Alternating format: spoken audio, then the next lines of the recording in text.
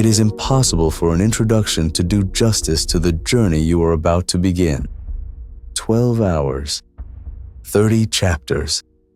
The deepest, strangest, most overlooked corners of the Bible, walked through one at a time, with care. This was not made for a single sitting. It was never meant to be one. Sleep through a chapter tonight. Return to a different one tomorrow. Listen to the same chapter weeks from now, and notice what you missed the first time. The depth here will not exhaust itself in one pass. What was made to be returned to.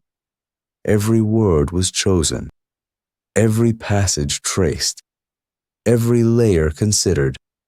Months of research, weeks of writing, hours of careful narration.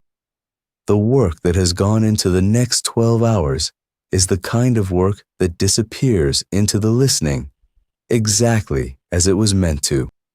So settle in, quiet the day. Whatever you came in here carrying, set it down. The incredible journey begins in just a few moments. Before we begin, just a quick note. The long-awaited Sleep Bible app pre-release is live now at sleepbible.app in your phone's browser. Check it out now. Create an account, tap any book of the Bible, and listen as each verse comes alive with peaceful narration, cinematic imagery, and ambient sound, while you fall asleep in God's Word. Every book in the Bible is already available right now, narrated by myself and James, with more narrators to come very soon. But here's what you need to know before it is too late. I'm offering a one-time founding member pass. Lifetime access to every book, every narrator, every sleep session, every Bible story. One payment, no subscription, free forever. This also helps fund the completion of the iOS and Android apps, plus new features like custom Bible stories, character deep dives, and sleep sessions for anxiety, grief, loneliness, fear, and the moments when your heart needs scripture most. Only 1,000 founding spots will ever exist. Over 100 are already claimed. When they're gone, this lifetime offer closes permanently. Go to sleepbible.app/founder or tap the link in the pinned comment or description. Now, the journey begins where the Bible itself begins to map the world that the dead inhabit. Let's begin. In a tent somewhere in the hill country of Canaan, an old man is shown a coat. The coat belongs to his son. The coat is soaked with blood. His name is Jacob. The son's name is Joseph. And the brothers who hand him the coat are lying. They have not killed their brother. They have sold him into slavery. And they have dipped the coat of many colors into the blood of a slaughtered goat. And they have brought the coat to their father.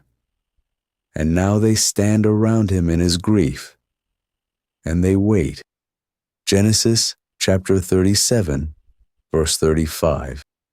Jacob refuses to be comforted. He tears his clothes. He puts on sackcloth. And he says, I shall go down to Sheol to my son, mourning. It is a single line, spoken by a broken man, and it carries something most readers walk past without noticing. It is the first time in the entire Bible that the word Sheol appears. Sheol. In Hebrew, it is spelled with 3 letters, Shin, Aleph, lamed. It appears 66 times across the Old Testament, in the books of Moses, in the books of the prophets, in the wisdom literature, in the Psalms, and almost every English translation handles it differently. The King James reaches for hell in most cases. The English Standard Version usually transliterates it directly as Sheol. The New International Version sometimes calls it the grave, sometimes the realm of the dead, depending on the verse. Older translations switch between the pit and the netherworld, and even the depths. This is a clue. When translators cannot agree on a word for 66 instances of the same Hebrew term, it is usually because the word does not have a clean English equivalent. The thing the Hebrew is describing does not exist in modern thought the way it existed in ancient thought. And so every translator chooses the English word that least misleads the reader in any given verse, and the choice changes from verse to verse. The result is that an English Bible reader can read the entire Old Testament without ever realizing that one consistent Hebrew word is sitting underneath all of it, pointing to one specific place. Sheol is not hell. It is not heaven. It is somewhere else. Listen to Jacob's words again. I shall go down to Sheol to my son, mourning. Jacob is a righteous man. He is the patriarch of God's covenant people. He has wrestled with an angel and lived. He has been promised a nation, a land, a blessing that will reach to every people on earth. He is not under judgment. He is, by every standard of the Old Testament, on God's side. And he says he is going to Sheol. This is the strangest thing about the early Old Testament view of death. Everyone goes to Sheol. The righteous and the wicked, the patriarchs and the pagans, the prophets and the kings, the men and women God favored, and the men and women God judged. They all go down to the same place. 5 chapters later, in Genesis 42, Jacob says it again. If anything happens to Benjamin on the road to Egypt, his sons shall bring down my gray hair with sorrow to Sheol. And 2 chapters after that, in Genesis 44, he says it a third time. Sheol is where the patriarch expects to end up. It is not a punishment.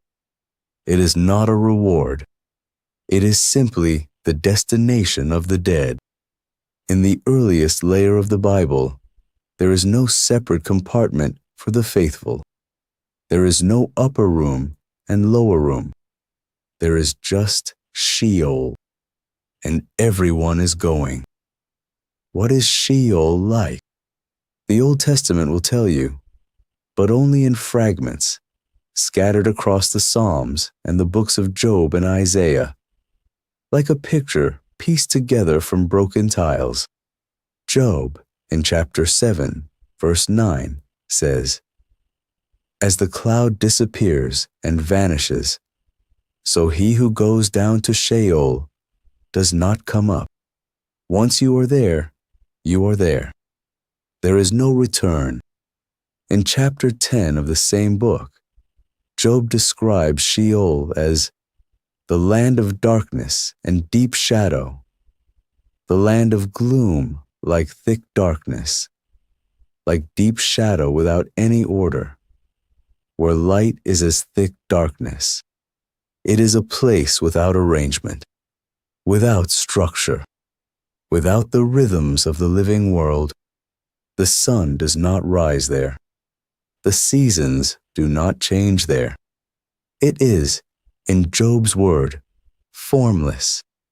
The psalmist in Psalm 6, verse 5, addresses this directly to God. For in death there is no remembrance of you. In Sheol, who will give you praise?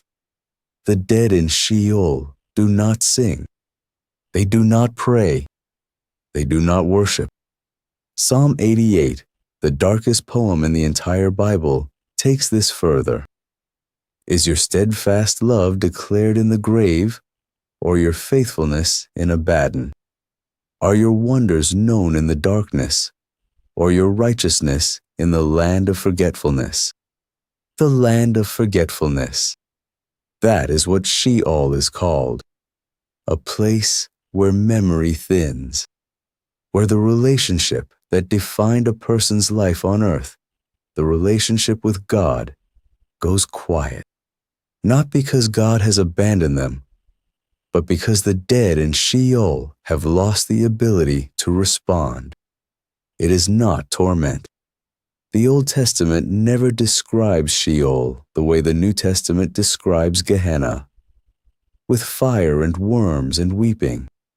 It is something subtler, and in some ways sadder, a shadow of life, the diminishment of everything that made life worth having, existence, but barely.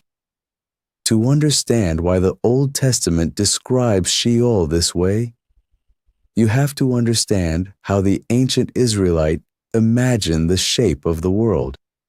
They did not picture the world the way modern people do. The earth, in the ancient Near Eastern cosmology that the Hebrew Bible inherits, is a flat disk. It sits in the middle of a great sea. Above the disk is a solid dome called the Rakia, the firmament, which is referenced in Genesis chapter 1 when God separates the waters above from the waters below. Above the firmament are the heavenly waters, kept at bay by the dome. Above the waters is God's throne. Below the disk, beneath the foundations of the earth, is Sheol. It is not metaphor. The Bible writes of the pillars of the earth in 1 Samuel chapter 2 and Psalm 75. It writes of the doors of Sheol in Isaiah 38. It writes of the bars of the underworld in Jonah chapter 2. When Korah rebels against Moses in Numbers 16, the ground splits open and Korah and his household are swallowed alive, descending, in the words of the text, alive into Sheol. Now modern readers do not need to take this literally as the physical structure of the universe. The ancient Israelites were describing spiritual realities in the conceptual language they had. But the picture they were painting was specific. There was a real world above, a real world for the living, and underneath it, deep beneath the foundations of the earth, was the real domain of the dead. Sheol is down, always down. To die is to descend, to be raised from the dead, when that hope finally surfaces in the prophets, is to be brought back up. When the Old Testament is translated into Greek, sometime in the 3rd and 2nd centuries before Christ, a decision has to be made about what to do with the word Sheol. The translators are Jewish scholars working in Alexandria. They are translating the scriptures of their people into the lingua franca of the Mediterranean world. And when they reach the word Sheol, they do something that will shape biblical theology for the next 2,000 years. They translate it as Hades. Not Hades, the Greek god, who ruled the underworld in mythology. Hades, the place, which Greek thought also recognized as the general realm of the dead. The choice was not random. The Greek concept of Hades, like the Hebrew concept of Sheol, was a single shadowy domain where all the dead went, righteous and wicked. The two cultures had arrived, by different paths, at a recognizable parallel. And so when the New Testament authors write in Greek, when Peter preaches at Pentecost and quotes David's psalm about not being abandoned to the realm of the dead, the word he uses is Hades. When Jesus speaks of the gates of the underworld, the word he uses is Hades. When John in Revelation describes death and the realm of the dead being thrown into the lake of fire at the final judgment. The word he uses, again, is Hades. It is the same place, the same concept. Sheol in Hebrew, Hades in Greek, the general waiting room of the dead. But by the time of Jesus, Jewish thought about the underworld had developed in ways that the early Old Testament did not anticipate. Something happened during the exile. When the people of Judah were carried away into Babylon in the 6th century before Christ, they encountered other cultures, other religions, other ideas about what waited after death. They wrestled with the problem of suffering at a scale they had never faced before. And as the Old Testament closes and the 4 centuries between the Testaments unfold, the simple picture of one undifferentiated Sheol begins to give way to a more complex one.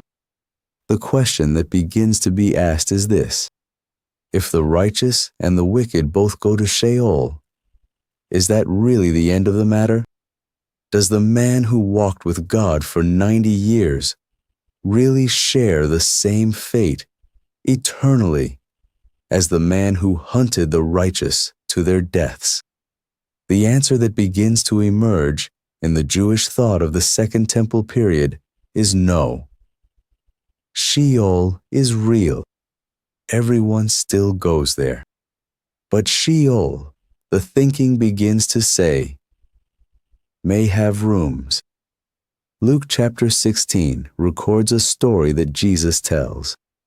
There is a rich man who feasts every day in linen and purple, and at his gate there is a poor man named Lazarus, covered in sores, who longs to eat the scraps from the rich man's table. Both men die. The poor man is carried by angels to the bosom of Abraham. The rich man finds himself in Hades, in torment, lifting up his eyes from the flame. And in this story, the rich man can see Lazarus, far off, with Abraham. He can call out to him. He can speak to Abraham across the distance. But the text says, between us and you, a great chasm has been fixed, in order that those who would pass from here to you may not be able, and none may cross from there to us. Whatever this story is, parable or literal description, it reflects a developed view of the underworld. There is a place of comfort where the righteous are gathered with Abraham. There is a place of torment where the wicked suffer. The two places are visible to each other, but separated by an impassable boundary. And both are still inside the realm of the dead. Both are still Hades. The Old Testament's single undifferentiated Sheol has, by the time of Jesus, become something more like a building with multiple floors. The book of 1st Enoch, written between the two Testaments and never canonical in any Christian Bible except the Ethiopian Orthodox one, takes this further. It was widely read in the Second Temple period. Jesus' audience would have known it.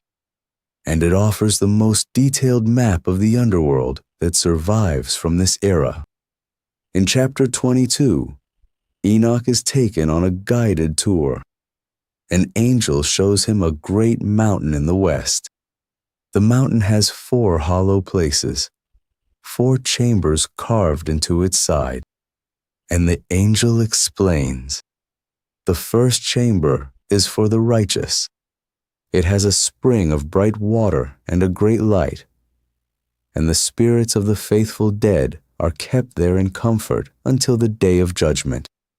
The second chamber is for the wicked who died without being punished for what they did in life. They are held there in torment, awaiting their final sentence. The third chamber is for those who were murdered. Their voices, the angel says, go up to heaven from this place, crying out for justice.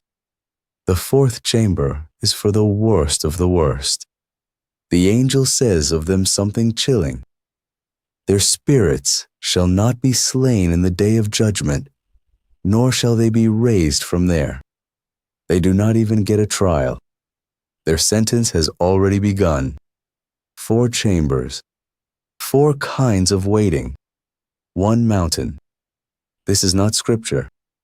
It does not bind anyone's theology, but it is the worldview that the first hearers of the New Testament were carrying when they listened to Jesus speak of the gates of Hades, and to Paul write of being absent from the body and present with the Lord. The map of the underworld in their minds was not the bare Sheol of Genesis. It was something more developed, more chambered, more differentiated. Through all of this, one thing stays constant. Sheol, Hades, the mountain of chambers, the great waiting place, is temporary. Nobody in the early Christian thought, and nobody in the developed Jewish thought of the Second Temple, treats the underworld as the final destination. The dead are waiting, waiting for resurrection, waiting for judgment, waiting for the day when the whole system of Sheol will be unwound. The dead will be raised, the books will be opened, and a final disposition will be announced. The book of Daniel, in chapter 12, verse 2, says it plainly. Many of those who sleep in the dust of the earth shall awake, some to everlasting life, and some to shame and everlasting contempt, some to life, some to shame. The undifferentiated Sheol is not where the story ends. Sheol is a holding pattern. The flight has not landed yet. Job himself, in the darkest book of the Old Testament, in chapter 19, sees it. For I know that my Redeemer lives, and at the last he will stand upon the earth. And after my skin has been thus destroyed, yet in my flesh I shall see God. Even from inside Sheol's shadow, the Old Testament's most afflicted voice can see the morning. And then something changes. Paul, in 2 Corinthians chapter 5, says something that no Old Testament writer ever said. He says that when believers are absent from the body, they are present with the Lord. Stephen, the first Christian martyr, as the stones are striking him in Acts chapter 7, looks into heaven and sees Jesus standing at the right hand of God. And he prays, Lord Jesus, receive my spirit. The destination of the righteous dead in the New Testament is no longer the upper room of Hades. It is Christ himself. Something happened. Between the Old Testament's view of Sheol as the universal waiting room and the New Testament's view of being immediately with Jesus, an event occurred that rerouted the entire afterlife. That event was the death and resurrection of a man from Nazareth. The chapter that explains what he did during the 3 days his body lay in the tomb, what he did down there in the realm of the dead, is one of the strangest in the entire New Testament. It involves a descent.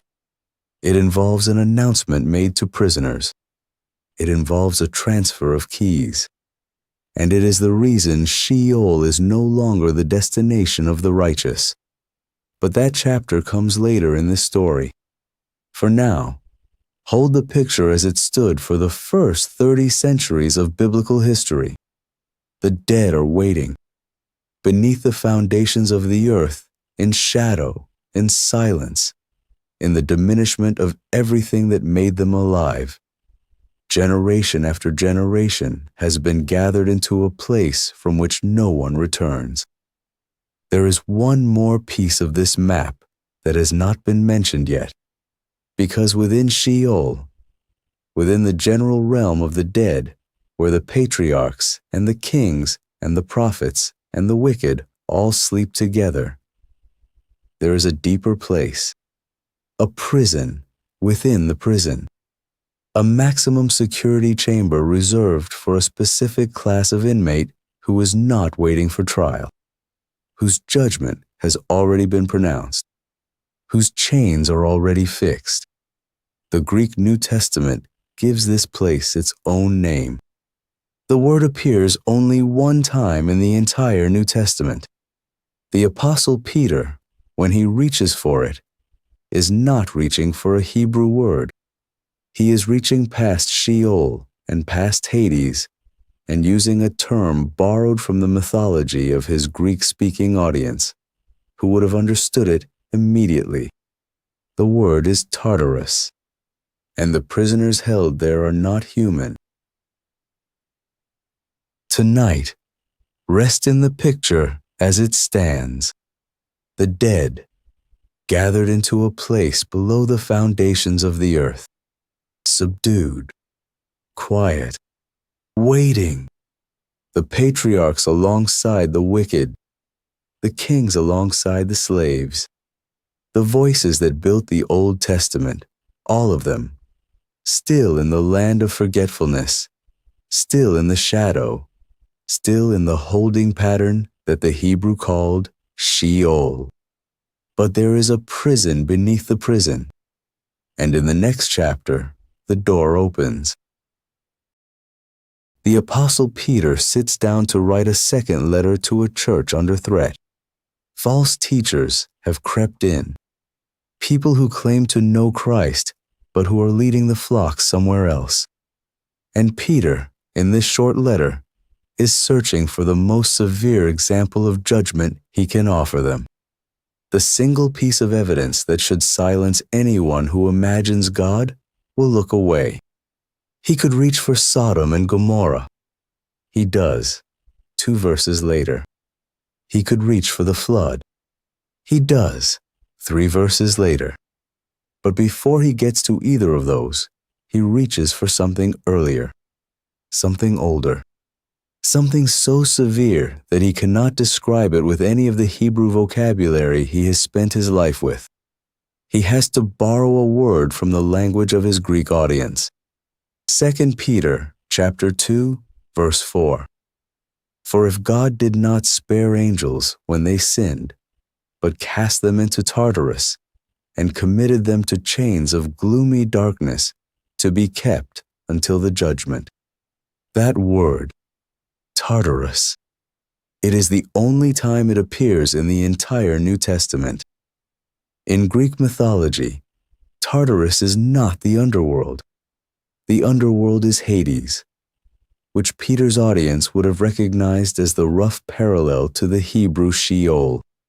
Tartarus is something else. Tartarus is the deepest pit beneath the underworld, the place beneath the place beneath. Hesiod, the Greek poet who gave his civilization its cosmology, wrote that a bronze anvil dropped from heaven would fall for 9 days before it struck the surface of the earth, and would fall for 9 more days through Hades before it reached the floor of Tartarus. And what was Tartarus for? In the Greek imagination, it was for one specific kind of inmate, the Titans, the older gods who had ruled before Zeus. When Zeus and the Olympians defeated them, he did not kill them because they could not be killed. He sealed them in a pit below the underworld with bronze gates and chains and walls of darkness. And he stationed guards at the entrance, and he left them there until the end of the world. Peter, writing in Greek to a Greek-speaking church, reaches for that exact word, not because he is endorsing the myth, because he is saying that something like that actually happened, and the prisoners are still there. A first-century Jewish Christian reading Peter's letter would have heard something deeper than a Greek borrowing, because the Jews of the Second Temple period had their own word for the same place. Some called it the abyss, which is how it appears in the Greek Old Testament, and several times in the New Testament. Some called it simply the pit. The book of 1st Enoch, the same Jewish text that mapped the chambers of the dead in the last chapter, names a specific desert location called Dudael, where the worst of the rebel angels were bound. Peter is reaching across two cosmologies and pinning them to the same spot. The Greeks knew there was a place beneath the underworld where the worst of the divine had been imprisoned for their rebellion. The Jews knew the same thing. The vocabulary differed. The location did not. And here is the strange consistency that makes the parallel hold. In both traditions, the inmates of this place are not human. They never were. They are a class of being above humanity that violated some boundary they were not permitted to cross. And the prison that holds them is older than memory, and it does not open. Jude, writing his short letter somewhere around the same time as Peter, describes the same prison in different words. Verse 6. The angels who did not keep their own domain, but left their proper dwelling place, he has kept in eternal chains under gloomy darkness for the judgment of the great day. Read those phrases slowly. Did not keep their own domain, left their proper dwelling place, eternal chains, gloomy darkness, the judgment of the great day. Every clause is doing something specific. Did not keep their own domain assumes they had a domain to begin with. Some assigned sphere, some station in the heavenly order. They were stationed somewhere, and they abandoned the station. Left their proper dwelling place assumes they crossed a boundary they were not supposed to cross. They went somewhere they did not belong. The Greek word here is oikoterion, which describes a settled habitation, an assigned residence. They had one. They left it. Eternal chains under gloomy darkness describes the current location, not the location they fled, the location they ended up in once they crossed. And the judgment of the great day tells you something most readers walk past. The chains are already on. The darkness is already settled. The sentence is already being served. The day of judgment is not where the verdict will be announced. It is where the verdict will be made public. What angels did this? Both Peter and Jude assume the answer is obvious. They drop the reference and move on. Their audience does not need it spelled out. Peter gives one small clue.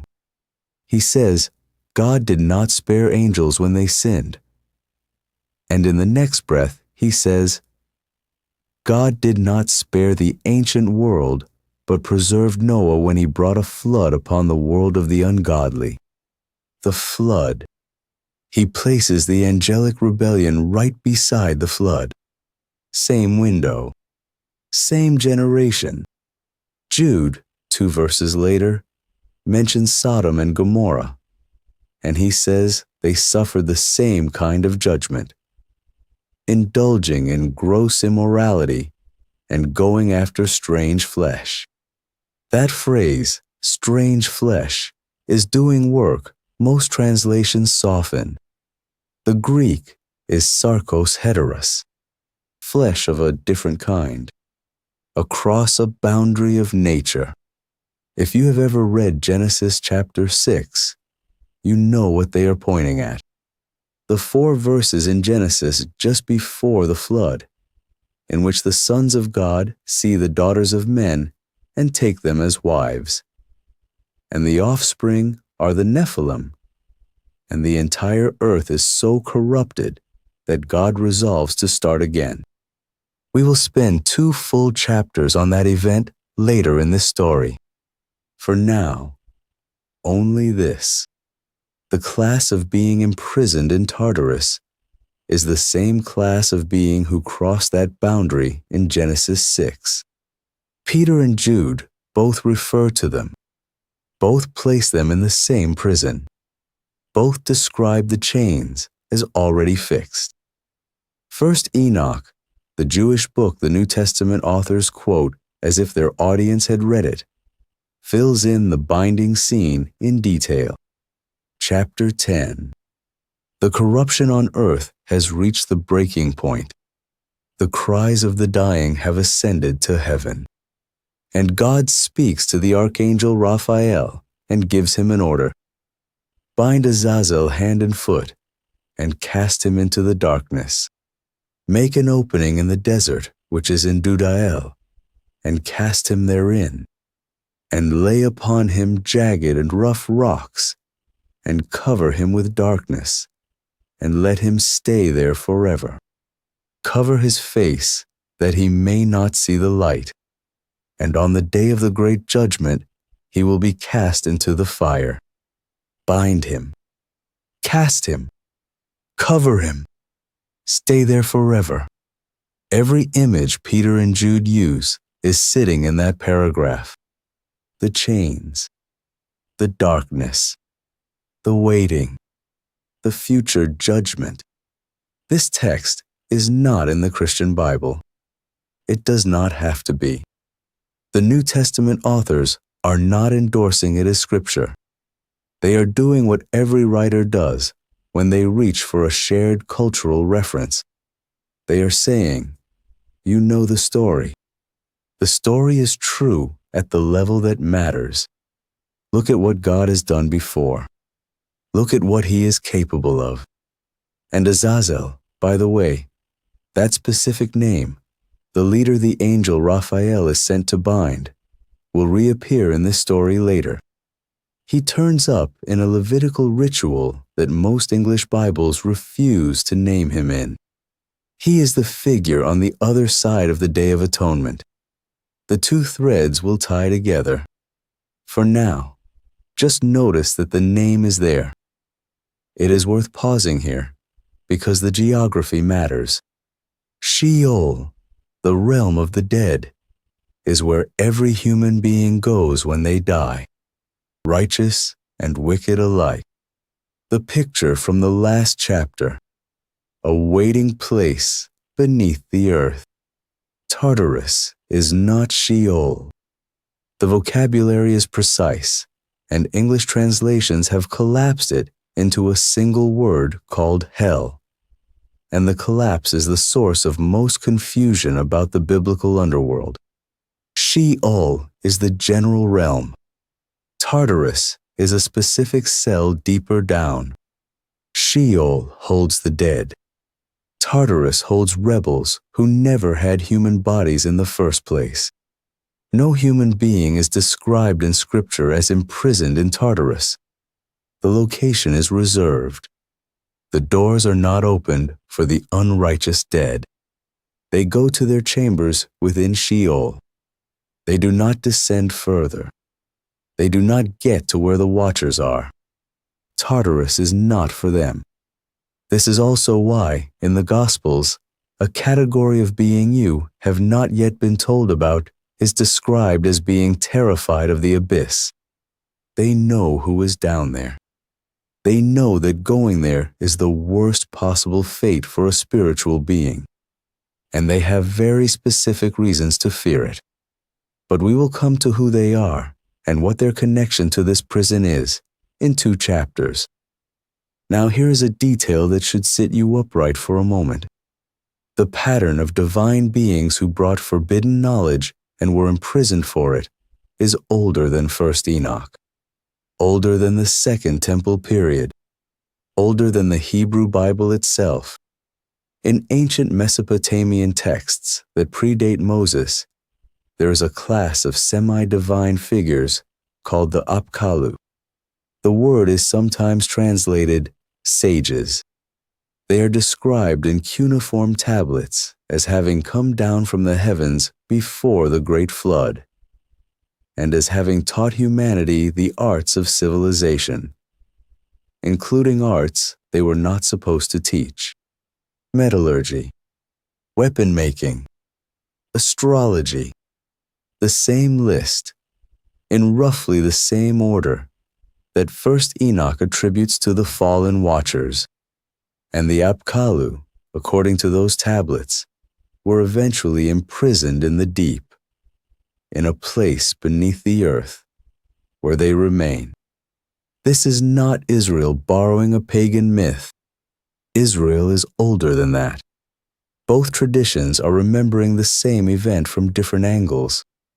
The Mesopotamians described it as their ancestors remembered it.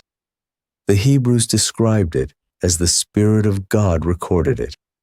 The accounts diverge in tone and in theology, but the basic shape, divine teachers who crossed a line and were imprisoned for it, matches with a precision that is hard to dismiss. Tartarus is not a Greek import to the New Testament.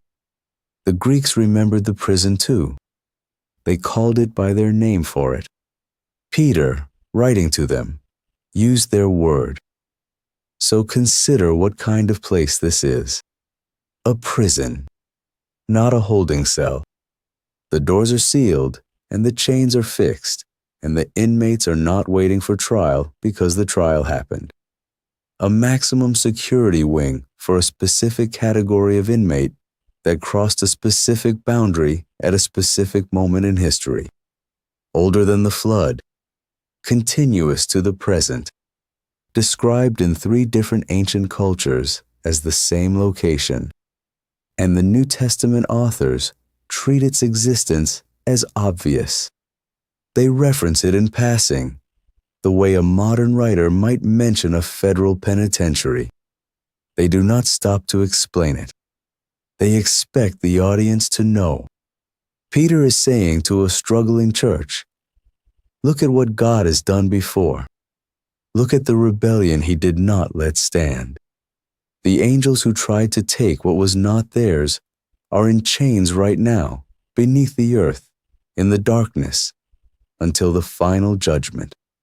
If God did that to them, what will he do to the false teachers among you who are leading my sheep astray? It is one of the most severe arguments in the New Testament, and it depends on the listener knowing exactly what Tartarus is. The book of Revelation contains the only canonical glimpse of the door of this prison being opened. Chapter 9. A trumpet sounds. A star falls from heaven. The star is given the key to the bottomless pit, which in the Greek is the abyss, which is the place that has been described here. The key turns. Smoke pours out.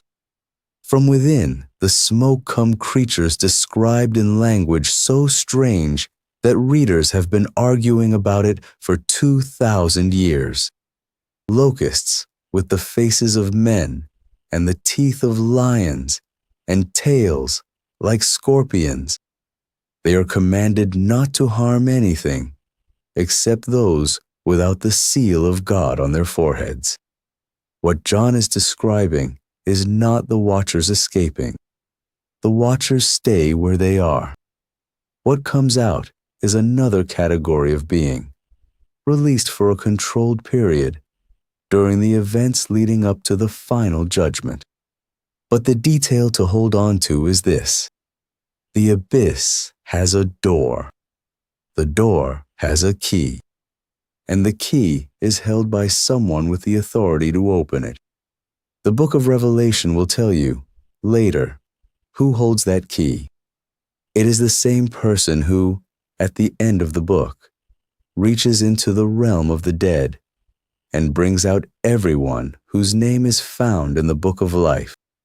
It is the person who walked into the lower regions of the underworld during the 3 days his body lay in a tomb.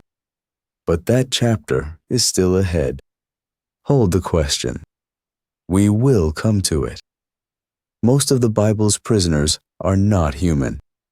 That is one of the strangest sentences anyone can say about Scripture. And it is true. The deepest cell in the architecture of the cosmos is not for the murderer or the idolater, or the lifelong enemy of God. It is for a specific group of divine beings who, in the days before the flood, crossed a boundary their Creator had drawn, and they have been there ever since. The implication is gentler than it sounds, because what it means when you sit with it is that the universe has security. There is order beneath the chaos. The crimes of the past are not unaddressed. The watchers who corrupted the world that produced the flood are not free. The God who built the world also built the prison that holds those who tried to undo the world, and He has held them there for the entire length of recorded history. The doors are still sealed. The chains are still fixed. The waiting is still in progress. But the prison beneath the prison is still temporary. There is one more place on the biblical map of the underworld, and it is unlike Sheol, where the dead simply wait.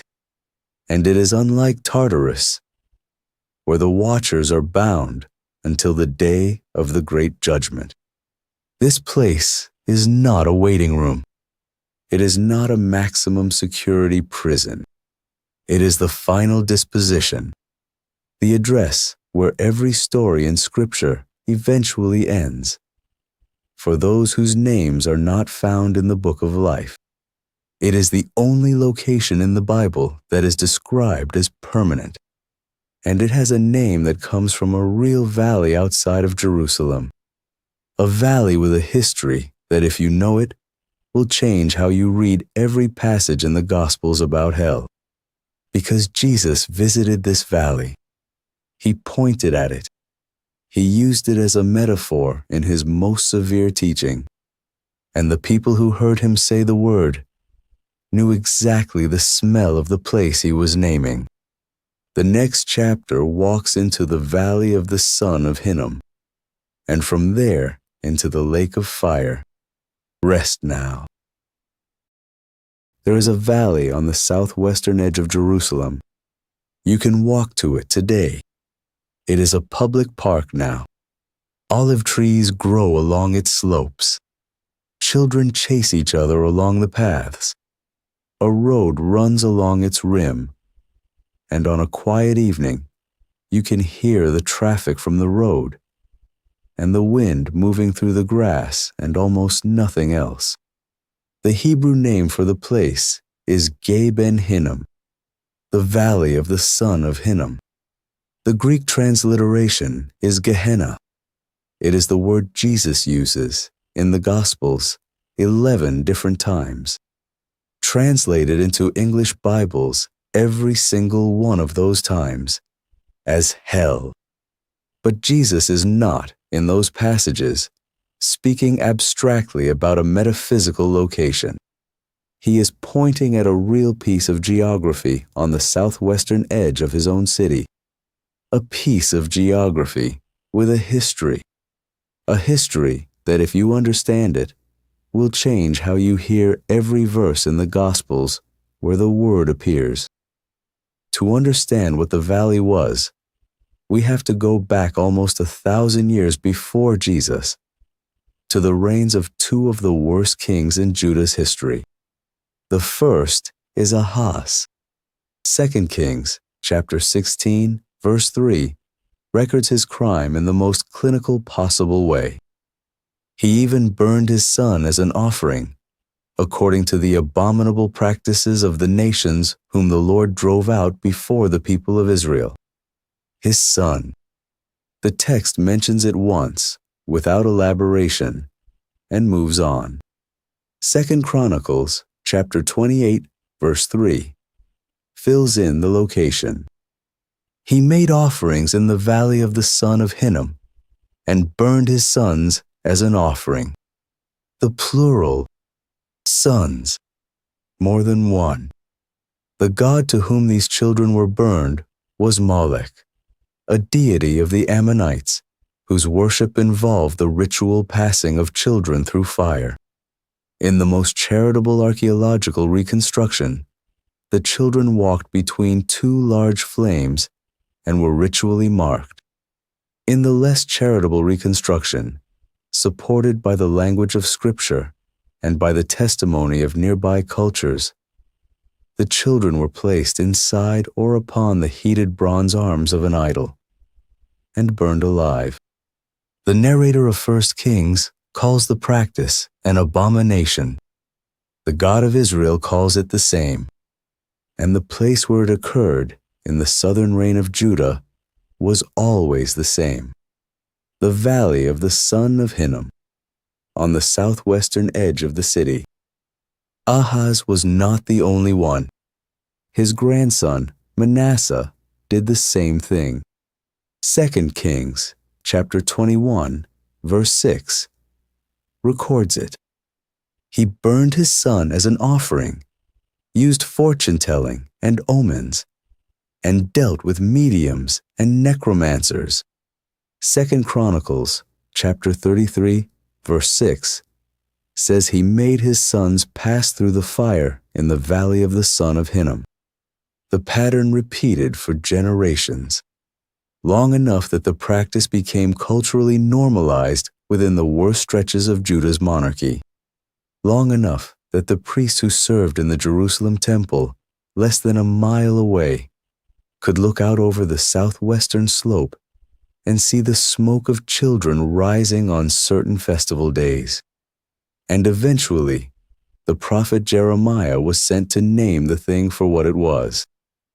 Jeremiah chapter 7, verses 31 and 32. The voice of God speaking through the prophet, addressed to the city that had let the valley become what it had become. They have built the high places of Topheth in the valley of the son of Hinnom, to burn their sons and daughters in the fire, which I did not command, nor did it come into my mind. Therefore, behold, the days are coming, declares the Lord, when it will no more be called Topheth, or the valley of the son of Hinnom, but the valley of slaughter, for they will bury in Topheth, because there is no room elsewhere. The valley of slaughter. The God of Israel renames the place. He strips off the geographical label and gives it a label that names the deed. And he says that the bodies of those who participated in this thing will be so many that the valley itself will become a graveyard, because the city will not have room to bury them. The judgment lands in 586 BC, when the Babylonians come, and when the city falls, and when the descendants of the priests who looked the other way die in numbers Jeremiah had predicted. But the valley remains. When the exiles return and rebuild, one of the kings of Judah, late in the monarchy, makes a deliberate act of policy. King Josiah, 2 Kings, chapter 23, verse 10. And he defiled Topheth, which is in the valley of the son of Hinnom, that no one might burn his son or his daughter as an offering to Moloch. Defiled. The Hebrew word is timeh, to make unclean, to desecrate. Josiah does not just shut the site down. He pollutes it. He makes it ritually unfit for any future worship. He breaks down the altars. He scatters the bones of the priests of Moloch across the ground. He turns the valley from a sacred site into a profane site. It worked. The child sacrifices stopped. The valley was abandoned as a place of worship. But the memory did not leave the place. And by the time of Jesus, 6 centuries later, the valley had taken on a new function, not by decree, just by use. The valley of the son of Hinnom, once a place where children were burned to a foreign god, had become, by the 1st century, the garbage dump of Jerusalem. This is the detail no one is taught. The valley sat just outside the city walls on the downwind side. The refuse of Jerusalem was thrown there. The bodies of the executed who had no family to claim them were thrown there. Fires burned continuously, year-round, because the trash kept coming, and the only sanitation method was combustion. Maggots fed on what would not burn. Stray dogs scavenged. The smell on a hot day was, by every contemporary account, unforgettable. If you stood on the southern wall of the Jerusalem Temple complex and looked southwest, you saw smoke rising, not the sweet smoke of incense, the other kind. This is the place Jesus is referring to, by name, 11 separate times in the Gospels.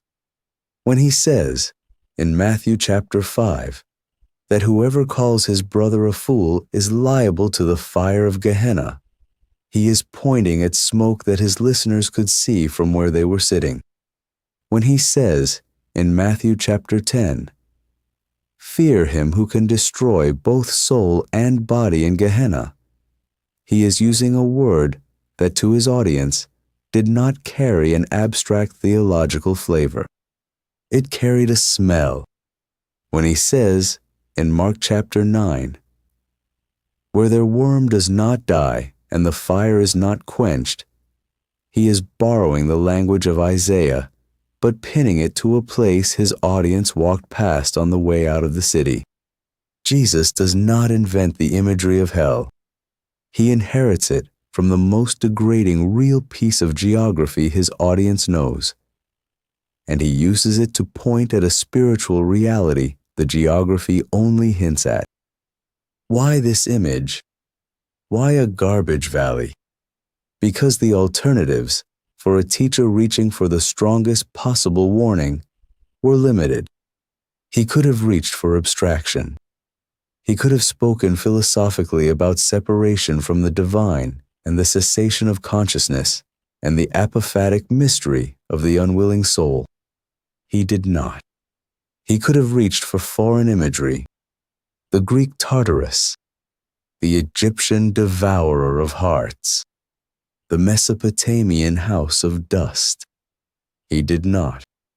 He reached, instead, for the worst real place his audience knew, by name, a place they could walk to, a place they could smell when the wind was right, a place where the human refuse of their city was being burned, and where the worms of the city were eating what the fire could not consume. He was saying, with the bluntest possible vocabulary, this: the spiritual reality of final separation from God is, in its essence, what that valley is in its appearance. Take the worst thing you have seen and smelled and known of, and understand that it is a faint shadow of what waits for those who reject their Creator. He was choosing concreteness over abstraction, smell over theory. The valley was the metaphor, but the metaphor pointed past itself, toward a deeper reality, with a different name, because Gehenna in the Gospels is the picture. The reality is something the book of Revelation names directly, and the name is different. The fires in the valley of the son of Hinnom eventually went out. The Roman destruction of the city in 70 AD changed how the refuse system worked. The valley emptied. The smoke dissipated. The valley, as a literal burning place, in the end, was as temporary as Sheol or Tartarus, or any of the holding places that have appeared in this story so far. But the spiritual reality Gehenna was pointing at is not temporary. The reality has a different name, and it appears in the very last book of the Bible, in language that closes every other location in the underworld and leaves only one location standing: the lake of fire. Revelation, chapter 19, verse 20. The beast and the false prophet are thrown into the lake of fire that burns with sulfur. Revelation, chapter 20, verse 10. The devil, who deceived them, is thrown into the lake of fire and sulfur, where the beast and the false prophet were, and they will be tormented day and night forever and ever. The architecture of the underworld, as it has been mapped through the previous 2 chapters, gets dismantled at the end of the book. Revelation, chapter 20, verses 14 and 15, describe the dismantling in 2 sentences. Then death and Hades were thrown into the lake of fire. This is the second death, the lake of fire. And if anyone's name was not found written in the book of life, he was thrown into the lake of fire. Read that slowly. Death itself is thrown in. Hades itself is thrown in. The waiting room is emptied, and then the waiting room is destroyed. The holding system that has gathered every human soul since Genesis is itself eradicated. When the lake of fire is described, it is not described as one location among several. It is described as the location that absorbs all the others. The architecture collapses. Only one address remains. There is one more detail about the lake of fire that almost nobody who teaches on hell ever mentions. It was not made for human beings. Matthew, chapter 25, verse 41. Jesus, in his most direct teaching on the final judgment. Then he will say to those on his left, "Depart from me, you cursed, into the eternal fire prepared for the devil and his angels." Prepared for the devil and his angels. The lake of fire is not the default destination for humanity. It is the prepared destination for the spiritual rebels. The same class of being whose first installment is currently bound in Tartarus, and whose ringleader is described throughout Revelation as the dragon. The lake of fire was constructed with them in mind. Humans only end up in it by choosing to align with what it was built for, by rejecting the salvation that was offered, by remaining outside the book of life. A human ends up in the location prepared for someone else, which is, when you sit with it, one of the most generous architectural details in Scripture. The geography of judgment is not symmetric. The prepared default for the human race is restoration. The lake of fire is the place where those who refuse their station end up. Humans included in that company are humans who insisted on it. The Bible, for all the controversy that has accumulated around the doctrine of hell, is remarkably uninterested in the mechanics of the lake of fire. Scripture spends more verses describing the wedding feast of the Lamb than describing the duration of the second death. More verses describing the New Jerusalem than describing the lake's temperature. More verses on what waits for the redeemed than on the precise nature of what waits for the unredeemed. The destination of judgment is named, located, and confirmed. Beyond that, the text grows quiet. There is wisdom in the silence.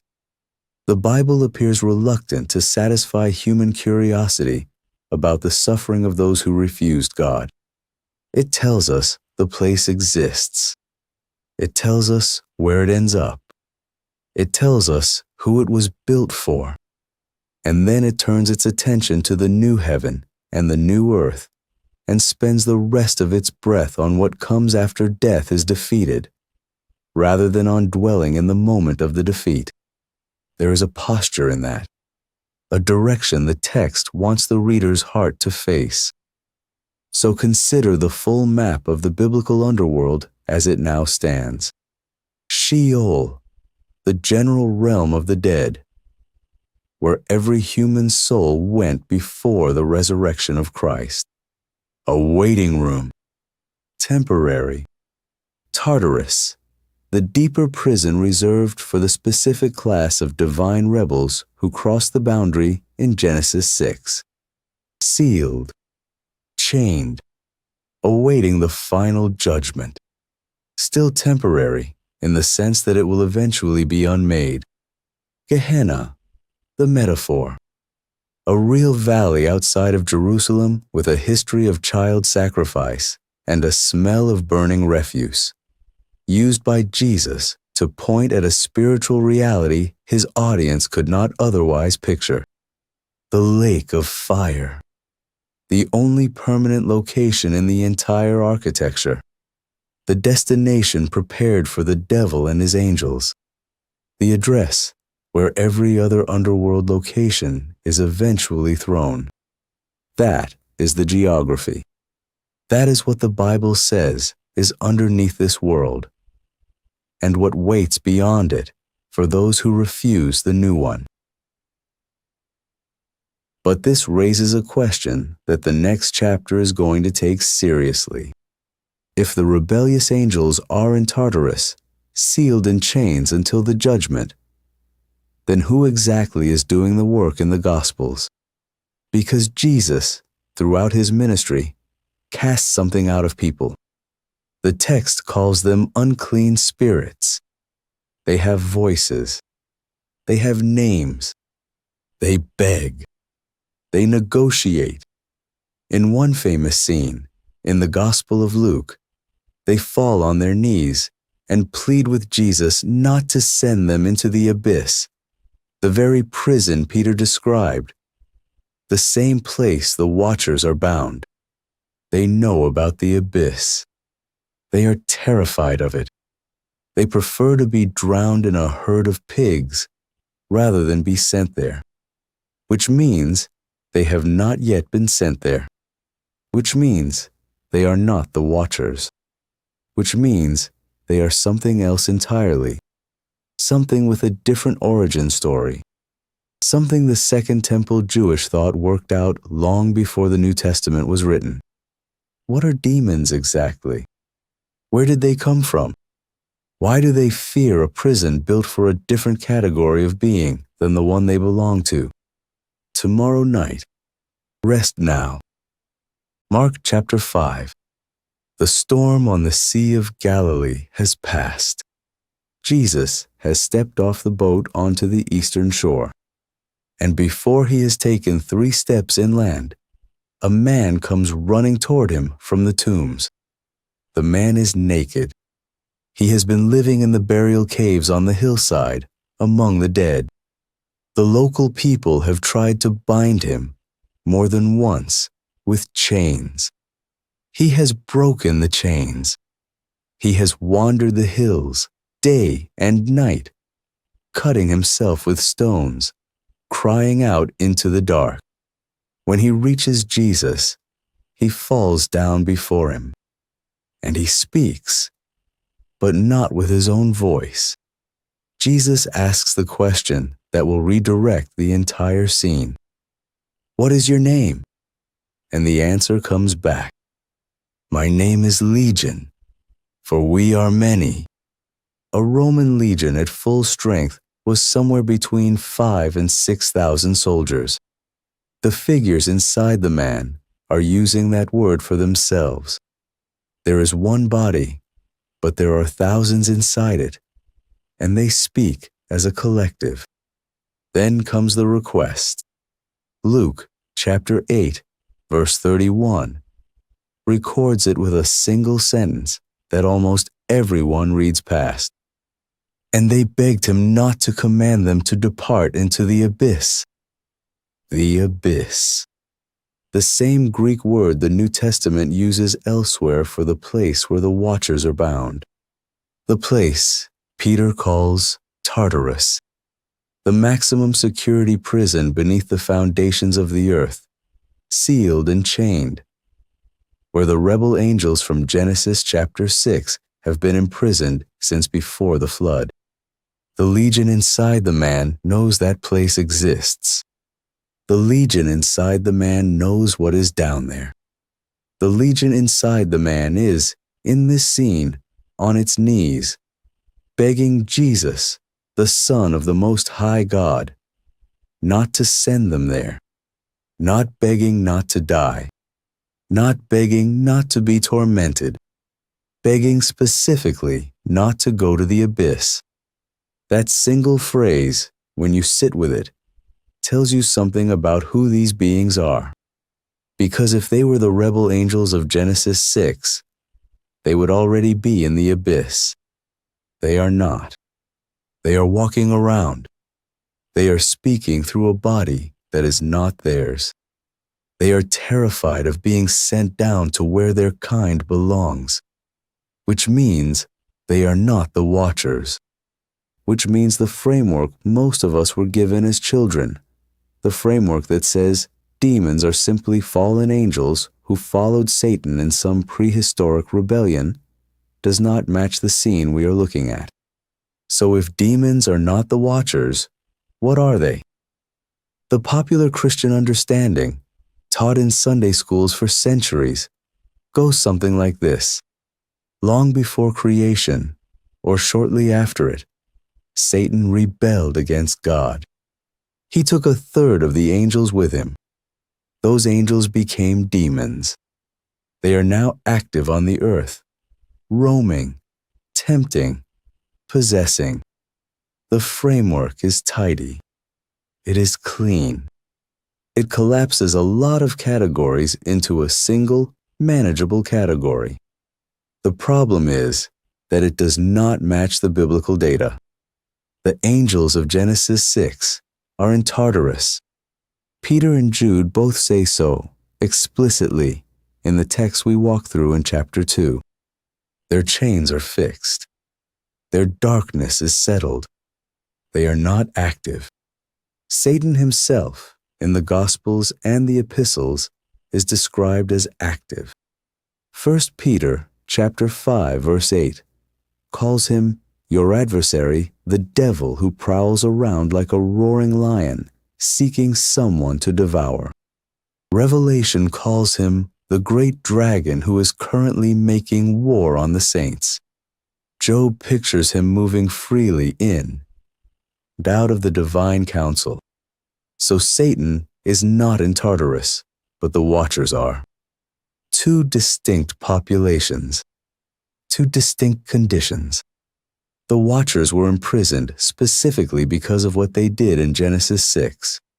Satan and his angels are a separate matter, with a different timeline and a different status. We will spend chapters on each. But neither of those populations explains the beings Jesus casts out, because both of those populations are accounted for, and both have origins that predate the Gospels by centuries or millennia, and neither one is described as needing a human body to inhabit. The beings in the Gospels are something else, and the Second Temple Jewish thought of Jesus' own time had worked out what? The book of 1st Enoch, written somewhere between the 3rd and 1st centuries before Christ, gives the explicit answer. Chapter 15, in the section called the Book of the Watchers, describes God speaking to the watchers themselves after their imprisonment, but before their final judgment. God explains to them what their offspring, the giant Nephilim children they fathered with human women, have become. Now the giants, who are produced from the spirits and flesh, shall be called evil spirits upon the earth, and on the earth shall be their dwelling. Evil spirits have proceeded from their bodies, because they are born from men, and from the holy watchers is their beginning and primal origin. They shall be evil spirits on earth, and evil spirits shall they be called. Read it slowly. Evil spirits upon the earth.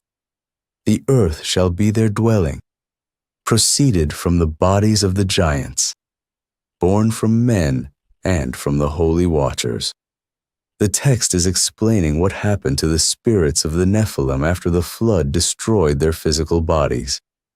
When the floodwaters rose, the giant offspring of the Watchers and the daughters of men were drowned along with the rest of corrupt humanity. Their bodies died, but their spirits did not. Because they were not purely human, the normal process by which a human spirit descends to Sheol did not apply to them. They were half something else.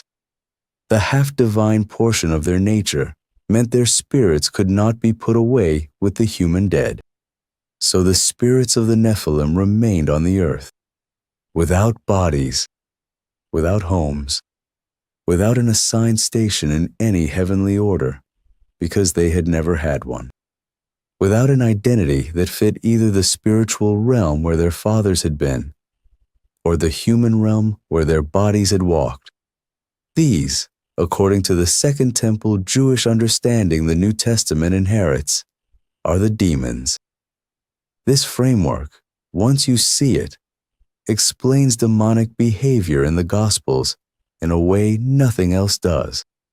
Why do demons seek bodies to inhabit? Because they once had bodies and lost them. They are not native to the spiritual realm the way angels are. Angels have always been spiritual. Demons used to be embodied. Bodies are, in some primal sense, home for them.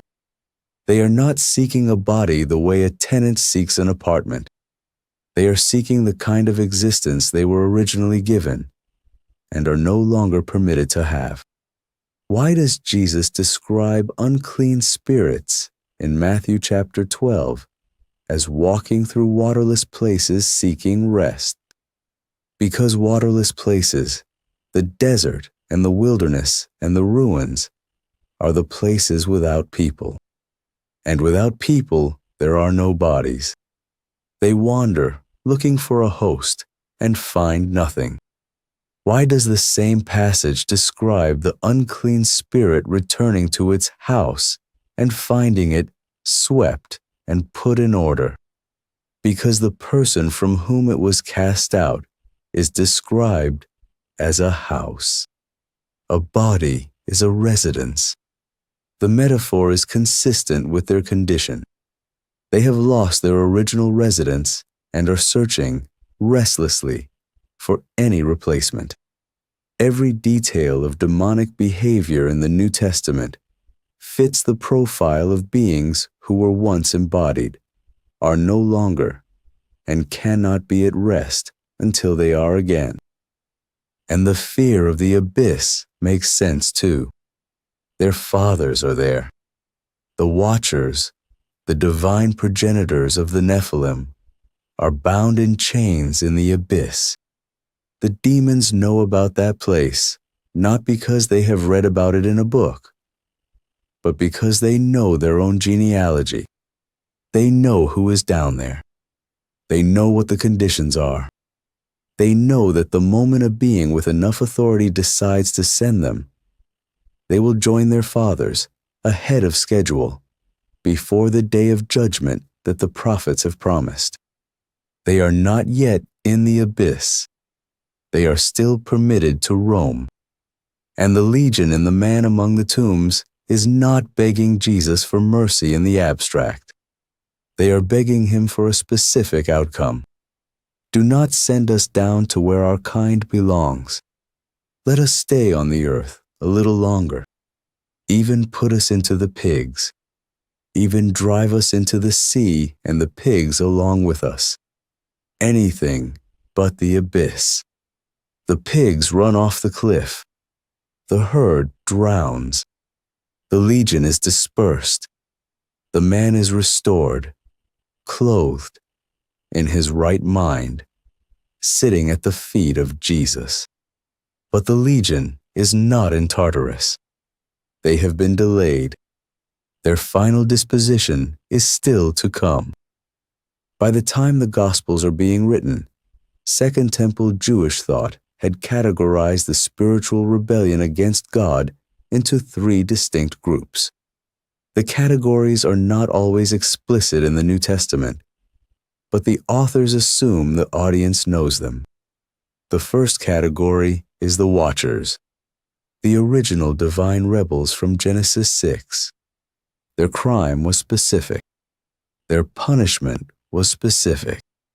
They are bound in Tartarus, the abyss, with chains fixed and the doors sealed, awaiting the final judgment of the great day. They are not active. The second category is the demons, the disembodied spirits of the Nephilim, born of human mothers and divine fathers, deprived of their bodies by the flood, restless on the earth, seeking hosts. They are active. They are the beings Jesus casts out in the Gospels. They are subject to authority.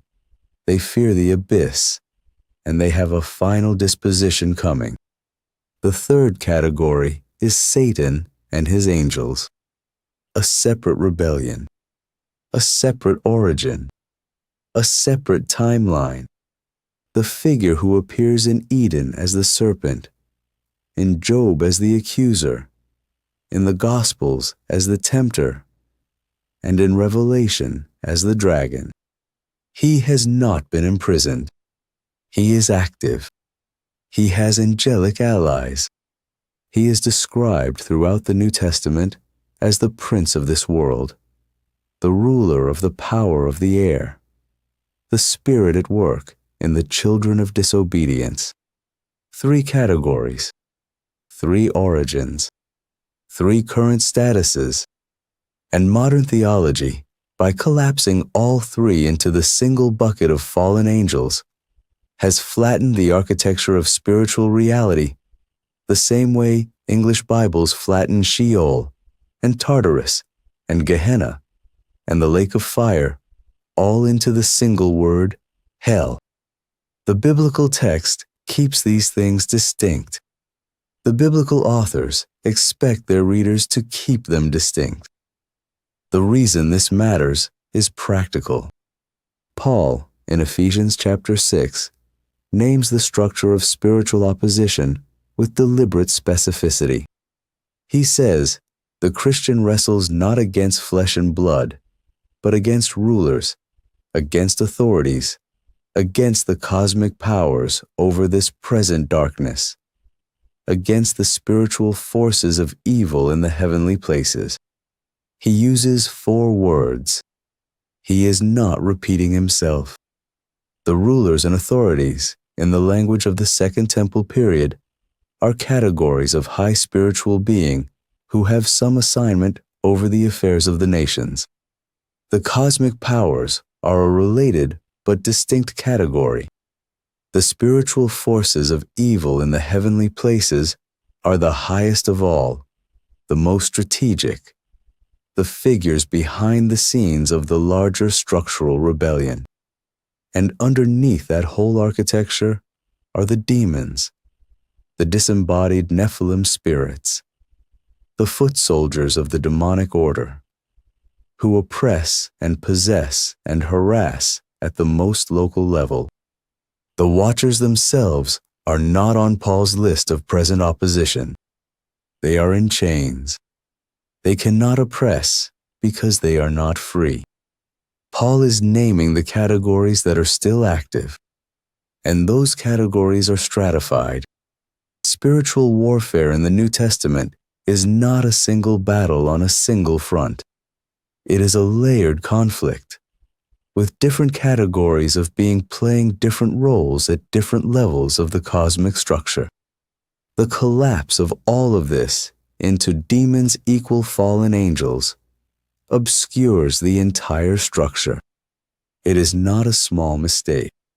It is the difference between reading the New Testament with the architecture intact and reading it with the architecture flattened.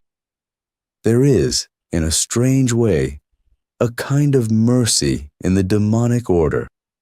The demons are not the original rebels. They are the children of the original rebels.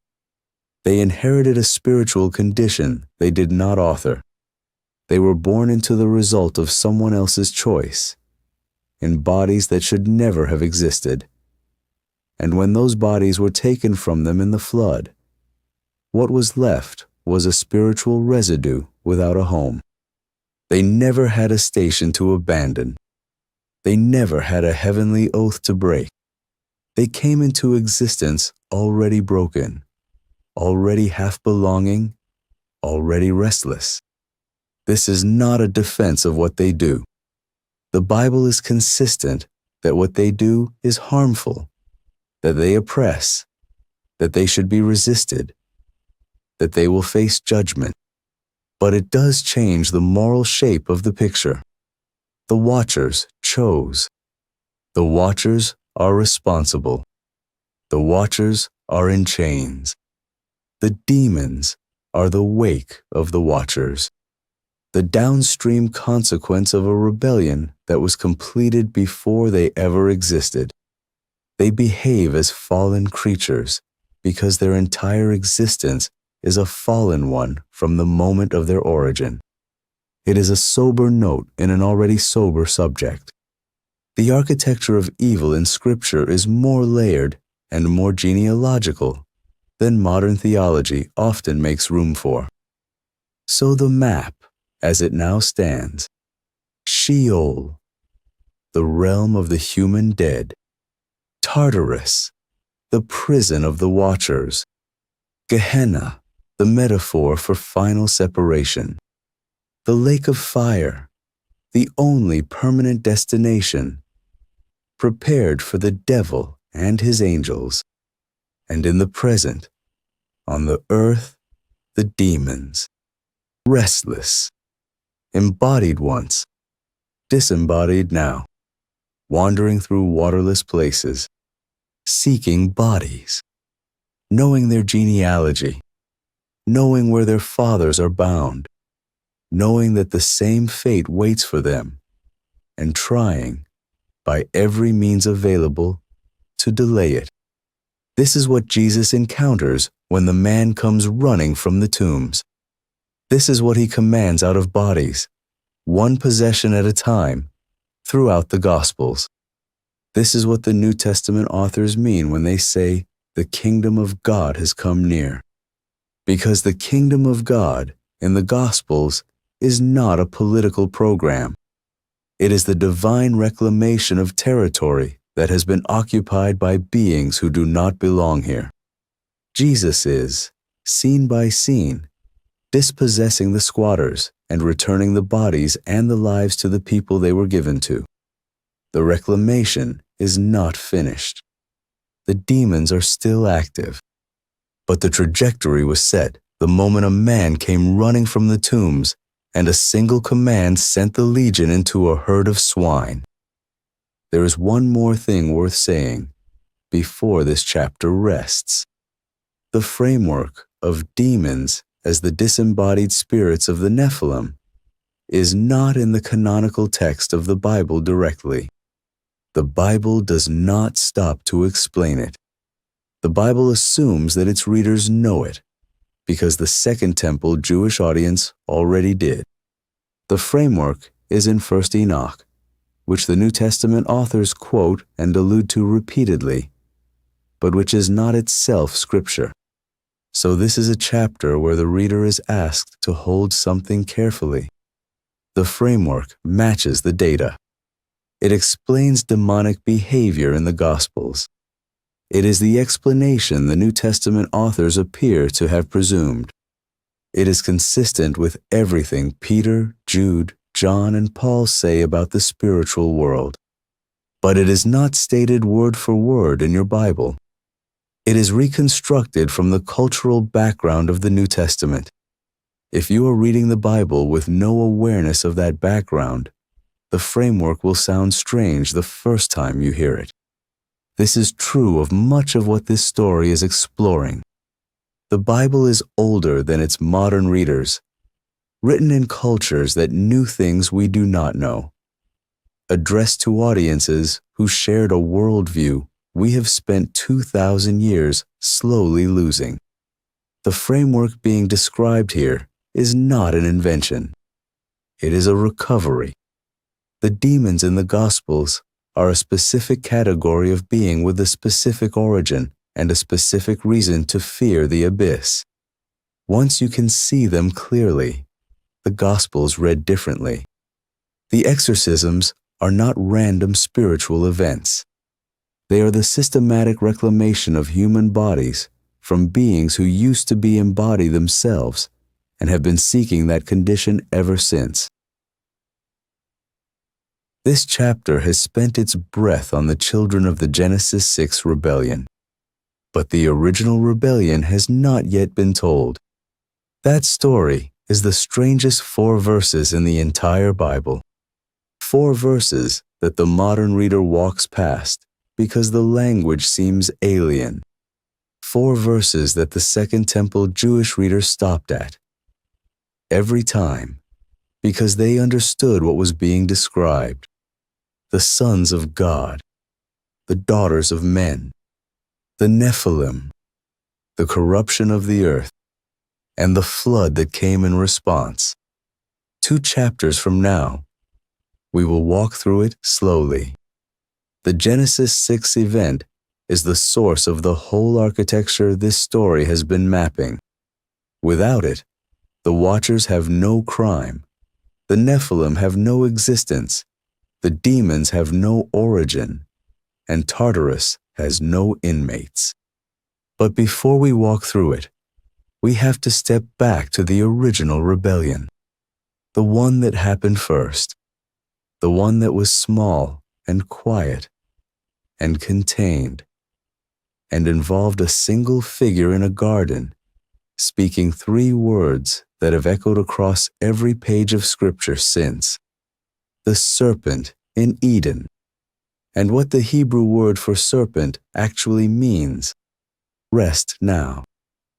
The opening verse of Genesis chapter 3 contains a Hebrew word that has been hiding 3 meanings in plain sight for more than 2,000 years. The verse, in English, begins this way. Now the serpent was more crafty than any other beast of the field that the Lord God had made. The serpent. Every English Bible translates that word the same way. It is correct as far as it goes. It is not, however, complete.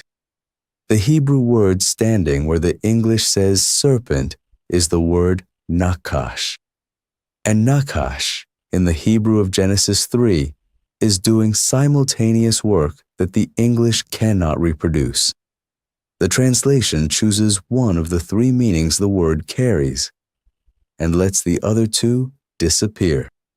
For most of Christian history, readers have absorbed the English version and imagined a literal reptile speaking to a woman beside a tree. The Hebrew is describing something stranger and considerably more significant. To recover what the original audience would have heard, the word itself needs to be unpacked.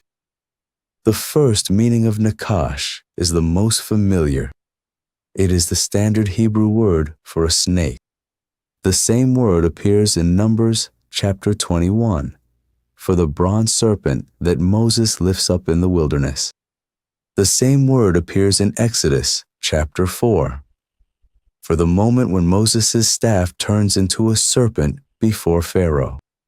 The same word appears in the wisdom literature for the literal animals that move through the brush and the rocks. So if a Hebrew reader encountered the word in isolation, the default meaning would be reptile. Genesis chapter 3 uses the word with the definite article, the serpent, a specific creature being introduced into the story.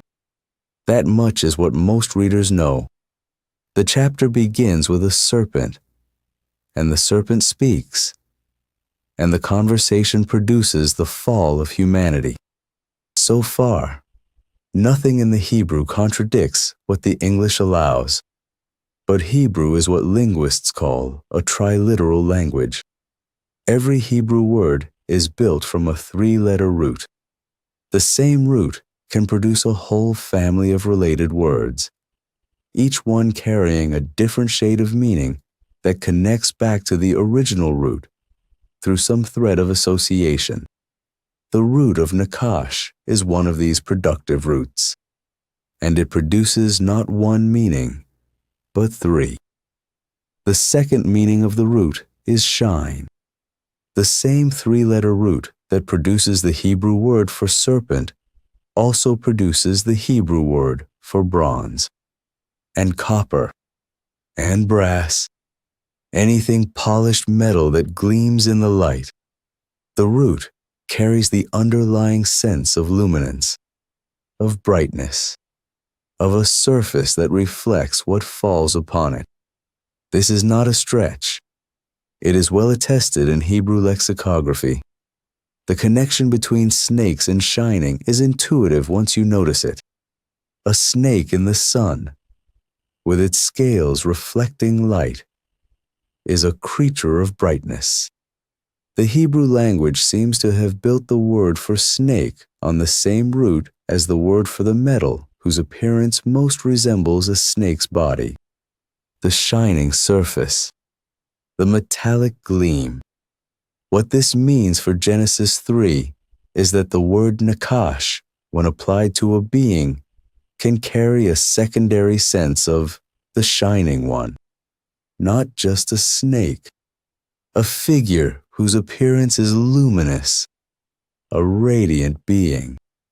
The same word that names the metal of polished bronze can name a creature whose form glints with that same kind of light. A handful of biblical scholars have argued that this is precisely the sense the text wants to evoke in Genesis 3, that the being who approaches the woman is not just a serpent. It is described by a word that names a radiant figure, and the reptilian sense is the surface. Underneath, the word is pointing at something brighter. The third meaning of the root is to practice divination. In the verbal form, the root produces a word that means to enchant, to read omens, to seek forbidden supernatural knowledge.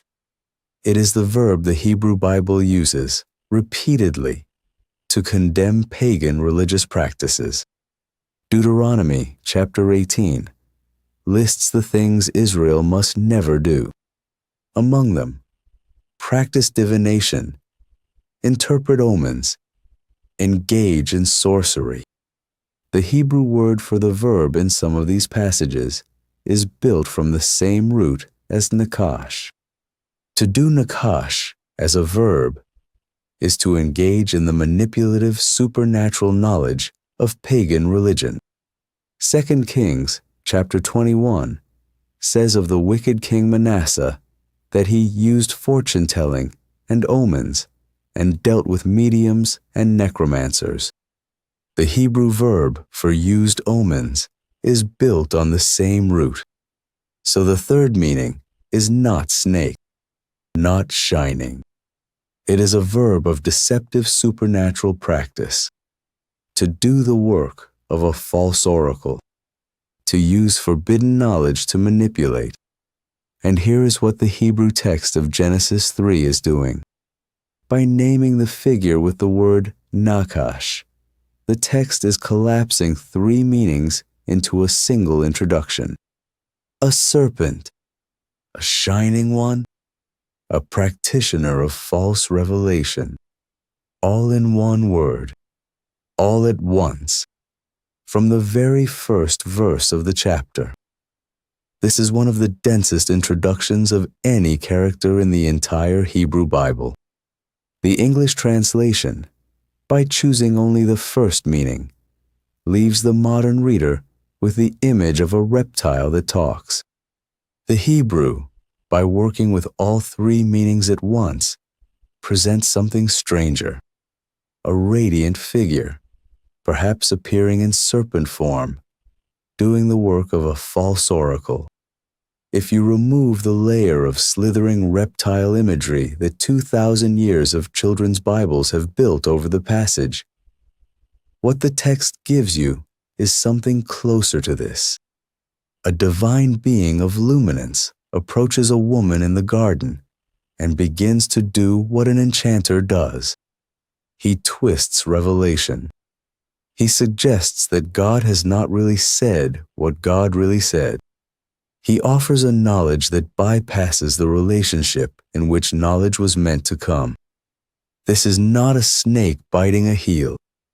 This is a confrontation between a human being and a higher creature, a being above her in the spiritual order, who has chosen to use his position to deceive rather than to serve. The Hebrew word, in three meanings at once, frames the entire scene differently than the English allows. The biblical world is populated with luminous beings.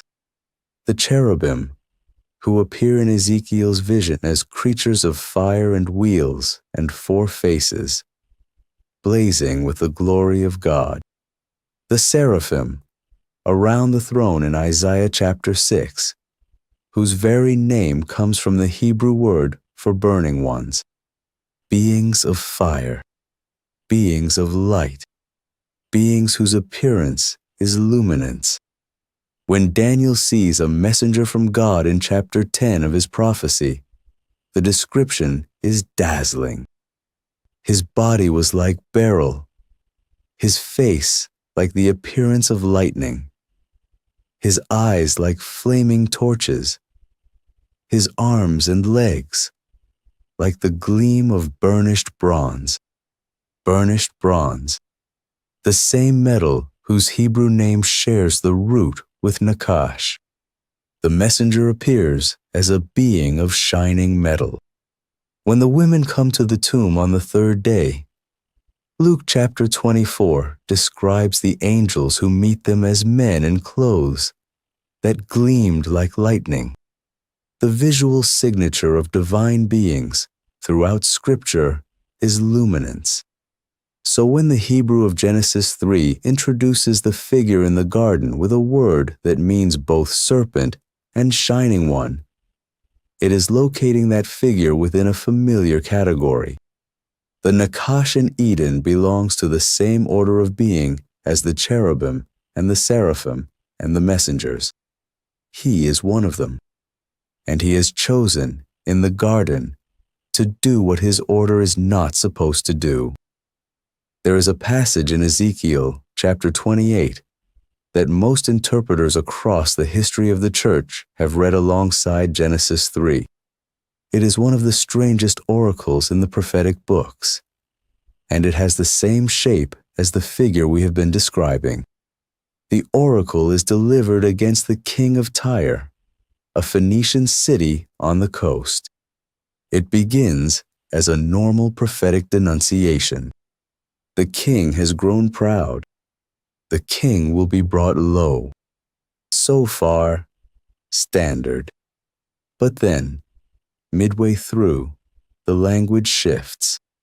The oracle begins to describe the king in terms that cannot possibly apply to a human ruler. You were the seal of perfection, full of wisdom and perfect in beauty. You were in Eden, the garden of God. Every precious stone was your covering. The workmanship of your settings and engravings was prepared for you on the day you were created. You were an anointed cherub who covers. I placed you on the holy mountain of God. You walked back and forth in the midst of fiery stones. You were perfect in your ways from the day you were created, till iniquity was found in you. You were in Eden, the garden of God. You were an anointed cherub who covers. You were perfect in beauty until iniquity was found in you.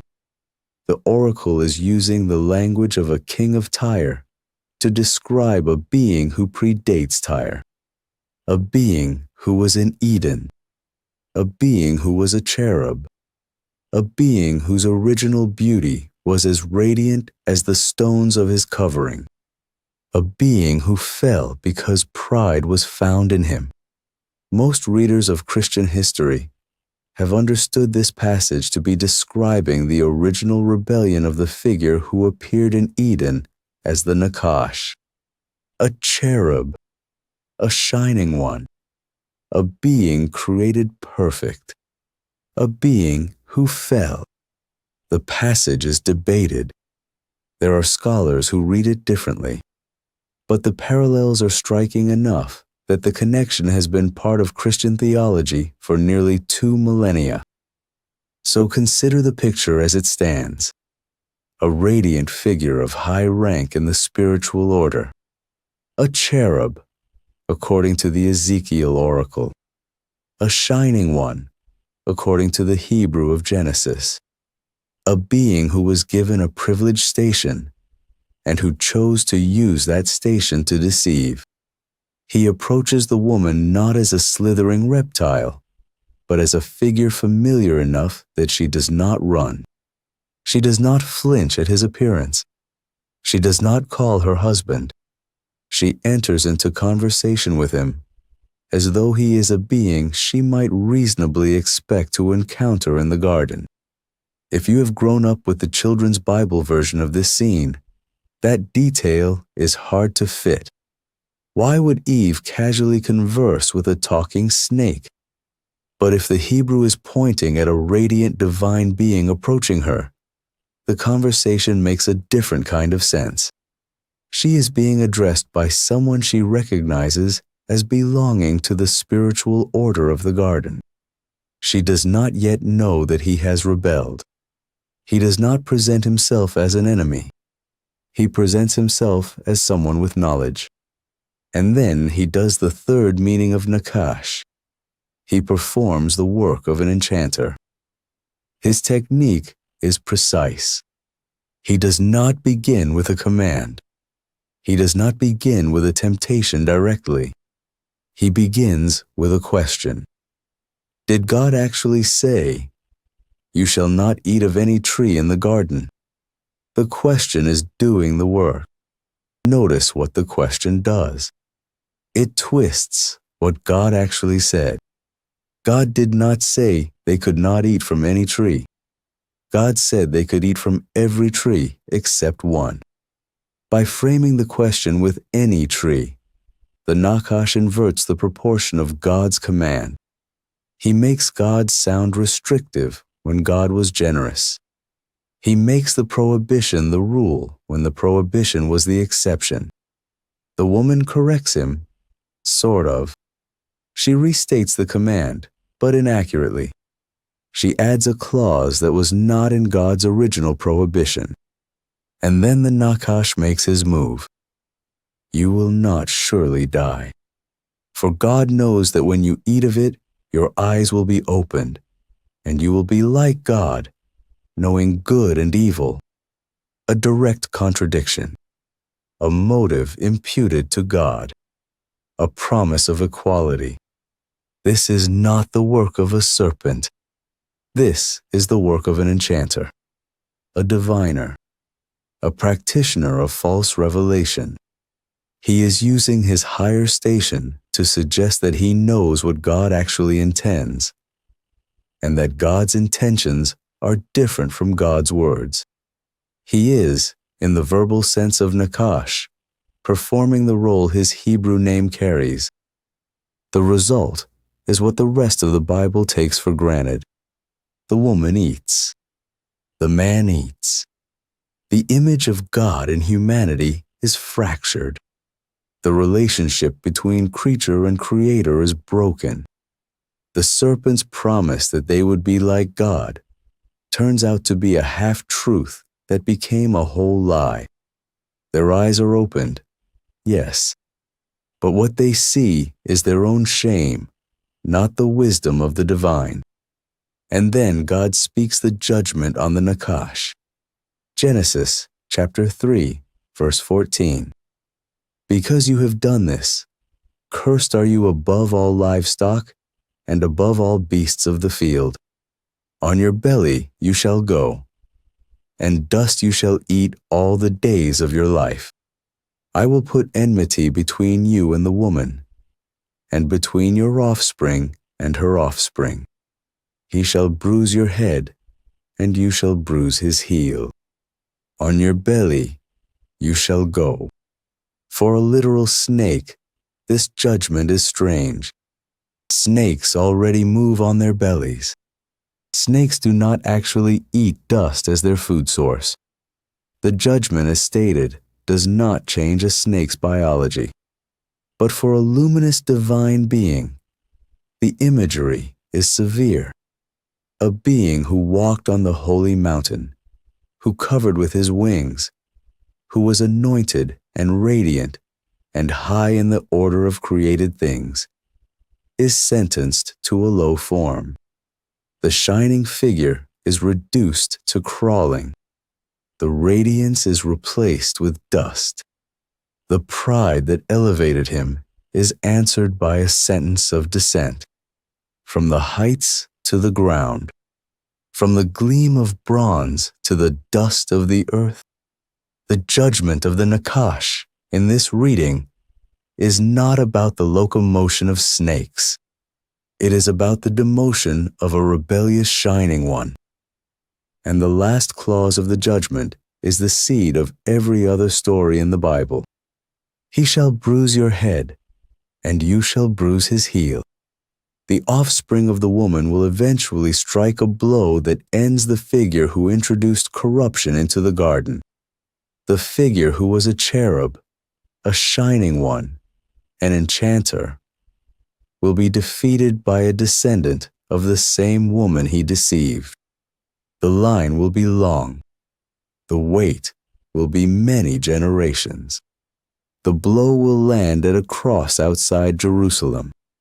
But in Genesis 3, verse 15, the verdict is already set. The first cosmic rebellion is judged in the same verse in which the judgment is announced. The serpent's defeat is built into the curse that names his crime. This is the seed of everything else this story will explore. The whole architecture of redemption traces back to a single verse in which a shining one was promised that his head would be crushed by the offspring of the woman he had just deceived. So the rebellion in the garden is the first. But it was, in scale, contained. One being, one conversation, one tree, one couple. The damage was unspeakably severe. The world was changed in a single afternoon. But the cosmic rebellion itself was, by every measure, small. The second rebellion would be larger. It would not involve one being. It would involve 200. It would not involve one conversation. It would involve a wholesale abandonment of the spiritual order. It would not involve one couple. It would involve generations of humanity corrupted from their bloodlines outward. The second rebellion is the one that filled Tartarus. The second rebellion is the one that produced the demons we walk through in the last chapter. The second rebellion is the one that triggered the flood. And it is described in 4 verses at the start of Genesis chapter 6 that most modern readers walk past because the language sounds alien and the scenario seems impossible. 4 verses that the Second Temple Jewish reader stopped at every time because they understood, in their cultural setting, exactly what the text was describing. The sons of God, the daughters of men, the Nephilim, the corruption of the earth. The shining one in the garden was the first. He acted alone. He was punished alone. But what he started in the centuries between Eden and the flood would be taken up by others. A coalition of luminous beings would descend from their station. They would cross a boundary their Creator had drawn. They would mix what was not meant to be mixed. They would produce offspring that should not have existed. And in doing so, they would corrupt the human bloodline so completely that the only response remaining to a righteous God would be the flood. Tomorrow night, the 4 strangest verses in the Bible, and what the Second Temple Jewish reader knew about them that we have forgotten. Rest now. For more than 500 years before the birth of Christ, and for the first 3 centuries of the Christian church afterwards, 4 verses in Genesis chapter 6 were read one way. The reading was nearly unanimous. Every major Jewish text from the period understood them the same way. Every early church father who commented on them understood them the same way. And then, beginning in the 4th century after Christ, a different reading rose to prominence. Over the next few hundred years, that newer reading became the dominant Christian interpretation. By the time of the Reformation, it had been standard for so long that most readers did not know there had ever been another way to read the verses. Most modern Christians have only ever heard the replacement reading. What was the original reading? Why did it change? And what do the verses actually say in their own Hebrew when read on their own terms? That is the question this chapter exists to answer. Because the verses in question are the foundation of nearly everything we have walked through so far in this story. The watchers in Tartarus, the disembodied spirits we now call demons, the corruption of the earth that triggered the flood. All of it traces back to 4 verses that the modern reader walks past because the language sounds strange. Genesis chapter 6, verses 1 through 4. Read them slowly. When man began to multiply on the face of the land, and daughters were born to them, the sons of God saw that the daughters of man were attractive, and they took as their wives any they chose.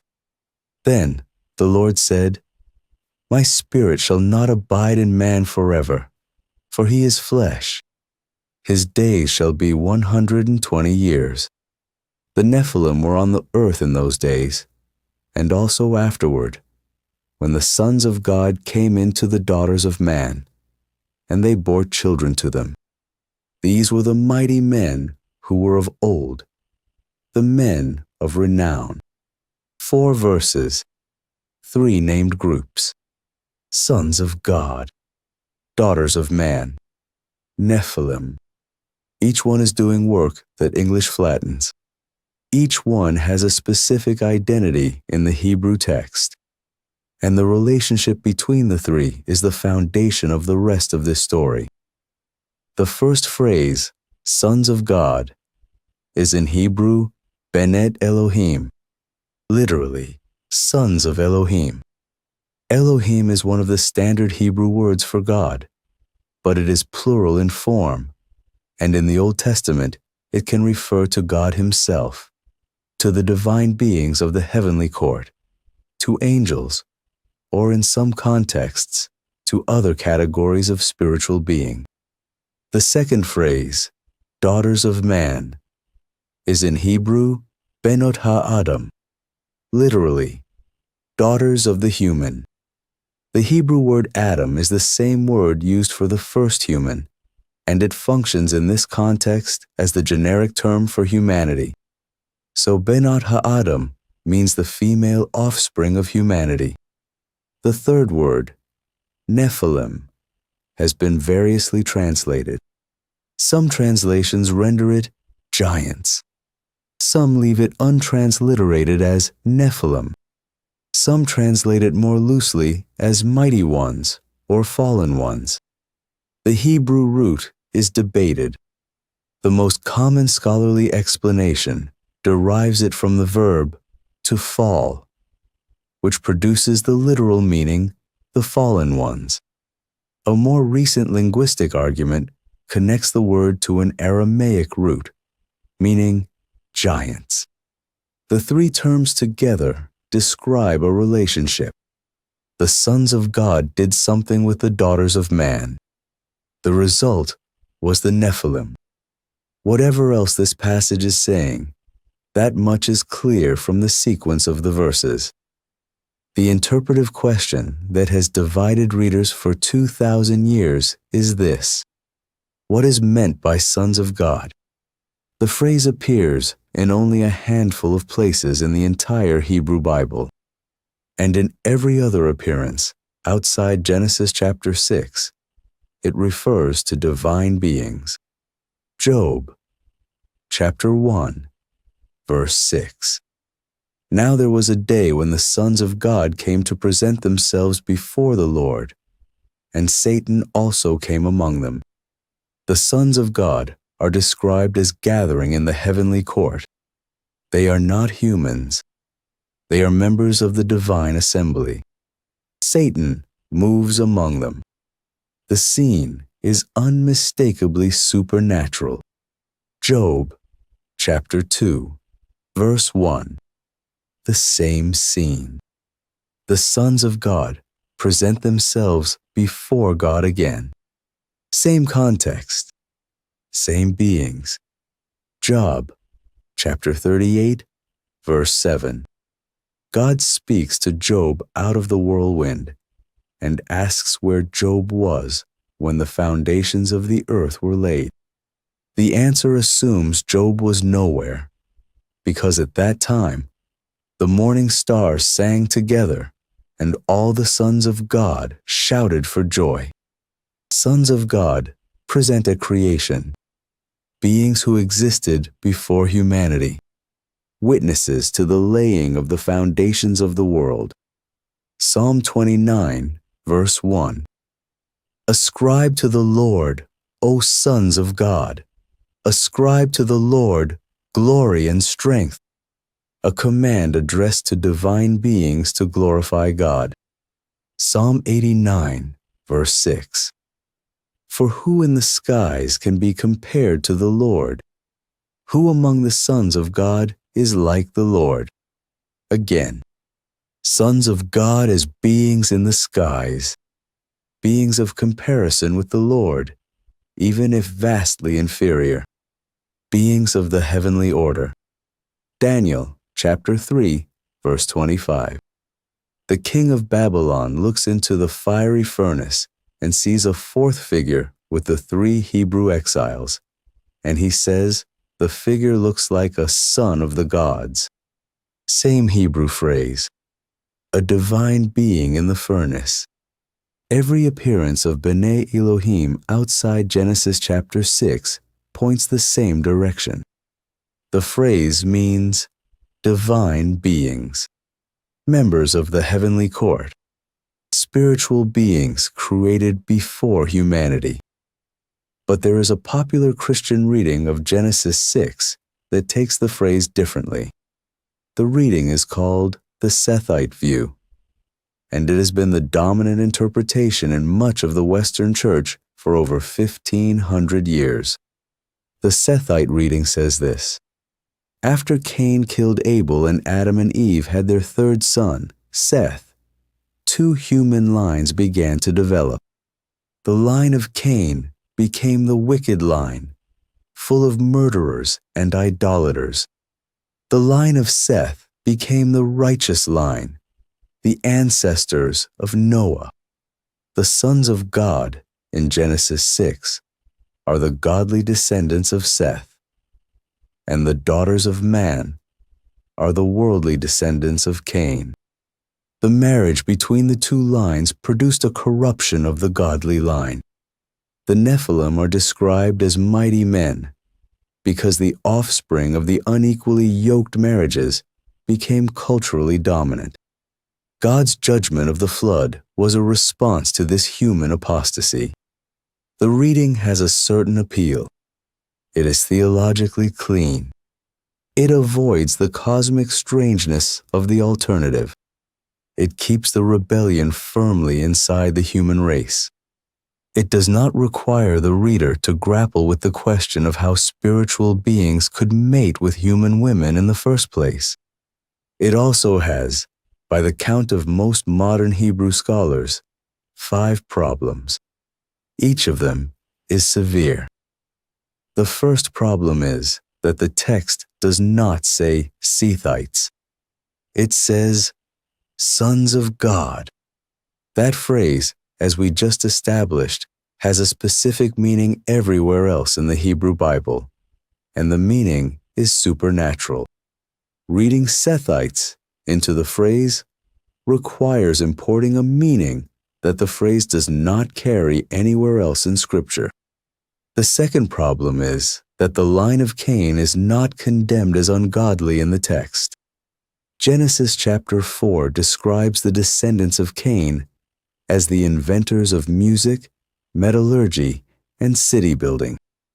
The text does not say the line of Cain was uniformly wicked. The Sethite reading needs to project a moral split between the two lines that the text does not provide. The third problem is the result. If two human lines intermarry, you get more humans. You do not get a category of being so distinct that the text gives them a special name.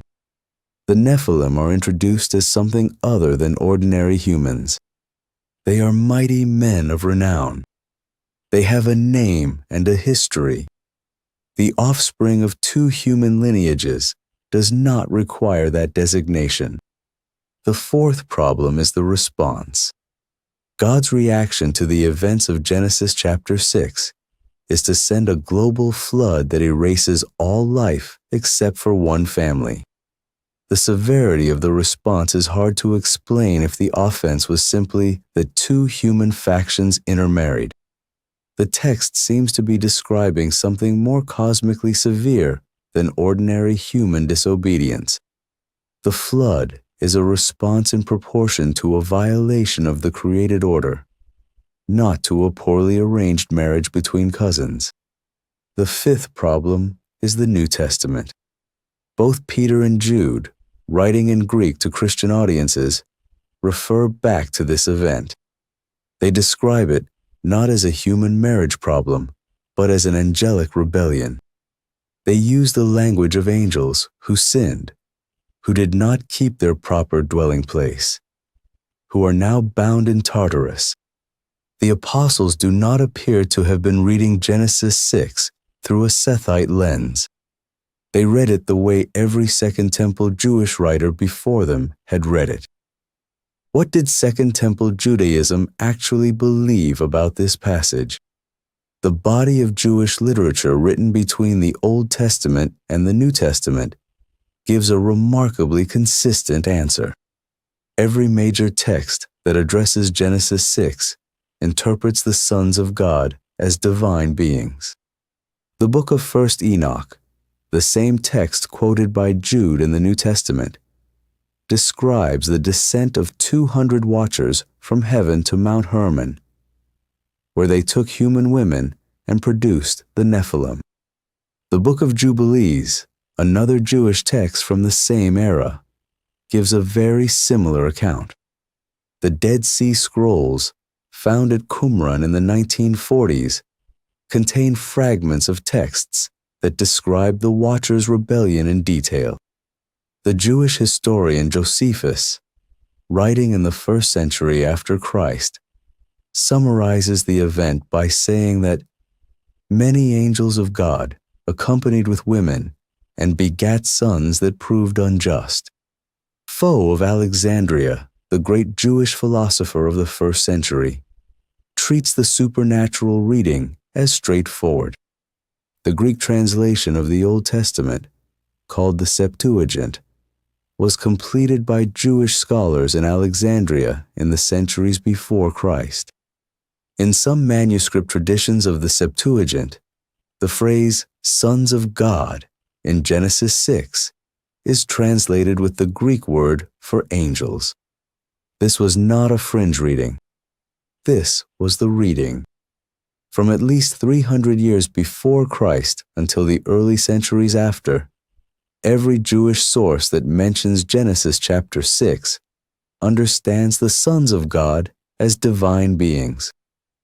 The New Testament writers, when they refer back to this event, write as though their audience already knows the standard reading. Jude, in his short letter, verses 6 and 7. The angels who did not keep their own domain, but left their proper dwelling place, he has kept in eternal chains under gloomy darkness for the judgment of the great day. As Sodom and Gomorrah and the cities around them, in the same way as these, indulged in gross immorality, and went after strange flesh, are exhibited as an example. Read the parallel. The Sodom and Gomorrah comparison is doing specific work. Sodom and Gomorrah's sin involved a violation of natural boundaries. The angel's sin involved the same kind of violation. The phrase strange flesh in the Sodom comparison is the same Greek phrase that the angel's sin is being compared to. Jude is explicitly saying that what the angels did was a sexual transgression across a boundary of nature. 2 Peter chapter 2, verse 4 places the angelic sin in the timeline. God did not spare the angels when they sinned, but cast them into Tartarus. The next verse goes on. Did not spare the ancient world, but preserved Noah, a herald of righteousness, when he brought the flood upon the world of the ungodly. Angels sinned. God cast them down. The next thing that happened was the flood. The sequence in Peter's mind is the sequence of Genesis 6. The angelic rebellion came first. The flood was the response. The apostles, writing in Greek for a Greek-speaking church, are taking for granted the supernatural reading. They are not arguing for it. They are not defending it. They are presuming it. Their audience already shared the framework. So how did the Sethite reading take over? The historical answer is that it took over in the 3rd, 4th, and 5th centuries after Christ, primarily through the writings of several influential church fathers. The most important of these was Augustine of Hippo, whose treatise, The City of God, argued for the Sethite reading and against the supernatural one. Augustine's reasons were not primarily exegetical. He was uncomfortable with the idea of angels having sexual relations with women. He found the alternative reading theologically tidier, and he preferred to keep the cosmic dimension of the rebellion out of the picture. His influence was so significant that subsequent Western Christian readers largely followed his lead. By the time of the medieval church, the supernatural reading had been suppressed. By the time of the Reformation, the Sethite reading was so dominant that most Protestant commentators did not even mention the alternative. The original reading survived in Eastern Orthodox circles and in scattered Jewish commentary. But for most Western Christians, it was lost. It was only in the 20th century, with the discovery of the Dead Sea Scrolls and a renewed academic interest in Second Temple Jewish texts, that the original reading began to recover. Modern Hebrew Bible scholarship has, on balance, returned to something close to the pre-Augustinian view. The phrase B'nai Elohim, in its Old Testament context, refers to divine beings. The angelic reading of Genesis 6 fits the text, the historical literature, and the New Testament reception. The Sethite reading was an interpretive innovation, not a recovery of the original meaning. This is not to say that no thoughtful Christian today holds the Sethite view. Some do, for various reasons, and they are not theological villains for doing so. The Sethite reading has been the standard Western interpretation for so long that it is woven into many Christian traditions. But the weight of textual, linguistic, and historical evidence sits with the supernatural reading. The 4 verses in Genesis chapter 6 are describing something stranger than 2 human factions intermarrying. They are describing the descent of a category of divine being into the human race. If you accept the supernatural reading, everything we have walked through so far in this story snaps into place. The watchers we encountered in chapter 2, bound in Tartarus, awaiting the great judgment, are the sons of God of Genesis chapter 6. The crime that put them in chains is the very event described in these verses. The first letter of Peter and the letter of Jude are pointing directly back to this passage when they describe the angels who sinned in the days of Noah, the demons we encountered in chapter 4, the disembodied spirits seeking bodies to inhabit, are the spirits of the Nephilim, the offspring of the unions described in this passage. Their fathers are the watchers, now in chains. Their bodies were destroyed in the flood. Their spirits remained. The flood we have referenced repeatedly was the response in part to the corruption described in these verses. The contamination of the human race by the children of the watchers was severe enough that the entire creation needed to be cleansed and restarted.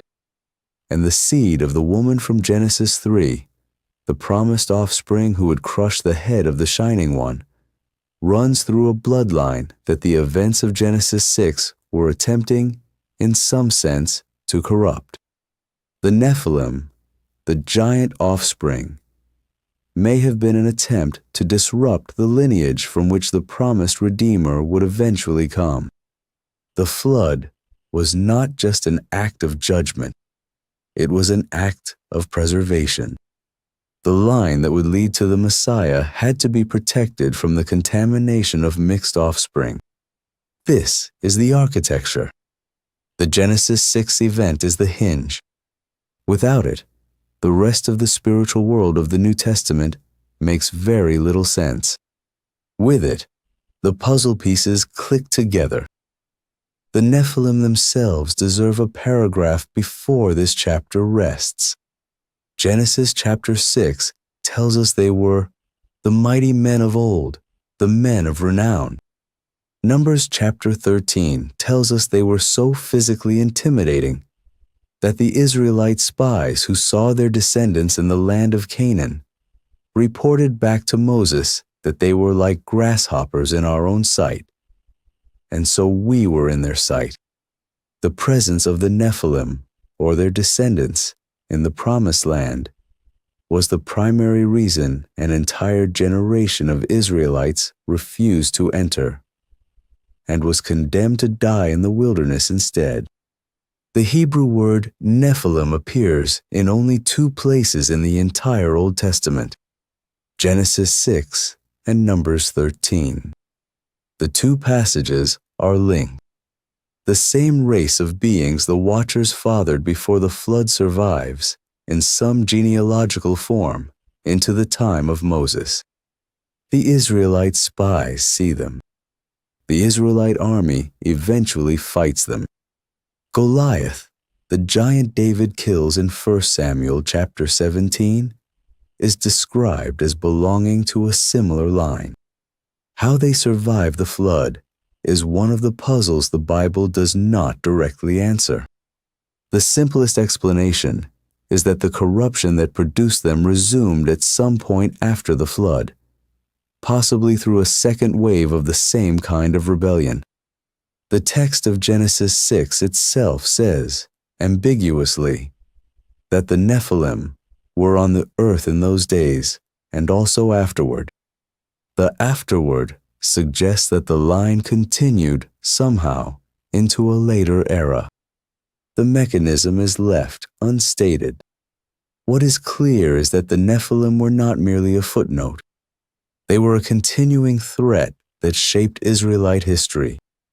The conquest of the Promised Land, the kingship of David, the prophetic descriptions of the giants in the hill country. The entire backdrop of the Hebrew Bible carries the echo of the Genesis 6 event. So the verses set the foundation. The watchers descended. The unions produced offspring. The offspring were not entirely human, and the creation began, in those days, to come apart. But what exactly did the watchers do, beyond the act of crossing the boundary itself? What did they teach? Why was the corruption so severe that God responded with the flood? And how did the line they corrupted survive past the waters into the era of Israel? The most detailed account of what the Watchers did, while not in the canonical Bible, is in the book of 1st Enoch, the book the New Testament quotes, the book that filled in the background for the original audience of Genesis 6. Tomorrow night, we walk through what the Watchers actually did, the descent on Mount Hermon, the forbidden knowledge they taught humanity, the corruption that overflowed the boundaries of the human heart and contaminated the rest of creation, and the response of a God who looked at what his world had become, grieved in his heart, and chose to begin again. Rest now. Before the descent of the Watchers, the world had certain things and did not have others. Humanity had farming, tools made of stone and bone, music and shelter and the work of hands, marriage and language, and the patient accumulation of generations. The world was simple in ways the modern reader cannot quite imagine, because the technologies of violence had not yet been invented, and the arts of mass manipulation had not yet been taught, and the spiritual practices of false revelation had not yet been demonstrated by beings who knew how the spiritual realm actually worked. Then a coalition of beings descended from their station. They brought with them knowledge that humanity was not meant to have, given to humanity at the price of a corruption that no flood would ever entirely undo. The descent has a name and a number and a location. The location is Mount Hermon. Hermon is a real mountain. It rises along what is now the border between Israel, Syria, and Lebanon, just north of the Sea of Galilee. Its peak reaches 9,200 feet above sea level. Snow falls there in winter and lingers into spring. You can see the mountain from much of northern Israel on a clear day. It dominates the horizon the way no other peak in the region does. In the ancient world, Hermon was considered sacred by virtually every culture that came near it. Phoenicians built shrines on its slopes. Roman emperors later built temples there. The Greek name Hermon comes from a root meaning set apart or consecrated. It was the kind of place where, in the imagination of every ancient Near Eastern people, the gods came down. The book of 1st Enoch identifies Hermon as the specific peak on which the Watchers descended. Chapter 6. They were in all 200, who descended in the days of Jared on the summit of Mount Hermon. And they called it Mount Hermon because they had sworn and bound themselves by mutual imprecations upon it. In the days of Jared, the 7th generation from Adam in the Genesis 5 genealogy, a specific moment in early human history, a specific mountain, 200 specific beings. Before they descended, they took an oath. 1st Enoch describes the moment. The Watchers stood together on the peak. They knew that what they were about to do was rebellion. They knew that the consequences would be severe. They knew that any one of them might lose their nerve and back out, and that if even one of them refused, the whole plan could unravel. So they bound themselves with a curse. Then they all swore together and bound themselves by mutual imprecations upon it. The Hebrew and Aramaic literature describes this as an oath of mutual destruction. If any of them broke ranks and refused to participate, the curses they had spoken over themselves would activate. They could not turn back. The act of binding themselves was the act of locking in their fate. Notice what this implies. The rebellion was not a sudden impulse. It was deliberate. It was planned. It was so thoroughly chosen that the participants made sure they could not change their minds. The watchers did not slip into sin.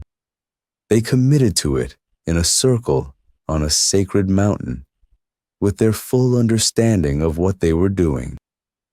They had leaders, 20 named chiefs, according to 1 Enoch, each one in charge of 10 of the rebel watchers.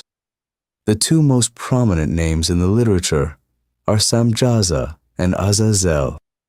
Samjaza was the chief organizer, the one who proposed the descent, the one who said, in the moments before the oath, "I fear ye will not indeed agree to do this deed, and I alone shall have to pay the penalty of a great sin." His fear, recorded in the text, is the fear of a leader who knows the cost of leadership. He pushed for the binding oath specifically because he was afraid his coalition would dissolve. Azazel is the figure we have met before in this story, and we will meet again. The same name appears in Leviticus chapter 16, where one of the two goats on the Day of Atonement is sent into the wilderness for Azazel. The Levitical reference, hidden in most English translations, becomes meaningful only when you understand who the name belongs to. Azazel, in the Second Temple Jewish literature, is one of the chief rebels of Mount Hermon. We will spend a full chapter on the Day of Atonement and the goat that goes to him. The other named watchers each had a specialty, a body of knowledge they brought with them. The list is preserved in 1 Enoch chapter 8, and the list is what makes the rest of this story make sense. Azazel taught humanity how to make swords and knives and shields and breastplates, the technology of armed warfare, metallurgy, the working of iron and bronze, and the techniques of forging weapons. Azazel also taught humanity cosmetics, the use of antimony for darkening the eyes, the application of dyes for the face and the body, the cutting and polishing of precious stones for ornament, the arts of beautification that in the context 1 Enoch describes were not for ordinary adornment, but for the deliberate enhancement of seduction. Another watcher named Armoros taught the resolution of enchantments, the reversal of curses, the kind of magical work that allowed one practitioner to undo the work of another. A watcher named Barakijal taught astrology, the reading of stars, the use of celestial movement to divine the future. A watcher named Kokobel taught the constellations specifically, the knowledge that ordered the night sky into systems of meaning and supposed prediction. A watcher named Ezekiel taught the knowledge of the clouds, weather divination. A watcher named Sariel taught the courses of the moon. The text continues. Different watchers, different specialties, but the pattern is consistent. The knowledge they brought was not random. It fell into 3 categories, and the 3 categories together formed a complete system for corrupting human civilization. The first category was violence. Before the Watchers, humanity fought, as all humans fight, with fists, with stones, with the limited tools available to early agricultural societies. The damage that humans could do to one another was bounded by what they could hold in their hands. Then Azazel taught them metallurgy. He gave them the secret of working iron. He showed them how to make blades that held an edge, armor that turned blows, weapons that extended reach. The technology of war is the technology of multiplied violence. One man with a sword could now kill what before would have required 10 men with stones. One army with iron weapons could now devastate what before would have been a manageable conflict. The Watcher's first gift to humanity was the capacity to harm at scale. The second category was sexual manipulation. The Watchers had themselves crossed a boundary of natural relations by taking human women. They then taught the daughters of men how to use cosmetics and adornment in ways that turned ordinary beauty into a weapon of seduction. The arts they taught were not the simple care of the body.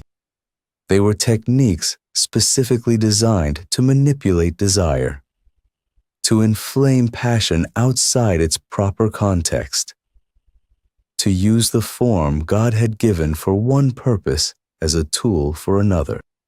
The result, in 1 Enoch's account, was an explosion of sexual immorality in the human community. Marriage was undermined. Faithfulness collapsed. The relationships that had sustained human society fractured under the new techniques of seduction. The third category was false spiritual access. The Watchers were divine beings. They knew the structure of the spiritual realm. They knew how the heavenly court worked. They knew the patterns by which God ordered the cosmos. And they handed pieces of that knowledge to humanity in distorted form, severed from their proper context. Astrology, the reading of stars for guidance, in violation of the boundary God had drawn between Creator and creation. The stars are made things, not consulting partners. The Watchers taught humanity to consult them. Divination, the various arts of reading omens, interpreting signs, seeking knowledge of the future through means that bypassed prayer and prophecy. The Watchers taught humanity to access what God had not revealed. Enchantments, the practical magic of binding and loosing, cursing and blessing through formulas, the kind of work that produces, in the human practitioner, the illusion of supernatural power. All three of these were forbidden in the law of Moses, centuries later. Deuteronomy chapter 18 lists them by name. There shall not be found among you anyone who burns his son or daughter as an offering, anyone who practices divination or tells fortunes, or interprets omens, or a sorcerer, or a charmer, or a medium, or a necromancer. The reason these things were forbidden was that they were the very practices the Watchers had introduced. The law of Moses was, in part, the prohibition of the Watcher legacy. The combined effect, according to 1 Enoch, was catastrophic. The Nephilim, the giant offspring of the Watcher human unions, were physically larger and stronger than ordinary humans. They consumed at scales the human food supply could not sustain. The text says that after they consumed the labor of all the children of men, they began to sin against birds and beasts and reptiles and fish, and to devour one another's flesh and drink the blood. Cannibalism, the eating of human flesh, the systematic predation on ordinary humans by the giant offspring of the Watchers, the collapse of every boundary that had previously held human society together. This is the world that Genesis chapter 6 is describing when it says, in its compressed and devastating way, the Lord saw that the wickedness of man was great in the earth, and that every intention of the thoughts of his heart was only evil continually. And the Lord was sorry that he had made man on the earth, and it grieved him to his heart. The Hebrew word translated wickedness is rabah. It means abundant, numerous, multiplied. The wickedness was not isolated. It was saturating. Every intention of every thought was continually evil. That is not a description of ordinary human sin. That is a description of a world in collapse. And the cry of humanity ascended. 1 Enoch chapter 8, verse 4. And then the souls of men who had died cried out and complained to the gates of heaven. The suffering of the world reached its limit. The complaints of the dying went up to the heavenly court. 4 named archangels in the Enochic account are described as looking down from heaven and seeing the corruption and bringing the case before God. They name the watchers. They describe the damage. They ask the great King and the Lord of Lords and the God of Gods what shall be done. The answer comes back. The watchers are to be bound. The Nephilim are to be destroyed. The earth is to be cleansed. And in Genesis chapter 6, on the page of canonical scripture, the response is delivered in a single sentence. I will blot out man whom I have created from the face of the land, man and animals and creeping things and birds of the heavens. For I am sorry that I have made them. The flood was not generic judgment. The flood was the response to a specific corruption introduced by a specific rebellion, escalated to a point where the very integrity of creation was threatened. The flood preserved one thing. Genesis chapter 6, verse 9. Noah was a righteous man, blameless in his generation. Noah walked with God. The Hebrew word translated blameless is tamim. It is the same word used throughout the law of Moses for sacrificial animals. An offering presented to God had to be tamim, unblemished, without defect, pure in its kind. Most readers take Noah's tamim to refer to moral righteousness. He was a good man in a generation of bad men. But some scholars argue, with weight, that the word in Genesis 6 is doing something more specific. Noah was tamim in his generations. The Hebrew word translated generations is doroteev, which means his lineage, his line of descent. Some readers understand this to mean that Noah was unblemished in his bloodline, that the corruption of the Watcher offspring genealogy had not reached him, that his family, alone among the surviving humans, was still genealogically what humans were meant to be. If this reading is correct, the flood was an act of preservation as much as judgment. The line through which the promised seed of the woman would eventually come, the line traced in Genesis chapter 5 from Seth through Methuselah to Noah, was the last uncontaminated human bloodline left on the earth. The flood removed everything else. It cleansed the world by reducing the population to one family whose genealogy had stayed within the original creation order. The reason a Redeemer could eventually be born from the human line was because the human line had been narrowed at the time of Noah to a single thread the corruption had not reached. But there is one more line in Genesis chapter 6 that complicates everything. Verse 4. The Nephilim were on the earth in those days, and also afterward, when the sons of God came in to the daughters of man, and they bore children to them, and also afterward. The Nephilim were not only in the days before the flood, they were on the earth afterward. The text is explicit. The same line of beings that triggered the flood somehow continued past the flood into the post-diluvian world.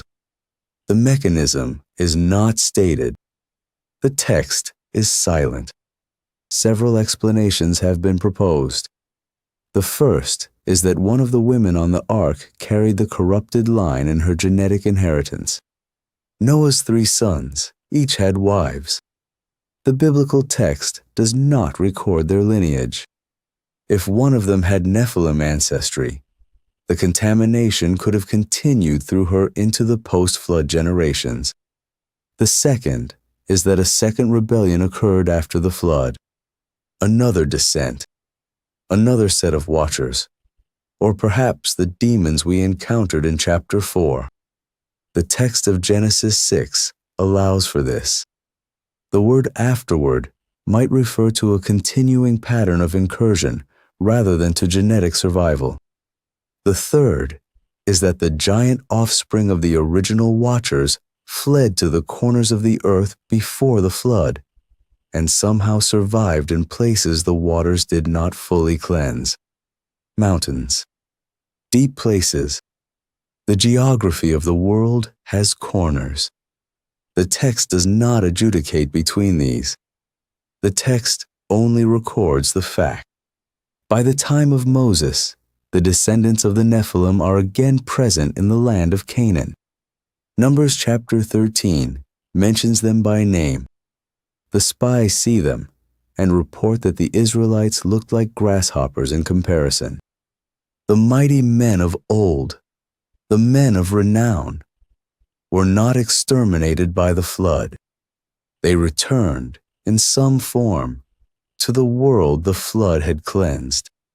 Their persistence is the backdrop of the rest of the Old Testament. The giants of Canaan, the Anakim, and the Rephaim are their descendants. The conquest of the Promised Land was, in part, the cleansing of the corruption the flood had not entirely undone. David killing Goliath centuries later was the last famous engagement in a war that had begun on the summit of Mount Hermon. So the architecture is now complete. A coalition of 200 divine beings descended on Mount Hermon and bound themselves by oath to the rebellion. They took human women. They produced hybrid offspring. They taught humanity the technologies of violence, the arts of seduction, and the practices of forbidden spirituality. The world they created consumed itself. The cry of humanity ascended. God responded with a flood that cleansed the earth, preserved one uncontaminated bloodline, and bound the original rebels in chains beneath the earth, where they remain to this day. But there is something we have not yet addressed. Because before the rebellion in Eden, and before the rebellion on Mount Hermon, the world was something else, a different kind of place. The garden was not just a garden. The mountain on which God walked with Adam was not just a mountain. The river that flowed from Eden into the world was not just a river. The original creation had a specific shape, a shape that has been hiding in plain sight in the opening chapters of Genesis, a shape that once you see it, will change how you read every page of Scripture that follows. Eden was a temple. Tomorrow night, the original temple of God. Rest now. When Moses was on Mount Sinai, hidden in a cloud, receiving the blueprint for the tabernacle, the instructions he was given were unusually specific. Exodus chapter 25 through chapter 31. 7 full chapters of architectural detail, where the curtains were to hang, how the boards were to be joined, what kind of wood, what kind of metal, the number of cubits in each direction, the orientation of the entrance facing east, the position of the lampstand on the south side, the arrangement of cherubim embroidered into the veil between the holy place and the most holy place, the materials, the dimensions, the colors. At the end of the instructions, in chapter 25, verse 40, God says to Moses, "See that you make them after the pattern for them, which is being shown you on the mountain." The pattern, a specific design that already existed, a pattern that Moses was being shown so he could replicate it on earth. The tabernacle was not invented in the cloud on Sinai. It was a copy. And the original, the pattern Moses was being shown, was not in the heavens, although it had heavenly correspondence. It was in Eden. Eden was the original temple. The tabernacle and Solomon's temple after it were both replicas of something the world had already lost. The first clue is geographic. Genesis chapter 2 locates Eden. The text describes a river flowing out of Eden to water the garden, and then dividing into 4 heads as it flows outward into the wider world. The Pishon, the Gihon, the Tigris, the Euphrates, a river flowing out, then dividing.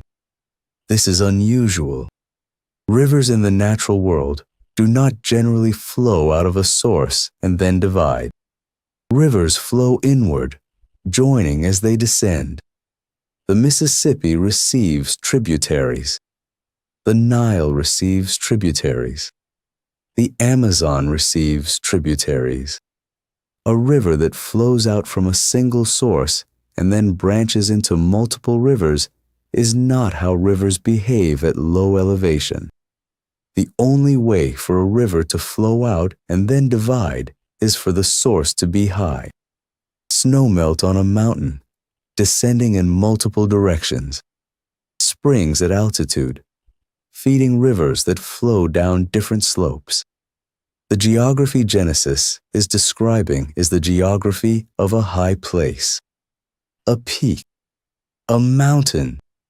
Ezekiel chapter 28, in the same oracle we looked at in chapter 5 about the rebel cherub, names the location explicitly. You were in Eden, the garden of God. You were on the holy mountain of God.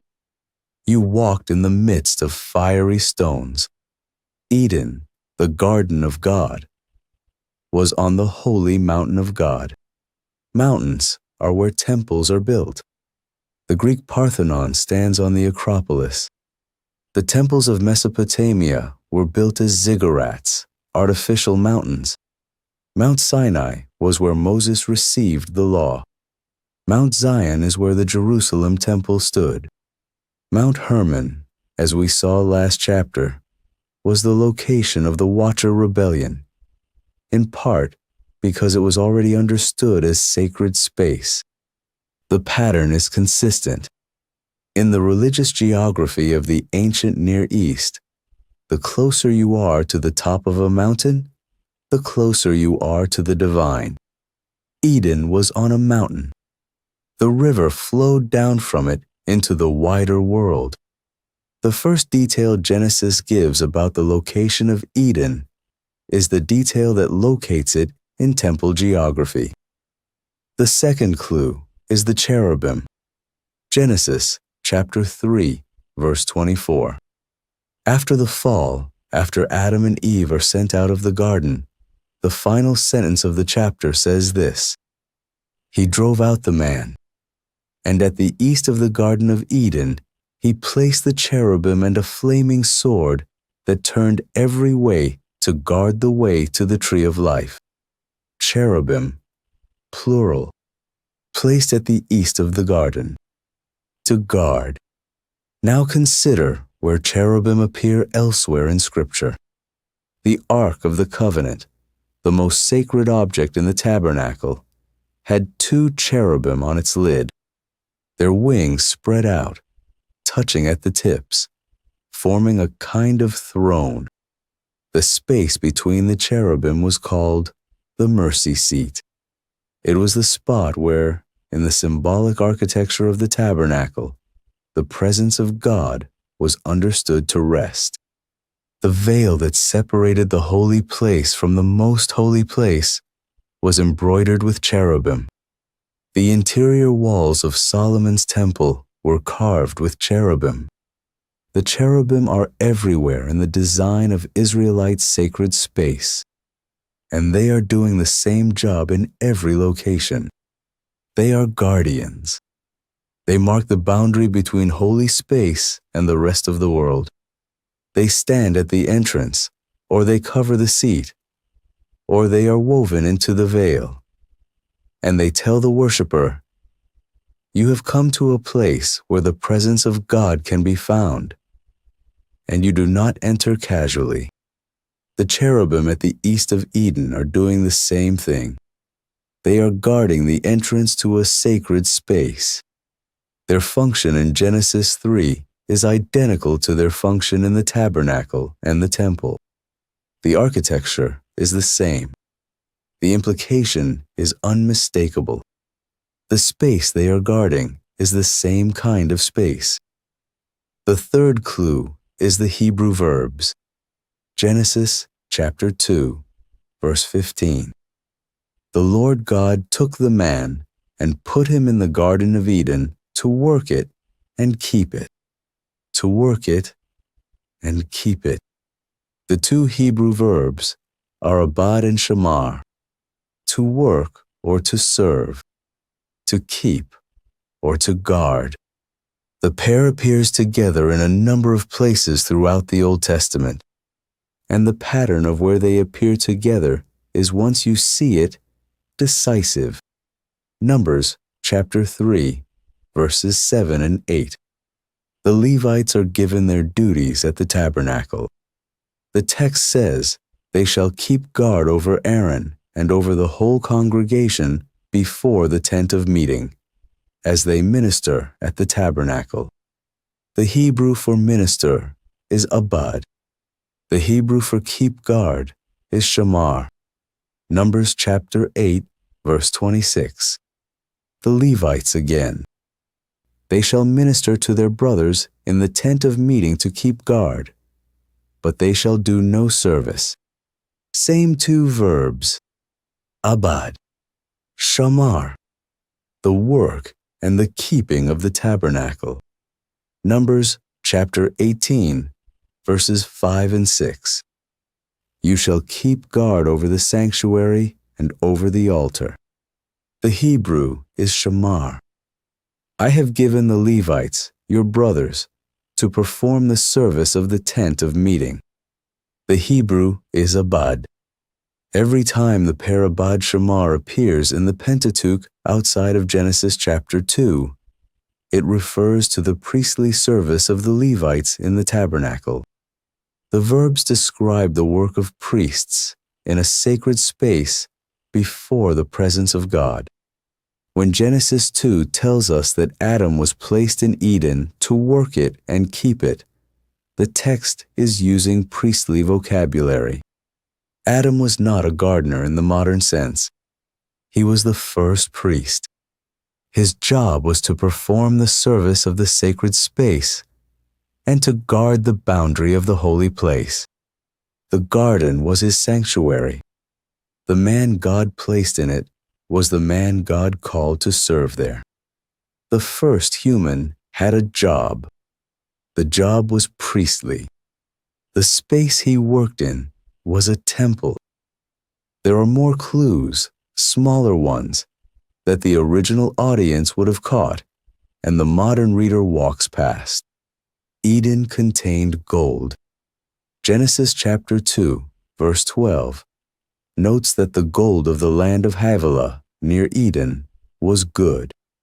Why does the text mention the quality of gold in a paradise where there is no apparent need for currency or jewelry? Because gold was the metal of the tabernacle, the ark, the lampstand, the altar of incense, the inside of the Holy of Holies, all overlaid with gold. The mention of gold in Eden is connecting the geography to the architecture of sacred space. Eden contained onyx. The same verse names the onyx stone as being found in the same region. Onyx was used in the breastplate of the high priest, set in the shoulder pieces of the ephod, engraved with the names of the 12 tribes of Israel.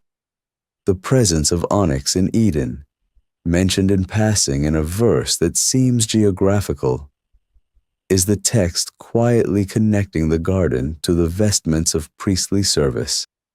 Eden contained bdellium, an aromatic resin used in the production of perfumes and incense. The reference is brief, but the production of incense was, in the law of Moses, a function of the tabernacle. Incense was offered on the golden altar before the most holy place. The materials of incense found in Eden are the materials of the sanctuary. A garden with gold, onyx, and bdellium is not a botanical description. It is an inventory of temple materials. Once the temple shape of Eden becomes visible, the tabernacle and the Temple of Solomon start to look like deliberate recoveries of it. The tabernacle's entrance faced east. So did Eden's, with the cherubim placed at the east. The pattern was inherited. The most holy place at the center of the tabernacle was a perfect cube, 20 cubits in each dimension, a sealed space, entered only by the high priest, only once a year, with the presence of God resting between the cherubim above the ark. The room recreated, in a portable architecture, the inner sanctum of the temple garden that humanity had been driven out of. The veil between the holy place and the most holy place was woven with cherubim. The cherubim that had guarded the east of Eden were now guarding the access to the inner room of the tabernacle. Same beings, same function, new location. The lampstand on the south side of the holy place was, by the text's own description in Exodus chapter 25, shaped like a tree. Almond blossoms, branches, cups, a tree of light, in beaten gold, standing in the sacred space. Most scholars who work on this material understand the lampstand to be a deliberate echo of the tree of life from Eden. The tree was no longer accessible after the fall. The replica stood in its place. The bronze laver, the basin of water for the priest's washing, evokes the river that flowed out of Eden. The pomegranates and the lily work in the construction details evoke the garden's vegetation. Every detail of the tabernacle is, at some level, a recovery of a feature of Eden. Solomon's temple intensifies the pattern. 1 Kings chapter 6 describes the temple's interior. The walls were carved with figures of cherubim and palm trees and open flowers, overlaid with gold. The doors were carved with cherubim and palm trees and open flowers. The floor was overlaid with gold. The inside of the temple was a stylized garden, frozen in cedar and metal, populated with the same cherubim that had guarded Eden's entrance and that were embroidered into the tabernacle's veil. Anyone who walked into Solomon's temple was walking into a representation of Eden, a garden that no longer existed in the physical world, recreated in the holy place of the city of David. The high priest, who entered the most holy place once a year on the Day of Atonement, was symbolically re-entering the original garden. The temple was the institutional memory of the place humanity had been driven out of. This is why the prophets, when they describe the corruption of the temple, use such severe language. The temple was not just a religious building. It was the surviving fragment of the original creation. Every act of profanation against it was a desecration of what little remained of Eden in the world. Ezekiel chapter 47, written during the Babylonian exile, gives a vision of a future temple. The prophet sees water flowing from beneath the threshold of the temple, eastward, growing as it goes. The water becomes a river. the river becomes deep enough to swim in. On both sides of the river, trees grow, and the trees bear fruit every month, and the leaves are for healing. A river flowing from beneath the temple eastward, with trees on both banks, with leaves for healing. Ezekiel was not describing something new. He was describing Eden. The river that flowed from the garden in Genesis 2 was flowing again, this time from the future temple. The trees of life that lined the original garden were lining the banks of the river in the prophet's vision. The pattern was reasserting itself. The implication for the audience that received Ezekiel's vision in exile was that the temple they had lost in the Babylonian destruction was not the final word. The original temple, the cosmic temple, the garden God had walked in at the beginning, was going to be recovered. The river would flow again. The trees would bear fruit again. The leaves would heal again. The prophet was not predicting a new feature of religious history. He was predicting a return to the oldest feature of the cosmos. And in the very last chapter of the Bible, the prediction is fulfilled. Revelation chapter 22, verses 1 and 2.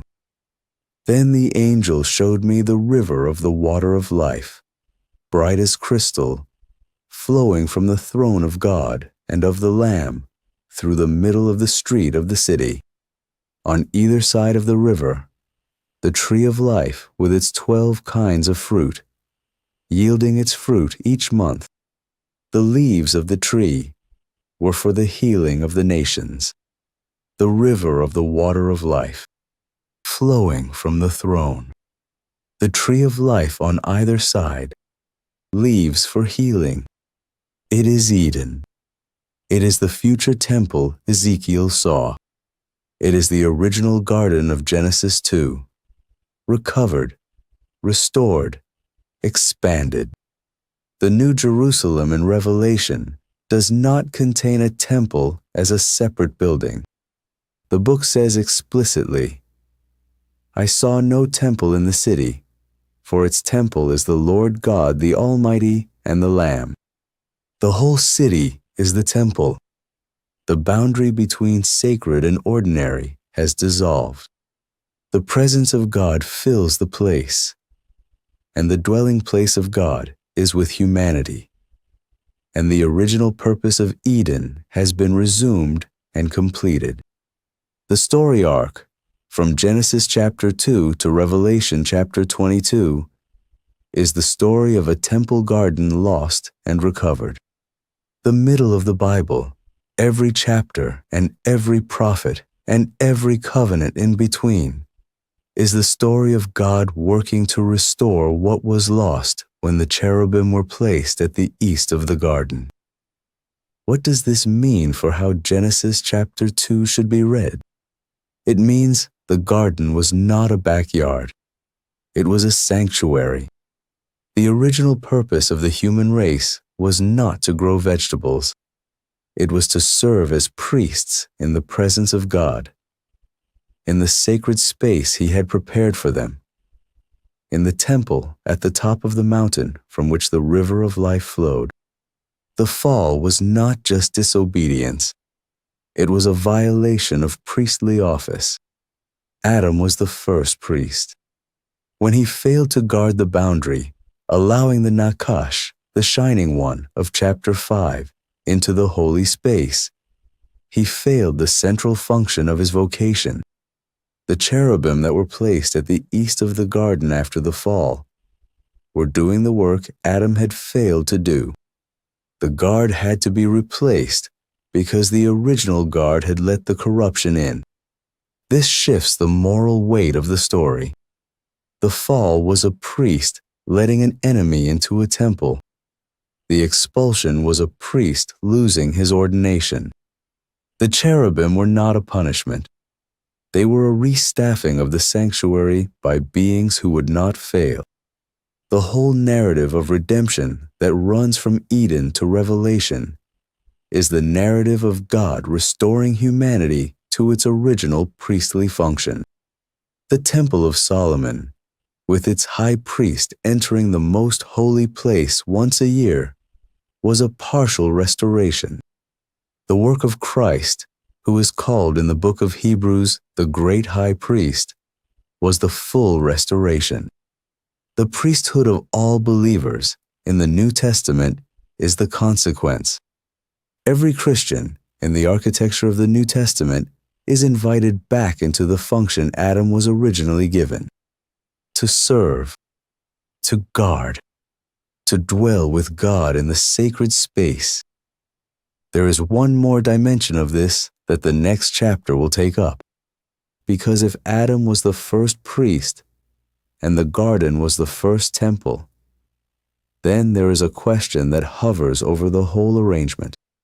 What kind of being is a human, that the creator of the universe placed him in such a position? The text gives the answer in Genesis chapter 1, verse 26. Let us make man in our image, after our likeness. The phrase that has been quoted in every Sunday school class for 2,000 years. Image of God, likeness of God. But the Hebrew word translated image is doing work that the English does not capture. And the meaning of image of God in the ancient Near Eastern context that produced the text is not the meaning most modern readers have been given. The image of God is not a quality humans possess. It is a function humans perform. It is not a noun. It is, in a sense the Hebrew makes available, a verb. And once you see what the original audience would have understood by the phrase, the priesthood of Adam, and the dignity of every human being, and the long argument of the New Testament about who Christ is and who we are all snap into a single, unified picture. The cosmos is a temple. The original mountain has a garden.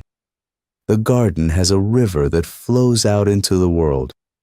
The cherubim guard the eastern entrance. And the humans God places in it are not visitors.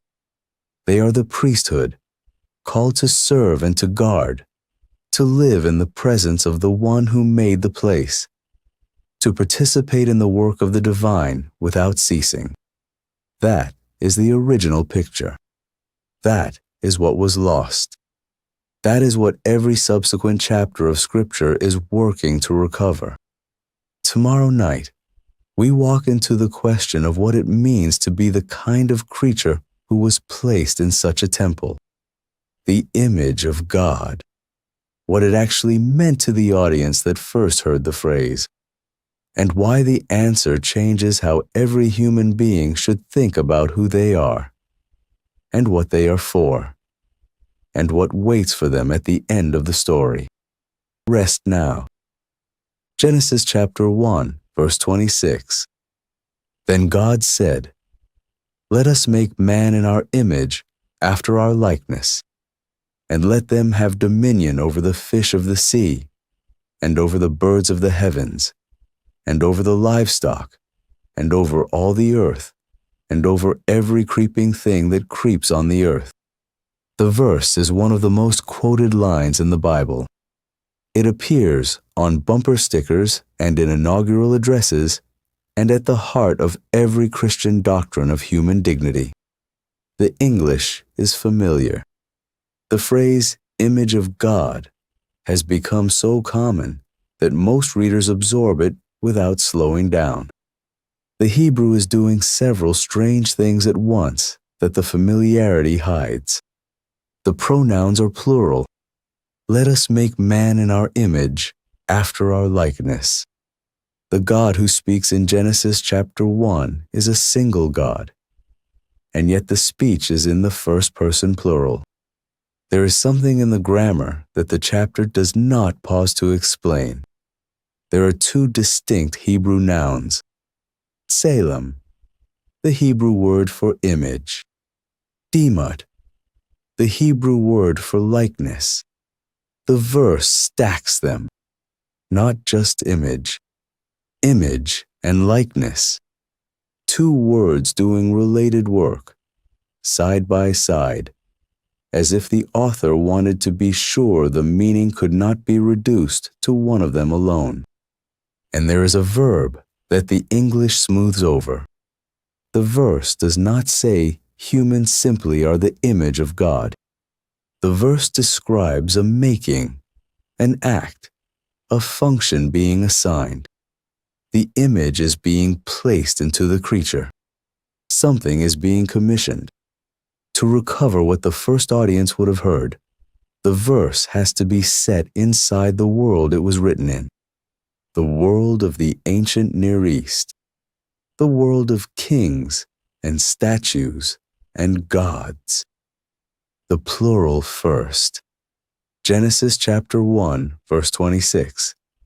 Is not the only place where the God of Israel uses the plural pronoun. The same plural appears in Genesis chapter 3, verse 22. After the fall, when God says, "Behold, the man has become like one of us, knowing good and evil." It appears again in Genesis chapter 11, verse 7, at the Tower of Babel, when God says, "Come, let us go down and confuse their language." 3 times in the early chapters of Genesis, the speaker uses the language of an us. Interpreters have offered different explanations. A plural of majesty, the royal we used by kings. The first hint of the Trinity. A heavenly court, a divine council addressed by its chief. This chapter is not going to resolve the question. The divine council will get its own treatment in a later night. The point here is simply that the plural is there, and the creation of humanity is being framed inside it. Mark the plural. Set it aside. Return to the words Salem and Demut, and to the ancient world that gave the words their weight. Salem, the Hebrew word for image, is the key. It is not a rare word.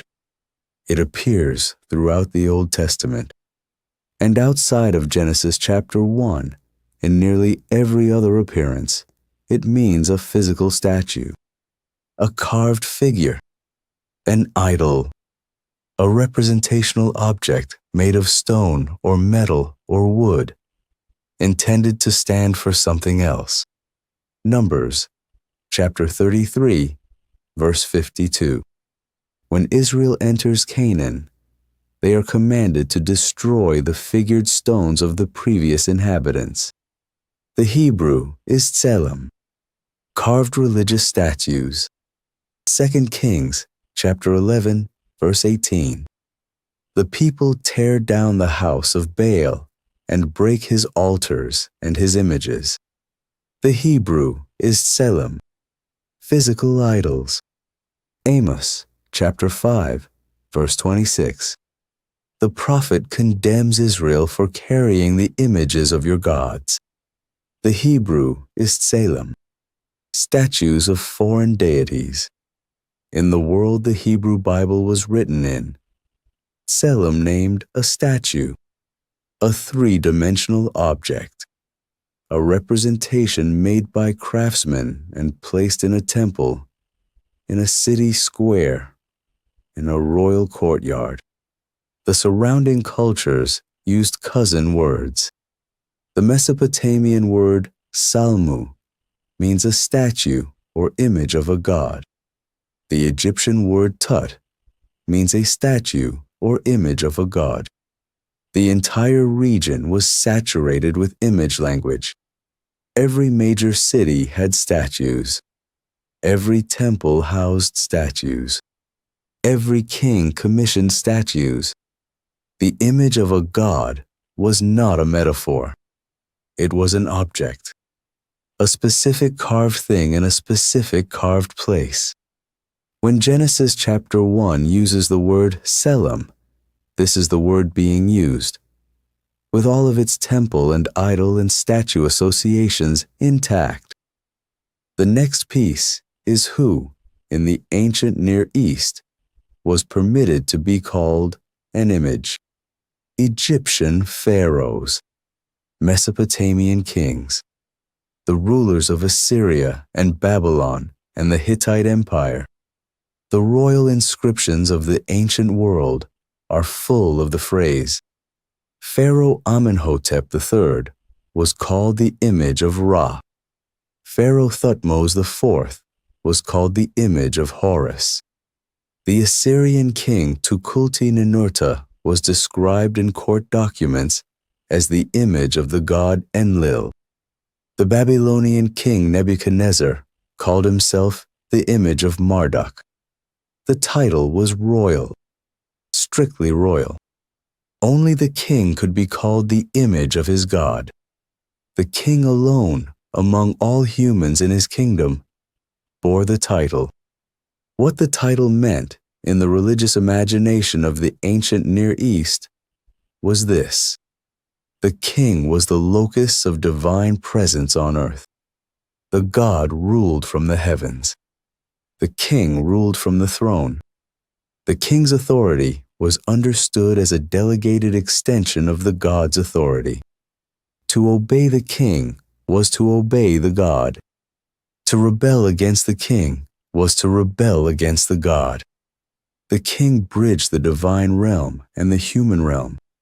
He was the meeting point. He was, in a phrase used repeatedly in the royal inscriptions, the living statue of the deity. This is the conceptual furniture sitting underneath Genesis chapter 1, verse 26. The phrase image of God was not a generic religious phrase available to anyone. It was a royal title. It belonged to a single human being in each kingdom. It marked that human as the divine representative on earth. And then Genesis applies it to everyone. Before tracing the move, one more piece of context. When a king conquered a city, he sent his statue to it. This was standard imperial practice. The king himself could not be physically present in every city he ruled. His kingdom might extend across hundreds of miles, dozens of regions, scores of subject cities. He sat on a throne in the capital, but his rule had to be exercised everywhere. His authority had to be visible in places his body could not reach. So the king commissioned statues of himself. The statues were carved with care, made to resemble the king as closely as the craft of the time allowed, and shipped to the conquered cities. The statue would be installed in the city center, or in a temple, or in the courtyard of the local administrator. The presence of the statue meant, this city belongs to this king. The statue was the visible sign of the absent ruler. To deface the statue was treason, not vandalism. Treason. To strike at the statue was understood as striking at the king. The king's representative had been attacked. The king's authority had been insulted. The same penalty that would fall on a person who lifted a hand against the king himself would fall on a person who lifted a hand against the king's statue. The statue was the king at a distance. This is the cultural frame standing behind the phrase, image of God. In Genesis chapter 1, image as royal statue.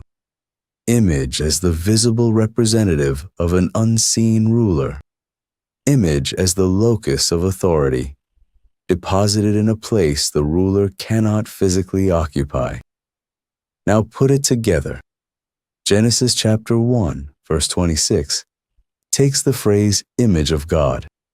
It takes the most exclusive title in the ancient Near East, a phrase reserved for kings and only for kings, the phrase that named the singular sacred human in each kingdom, and it applies the phrase to every human. Let us make man in our image. Male and female, every one of them. This was a revolution at the level of language. In its original context, it would have been heard as an almost impossibly ambitious claim.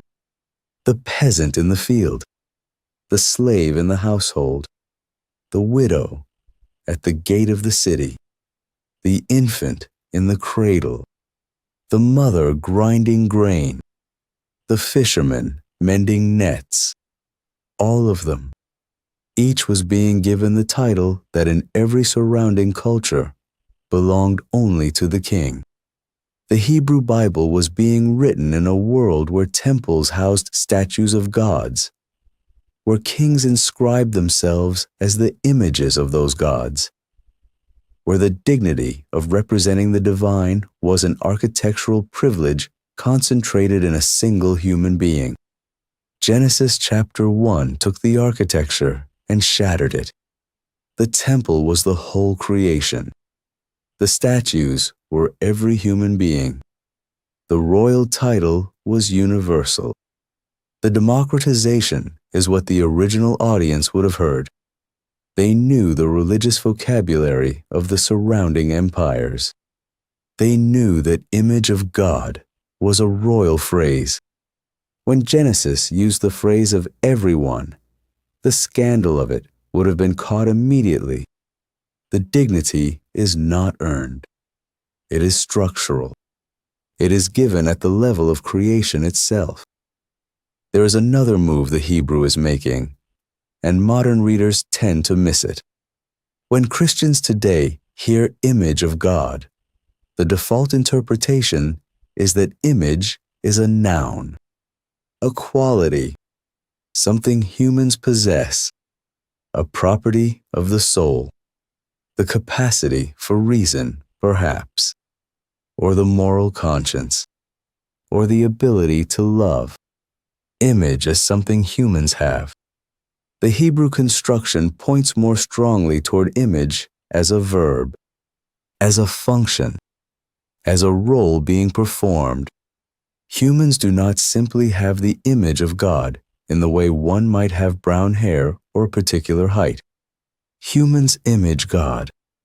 They function as His representatives. They do what a statue does in a conquered city. They stand in the place of the absent king, embodying His presence, exercising His rule, making His authority visible in the territory He is not physically occupying. The text supports this. Genesis chapter 1, verse 26, links the image to a task. Let us make man in our image, after our likeness, and let them have dominion. The image and the dominion are stated together. The image is given so that the function can be performed. The grammar moves directly from being into doing. Verse 27 repeats the creation in the image. Verse 28 gives the commission. Be fruitful, multiply, fill the earth, subdue it. The image-bearing creature is given a job description in the same breath in which it is given the title. The image is not a static quality. It is a vocation. To be human, in the Hebrew of Genesis chapter 1, is to perform the function of representing God in His creation. To image God is something humans do, in the way that a statue images a king. The being and the doing are not separable. Combine the image with the temple. Chapter 8 of this series read Eden as a temple, the cherubim guarding the entrance, the river flowing from the high place, the gold and onyx and bdellium, the Hebrew verbs of priestly service, abad and shamar, given to Adam as his job in the garden. Eden was the first temple. Adam was placed in it as the first priest. Now add the image. Adam was not only a priest, he was an image bearer.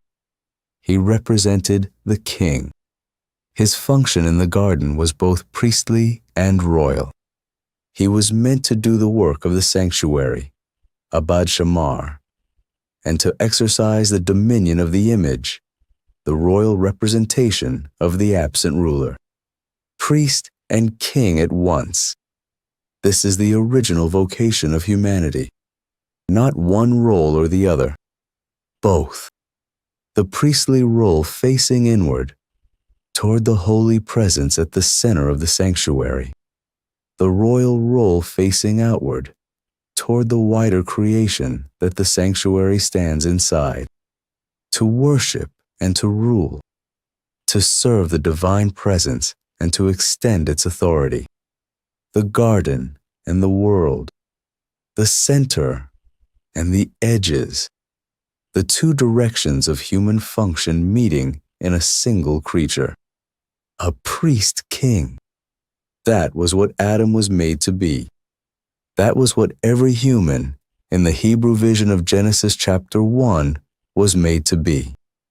The first chapter of the Bible is the founding charter of a species of priest kings, placed in a cosmic sanctuary, given a royal title and a sacred task in the same breath.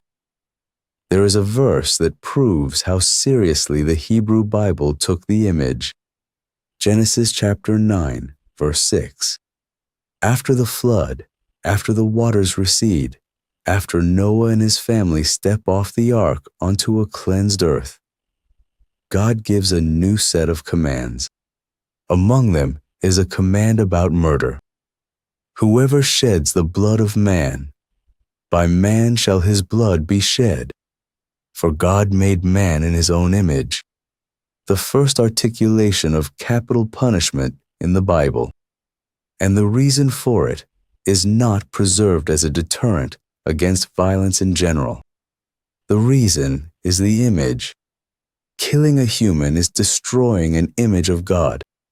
It is the same act, in the religious logic of the ancient world, as defacing a king's statue in a conquered city.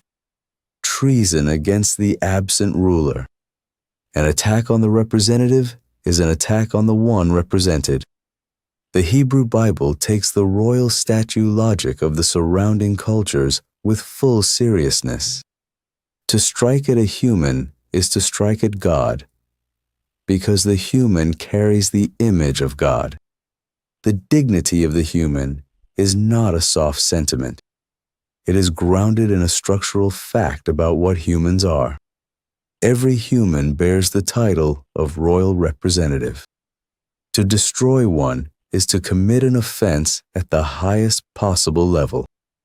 This is why the prohibition on murder in the moral architecture of the Bible sits where it sits. It is not just one rule among many. It is a rule that rests directly on the doctrine of the image.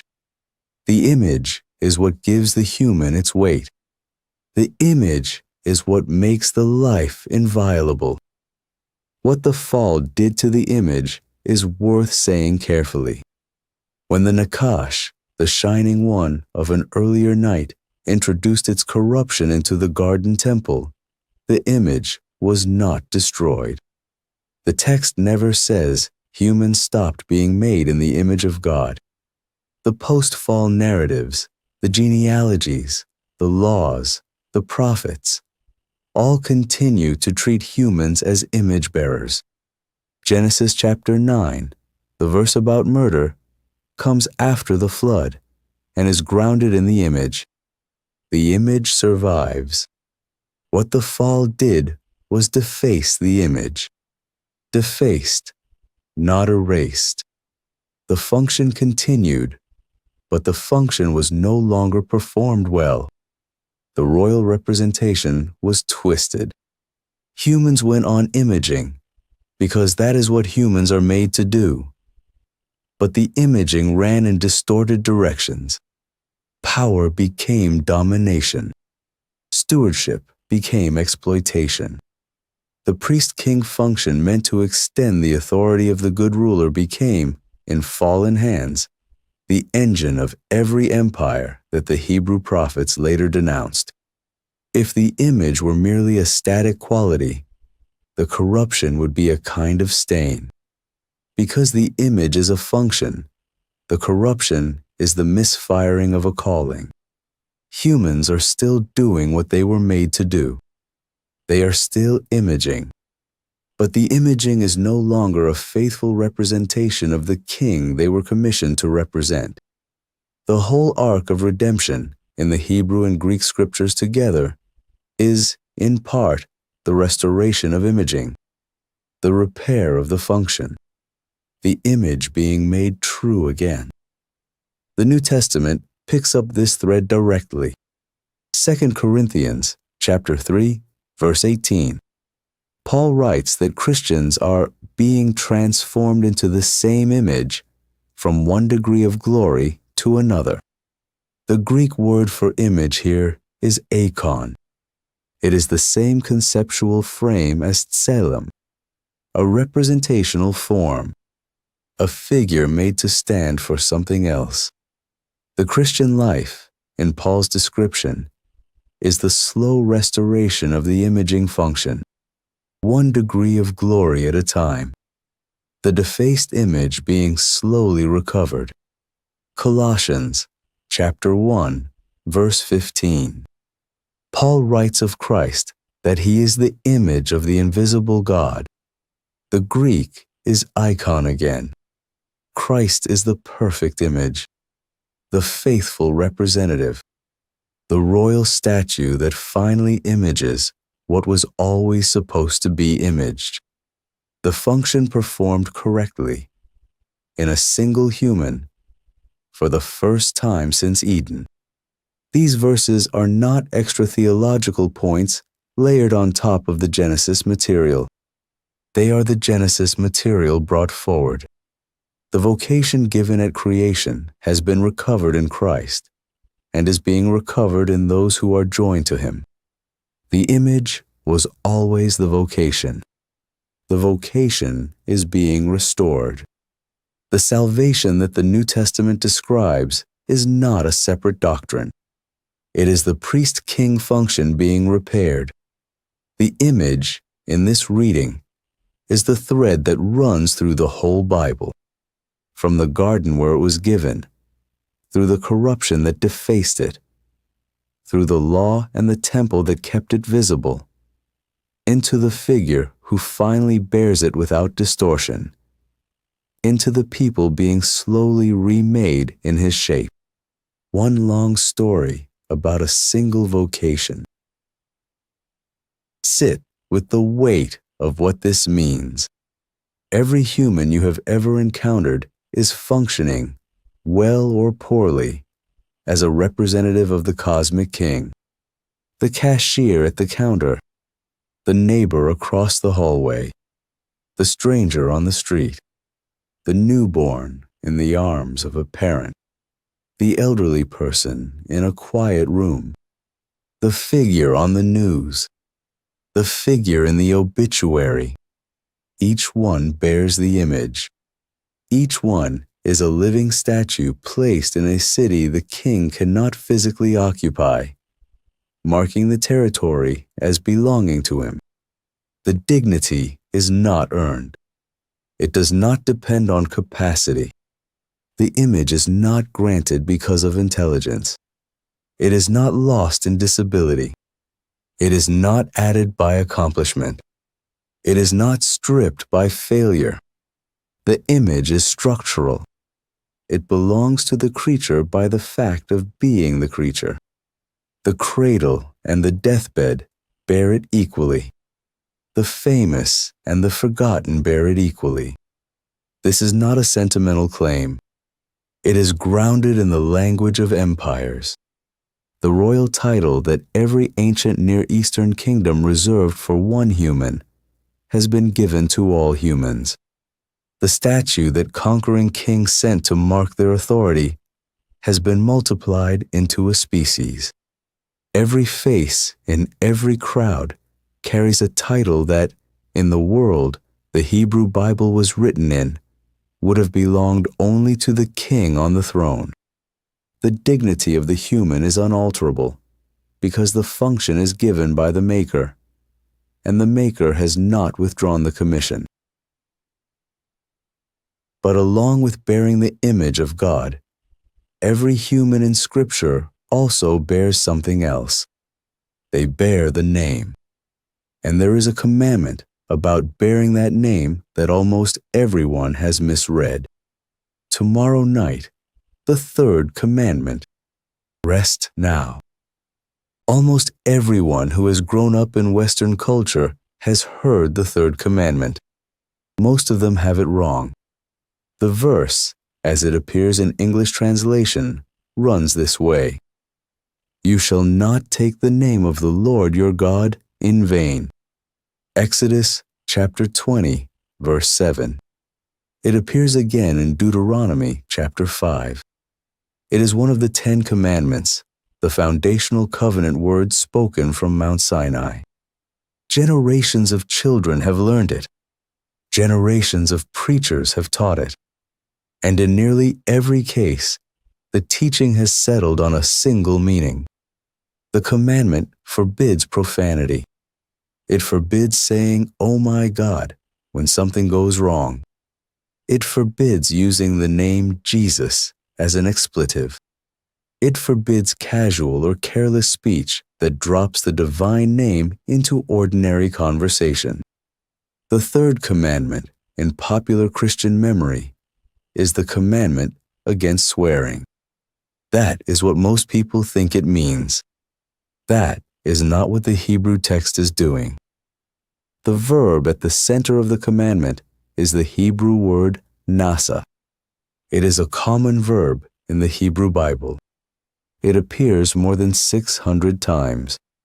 Its primary meanings, attested across that wide use, are these: to lift up, to carry, to bear. The same verb appears when Joseph, in Genesis chapter 43, lifts up his eyes and sees his brother Benjamin. The same verb appears in Numbers chapter 4, when the sons of Kohath are instructed to carry the Ark of the Covenant through the wilderness. The same verb appears throughout the Old Testament for soldiers bearing their armor, for servants bearing burdens, for messengers bearing tidings from one place to another. To do nasa is not primarily to speak. It is to take something onto yourself and carry it, to support its weight, to bring it with you wherever you go. The standard English translation of the third commandment renders nasa as take. You shall not take the name. The translation is defensible, but it is thin. A more literal rendering, more faithful to what the Hebrew word is actually carrying, would be this: You shall not bear the name of the Lord your God in vain. Not speak the name. Bear it. To bear a name in the ancient world was to represent the person whose name you carried. This was not a metaphor. It was a working arrangement of authority. When a king sent an ambassador to a foreign court, the ambassador bore the king's name. He spoke on the king's behalf. His words were the king's words. His promises were the king's promises. His failures were the king's failures. The ambassador's conduct reflected directly on the one whose name he carried. An insult to the ambassador was an insult to the king. A welcome offered to the ambassador was a welcome offered to the king. The two were legally and practically fused for the duration of the embassy. The same was true at every level of ancient society. A servant in a great household bore the name of his master. A soldier in an army bore the name of his commander. A child bore the name of his father. To carry a name was to enter into a binding relationship of representation. Your life became the public face of the one whose name was on you. People who had never met your master would form their opinion of him based on what they saw of you. This is what the Hebrew text means when it speaks of bearing the name of God. It is speaking of being God's representative in the world, of carrying His reputation, of acting on His behalf in such a way that whatever you do reflects, truly or falsely, on Him. The watching world meets God in this framework through the conduct of the people who claim Him. They have no other access to Him. The bearer of the name is the one through whom they see. The clearest illustration of this in the Old Testament involves the high priest. Exodus chapter 28 describes the priestly garments. The ephod, woven of fine linen with gold and blue and purple and scarlet. The breastplate, set with 12 precious stones in 4 rows, each stone engraved with the name of one of the tribes of Israel. Verse 12 says this, "You shall set the 2 stones on the shoulder pieces of the ephod, as stones of remembrance for the sons of Israel. And Aaron shall bear their names before the Lord on his 2 shoulders for remembrance." Bear their names. The verb is nasa. Verse 29, a few lines later, repeats the instruction for the breastplate.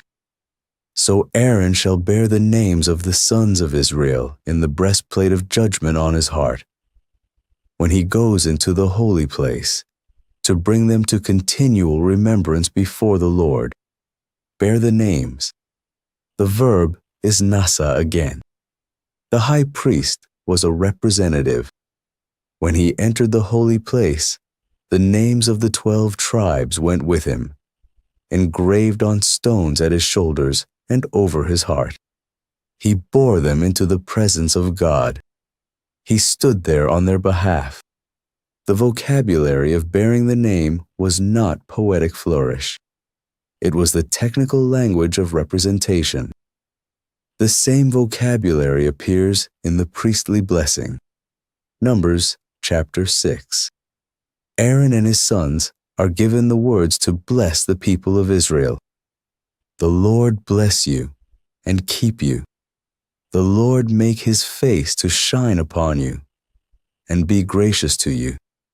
The Lord lift up His countenance upon you and give you peace." Then, in verse 27, God says this, "So shall they put my name upon the sons of Israel, and I will bless them." Put my name upon them. The priests bore the names of the tribes before God. The priests then placed God's name onto the people. The flow of representation moved in both directions. Up, in the high priest's representation of Israel before God. Down, in the priest's placement of God's name onto the congregation. To be one of God's people was, by formal liturgical act, to have His name put on you. From that moment, you bore it. This is the framework the 3rd commandment is operating inside. The people of Israel were the bearers of the name. They had been formally given the name, placed onto them through the priesthood. The question the commandment was addressing was not how they spoke. It was how they lived. There is a quiet thread running underneath all of this, picked up briefly from the chapter before. In the ancient Near East, bearing a king's image and bearing his name were the same activity. A statue of a king bore both his image and his name engraved on its base. A representative bore both in his person and in his speech. The 2 ideas were inseparable. To carry the image was to carry the name. To carry the name was to act as the image.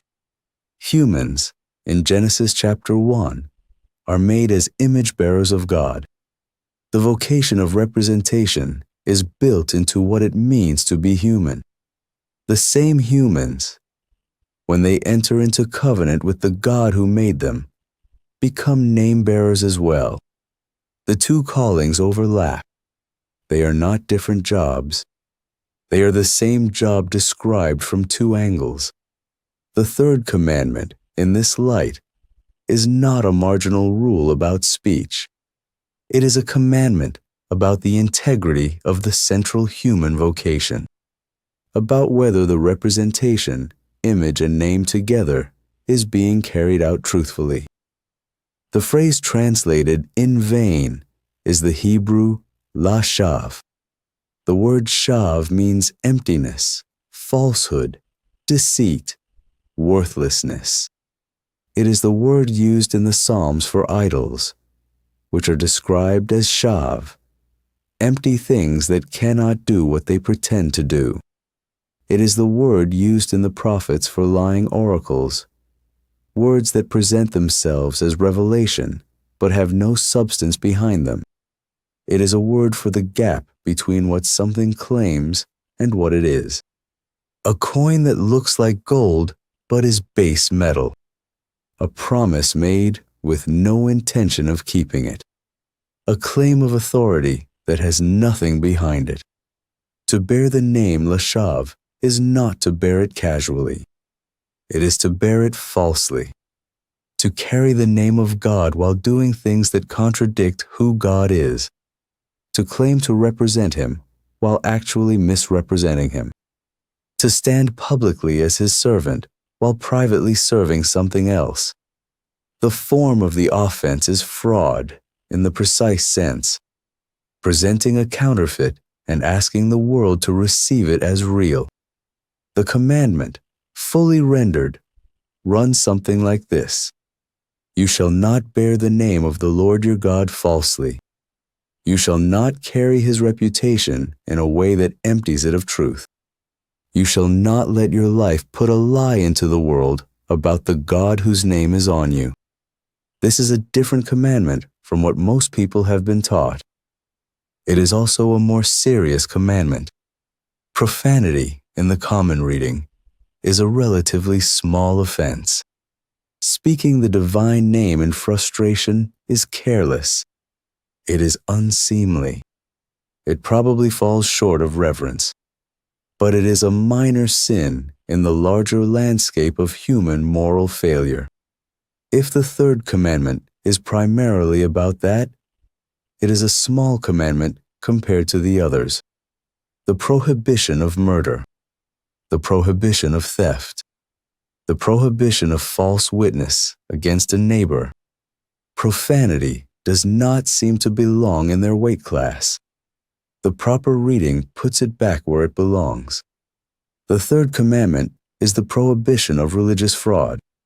It is the prohibition of representing God falsely in any of the many ways that a name-bearer can do that. The cruelty done in His name. The greed dressed up as service to Him.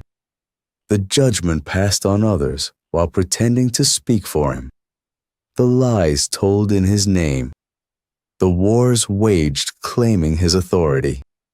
The abuse covered with His vocabulary. These are the things the commandment forbids. The third commandment is one of the heaviest of the 10.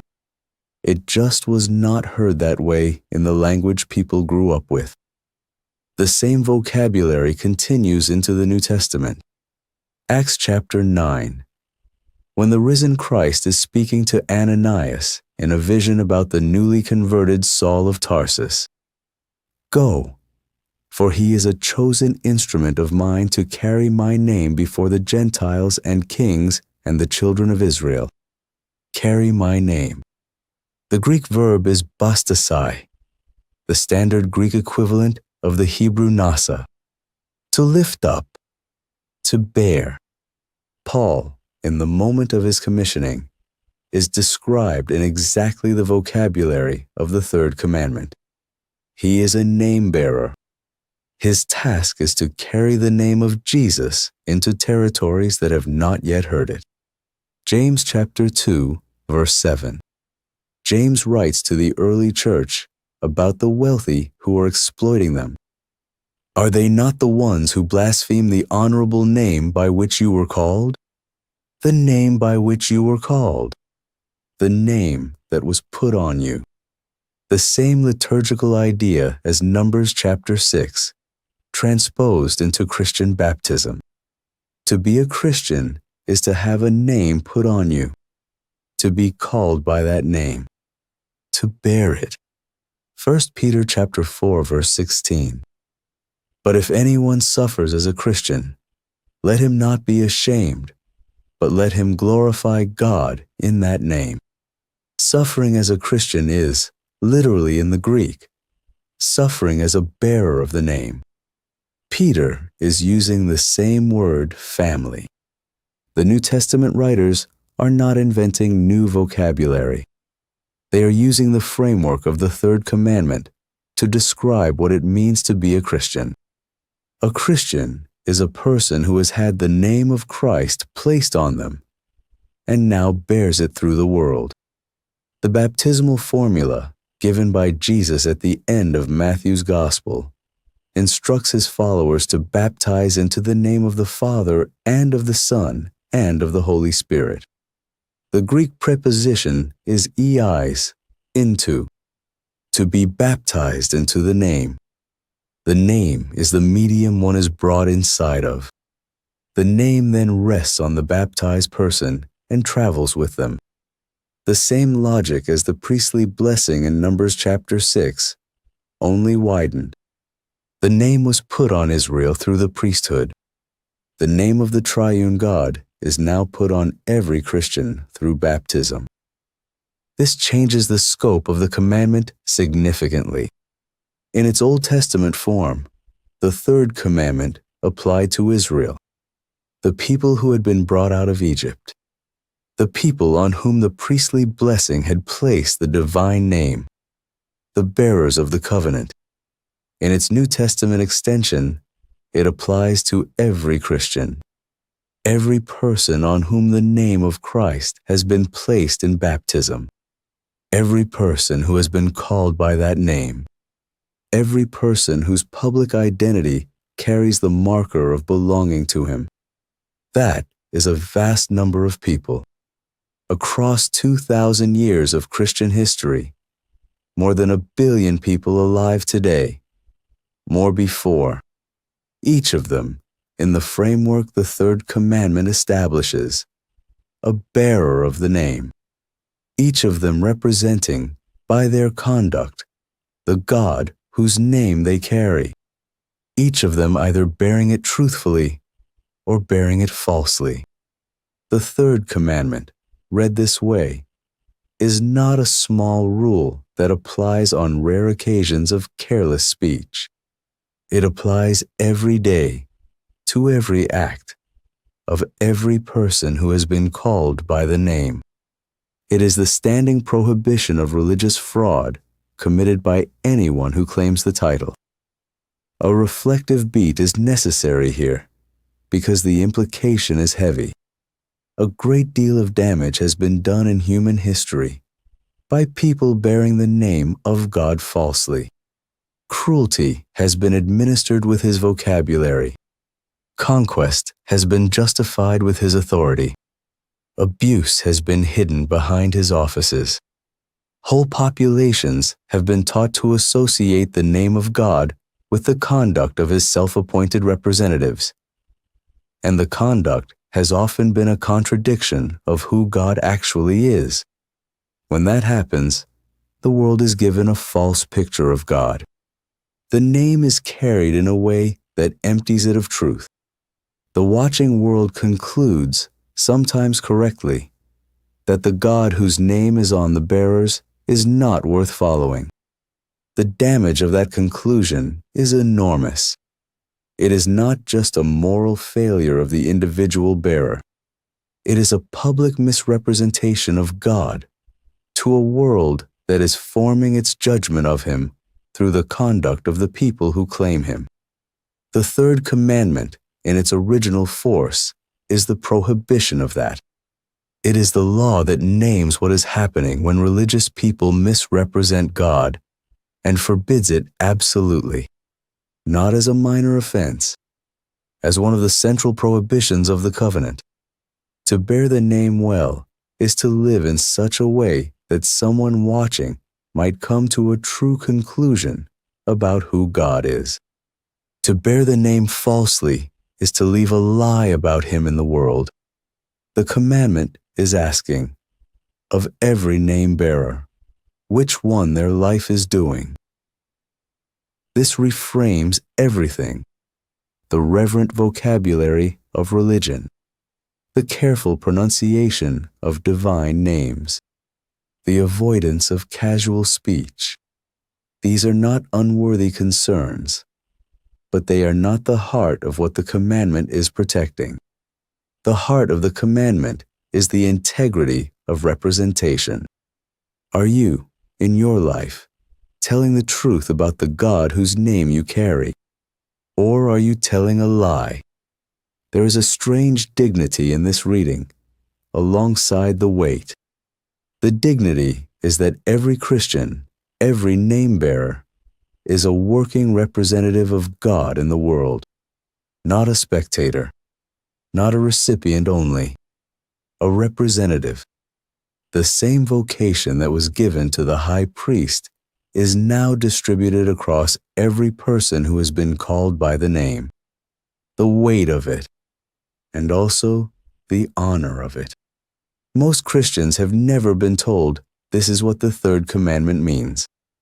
They have spent their lives understanding it as a rule about speech, when it is in fact a rule about life. The misreading has been quiet and pervasive, and difficult to notice once it has become the default. But the original Hebrew is not hidden. The verb nasa is sitting in the text. Anyone who looks can see it. The commandment is asking, of every person whose name has been joined to God's, whether the bearing is true. But the God whose name and image humans bear is not alone in the heavenly realm. There is a council. The council shows up throughout the Old Testament in passages most readers walk past. Tomorrow night, the divine council. Rest now. Psalm 82, verse 1. God has taken his place in the divine council. In the midst of the gods, he holds judgment. 8 words that most people who read them quickly do not slow down enough to ask the question they raise. What counsel? What gods? Who is being judged? The verse, in plain Hebrew, says something that most modern readers were never taught to expect. A counsel, a standing place, a judgment rendered, and in the middle of it, plural beings called gods. The English translations vary. Some render the second clause, in the midst of the gods. Some soften it to among the heavenly beings. Some translate it in the midst of the rulers, or among the judges. The Hebrew, however, is not soft. The Hebrew reads, B'karev Elohim, in the midst of Elohim. The same Hebrew word that the Old Testament uses for the one true God of Israel is, here, plural, and it refers to other beings whom God is judging. This is not an obscure verse. It opens one of the Psalms. It was sung in temple worship. It was read aloud for thousands of years. And what it describes is not metaphor. It describes a council. To understand the psalm, the listener has to first understand the Hebrew word at the center of it. Elohim is one of the most flexible words in the Old Testament. It looks plural in form. The im, ending in Hebrew, is the standard plural marker, the same ending that turns the word for cherub into cherubim, and the word for seraph into seraphim. But Elohim, despite its plural form, can take a singular verb. When Genesis chapter 1 verse 1 says, In the beginning, God created the heavens and the earth, the Hebrew word for God is Elohim. and the verb created is singular. One God. Singular action. Plural form word. This is the standard way the Old Testament refers to the one God of Israel. Elohim with a singular verb. There is no contradiction in the Hebrew. The word is plural in form, but singular in meaning when applied to Yahweh. But Elohim is not always singular. The same word, in other passages, takes a plural verb, and in those passages, it refers to multiple beings. Sometimes it refers to the gods of the surrounding nations, condemned as idols. Sometimes it refers to spiritual beings of the heavenly court. In a small number of passages, it appears to refer to human judges acting in a divine office. The form of the word is the same. The meaning shifts with the grammar and the context. What Elohim actually is, in the Hebrew, is a category word, not a personal name. The personal name of the God of Israel is Yahweh, traditionally read in English as the Lord with small capitals.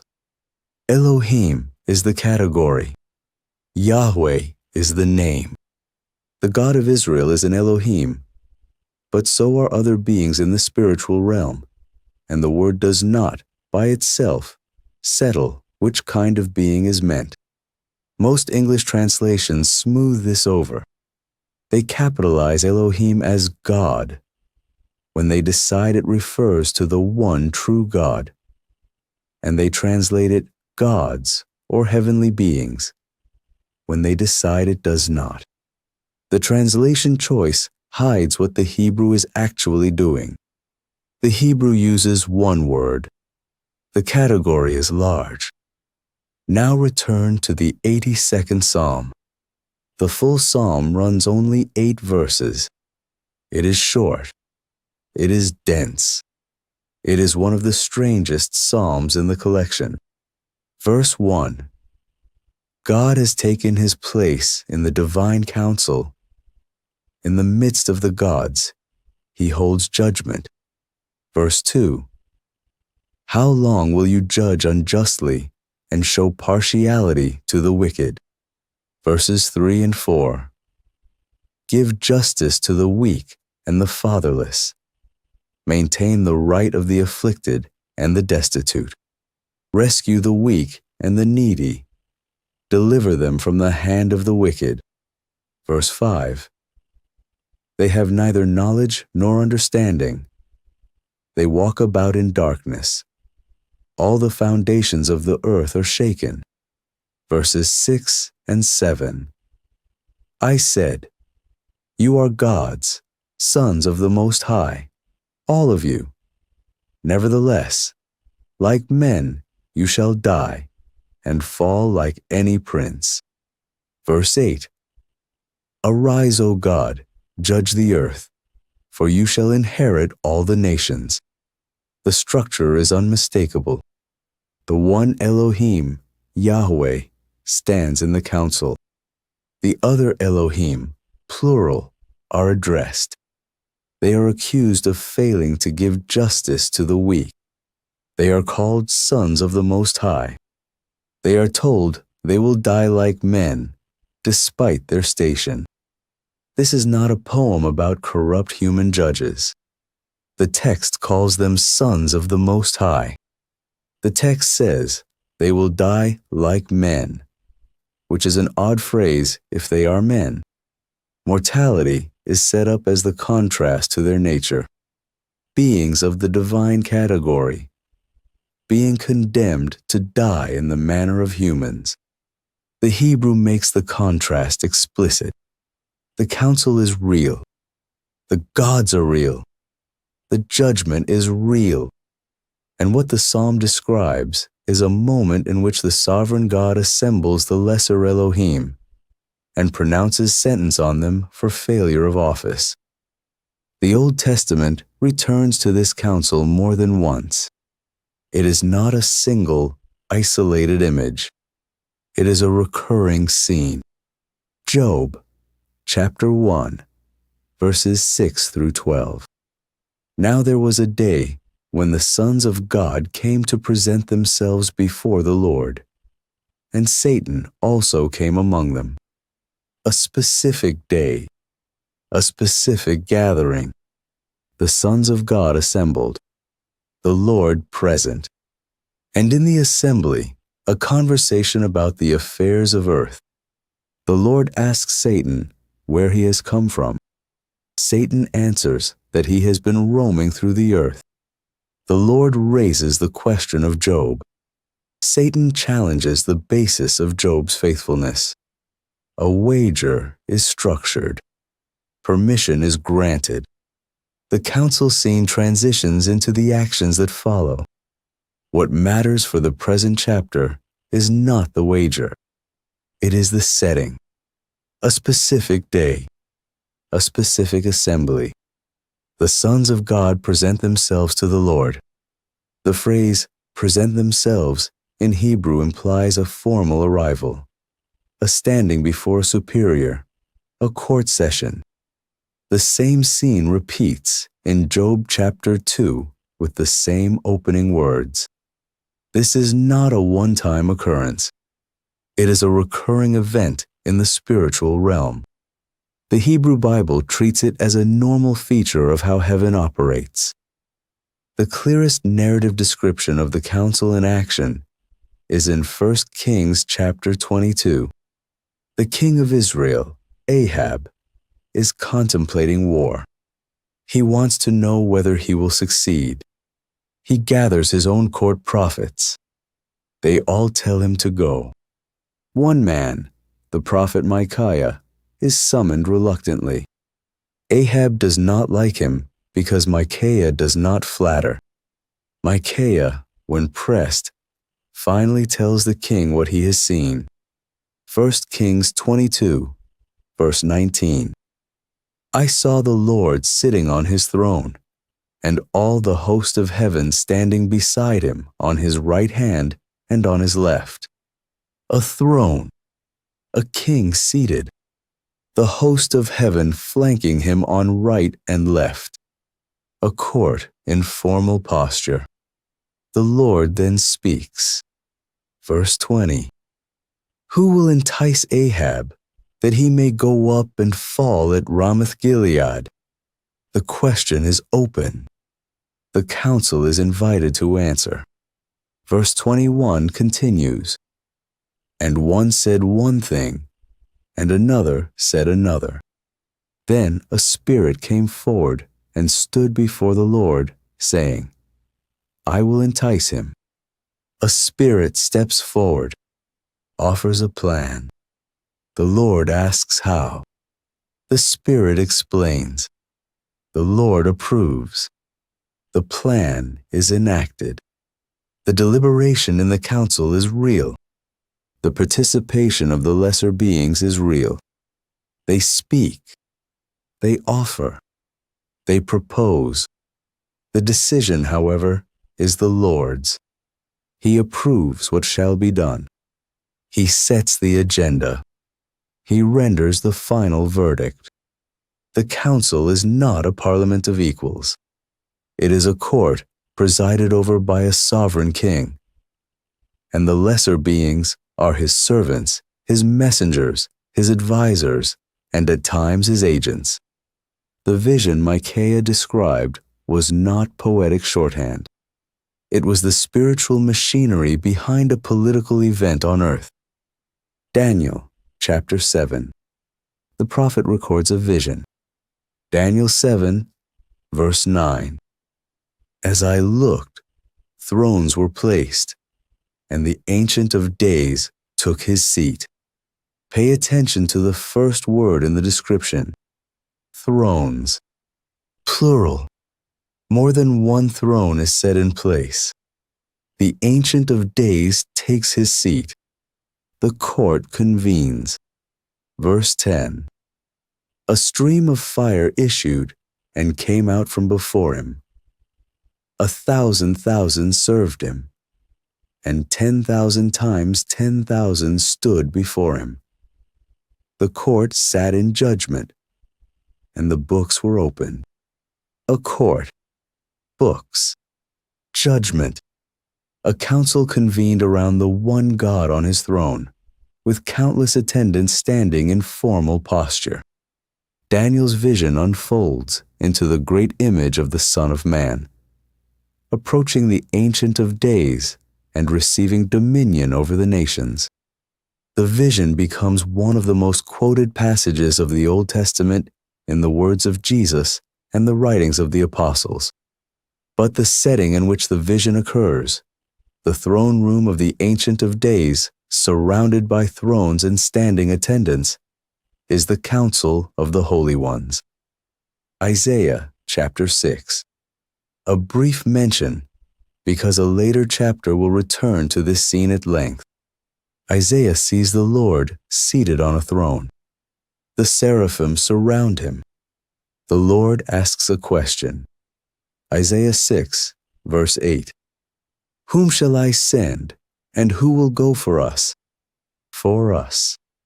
The U.S. being the council, the same architecture that runs through Psalm 82, and Job 1, and 1 Kings 22, and Daniel 7.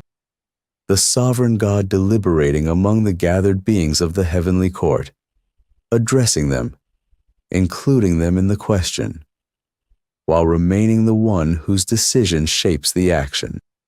The pattern is consistent across centuries of prophetic writing.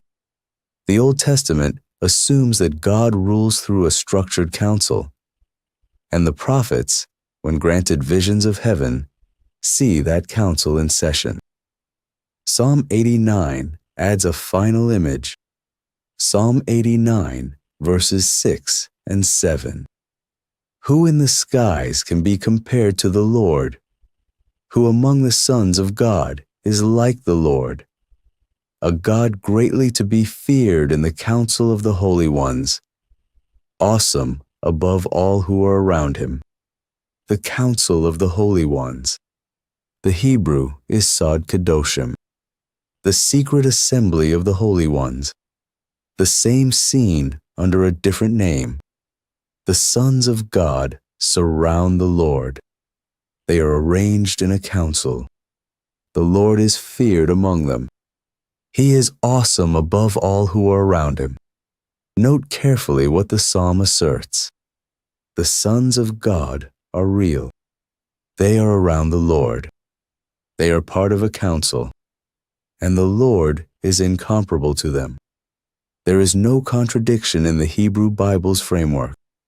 The council exists, and the council's existence does not threaten the uniqueness of Yahweh. He is incomparable. He is sovereign. He is the only being who can rightly be called God in the highest sense. But around him is a court of lesser divine beings, made by him, accountable to him, serving him. Now turn to the strange first-person plural passages in Genesis.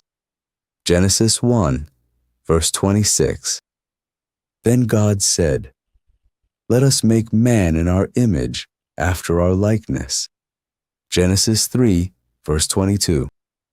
Then the Lord God said, Behold, the man has become like one of us in knowing good and evil.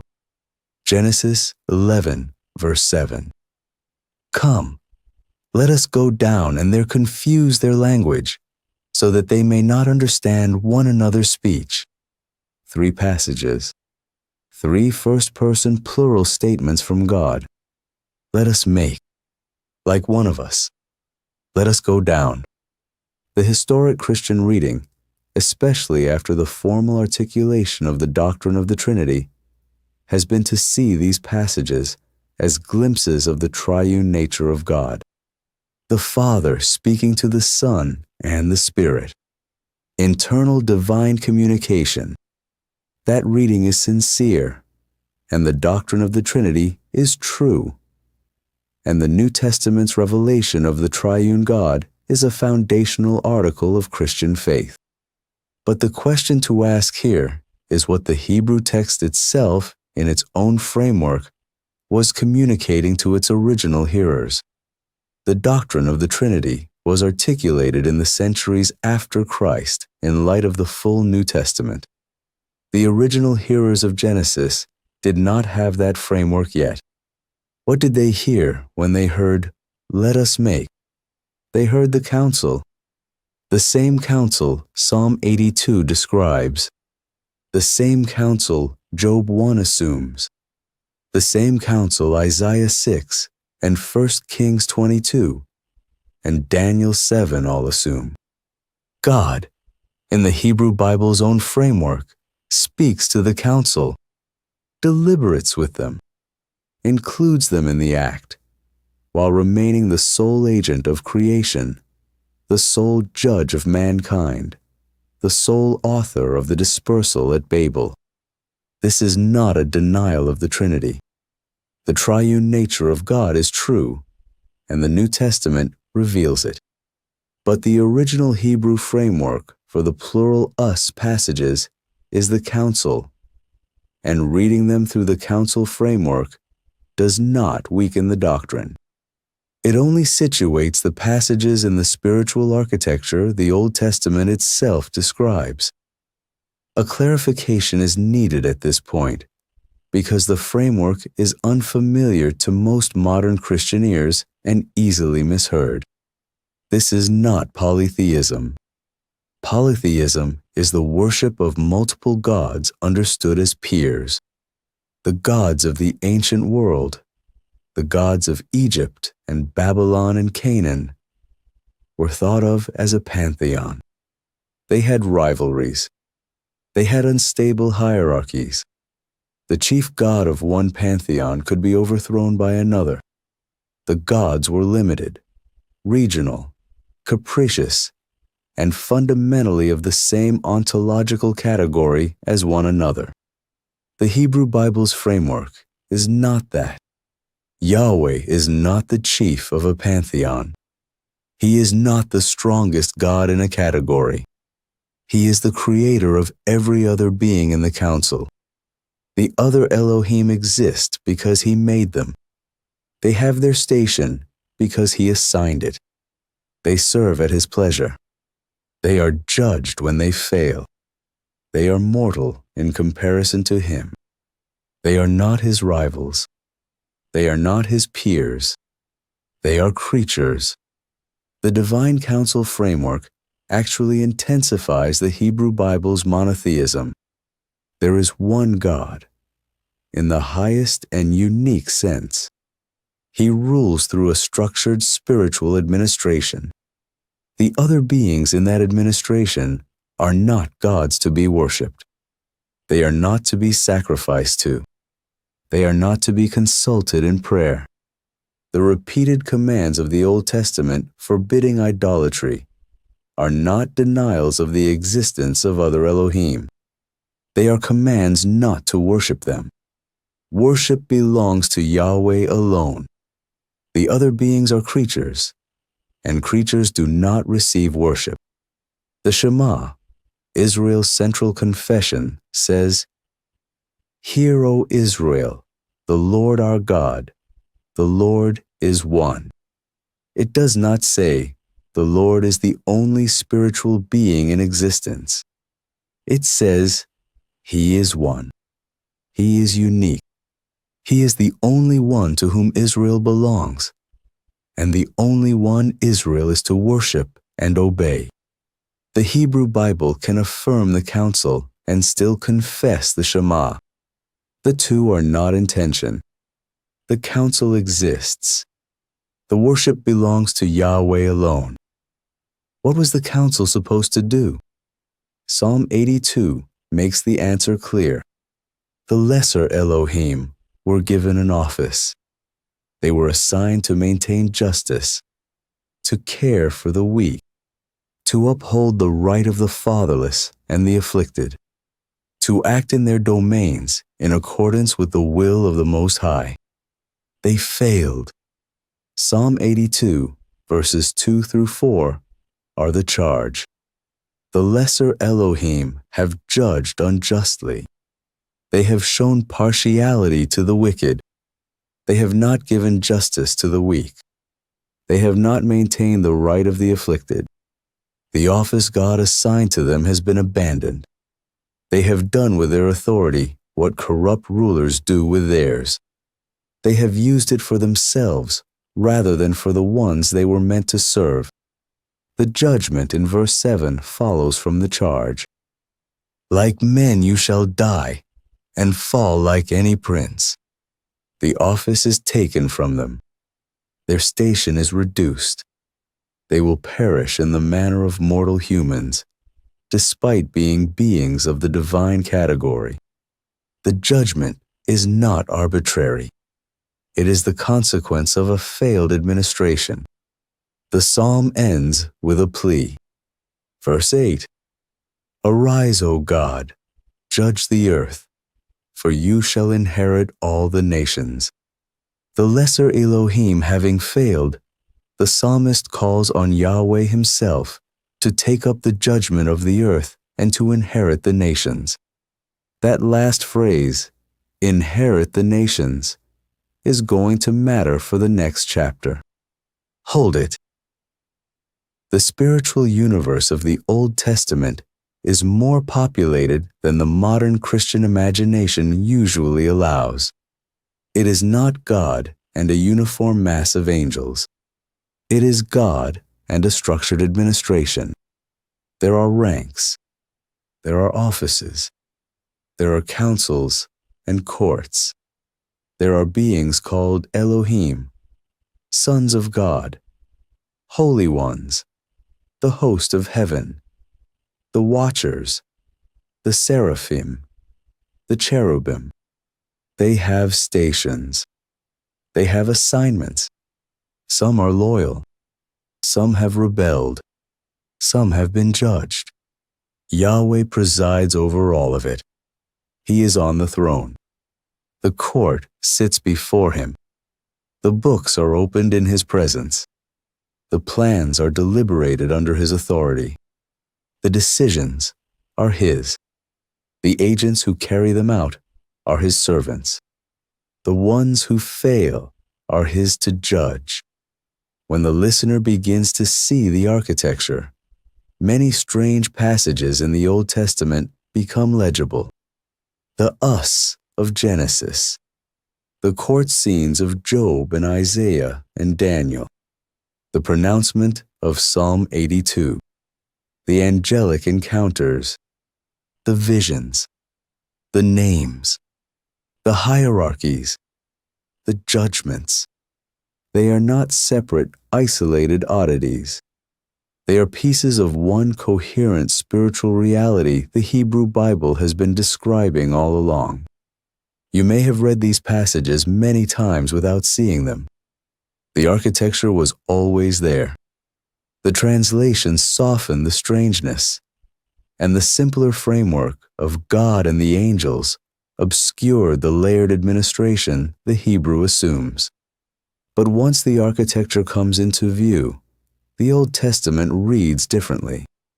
The same words, in the same order, but now they fit together. But there is one moment in the Old Testament when this council acted in a way that shaped every other story in Scripture afterward. It happened at the foot of a tower. And the result, although the text in Genesis is brief, was the cosmic geography that defined the rest of the Bible. Tomorrow night, the Tower of Babel and the disinherited nations. Rest now. Genesis chapter 11. The whole earth had one language and few words. The story of the Tower of Babel begins here in a single verse, with a population that has chosen unity for the wrong reasons. The world after the flood was still small. The survivors had multiplied, but they had not yet spread.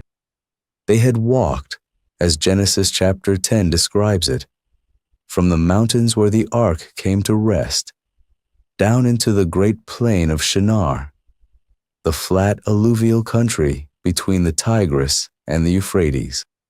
They settled there. They built their first cities. They began to coordinate. They did not coordinate around the worship of the God who had spared them. They coordinated around something else. The text records their intention in their own words. Genesis chapter 11, verse 4.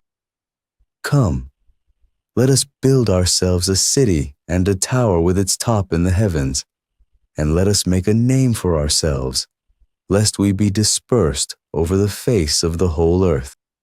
Let us make a name for ourselves.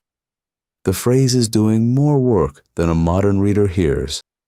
In the chapter before this one, we walk through what it means to bear the name of God.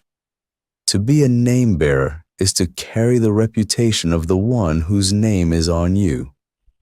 To be a representative. To live in such a way that the watching world forms its conclusions about that one through you. The vocation given to humanity at creation was the vocation of representation. To bear the image of God. To bear his name into the world he had made. At Shinar, on the plain, the descendants of Noah chose a different project. They did not propose to bear God's name. They proposed to make their own name. They would build a monument that would make them famous. They would invent a reputation that owed nothing to the God who had created them. The act was a quiet reversal of the original commission. Humans were made to represent God in the world. The builders of Babel proposed to represent themselves. The tower they began to build was a ziggurat. The ancient Mesopotamians built ziggurats across the land between the rivers. The remains of more than 30 of them have been excavated by modern archaeologists. The great ziggurat of Ur, the ziggurat of Uruk, the ziggurat of Babylon, called Etemenanki, whose name means house of the foundation of heaven and earth. They were stepped pyramids of mud brick, each level smaller than the one below, rising in tiers toward a shrine at the summit. The religious purpose of the ziggurat was specific. It was not a tomb. It was not a fortress. It was an artificial mountain, built in flat country where no real mountain stood. In the cosmology of Mesopotamia, the gods lived on mountains, and the mountains were where heaven and earth touched. A ziggurat brought the mountain to the people. The shrine on top was the place where the deity could descend, where the priest could ascend, where the divine and the human could meet. The tower in Genesis chapter 11, then, was not architecturally unique. It fit perfectly into the religious geography of the period. What made it offensive was not the form. The form was ordinary. What made it offensive was the motive. The builders were not making a place where the true God could descend. They were making a stairway to heaven on their own terms. They would manage the meeting. They would set its conditions. They would dictate what came down. God's response on the surface of the text is concise. Genesis chapter 11, verses 5 through 9. And the Lord came down to see the city and the tower, which the children of man had built. And the Lord said, Behold, they are one people, and they have all one language. And this is only the beginning of what they will do. And nothing that they propose to do will now be impossible for them. Come, let us go down and there confuse their language, so that they may not understand one another's speech. So the Lord dispersed them from there over the face of all the earth. And they left off building the city. Therefore its name was called Babel, because there the Lord confused the language of all the earth. And from there the Lord dispersed them over the face of all the earth. The name Babel comes from the Hebrew verb balal. It means to confuse, to mix, to render incoherent. The Mesopotamians themselves called the city Babili, Gate of the Gods. The Hebrew writer hears the same syllables and renders them differently. Not Gate of the Gods. Confusion. The pun is theological. What the builders called a gate, God called a stutter. The languages multiplied. The people scattered. The project collapsed under the weight of its own incoherence. That is the surface of the narrative. But underneath that surface, the Old Testament records something more. Deuteronomy chapter 32, the Song of Moses. A long poem placed at the end of the Torah, sung by Moses to the assembled people of Israel just before his death. Verses 8 and 9 in the Hebrew text, most modern translations are based on, read this way: When the Most High gave to the nations their inheritance, when he divided the children of man, he fixed the borders of the peoples according to the number of the sons of Israel. But the Lord's portion is his people, Jacob his allotted heritage, according to the number of the sons of Israel. The Hebrew text, used by the medieval Jewish scribes who preserved the Old Testament, reads that way. It is called the Masoretic text, and it is the standard text behind nearly every English Old Testament. The reading appears straightforward at first. The borders of the nations were fixed according to the number of the sons of Israel. There is only one problem with that reading. Israel did not exist at the time the nations were divided. Israel as a people began with Jacob, who was the grandson of Abraham, who came generations after Babel. The dividing of the nations described in Deuteronomy chapter 32 is anchored to the events of Genesis chapter 10 and 11, before any Israelite was born. A reading that assigns borders according to the number of the sons of Israel is anachronistic by centuries. The older readings preserved another wording. When the Dead Sea Scrolls were discovered in the caves above Qumran in the middle of the 20th century, scholars found among them fragments of Deuteronomy that predated the Masoretic text by more than 1,000 years. The fragments of Deuteronomy chapter 32 read differently. They did not say, according to the number of the sons of Israel. They said, according to the number of the sons of God.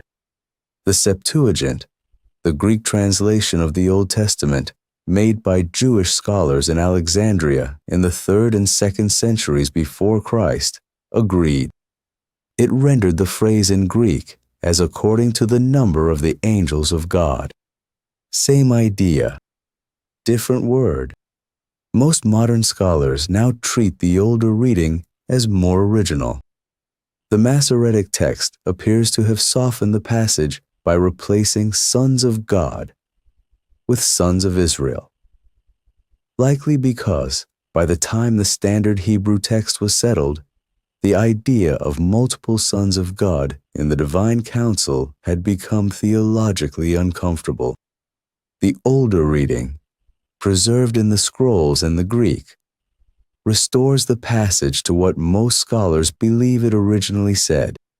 Read in its older form, the verses say this: When the Most High gave to the nations their inheritance, when he divided the children of man, he fixed the borders of the peoples according to the number of the sons of God.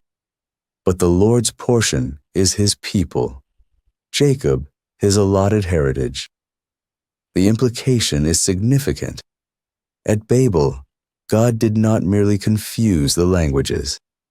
He divided humanity into nations, and he assigned each nation to a member of the divine council. the same council we walk through in the chapter before this one, the same beings God presides over in the divine assembly, the same sons of God whose presence runs through the Old Testament in passages most readers skim past. Each nation received an overseer, a divine being assigned to govern it. The nations were not, in this framework, abandoned. They were not left without spiritual structure. They were placed under appointed authorities in the same way a king might assign governors to outlying provinces. But one nation was kept directly. Israel, the line that began with Abraham and continued through Jacob, was not assigned to a council member. Israel was the Lord's portion. The Hebrew text uses the language of inheritance. Jacob was his allotted heritage. Yahweh kept Israel under his own direct care.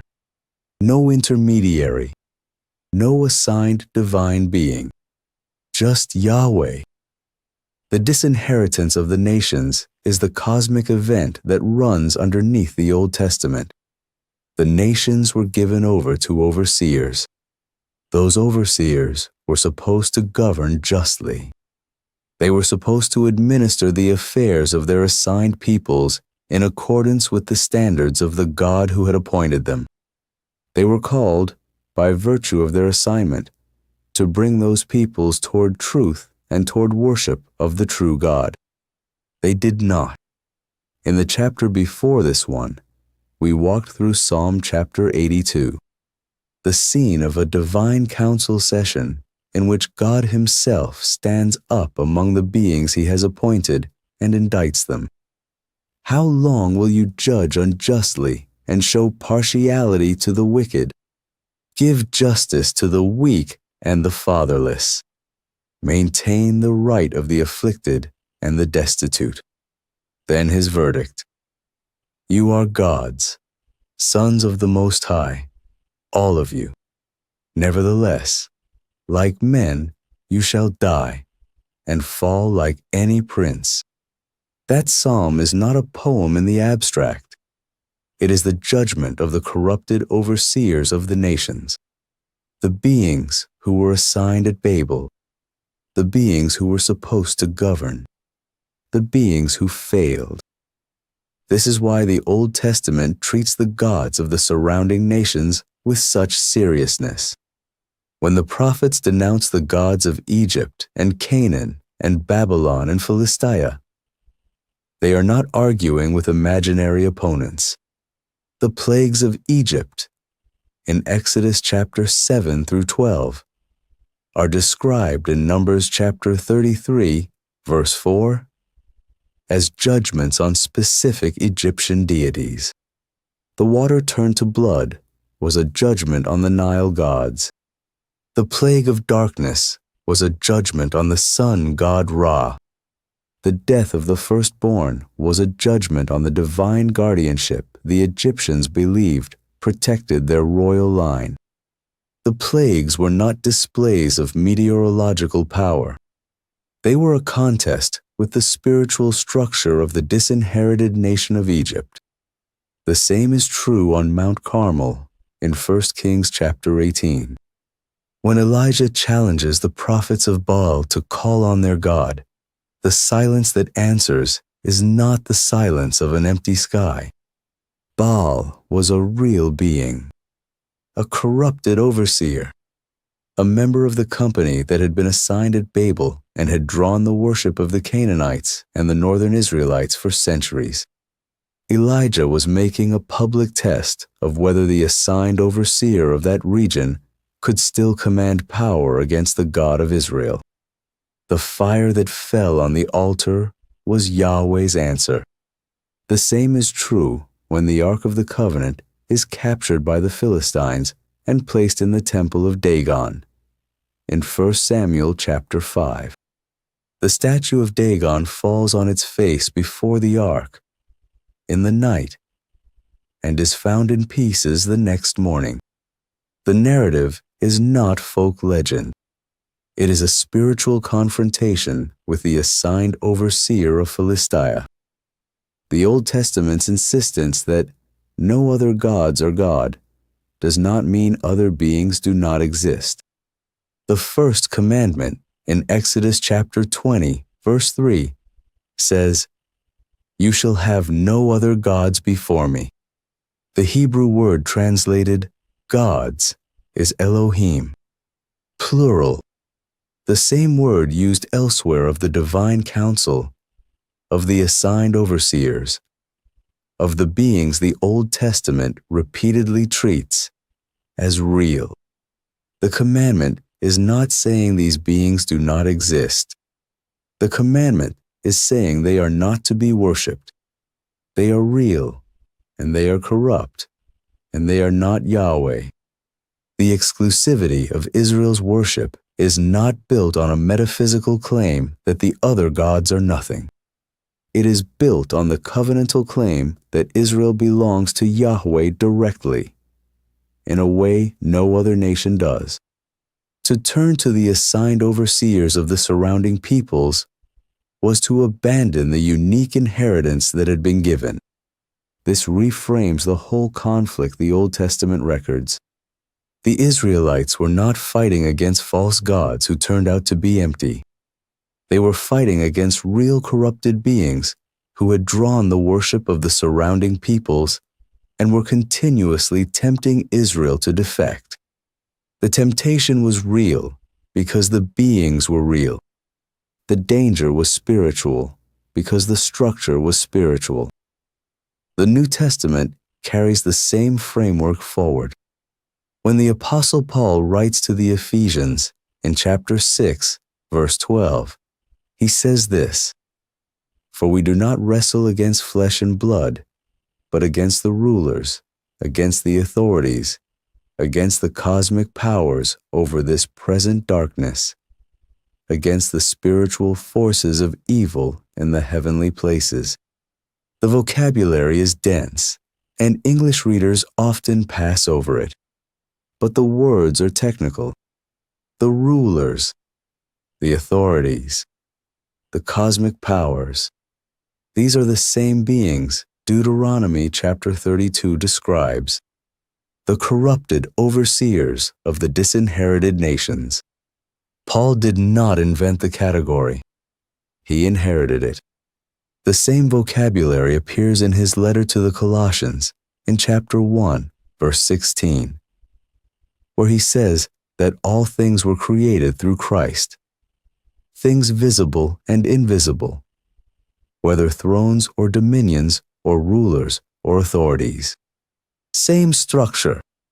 The invisible thrones are real. The dominions are real. The rulers and authorities are real.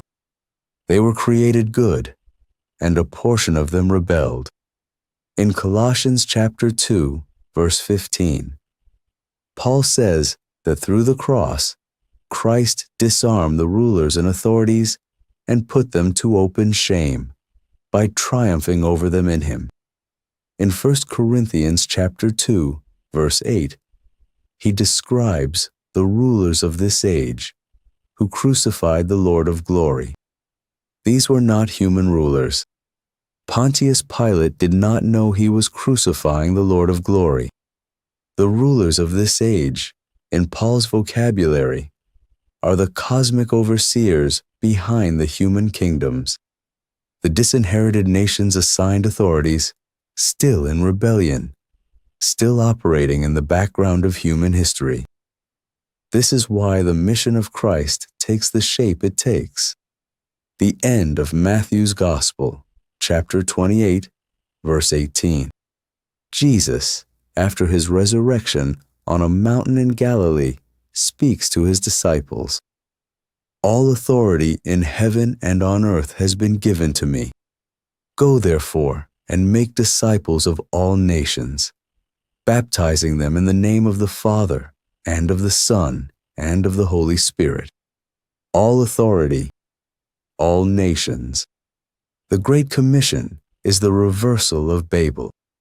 The nations that were disinherited and assigned to overseers are being reclaimed. Christ's authority extends over the corrupted rulers.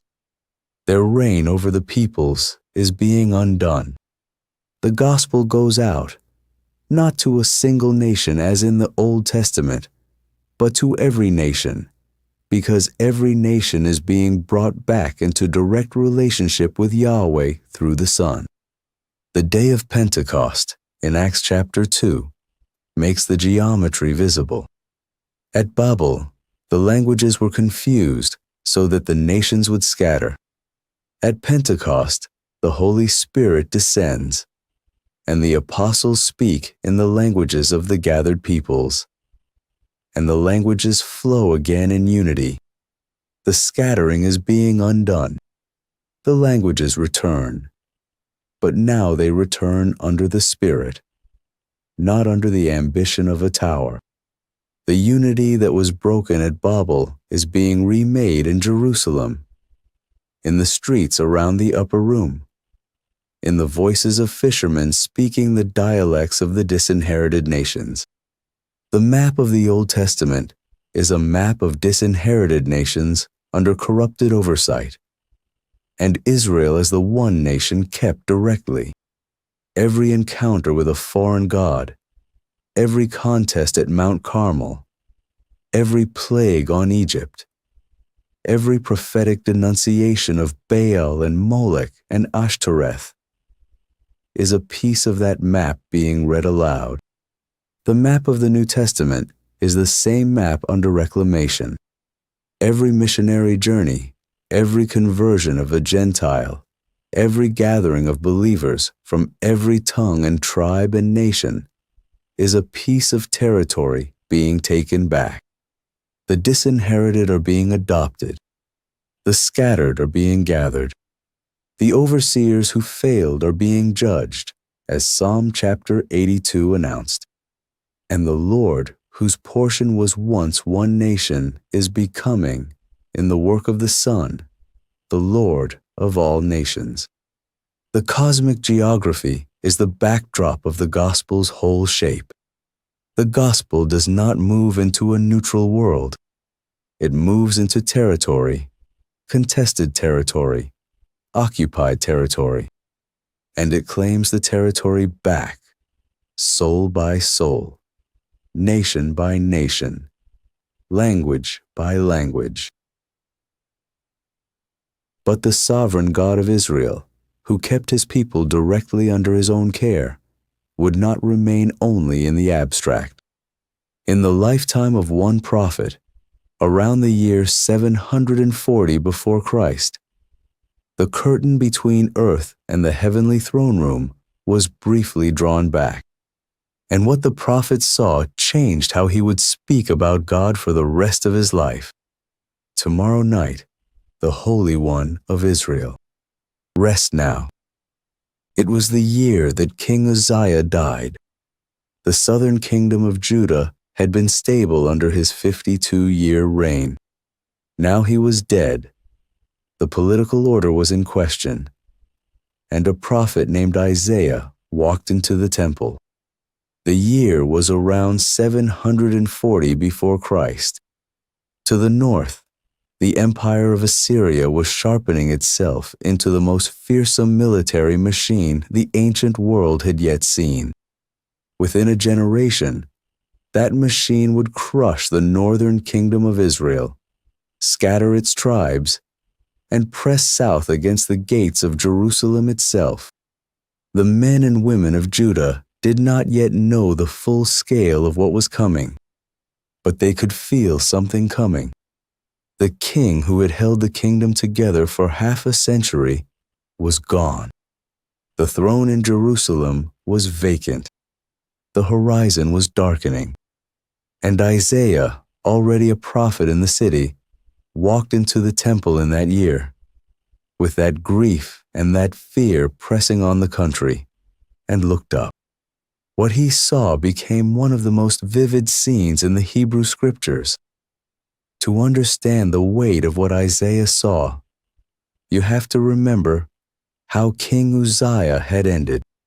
The second book of Chronicles, chapter 26, tells the story. Uzziah had been a good king for most of his reign. He had strengthened the army. He had built towers in the wilderness and dug cisterns. He had loved the soil. The chronicler says that as long as he sought the Lord, God made him to prosper.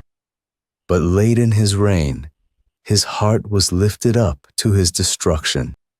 He went into the temple of the Lord to burn incense on the altar of incense. This was forbidden. The burning of incense was reserved for the sons of Aaron, the priests. The king was not a priest. 80 priests of the Lord went in after him and confronted him, while he stood there with the censer in his hand, fury rising in his chest. Leprosy broke out on his forehead. He was hurried out of the temple. The text says he himself hastened to leave because the Lord had struck him. For the rest of his life, he lived in a separate house, a leper, cut off from the house of the Lord. His son administered the kingdom in his name. When Uzziah died, the people of Judah would have remembered the king who tried to enter the holy place and was struck down, the king who could not stand in the presence of the holy. And in the year of his death, Isaiah walked into the same temple and saw not a struck-down king, but the king above all kings. The vision begins in Isaiah chapter 6, verse 1. In the year that King Uzziah died, I saw the Lord seated on a throne, high and lifted up, and the train of his robe filled the temple. Sit with the words, the Lord, seated on a throne, high, lifted up, two phrases side by side, both emphasizing elevation. The throne was raised. The figure on the throne was raised, above all that Isaiah had ever seen, above the architecture of the temple, above the world he had walked into. There was a throne, and on that throne was the Lord, and the train of his robe filled the temple. The temple in Jerusalem was not a small building. The hall of the holy place was 60 cubits long. The roof was 30 cubits high. The interior space was meant to be vast and weighty, the kind of space in which a worshiper felt small, and the hem of the divine garment overflowed it. The edge of the robe alone filled the room. Whatever sat above the room was so vast that even the trailing fabric of his clothing exceeded the dimensions of the holy place. Isaiah was looking at something the architecture could not contain. Verse 2. Above the throne stood the seraphim. The Hebrew word seraphim is a plural. The singular is seraph. The root meaning of the word is to burn. The seraphim are the burning ones. Whatever Isaiah was seeing above the throne was on fire, or made of fire, or constituted in such a way that fire was the closest visual word available to him. Each one had 6 wings. With 2, he covered his face. The holiness of the one on the throne was such that even these burning beings could not look at him directly. They were closer to the throne than any human being had ever come, and even they hid their eyes. With 2, he covered his feet. In Hebrew idiom, the word translated feet is a modest euphemism for the lower body. The burning ones, in the presence of the holy, covered themselves in modesty.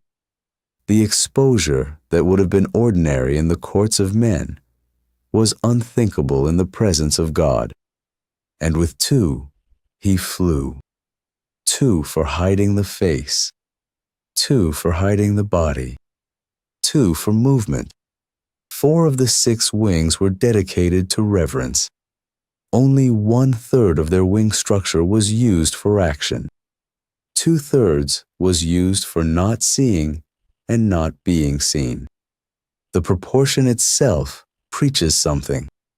In the presence of the holy, the appropriate posture is one of reverence first, action second.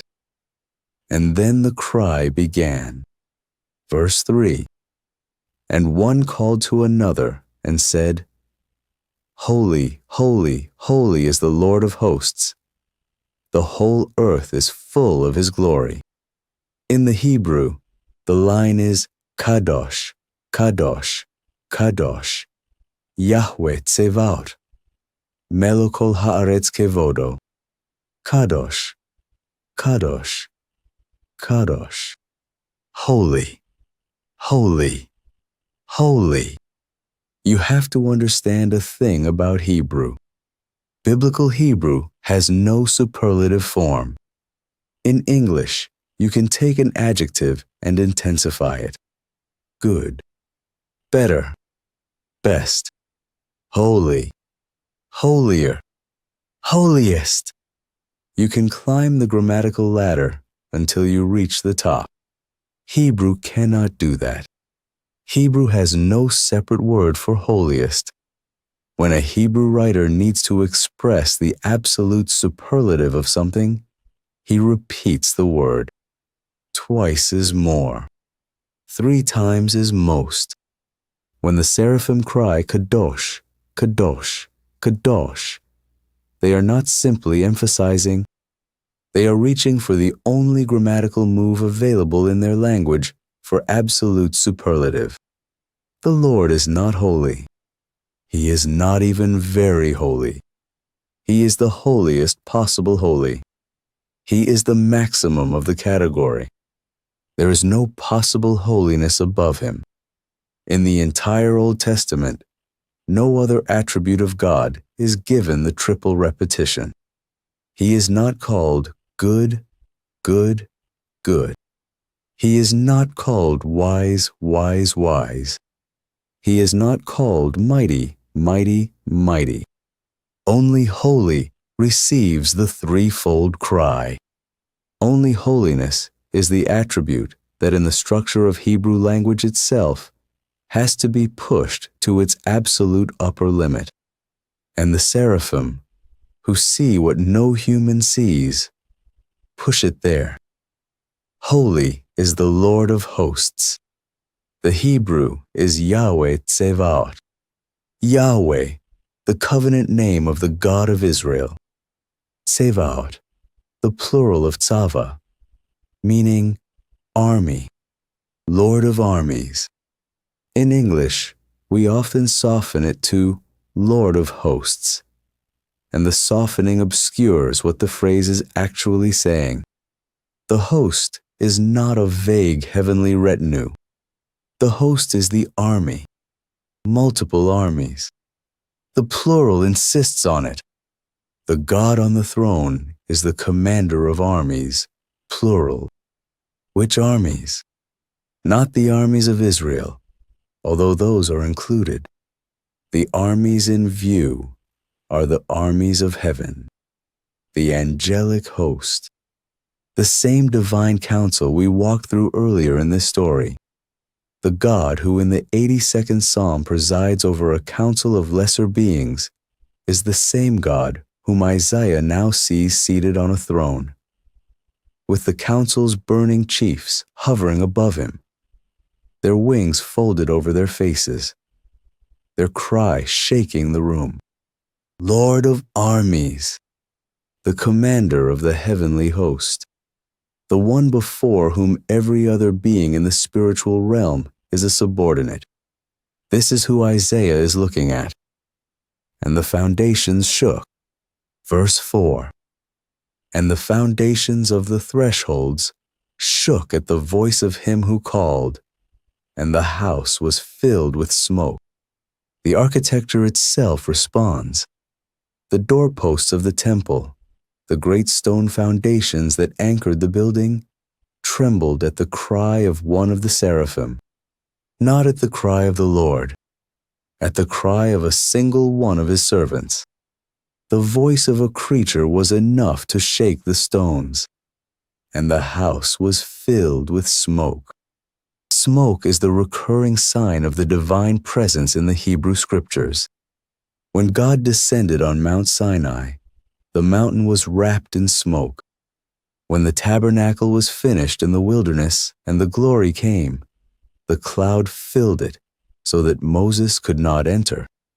When Solomon dedicated the first temple, the priest could not stand to minister because the cloud had filled the house. The smoke is what happens when the kavod, the heavy weight of the presence of God, fills a space designed to receive it. Isaiah, in his vision, sees the same smoke, the same filling, the same architectural response that had filled the tent in the wilderness and the temple at its dedication, now filling the room around him as he watches. He is standing in the presence, and his response is not awe, not quite, not yet. Verse 5, "And I said, Woe is me, for I am lost, for I am a man of unclean lips, and I dwell in the midst of a people of unclean lips. For my eyes have seen the King, the Lord of hosts." The English translation says, lost. The Hebrew word is nidmedi. It does not mean lost in the soft sense of being disoriented. It means undone, ruined, cut off, destroyed. Some translators render it, "I am silenced," because the word can carry the sense of being so cut off from being that even speech has been removed. Isaiah does not feel small in the presence of the holy. He feels destroyed. This is the recognition that comes only to those who have actually been in the presence. Not, "I am imperfect compared to this," not, "I have some growing to do," but, "I cannot survive this.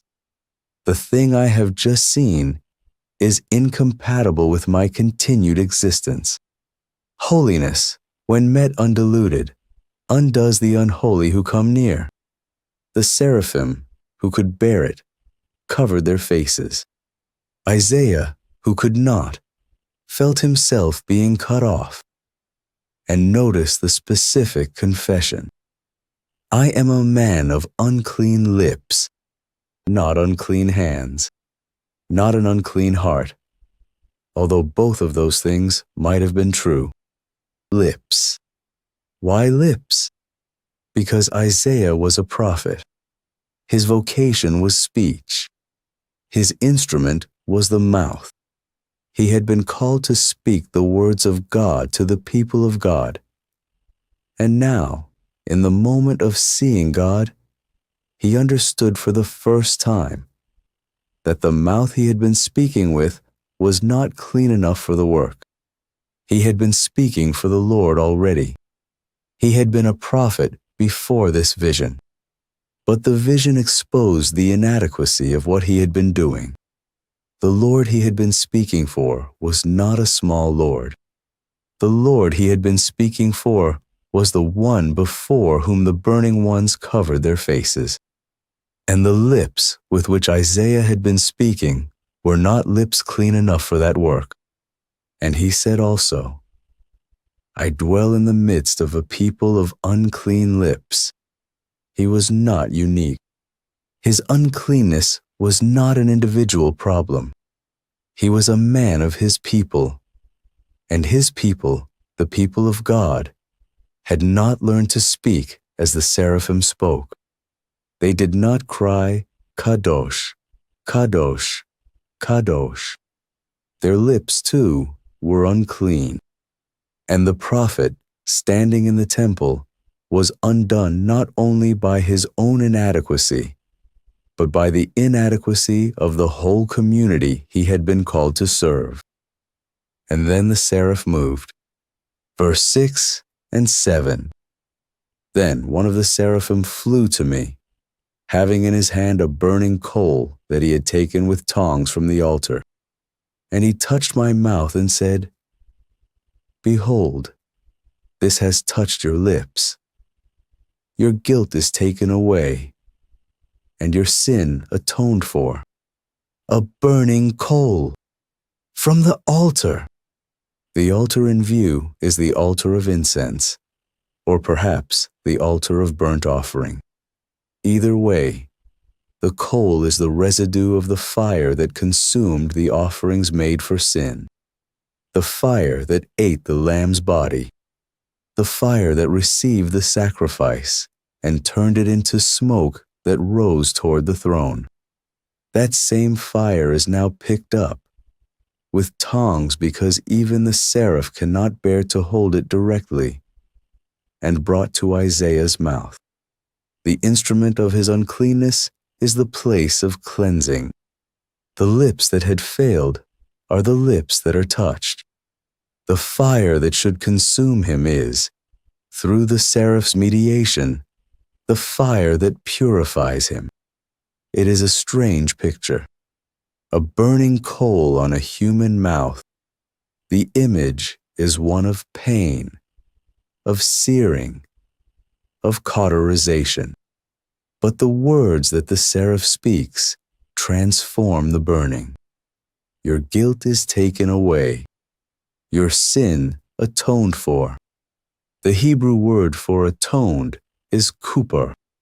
It is the same root that gives Israel its name for the Day of Atonement. Yom Kippur, the Day of Covering, the day when sin is dealt with so that the people can stand before God. For Isaiah, in this moment, the Day of Atonement is private. The fire of the altar is brought to him personally, on the wings of a seraph, and applied to the precise place of his failure. He is cleansed not in general, but in the specific organ of his vocation. The prophet's mouth is made fit for the prophet's work. And then, only then, the commissioning. Verse 8. And I heard the voice of the Lord saying, Whom shall I send, and who will go for us? Then I said, Here am I. Send me. The voice of the Lord. The one on the throne speaks for the first time in the vision. And he asks a question. Whom shall I send, and who will go for us? Notice the pronouns. I and us. The Lord asks, in singular, Whom shall I send? And then, in plural, Who will go for us? The same shift that appeared in the first chapter of Genesis, when God said, Let us make man in our image. The same shift that appeared in chapter 3 of Genesis, when God said, The man has become like one of us. The same shift that appeared in chapter 11 of Genesis, when God said, Come, let us go down and confuse their language. The U.S. that appears at the moments of cosmic deliberation. The U.S. of the divine council, gathered before the throne, hearing the question of who will be sent into the world to do the Lord's work. The cleansed prophet, hearing the question, answers, Here am I. Send me. It is a remarkable inclusion. The prophet who, moments before, had felt himself destroyed by the presence of the holy, is now permitted to speak in the council's hearing. The fire that touched his lips has not only cleansed him, it has admitted him. He is welcomed into the deliberation. He volunteers in the presence of beings whose cry has just shaken the foundations of the temple, and his volunteering is accepted. The seraph took the coal. The Lord asked the question. The prophet answered. And then, the rest of Isaiah's life was lived in the wake of that yes. The vision shaped his vocabulary for the rest of his ministry. After chapter 6, Isaiah began to use a title for God that he uses more than any other writer in the Old Testament. Kadosh Yisrael, the Holy One of Israel. The phrase appears about 26 times in the book of Isaiah. It appears about 6 times in the rest of the entire Old Testament combined. The proportion is striking. 26-6. Over 4/5 of the occurrences of the title, the Holy One of Israel, in the Hebrew Scriptures, come from the pen of this one prophet. He could not stop saying it. After the throne room, after the cry of the seraphim, after the burning coal, after the commissioning, Isaiah went back to his life. He prophesied to kings. He warned the southern kingdom of the coming Assyrian assault. He spoke of a child to be born of a virgin, whose name would be called Emmanuel. He spoke of a suffering servant who would bear the iniquities of many. He spoke for over 40 years into a country that did not always want to hear him. And throughout those decades, when he had to name the God who had cleansed him, the name his mouth most often reached for was the name that the seraphim had cried above the throne: the Holy One, the Kadosh One, the one whose holiness was so total that even his burning servants could not look at him directly. The thrice holy cry of the seraphim had passed into Isaiah's bones. His theological vocabulary was forged in a single morning in the temple. And for the rest of his life, when he spoke of God, he spoke of the Holy One of Israel, because he had stood in the smoke and seen what the title meant. Isaiah's experience in the throne room lasted one vision. He returned to his life, to his prophetic ministry, to the slow walk of decades that would follow. But there had been another moment, much earlier in the Hebrew story, when a man had been given access to the heavenly realm. His access did not last a vision. It lasted 300 years, and then he simply was not. Tomorrow night, the man who walked with God, his name was Enoch. Rest now. He walked with God. The phrase is brief in Hebrew. 6 words in Genesis chapter 5, verses 21 through 24. And the man it describes did not die. The chapter in which he appears is one of the strangest in the Bible to read straight through. It is a genealogy, a long list of names and ages. Adam lived 930 years, and he died. Seth lived 912 years, and he died. Enoch lived 905 years, and he died. The refrain repeats, and he died, and he died, and he died. For 9 generations, the chapter is a quiet drumbeat of mortality. Long lives, longer than anything in our experience, and then the same closing phrase: each man, in his turn, dies. And then the 7th name in the list arrives, Enoch, and the drumbeat falters. The text reads as follows: Genesis chapter 5, verse 21. And Enoch lived 65 years, and begat Methuselah. And Enoch walked with God after he begat Methuselah 300 years, and begat sons and daughters. And all the days of Enoch were 365 years. And Enoch walked with God, and he was not, for God took him. 4 verses, 21 through 24. Sit with them. The structure of the surrounding chapter would have led the reader to expect a 5th line. The reader would have expected the text to say, after listing the years, and he died. That is what the other men in the chapter receive. That is the closing note of every life recorded before and after his. But for Enoch, the line is absent. The chapter has been building a rhythm of mortality. And at the 7th place in the list, the rhythm breaks. He walked with God, and he was not, for God took him. The man simply ceased to be present in the world. The text does not describe how. It does not describe where he went. It says only that God took him and that he was not. The phrase translated walked with God deserves attention. The Hebrew is hithalek et ha-Elohim. The verb hithalek is a particular grammatical form called the hithpael in Hebrew grammar, which carries a reflexive or iterative sense. It does not mean walked once. It means walked and walked and walked.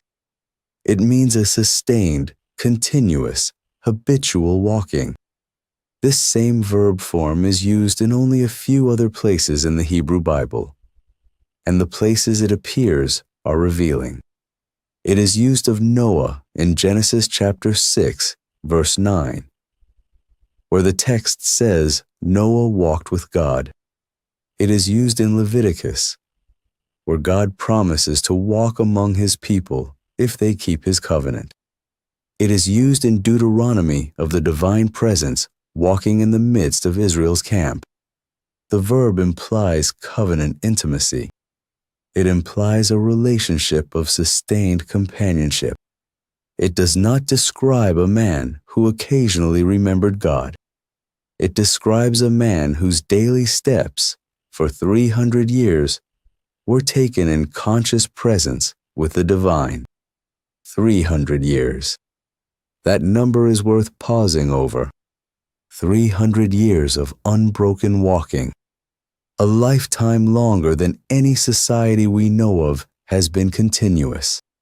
Longer than the United States has existed. Longer than the Reformation has been underway. Longer than the modern era in any meaningful sense. For 3 full centuries, Enoch lived in continuous communion with the God of heaven.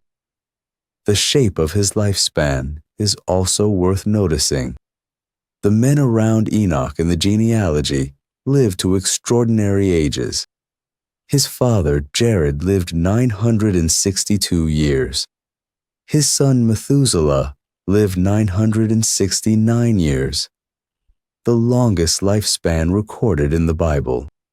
His grandson, Lamech, lived 777 years. His great-grandson, Noah, lived 950 years. The men of Enoch's family lived almost a millennium each. Enoch lived 365 years. By the standard of his neighbors in the genealogy, his life was cut short. He lived only about a third as long as his father and his son. His lifespan was the shortest in the entire chapter. And yet the text does not present this as a tragedy. The text presents it as the marker of something different. The shortened lifespan is the lifespan that bypassed death altogether. He did not die in his 5th century, as his neighbors did. He did not die in his 9th century, as his son would. He did not die at all. He was taken. And the number itself, 365. The number of days in a solar year. A complete cycle. Whether the writer intended the symbolism, or whether the number simply is what it is, the lifespan of Enoch has the shape of completion. One full revolution of the sun. A life that, by its number, suggests fullness rather than truncation. The Hebrew verb used in the final line is lakash. The text says, "For God took him." The verb is lakach, meaning to take, or to seize, or to receive. It is an ordinary verb. It is used hundreds of times in the Hebrew Bible. A man takes a wife. A king takes a city. A worker takes his wages. The verb is everywhere. But in two specific places, the verb describes God taking a person up out of the earth without that person dying. The first place is here, in Genesis chapter 5. God takes Enoch. The second place is in the second book of Kings, chapter 2. The prophet Elijah is walking with his successor Elisha along the bank of the Jordan River. A chariot of fire appears, with horses of fire, and Elijah is swept up into heaven in a whirlwind. The text describes the event using the same verb, lakash. God took him. Two men in the entire Hebrew Bible are explicitly said to have left the earth without dying, Enoch and Elijah. The Bible's vocabulary for the event in both cases is the same. They were taken. The pairing has not gone unnoticed by readers across the centuries. Some Jewish traditions came to regard Enoch and Elijah as the two figures who would return at the end of days, since the two were the only ones who had not yet finished their earthly path through death. Whether or not one accepts that tradition, the linguistic parallel is in the text itself. The verb lakach, the verb of taking, is the verb that the writers of the Hebrew Bible reached for in the two unique cases when a human being departed the earth alive. The New Testament confirms the reading. In the book of Hebrews, chapter 11, the writer compiles a list of the heroes of faith. He moves through the figures of the Hebrew Bible, naming what each one did by faith. Abel offered a more excellent sacrifice. Noah built an ark. Abraham went out, not knowing where he was going. And in verse 5, the writer arrives at Enoch. By faith, Enoch was translated that he should not see death, and was not found, because God had translated him. For before his translation, he had this testimony, that he pleased God. The Greek word translated is metatithemi. It means to change place, to transport, to transfer from one location to another. The New Testament writer, reaching back across 1,000 years and writing in Greek rather than Hebrew, confirms the same essential claim that Genesis had made. Enoch did not die. He was moved from earth to wherever God had taken him. And the New Testament writer adds a detail that the Genesis text only implied. Before his translation, Enoch had the testimony that he pleased God. The 300 years of walking with God, the unbroken communion, was the kind of life that pleased God. And the man who pleased God was, at the end of his 365 years, taken up out of the world without tasting death. There is also a quotation in the New Testament that is among the most surprising in all of Scripture. The book of Jude is one of the shortest books in the New Testament. It is a single chapter, 25 verses long, written by Jude, identified in the text as a brother of James. In verses 14 and 15 of that single chapter, Jude writes the following: And Enoch also, the seventh from Adam, prophesied of these, saying, Behold, the Lord cometh with 10,000s of his saints, to execute judgment upon all, and to convince all that are ungodly among them of all their ungodly deeds which they have ungodly committed, and of all their hard speeches which ungodly sinners have spoken against him. A prophecy, a direct quotation attributed to Enoch. The quotation does not appear anywhere in Genesis. The 4 verses of Genesis chapter 5 tell us only that Enoch walked with God and was taken. They do not preserve any of his words. And yet Jude, writing more than 1,000 years after the events Genesis describes, has access to a prophecy that Enoch is supposed to have spoken. He cites it as if his readers would recognize the source. He treats it as authentic. The source of the quotation is a text we will return to in the next chapter. For now, it is enough to notice the implication of Jude's words. Enoch was not only a man who walked with God. Enoch was, in the early traditions of Israel and the early church, remembered as a prophet whose words had been preserved. Jude calls him the 7th from Adam. The phrase is precise. Counting Adam as the first generation, Enoch is the 7th. The genealogy in Genesis chapter 5 lists them in order. Adam, then Seth, then Enosh, then Kenan, then Mahalalel, then Jared, then Enoch. 7 names. Enoch sits at the 7th place. 7, in Hebrew thought, is the number of completion. The week ends on the 7th day, the day of rest.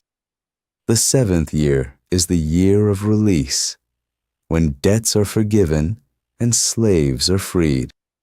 The 7 times 7 years brings the year of Jubilee, the year of universal restoration.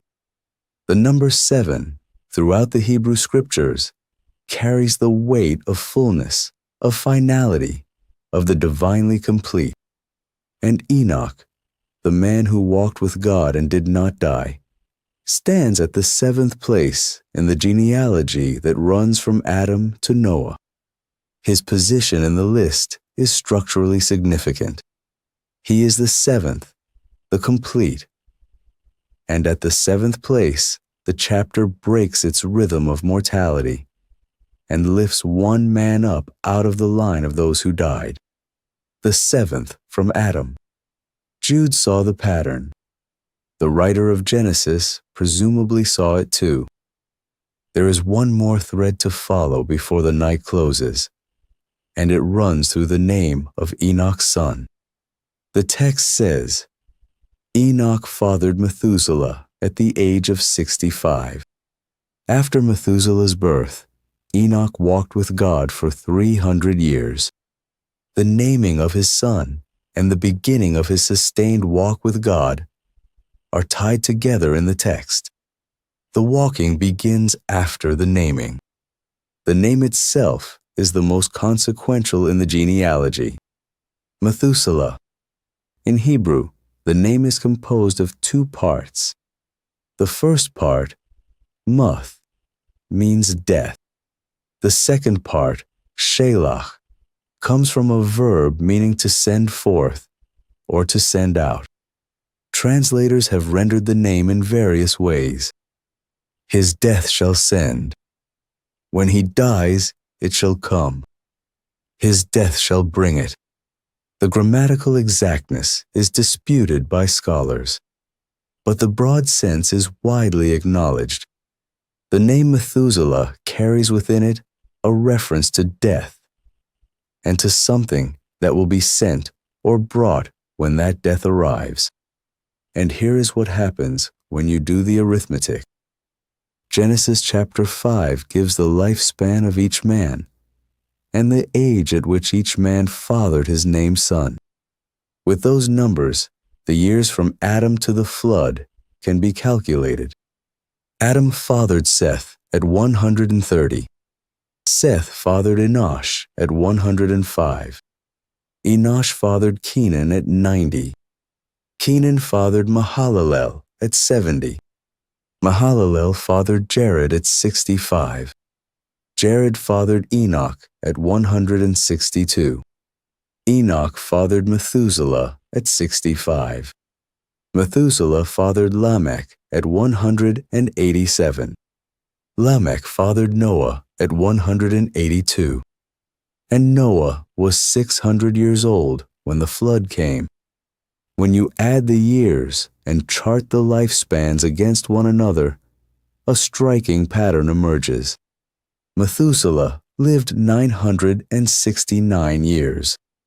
By the genealogical math given in Genesis itself, the year of Methuselah's death is the year of the flood. The longest-lived man in the Bible died the year the world was washed away. His name had carried the prophecy his whole life. When he dies, it shall come.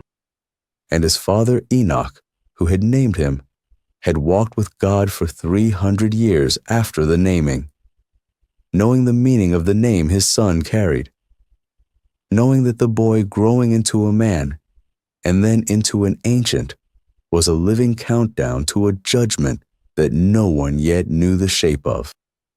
The patience involved is staggering. Methuselah lived 969 years, nearly 1,000 years. Every year that Methuselah lived was another year that God withheld the flood. Every year that the longest-lived man in human history breathed was another year of mercy. The prophecy in his name was not a threat. It was an assurance of delay. The flood would come when Methuselah died, and Methuselah was going to live a very, very long time. The patient mercy of God was measured by the writer of Genesis in the lifespan of a single old man whose name announced the limit of that mercy. And when Methuselah finally died, in the spring of the year that the rains began, the countdown his father had spoken into the world by naming him reached its end. The waters came. The world Enoch had walked through and the world Enoch had walked away from were both, at last, judged. But Enoch himself was not there to see it. Enoch had been taken 669 years before the flood. He had named the son whose lifespan would carry the countdown. And then God had taken him up out of the earth, and the countdown ran on without him. He saw none of the judgment.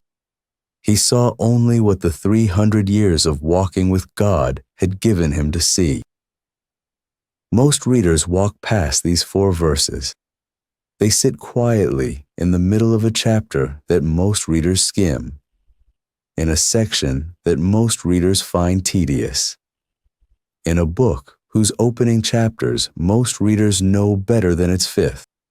And yet what those 4 verses preserve is the memory of what the original human vocation was supposed to look like.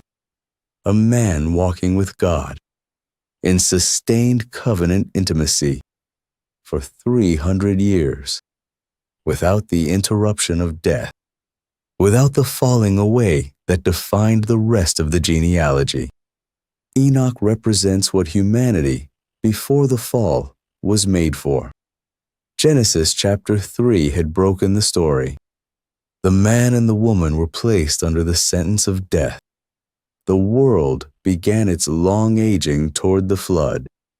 And 9 generations into that aging, in the middle of a list of men who all died, one man broke the pattern.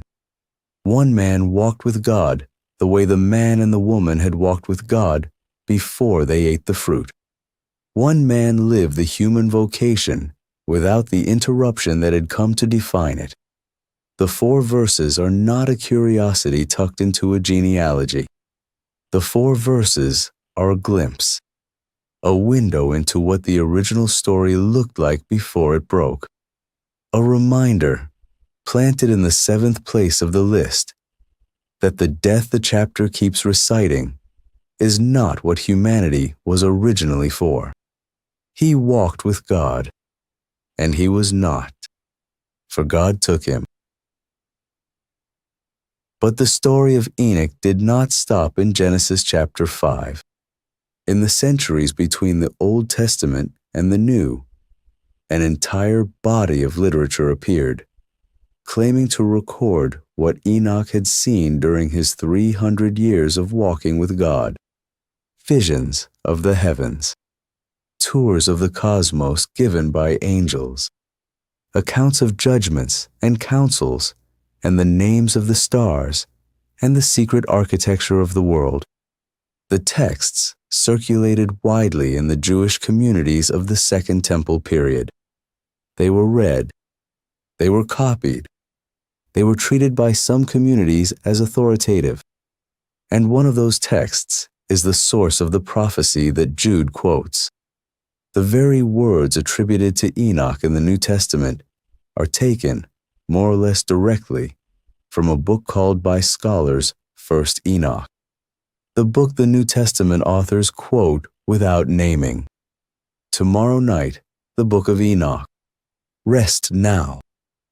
Between roughly 300 years before Christ and 100 years after, Jewish writers produced a body of literature that claimed to record what Enoch had seen during his 300 years of walking with God. The literature was not produced all at once. It was assembled in stages, written by many hands, across centuries. The earliest sections may have been composed in the 3rd century before Christ, possibly even earlier. The latest sections were added in the 1st century after Christ. Across that span of nearly 400 years, a collection of Jewish writers working in Aramaic recorded what they understood to be the heavenly visions of the man who had walked with God and was no more. The collection that emerged came to be known by a single name, the Book of Enoch, or more precisely, First Enoch, to distinguish it from 2 later works, the 2nd Book of Enoch and the 3rd Book of Enoch, which were composed in different communities at different times. First Enoch is the oldest, the longest, and the most influential of the 3. It is the book that shows up in the New Testament. It is the book this chapter is about. A word about category. First Enoch is not a single book in the modern sense, written by one author in one sitting, with a unified argument. It is a compilation, 5 distinct sections, each with its own subject, its own style, and likely its own author or community of authors, gathered under a single roof and attributed to the patriarch Enoch. The original language of the book was Aramaic. This is no longer a matter of speculation. Fragments of the Aramaic text were recovered from the caves at Qumran, near the Dead Sea, in the middle of the 20th century. They confirmed what scholars had long suspected. The book had not begun in Greek or in Hebrew, but in Aramaic, the common spoken language of Jewish life in the centuries surrounding the time of Christ. The Aramaic original survives only in fragments. The Greek translation, made probably in the 2nd or 1st century before Christ, survives in larger but still incomplete portions. The only complete surviving version is in Ethiopic, the language called Ge'ez, the ancient liturgical language of Ethiopia. For more than 1,000 years, the full text of First Enoch existed in only one place on earth, the libraries of the Ethiopian Orthodox Church. The book is divided into 5 major sections. Each one has its own focus. The first section, chapters 1 through 36, is called the Book of Watchers.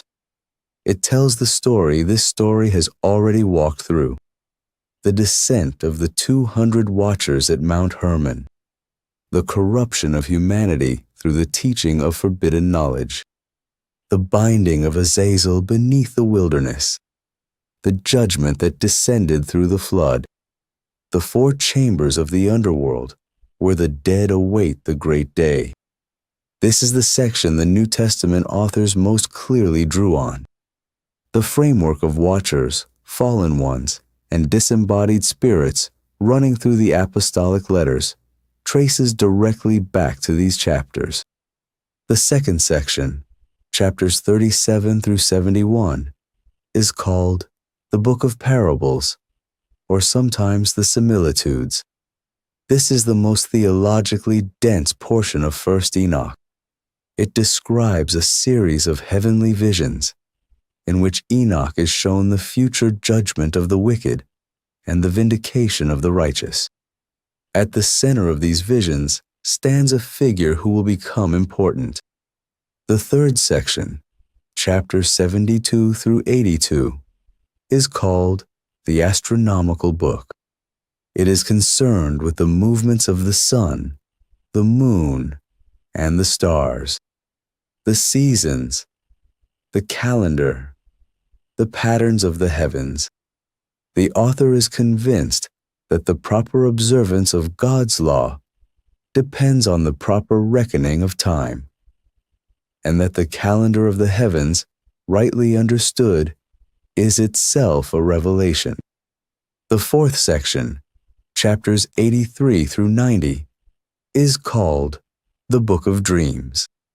It contains 2 long visions that summarize the history of Israel in symbolic form. Animals representing peoples, the covenant unfolding through cycles of obedience and rebellion, the whole sweep of the Old Testament cast as a sequence of dream images.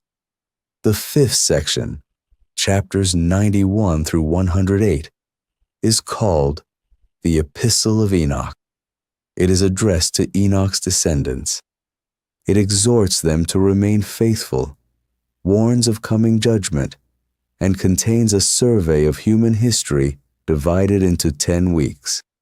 Each week marks a major epoch of God's dealings with the world. 5 sections, 5 voices perhaps, one name binding them together. The first section, the Book of Watchers, is the one this story has already drawn from. Chapters 6 and 7 of this story unfolded its central narrative in detail.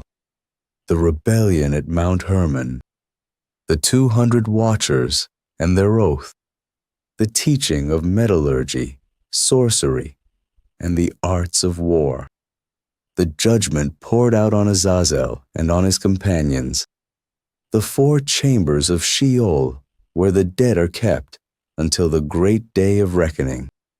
That material will not be retold here. It has been walked through already in the slow detail it deserved. What is worth noticing now is simply this. The Book of Watchers is not a fringe text. It is the oldest section of 1st Enoch, the most widely copied, the most influential. The story it tells is the story that lay in the cultural memory of every literate Jewish reader for centuries before the New Testament was written. And it is the section the New Testament authors quote and allude to most often. In the middle of the 20th century, in the spring of 1947, a young Bedouin shepherd searching for a lost goat in the cliffs above the Dead Sea threw a stone into a small opening in the rock. He heard the stone strike pottery. What he had found was the first of what would eventually become 11 caves containing some of the most important religious documents ever discovered. The Dead Sea Scrolls, a collection of nearly 1,000 manuscripts, written between roughly the 3rd century before Christ and the 1st century after, preserved by the dry desert air for almost 2,000 years. Among the scrolls were copies of nearly every book of the Hebrew Bible. The Isaiah scroll, recovered nearly complete, was 1,000 years older than the oldest previously known manuscript of Isaiah. The discoveries reshaped the modern understanding of the Hebrew text itself. And among the scrolls were the Aramaic fragments of 1st Enoch. 11 separate copies of various sections of 1st Enoch were identified at Qumran, not 1 or 2. 11. The Book of Watchers was particularly well attested. So was the astronomical book. So was a portion of the Book of Dreams. The community that had preserved the scrolls had clearly read and copied 1st Enoch alongside the canonical Hebrew scriptures, treating it as an important religious text worth the labor of multiple transcriptions. The discovery settled an old question. 1st Enoch was not a late composition by a marginal group.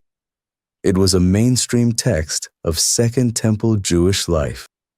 It was read, copied, and treasured by a serious religious community in the very centuries leading up to the New Testament.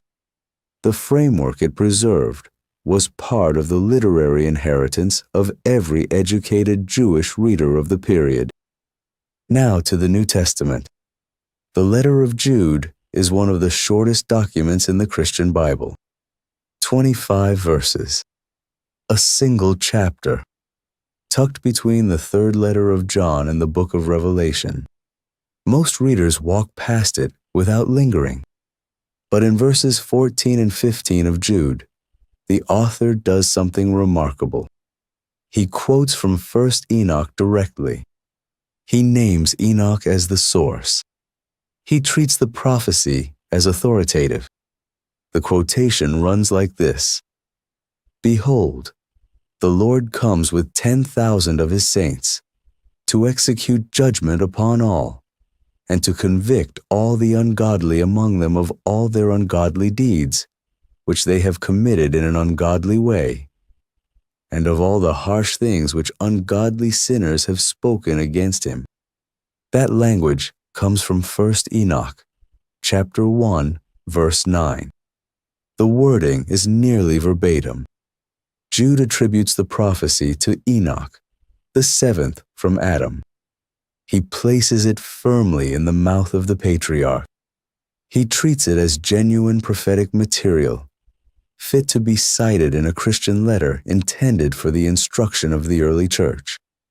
A canonical New Testament document, accepted by every branch of historic Christianity, contains a direct quotation from 1st Enoch, a book that most traditions did not eventually include in the canon. The relationship between the two is not distant. It is intimate. The author of Jude reaches into 1st Enoch for prophetic ammunition, the way a preacher today might reach into Isaiah. Jude is not alone. The 2nd letter of Peter, chapter 2, verse 4, describes the angels who sinned as having been cast into Tartarus and delivered into chains of darkness to be kept for judgment.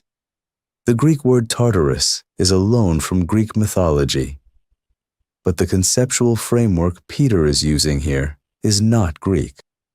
It is the framework of 1st Enoch chapter 10, where the watchers are bound beneath the earth in chains, awaiting the day of judgment.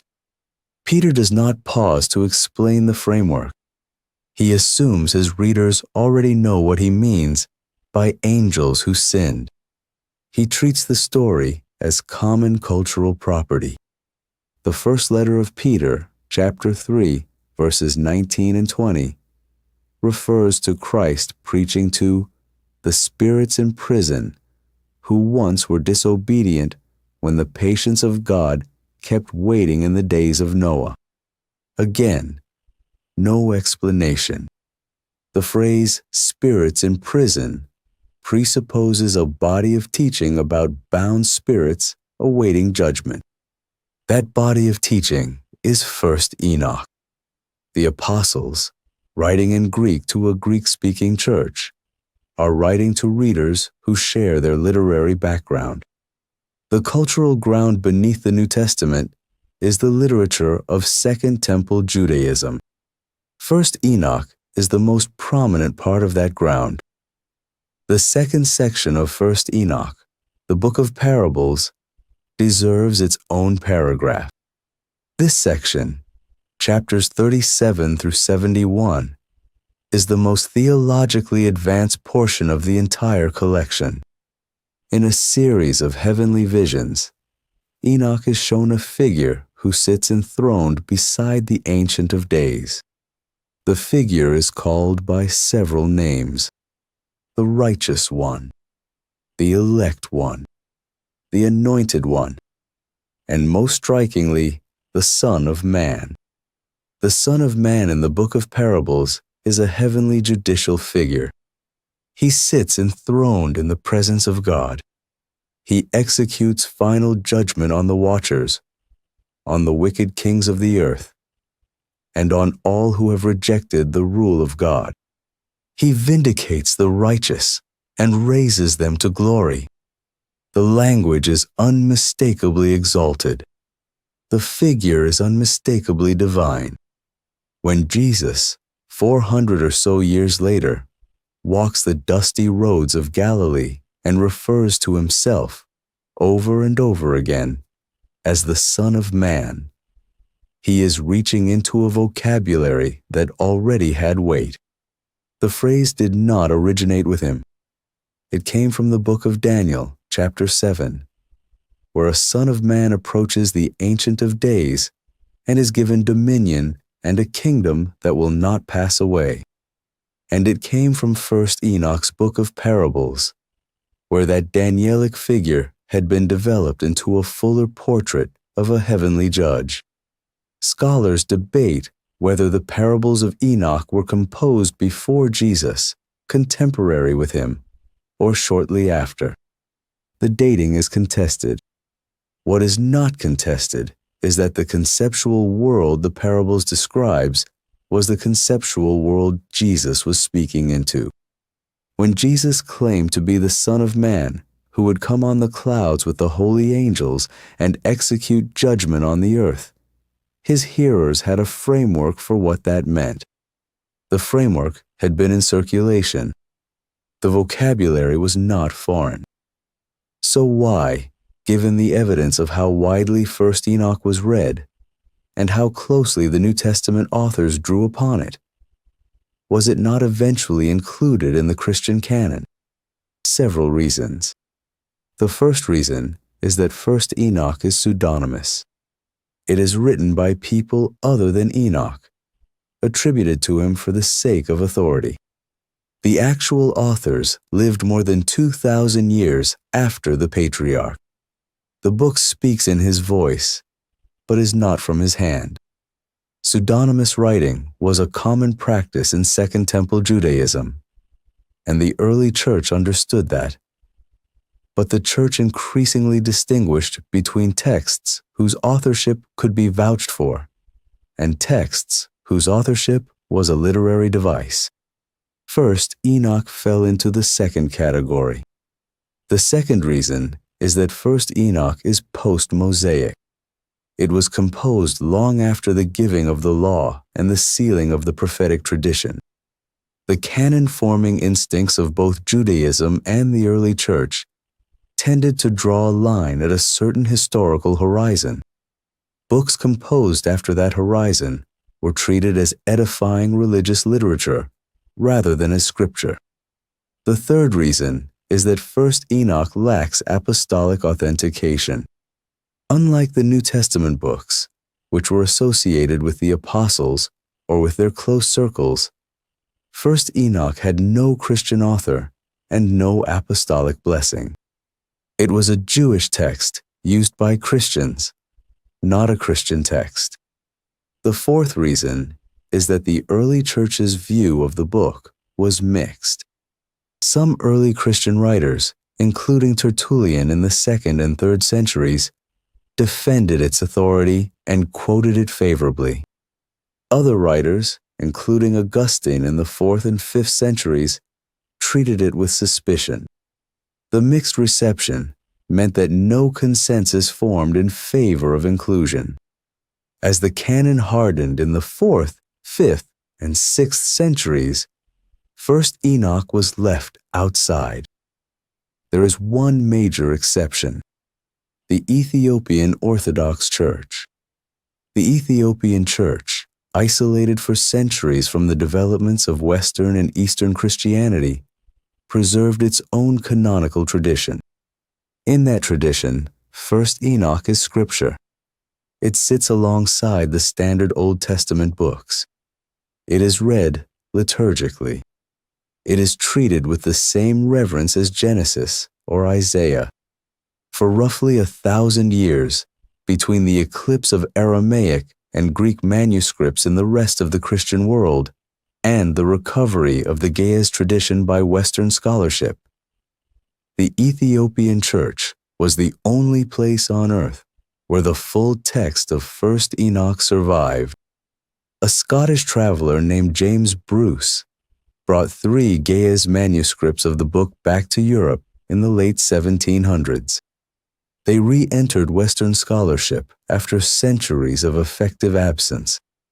By the 19th century, the Ge'ez text had been translated into English. By the 20th century, when the Dead Sea Scrolls confirmed the antiquity of the Aramaic original, the picture was complete. The Ethiopian Church had preserved a text that the wider Christian world had nearly lost. The Ethiopian exception is not a curiosity. It is a reminder that the boundaries of the canon were drawn differently in different places, by different councils, in different centuries. The text of First Enoch was not universally rejected. In a major branch of historic Christianity, it remains scripture to this day. If First Enoch is not canonical in most Christian traditions, why does it still matter? The answer is that the framework it preserves is the assumed framework of the New Testament authors. They quote it. They allude to it. They share its categories of angels, watchers, fallen spirits, heavenly judgment, the Son of Man enthroned, the chambers of the dead, the great day to come. Reading the New Testament without any awareness of this background is like walking into the second act of a play without having seen the first. The story is still legible, but a great deal is missed. The framework does not need to be elevated to scripture for the modern reader to benefit from it.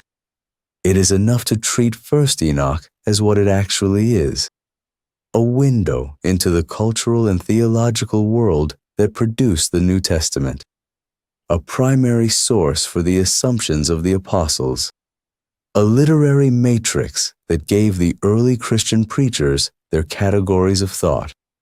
Recovering the framework does not require treating First Enoch as inspired in the same sense as Genesis or the Gospel of John. It requires only treating it as part of the conversation. The Bible is older than its modern reception. The cultural world that produced the New Testament was steeped in literature like First Enoch. Restoring the literary background does not weaken the canonical text. It makes the canonical text more legible. So when the Apostle Jude reaches into the words of Enoch and quotes a prophecy of judgment, when the Apostle Peter speaks of angels in Tartarus and spirits in prison, when Jesus calls himself the Son of Man, and his hearers do not stop to ask what the phrase means, when the book of Revelation describes a heavenly court, a sealed scroll, a final judgment, and a city descending from above. These are not isolated images, invented fresh for the moment of writing. They are images that had been forming in the Jewish literary tradition for centuries. They had been written, copied, read, and remembered in synagogues and study houses and desert communities long before the church was born. The New Testament authors did not invent the cosmic geography of heaven and the underworld. They received it. They quoted it. They worked within it. First Enoch is one of the most important rooms in that received house. It is not the foundation. The foundation is the Hebrew Bible. But it is one of the larger and better lit chambers built upon that foundation. Walking through it makes the surrounding rooms more recognizable.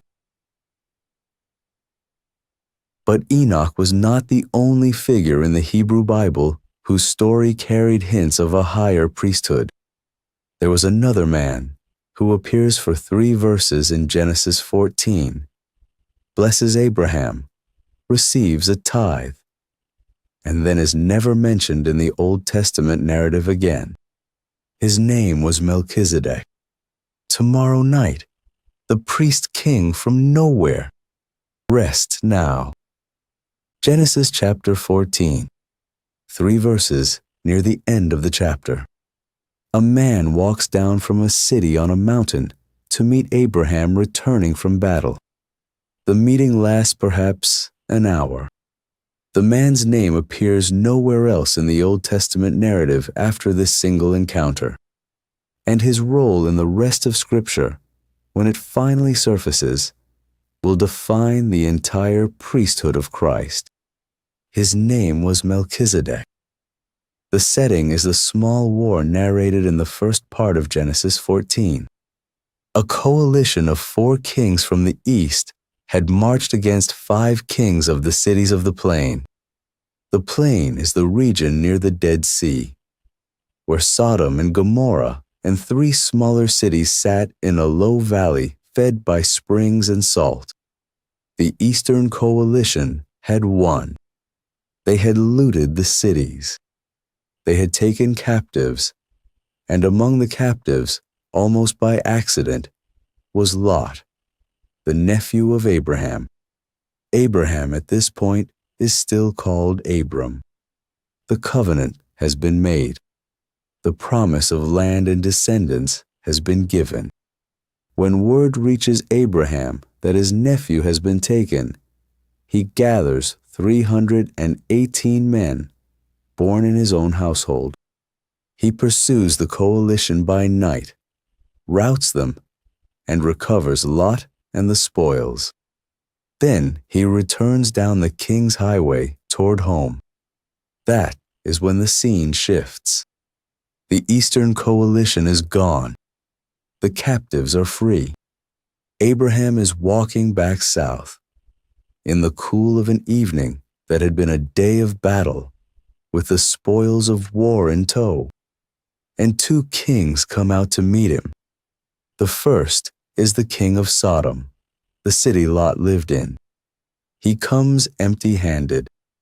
The second is Melchizedek. Genesis chapter 14, verses 18 through 20. And Melchizedek, king of Salem, brought out bread and wine. He was priest of God Most High. And he blessed him and said, Blessed be Abram by God Most High, possessor of heaven and earth.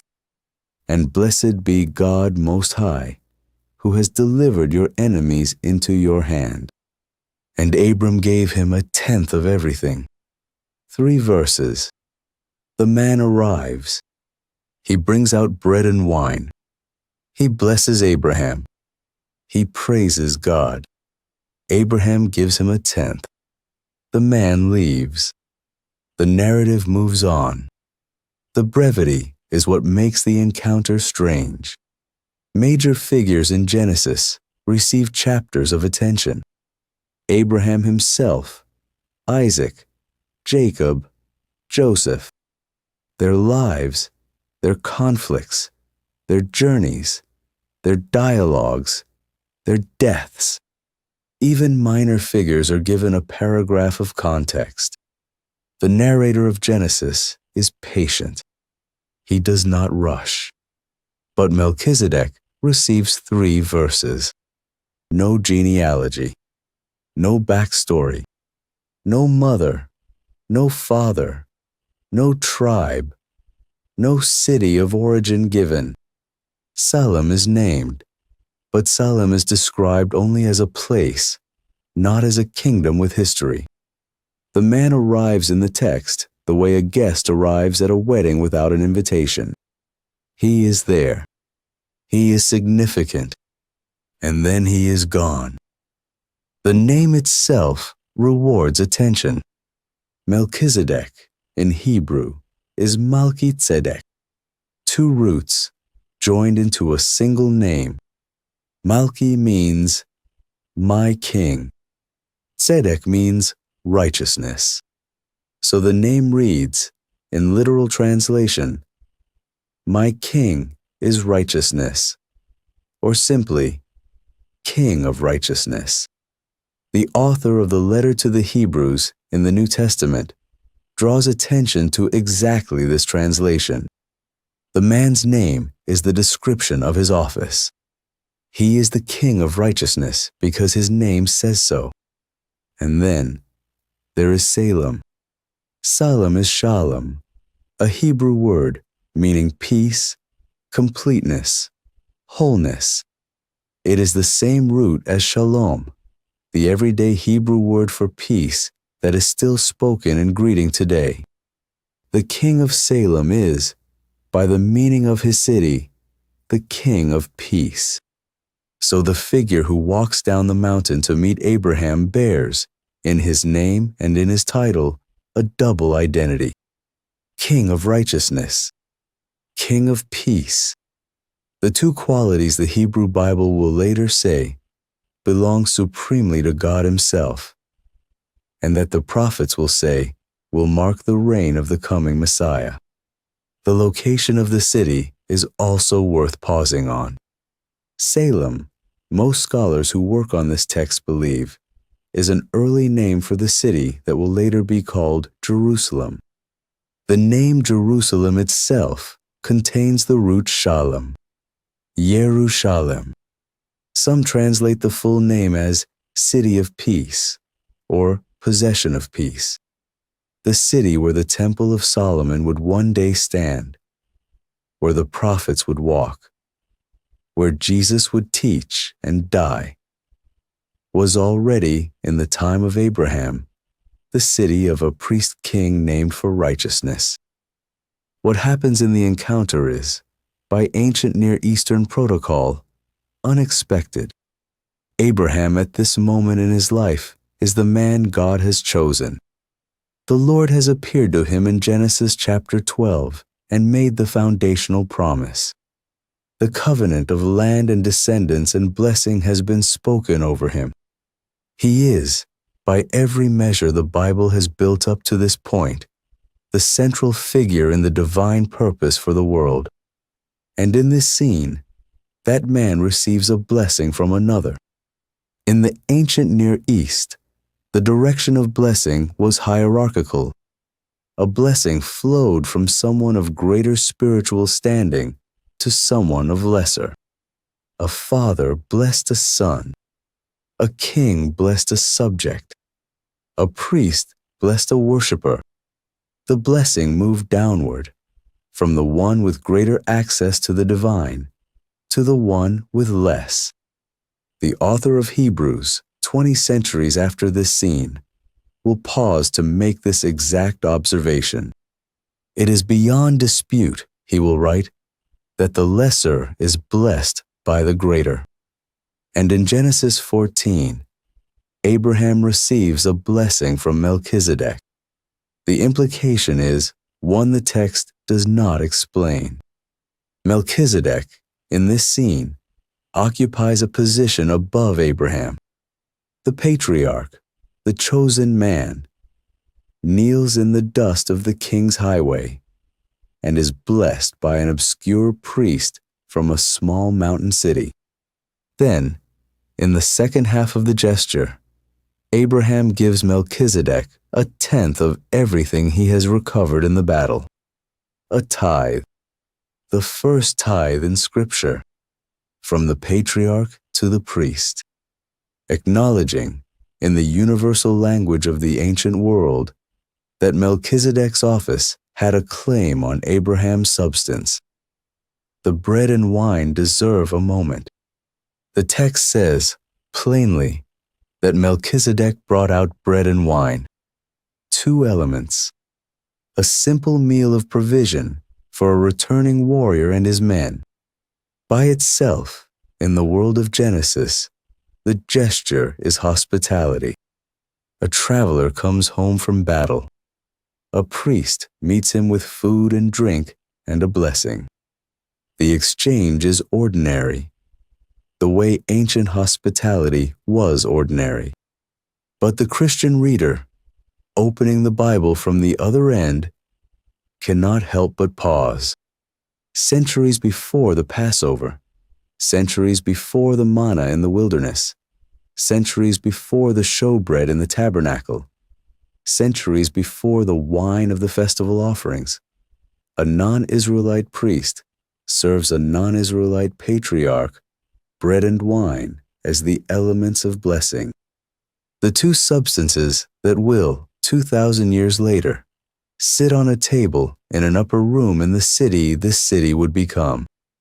The two substances Jesus will lift and break and pass to his disciples, calling one his body and one his blood.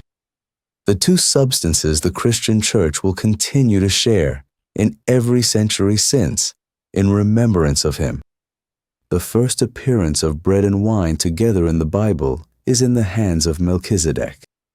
The last appearance, in the Gospels, is in the hands of Christ. The continuity is one the early church would notice and meditate on for centuries. After the blessing, Melchizedek vanishes. He is not named again in Genesis. He is not named in Exodus or Leviticus or Numbers or Deuteronomy. The historical books pass through Joshua and Judges, through Samuel and Kings and Chronicles, without ever returning to him. He is not in the prophets. He is not in the wisdom literature. For nearly 1,000 years after Genesis 14, the text is silent about the man who blessed Abraham. The silence is itself strange, a figure of his apparent significance in a world that loved genealogies should have left some trace. A son, a line of priestly descendants, a city that traced its founding to him. The Bible is meticulous about such things. The descendants of Cain, of Seth, of Noah, of Shem, of Abraham, are all carefully traced. Even the descendants of Esau get their chapter. But it forgets, or appears to forget, the family of Melchizedek. There is no follow-up. The man arrives, blesses, receives the tithe, and disappears. For 10 centuries, the silence holds. And then King David picks up a harp. The 110th Psalm is one of the shorter Psalms. 7 verses. A royal psalm, written by David, addressed to a figure David calls my Lord, whom God invites to sit at his right hand. The psalm describes a king who is also a priest, who will rule from Zion, who will strike down the kings of the earth on the day of his wrath. It is the most quoted psalm in the New Testament. The gospel writers quote it. Paul quotes it. The author of Hebrews quotes it. Jesus himself quotes it in a debate with the Pharisees, asking how the Messiah can be both the son of David and the one David calls Lord. The psalm sits at the center of how the early church understood who Christ was. And in the 4th verse, David writes a single line.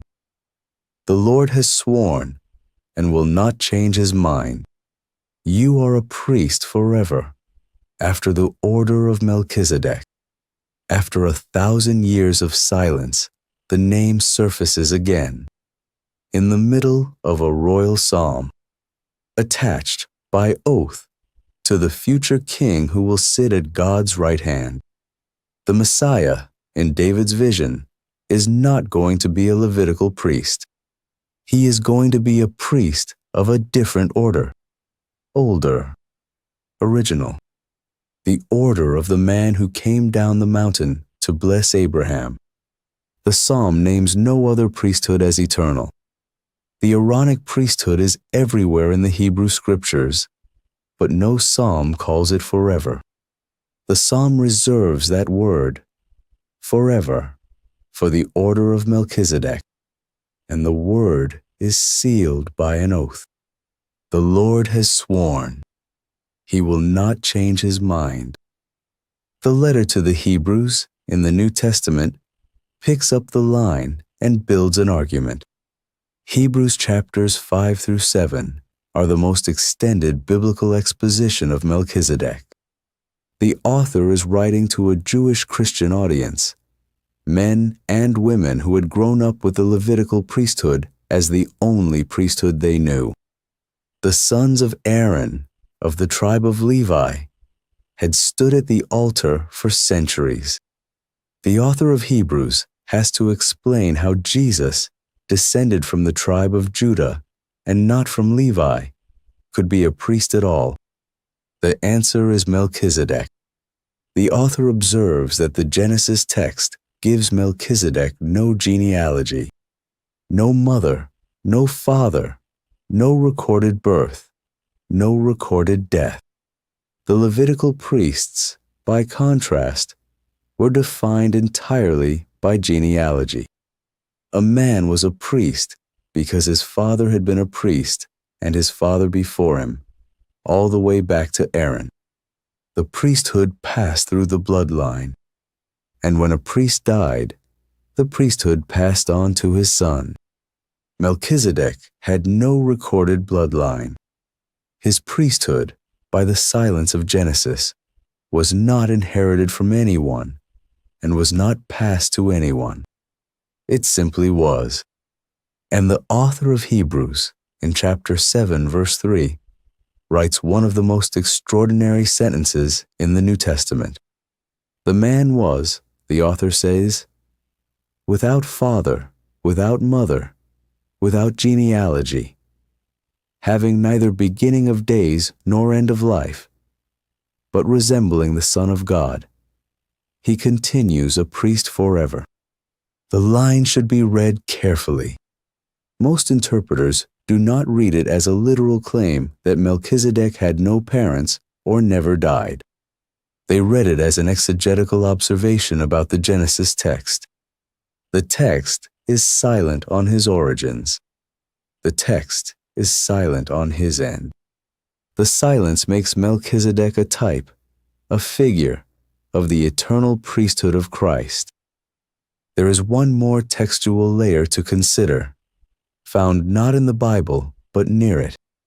In 1947 and the years following, in the caves above the Dead Sea, a collection of ancient Jewish texts was discovered, the Dead Sea Scrolls.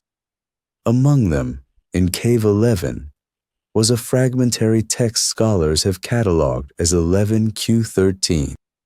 The text is sometimes called the Melchizedek Scroll. It dates to roughly the 1st century before Christ, written by the community at Qumran, devout Jews who had withdrawn into the wilderness to await the end of the present age. The scroll treats Melchizedek as a cosmic figure. In the Qumran text, Melchizedek is not simply a king who blessed Abraham. He is a heavenly being who will execute final judgment in the last days. He will deliver the righteous from the powers of darkness. He will proclaim the year of Jubilee, the great release of debts, and the freeing of captives. He is, in the language of the scroll, an Elohim, a divine being, who stands in the heavenly assembly and pronounces judgment on the wicked spirits. The portrait is far more developed than anything in Genesis 14. But the scroll shows that in the century before Christ, at least one community of Jewish readers had taken the obscure priest of Genesis 14 and read him as a cosmic, almost angelic, Redeemer. The figure they expected to come at the end of the age was a Melchizedek.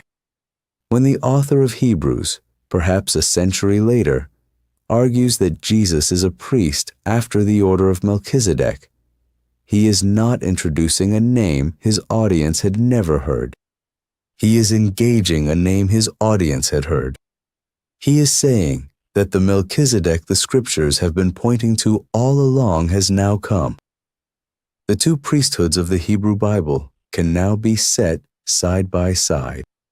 The Levitical priesthood was established at Sinai. It was restricted to the descendants of Aaron, who were themselves of the tribe of Levi. The priests served in the tabernacle and later in the temple. They offered sacrifices. They burned incense. They pronounced blessings. And when they died, their priesthood passed to their sons.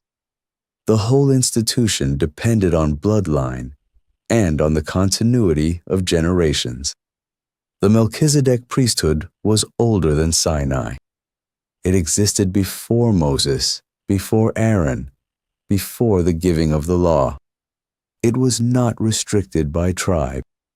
The man who held it in Genesis 14 was not Israelite. He was Canaanite, a priest of God, most high in a city that would later become Jerusalem.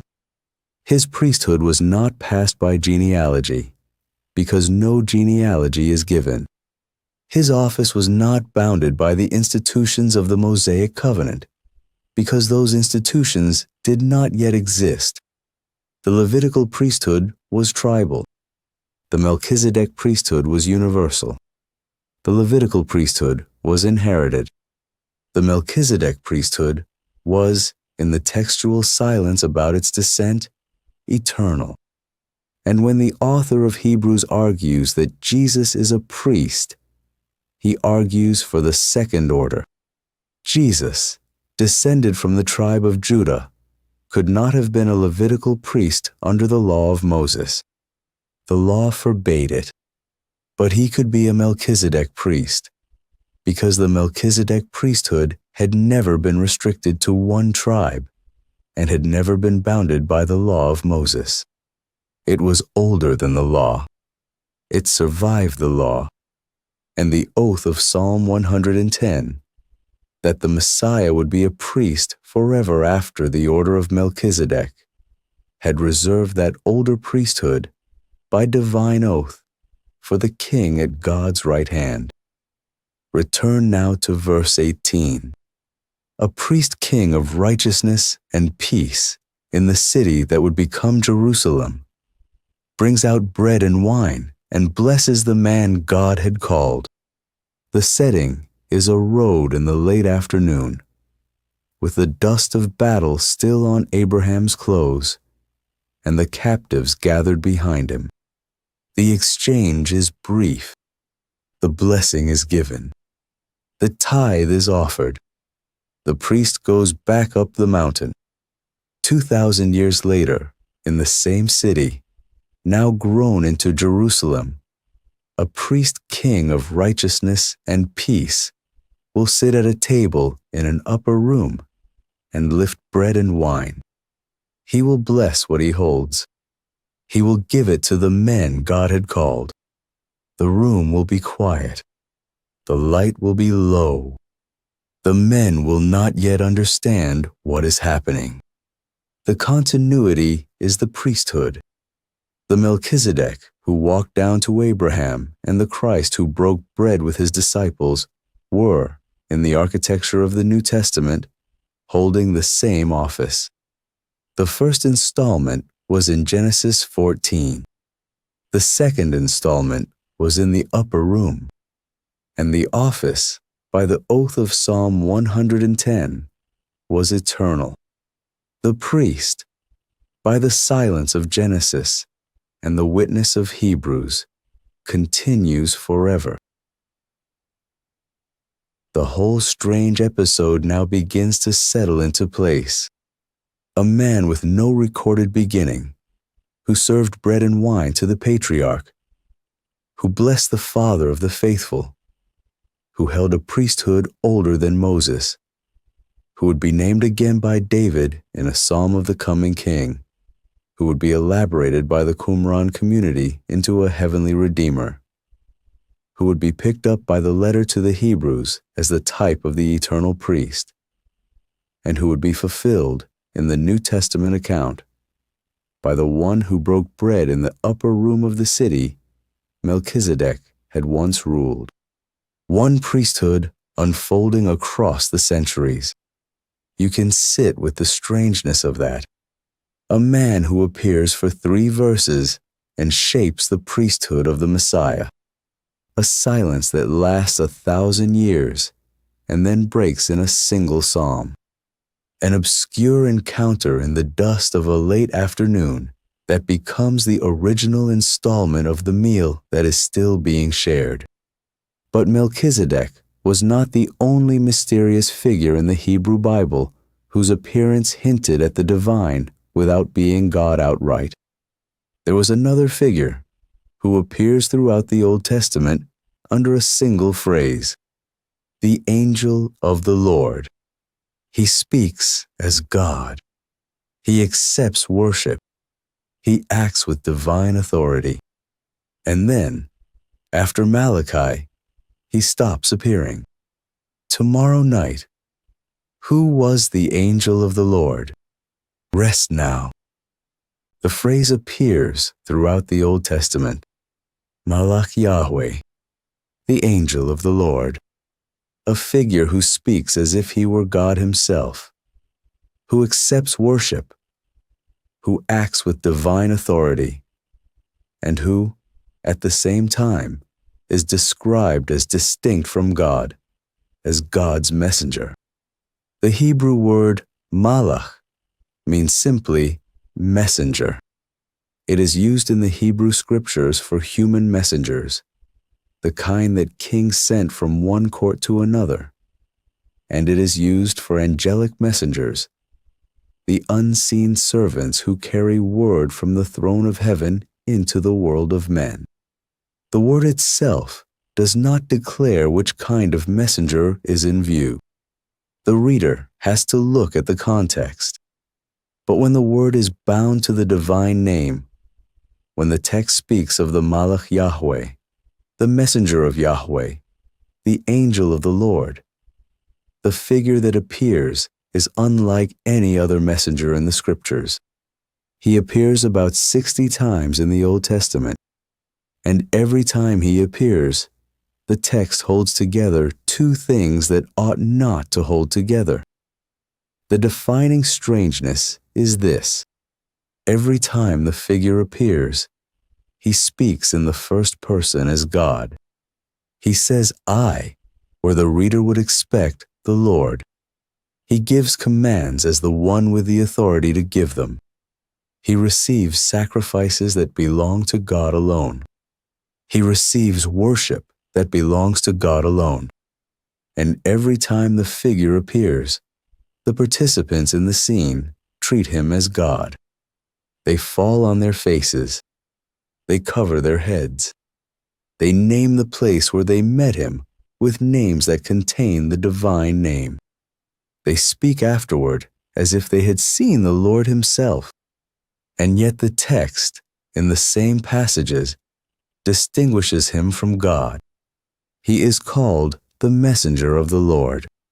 He is sent. He carries word from a higher authority. The grammar of the texts does not collapse the distinction. He is the messenger of the Lord, and he speaks as the Lord. Both are true. The biblical author preserves both and never resolves them.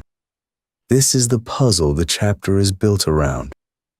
The first time the figure appears under that title is in Genesis chapter 16. The setting is the early life of Abraham, who is still called Abram at this point in the story. His wife Sarai has not borne him a child, and she gives him her Egyptian servant Hagar as a concubine. Hagar conceives. The conception unsettles the household. Sarai treats Hagar harshly. Hagar runs. She flees into the wilderness, a pregnant woman alone, and she stops at a spring on the road to Shur. And there, the text says, the Malach Yahweh found her. He spoke to her. He told her to return. He told her that the child she carried would be a son named Ishmael, and that her descendants would be a great multitude. He spoke with the authority of one delivering an oracle of God, and the response Hagar gave is the part of the passage that breaks open the puzzle.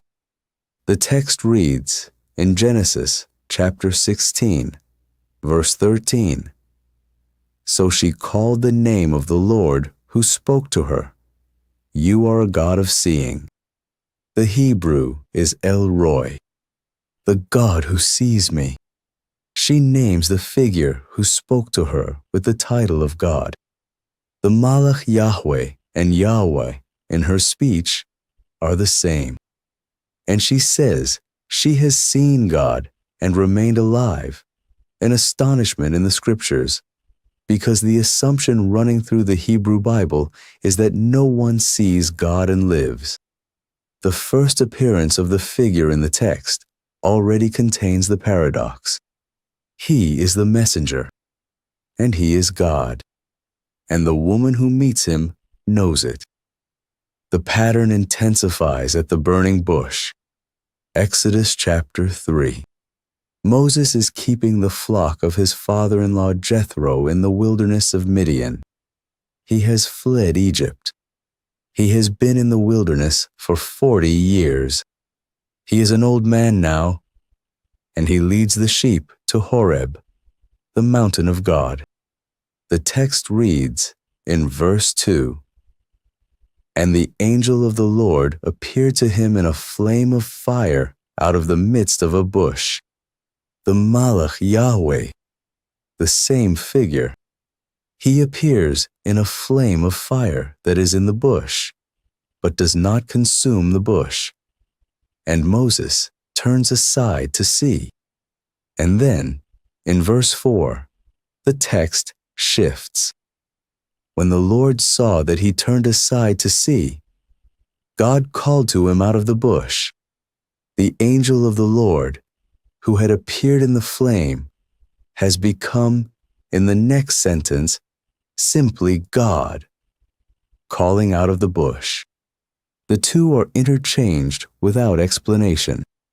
The voice that began as the angel of the Lord is now the voice of God, the voice that speaks, "I am the God of your father, the God of Abraham, the God of Isaac, and the God of Jacob," is the same voice that began as the angel of the Lord.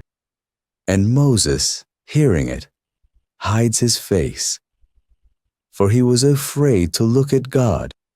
He had begun by looking at a strange messenger in a bush. He ended by hiding his face from God. The text moves through both without seeming to notice that something extraordinary has happened.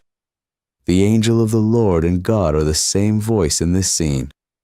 The reader is left to sit with it. The pattern appears again at the binding of Isaac. Genesis chapter 22. Abraham has been told to take his son, his only son, the son of the promise, and offer him on a mountain in the land of Moriah. He has obeyed. He has climbed the mountain. He has built the altar. He has bound his son and laid him on the wood. He has raised the knife. And from heaven, the angel of the Lord calls to him, "Stop. Do not lay your hand on the boy." And then the figure speaks.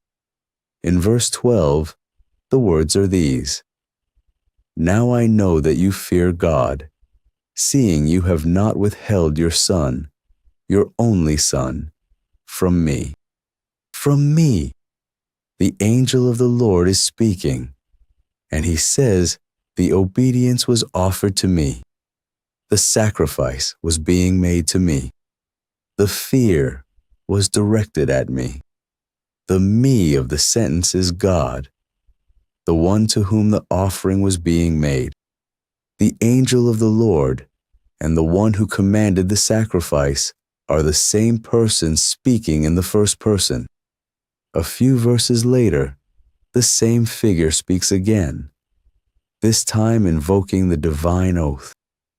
By myself I have sworn, declares the Lord, because you have done this, and have not withheld your son, your only son, I will surely bless you. The angel of the Lord swears by himself as the Lord, and signs the oath with the Lord's name. The two voices are one. The pattern continues into the conquest. The book of Joshua, chapter 5. The people of Israel have crossed the Jordan. They are encamped near Jericho.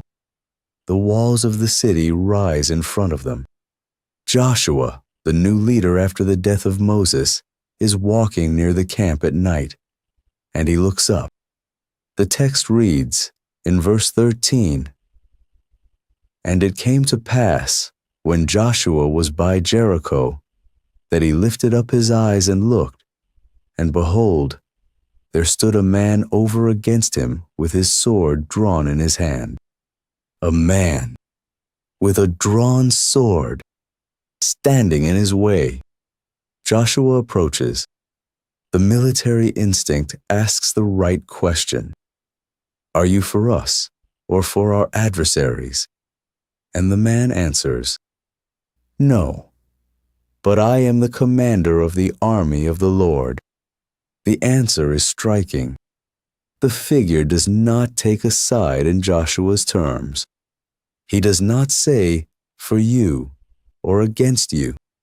He says, in effect, that the categories of Joshua's question are too small. He is not a partisan in the conflict.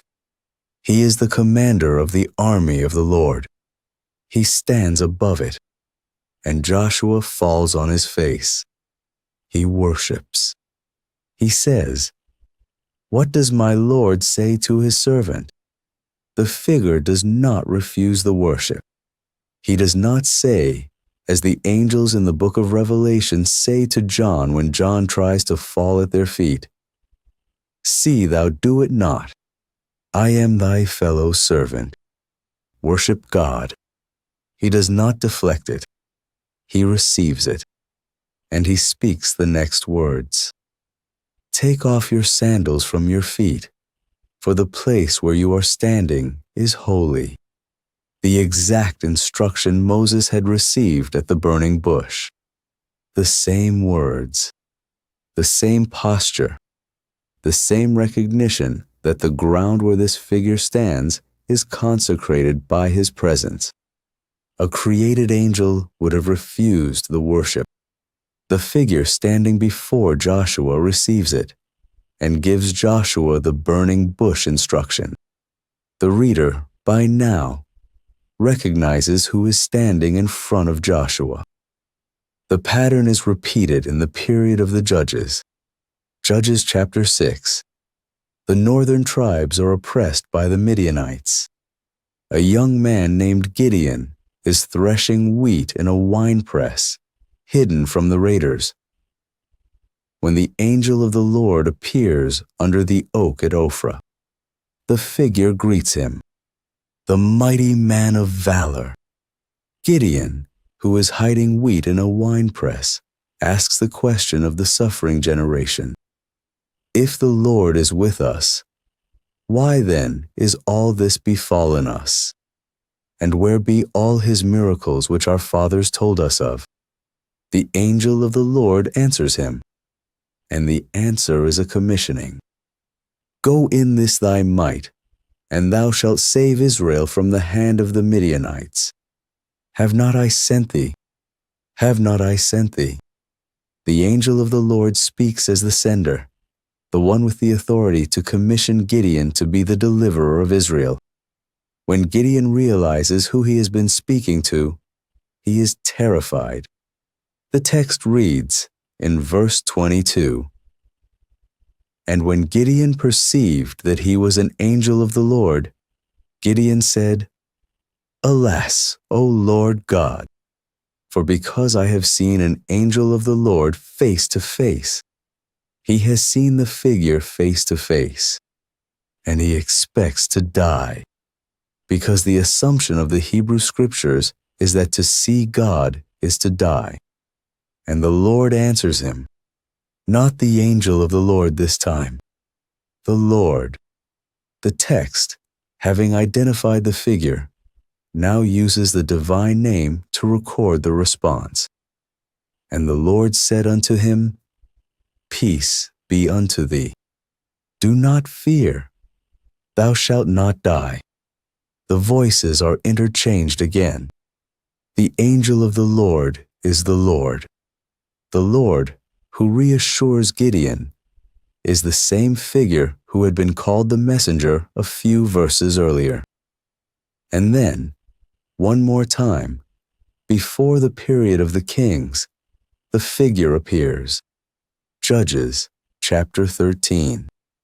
The angel of the Lord appears to the wife of a man named Manoah. She has been barren. He tells her she will conceive a son, that the child will be a Nazirite from the womb, that he will begin to deliver Israel from the Philistines. The child to be born is Samson. The woman tells her husband. The husband prays for the messenger to come back so that they may know how to raise the child. The figure returns. Manoah meets him this time as well. And Manoah asks the question the man asks at the end of every such encounter in the Hebrew Bible. What is thy name, that when thy sayings come to pass, we may do thee honor? The angel of the Lord refuses to give it. He says in verse 18, Why askest thou thus after my name, seeing it is wonderful? The Hebrew word is Pele, wonderful, marvelous, beyond the comprehension of the one asking. It is the same word, exactly, that appears in Isaiah chapter 9, verse 6, in the Messianic prophecy.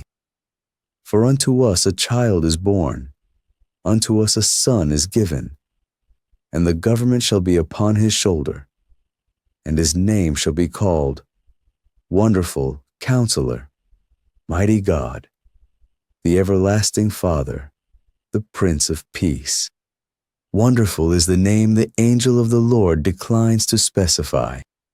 Wonderful is the name the Messianic child receives in the prophecy of Isaiah. The vocabulary lines up. Manoah offers a sacrifice on a rock. The flame of the altar rises, and the angel of the Lord ascends in the flame. The figure who had stood in front of them goes up in the fire of the offering they had made. And Manoah turns to his wife and says, We shall surely die, for we have seen God. He had begun by speaking with the angel of the Lord. He ended saying he had seen God. The two, in his mouth, are the same. From the 2nd century onward, the Christian theologians who read these texts identified the figure with the pre-incarnate Christ. Justin Martyr, writing in the middle of the 2nd century, argued the case at length. The figure who appeared to Abraham, who appeared to Hagar, who appeared at the burning bush, who appeared to Joshua, was the Word of God, the Logos, the second person of the Trinity, who would later become incarnate in the womb of the Virgin in Bethlehem. The angel of the Lord and the Word of John chapter 1 were, for Justin, the same divine person, encountered first under one mode and then under another. Irenaeus, in the late 2nd century, made the same identification. Tertullian, at the turn of the 3rd century, made it as well. The argument runs through the writings of the early Christian fathers and into the medieval tradition and the reformers. A figure who is God, yet distinct from God, who manifests visibly to specific people, and who serves as the mediator between God and humanity, is the same figure who becomes incarnate in the Gospels. The angel of the Lord, in the patristic reading, was the Son before he was the Son of Mary. The reasoning is patterned. the same figure who manifests to the patriarchs, the deliverers, and the prophets, who is God and yet distinguishable from God, who acts as the bridge between the Father and his people, is the same figure whom the Gospels would later identify as the Word made flesh. The identification is widely held in historic Christian theology, but it is not unanimous. Some interpreters, both ancient and modern, prefer to treat the angel of the Lord as a more generic theophany, a visible manifestation of the presence of God, without necessarily identifying him with the second person of the Trinity in particular. On this reading, the figure is the way the unseen God chooses to be seen, and the question of which person of the Godhead is doing the appearing is left open. The text itself does not say, "This was the Son before he came." It says, "The angel of the Lord." The Christian reading is a theological inference from the patterns. It draws on the way the figure speaks, on the way he receives worship, on the way he is described as both God and as sent from God, and it concludes that the bridge between heaven and earth is the same bridge in both testaments. But the inference is an inference. Different traditions weigh it differently. Some hold it firmly. Some hold it loosely. Some prefer to leave the question of identification open and let the figure be the figure that the text calls him, the angel of the Lord. The text, for its part, keeps its categories open. It speaks of him. It records his appearances. It preserves the paradox. And it leaves the deeper identification for the reader to consider. And then, after the prophet Malachi, the figure stops appearing. The Old Testament closes with the book of Malachi. The intertestamental period, the 400 years between Malachi and Matthew, contains, in the canonical writings, no recorded appearances of the figure under that name.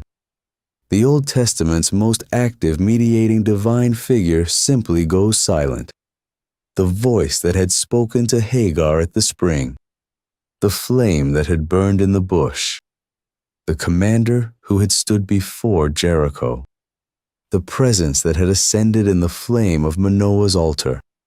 All of it stops.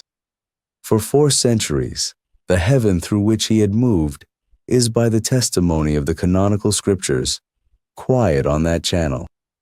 And then the curtain rises again, and it rises on a baby in a manger. The figure who had appeared to the patriarchs, the deliverers, the prophets, was now lying in a feed trough in Bethlehem. You can see the pattern if you sit with it long enough. The angel of the Lord was throughout the Hebrew Bible the visible face of the invisible God, the voice that came down, the commander who met Joshua at night with his sword drawn, the presence that ascended in the flame of an evening sacrifice, the pre-incarnate ministry of the eternal Son, in the Christian reading, present at every moment when the unseen God made himself seen. When the Apostle John, centuries later, sat down to write his gospel, he opened it with a sentence that summarized everything. No one has seen God at any time. The only begotten Son, who is in the bosom of the Father, he has declared him. No one has seen God. And yet Hagar saw, Moses saw, Joshua saw, Manoah saw. Each of them said, after the encounter, that they had seen God and remained alive. The Christian reading folds the two together.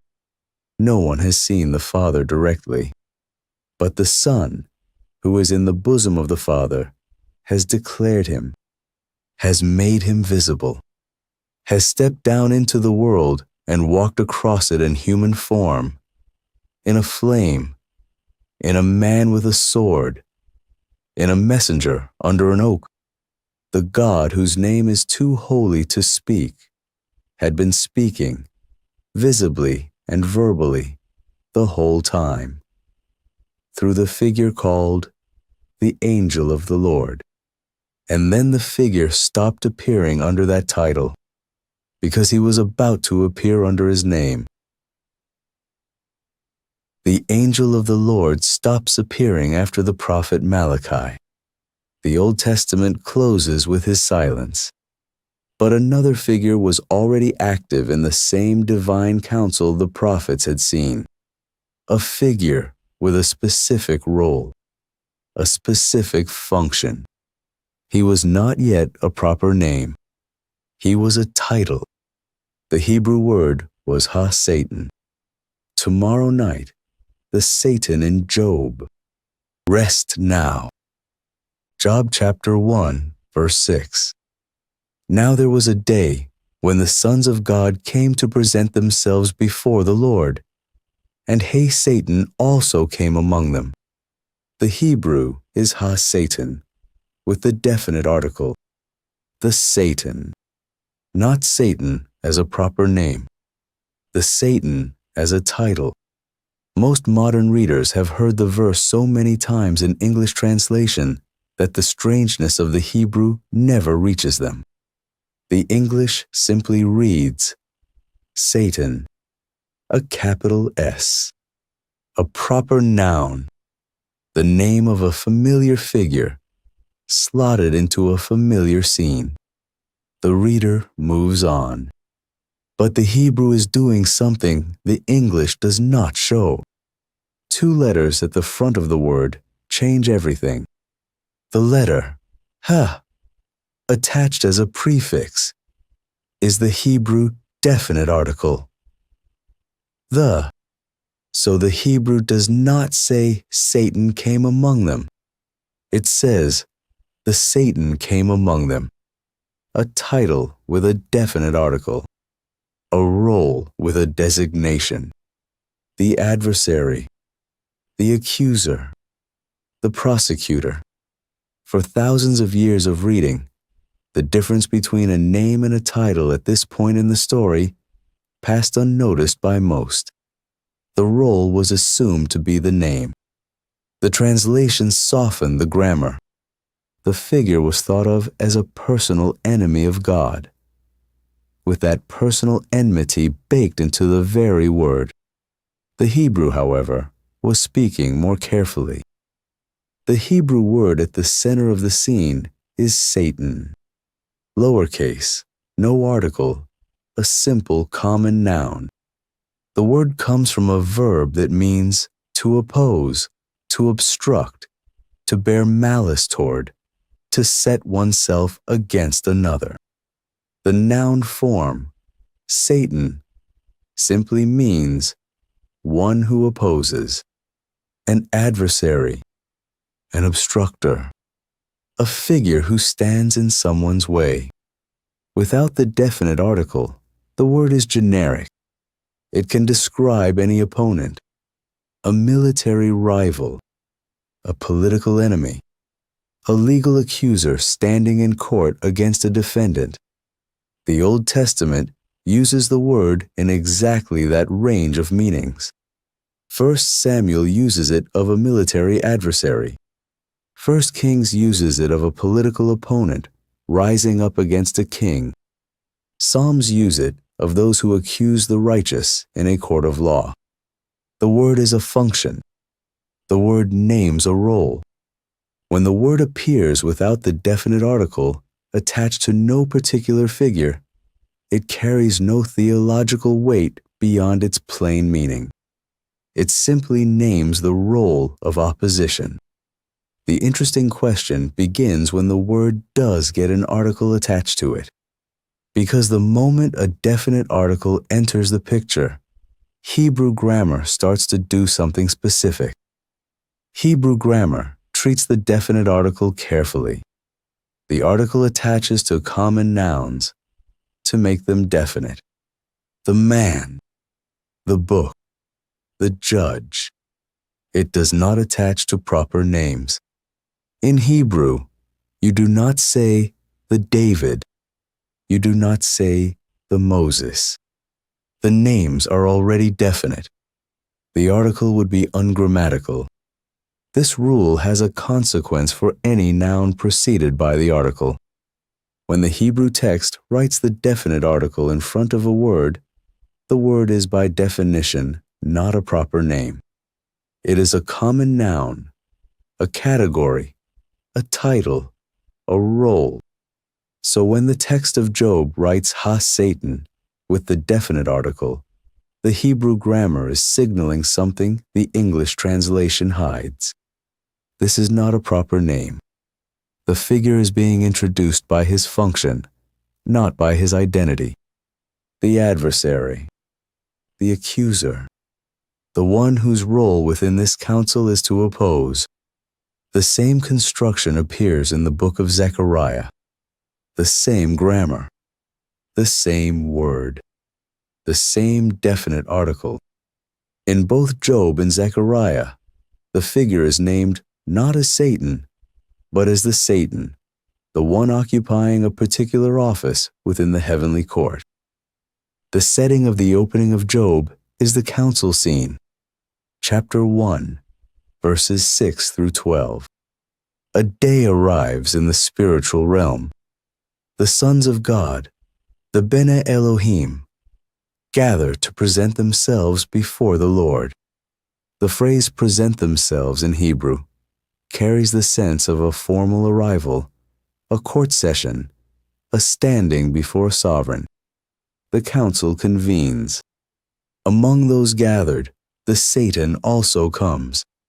The text places him within the assembly, not outside it. He is part of the council. He has access. He attends. The Lord addresses him directly, by his function. From where have you come? The Satan answers. From going to and fro on the earth, and from walking up and down on it. The answer is the language of reconnaissance. The Satan has been moving across the earth, observing, gathering information, surveying the affairs of human beings. He is a member of the council whose specific duty includes the inspection of earthly matters. He returns to the council with what he has seen. This is what court officials do. They survey, they report, they bring back accounts to the sovereign. The text does not present him as an intruder. He is a participant in a regular gathering of the divine court. The Hebrew phrasing here is worth slowing down for. Came among them, in the Hebrew, places him in the midst of the gathering, not on its edges, not slipping in, unobserved, not standing apart in opposition. He arrives the way the rest of the sons of God arrive, and he takes his place among them. Then the Lord raises the case of Job. Have you considered my servant Job, that there is none like him on the earth, a blameless and upright man, one who fears God and turns away from evil? The praise is high. Job is named as a singular figure, blameless, upright, God-fearing, turning from evil. By every measure of righteousness, the text knows, Job is the exemplary case. The Satan immediately responds with a legal objection. Verse 9. Does Job fear God for no reason? Have you not put a hedge around him and his house and all that he has on every side? You have blessed the work of his hands, and his possessions have increased in the land. But stretch out your hand and touch all that he has, and he will curse you to your face. The accusation is precise. The Satan does not deny that Job appears righteous. He concedes the appearance. What he questions is the basis. Job worships, the Satan argues, because Job is paid. The hedge of protection, the blessed labor, The increased possessions are the price. Take away the payment, and the worship will stop. The faith is mercenary. The relationship is transactional. The integrity is purchased. The accusation is specific. It does not generalize to humanity as a whole. It targets one man. It questions the deepest layer of his relationship to God. And it is framed not as malicious slander, but as a legal challenge brought within the council to be heard, weighed, and addressed. What the Satan is doing in this scene is performing a function. The text does not call him evil. The text does not describe him as a fallen being, as an enemy of God, as a rebel against the divine throne. None of that vocabulary appears in Job chapters 1 and 2. What appears is the language of office. He stands in the council. He answers the sovereign. He raises a challenge. He is granted a hearing.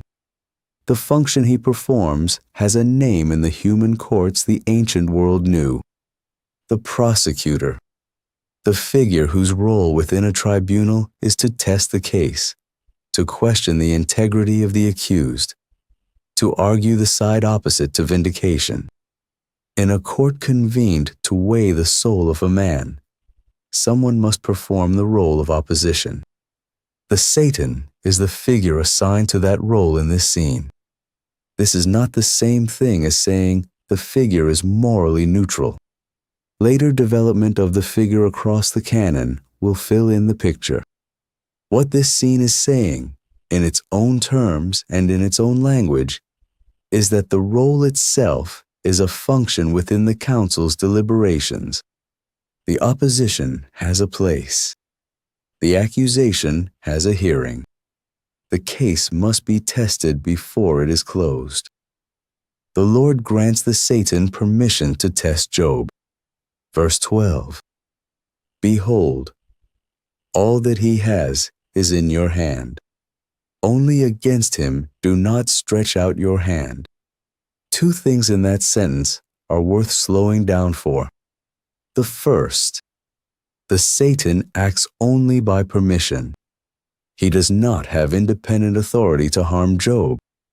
The opposition role he plays in the council does not include the power to act on his own initiative against a servant of God.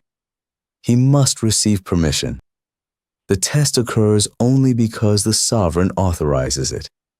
The agent is not autonomous.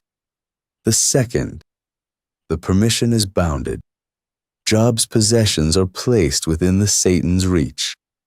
Job's person, in this first round, is explicitly off limits.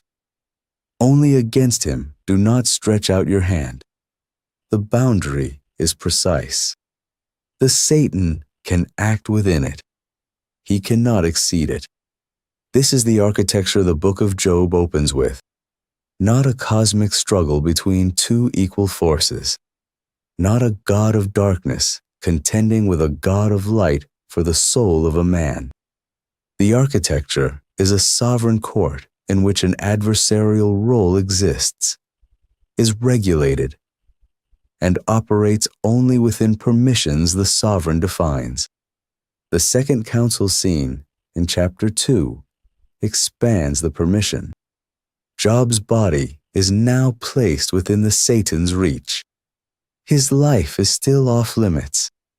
The same architecture, the same bounded permission, the same sovereign defining the limits. The implications of this for the rest of the book are worth noting. When the calamities fall on Job, when the messengers arrive one after the other with the news of the lost flocks, the lost servants, the lost children, the reader who has watched the council scene knows what the Hebrew has been careful to establish. None of these events lies outside the permission. None of them exceeds the boundary. Job himself does not know the council scene. He cannot see the framework above his suffering. He can only see the suffering, but the framework is there, and the framework holds. The same Hebrew construction appears in the book of Zechariah. The same grammar, the same word, the same definite article. Ha, Satan. Zechariah chapter 3. The prophet sees a vision.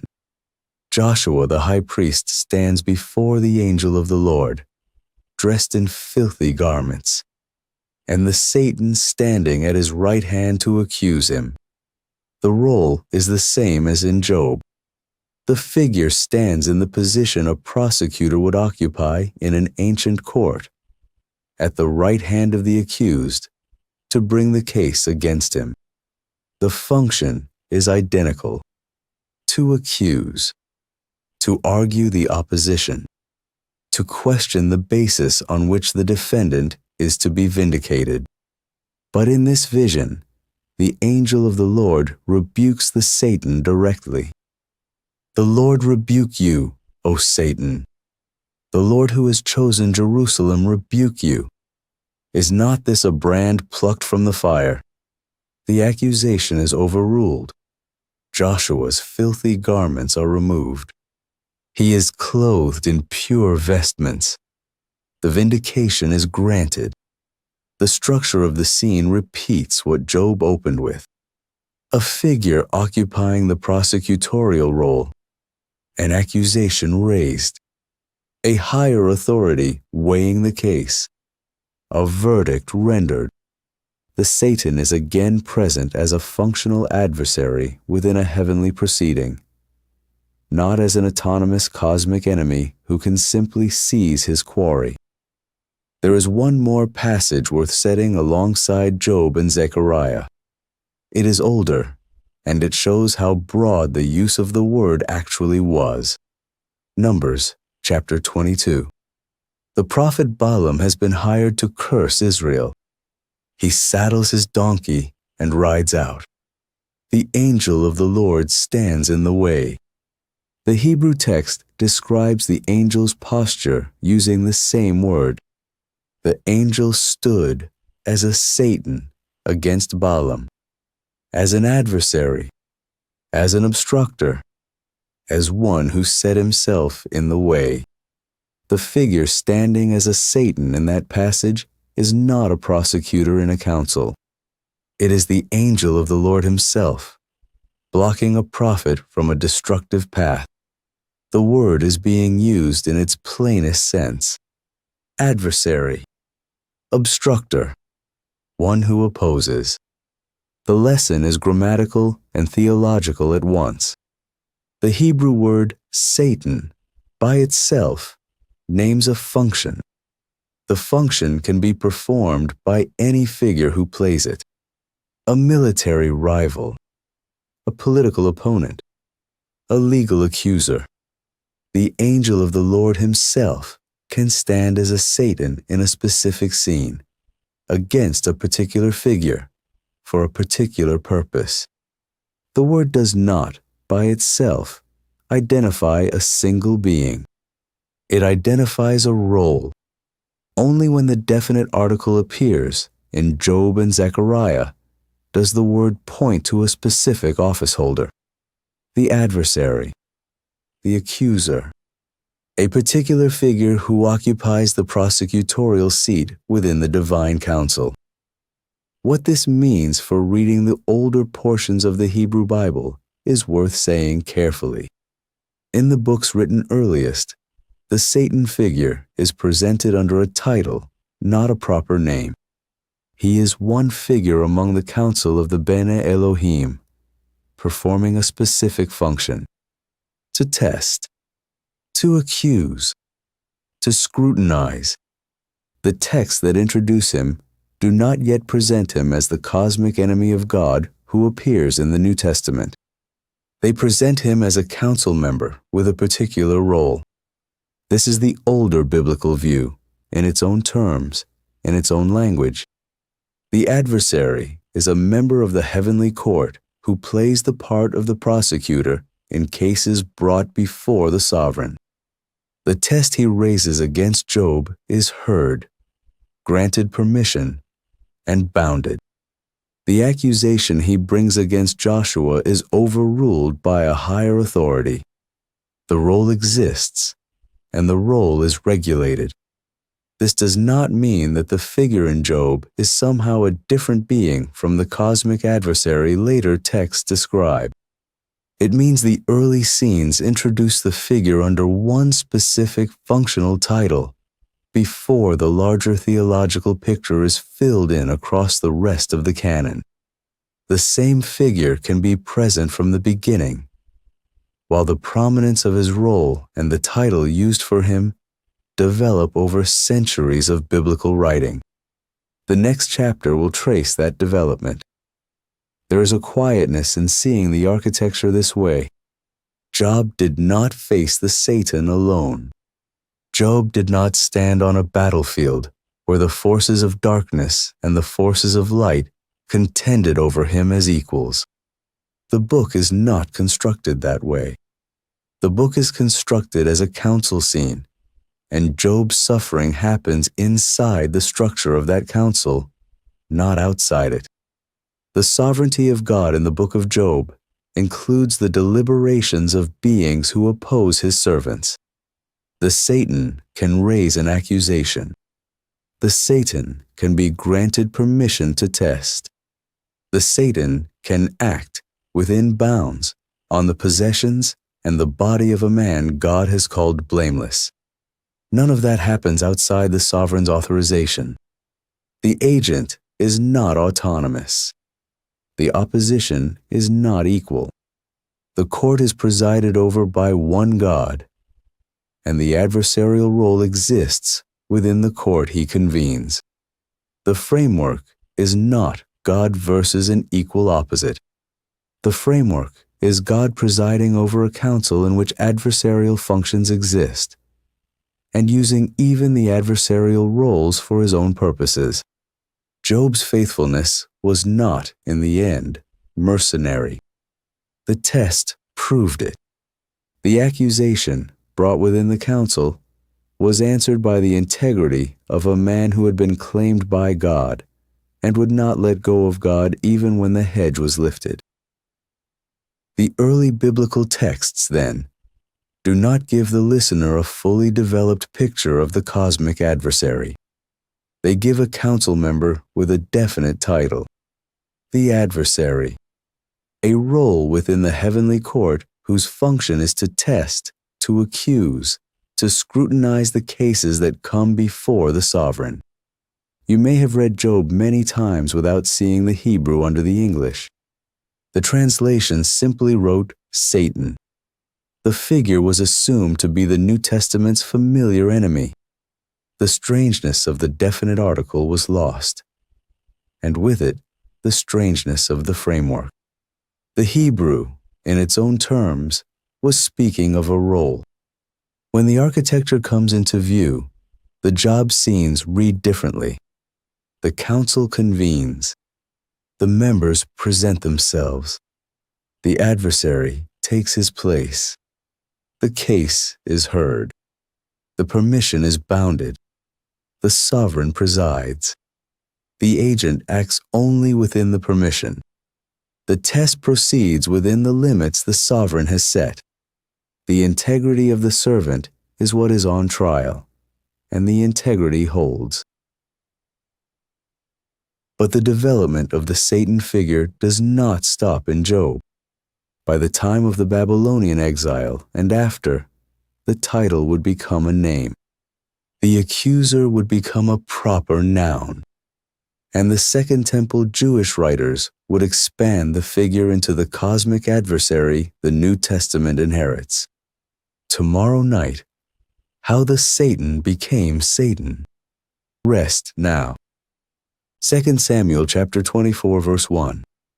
The text reads, "Again the anger of the Lord was kindled against Israel, and he incited David against them, saying, 'Go and count Israel and Judah.'" The same event is retold in 1 Chronicles chapter 21, verse 1. And there, the wording shifts. Then Satan stood against Israel and incited David to count Israel.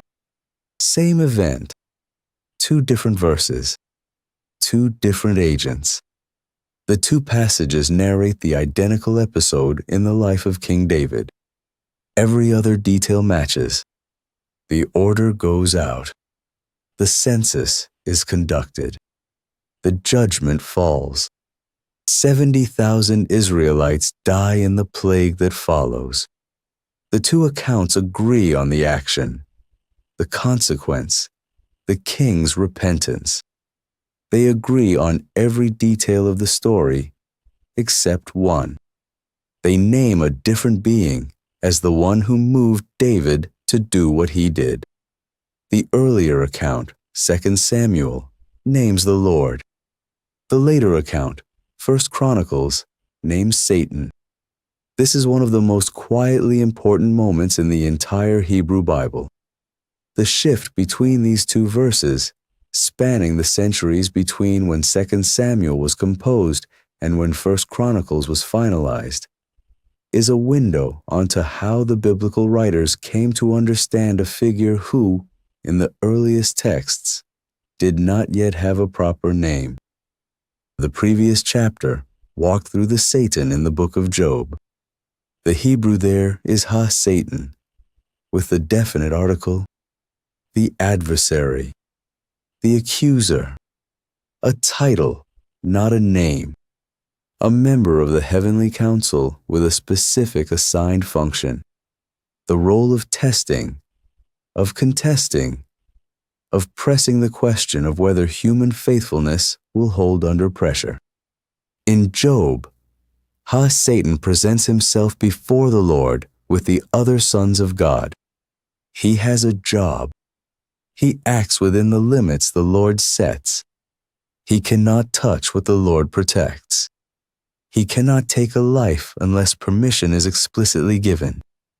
The figure in Job is a council member with a function, not a free-roaming villain in opposition to God. That is the early picture. Now follow the trajectory. The census event in 2 Samuel chapter 24 occurs late in David's reign. The text does not fully explain why a census was wrong.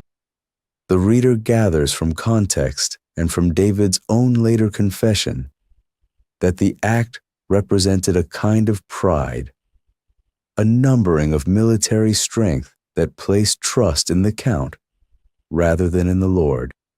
Whatever the exact nature of the offense, the text is clear that it provoked judgment. David himself recognizes the wrong as soon as he sees the count. He says to the Lord, "I have sinned greatly in what I have done." The prophet Gad is sent. 3 options of judgment are offered. David chooses to fall into the hand of the Lord rather than into the hand of men. The plague descends. 70,000 die. The narrative is harsh. The judgment is severe. And the opening verse of the chapter in the older 2 Samuel account is direct about the agency. Again, the anger of the Lord was kindled against Israel, and he incited David against them, saying, "Go and count Israel and Judah." The Hebrew verb translated incited is a strong one. The action is attributed to the Lord without softening. The Lord, angry at Israel for some unstated reason, moves David to carry out an act that will then bring judgment on the nation. The text does not flinch from the framework. The older Hebrew Bible is comfortable saying that the Lord, in his sovereignty, brings about the conditions of judgment, even by stirring up a human action that will require it. Centuries later, the books of Chronicles were composed. The dating is debated, but the broad consensus places 1st and 2nd Chronicles in the post-exilic period, probably during or after the Babylonian exile and the return to Jerusalem, several centuries after 2 Samuel was finalized. The chronicler is working with the same source material the earlier writers worked with. He is retelling the history of David and Solomon and the divided kingdom, but he is doing it for a different audience and from a different theological vantage point. When the chronicler comes to the census event, he retells it. He gives almost all the same details. But the opening verse, which named the Lord in 2 Samuel, names a different agent. 1 Chronicles chapter 21, verse 1. Then Satan stood against Israel and incited David to count Israel. Read it slowly. The Hebrew has changed. In 2 Samuel, the inciter is the Lord. In 1 Chronicles, the inciter is Satan. The verb is the same. The action is the same. The result is the same. The agent who initiates is named differently. And one more thing has changed in the Hebrew. The word the chronicler uses is Satan without the definite article. Not ha-Satan, the adversary, as in Job. Just Satan, the proper name. The figure once known by his title is now being referred to by what reads in Hebrew as a personal name. What changed between 2 Samuel and 1 Chronicles? The simplest way to describe it is that the theological understanding of how God's sovereignty relates to the presence of evil had developed. The earlier text is comfortable saying that the Lord himself stirred up the trouble. The later text is more careful. The chronicler preserves the holiness of the Lord by attributing the temptation, the actual incitement to wrong action, to a different agent. The framework in which God permits the test remains intact. The Lord, in his sovereignty, allowed what unfolded. But the agent who actually moved David's heart toward the wrong act in the chronicler's retelling is named as Satan. The two accounts are not in contradiction. Both can be true at the same time. The Lord, in his sovereignty, permitted Satan to incite David. Both descriptions are looking at the same reality from different angles. The earlier text speaks from the angle of ultimate sovereignty. The later text speaks from the angle of proximate agency. The Hebrew Bible holds both, and the two accounts reinforce each other when read together. The same logic applied in the book of Job. The Lord permitted. The Satan acted. The earlier and later texts agree on the deep metaphysics of how good and evil interact in the world. They differ in their emphasis. 2 Samuel emphasizes the Lord's sovereignty over the whole ark. 1 Chronicles emphasizes the agency of the figure who stood against Israel and moved a king to error.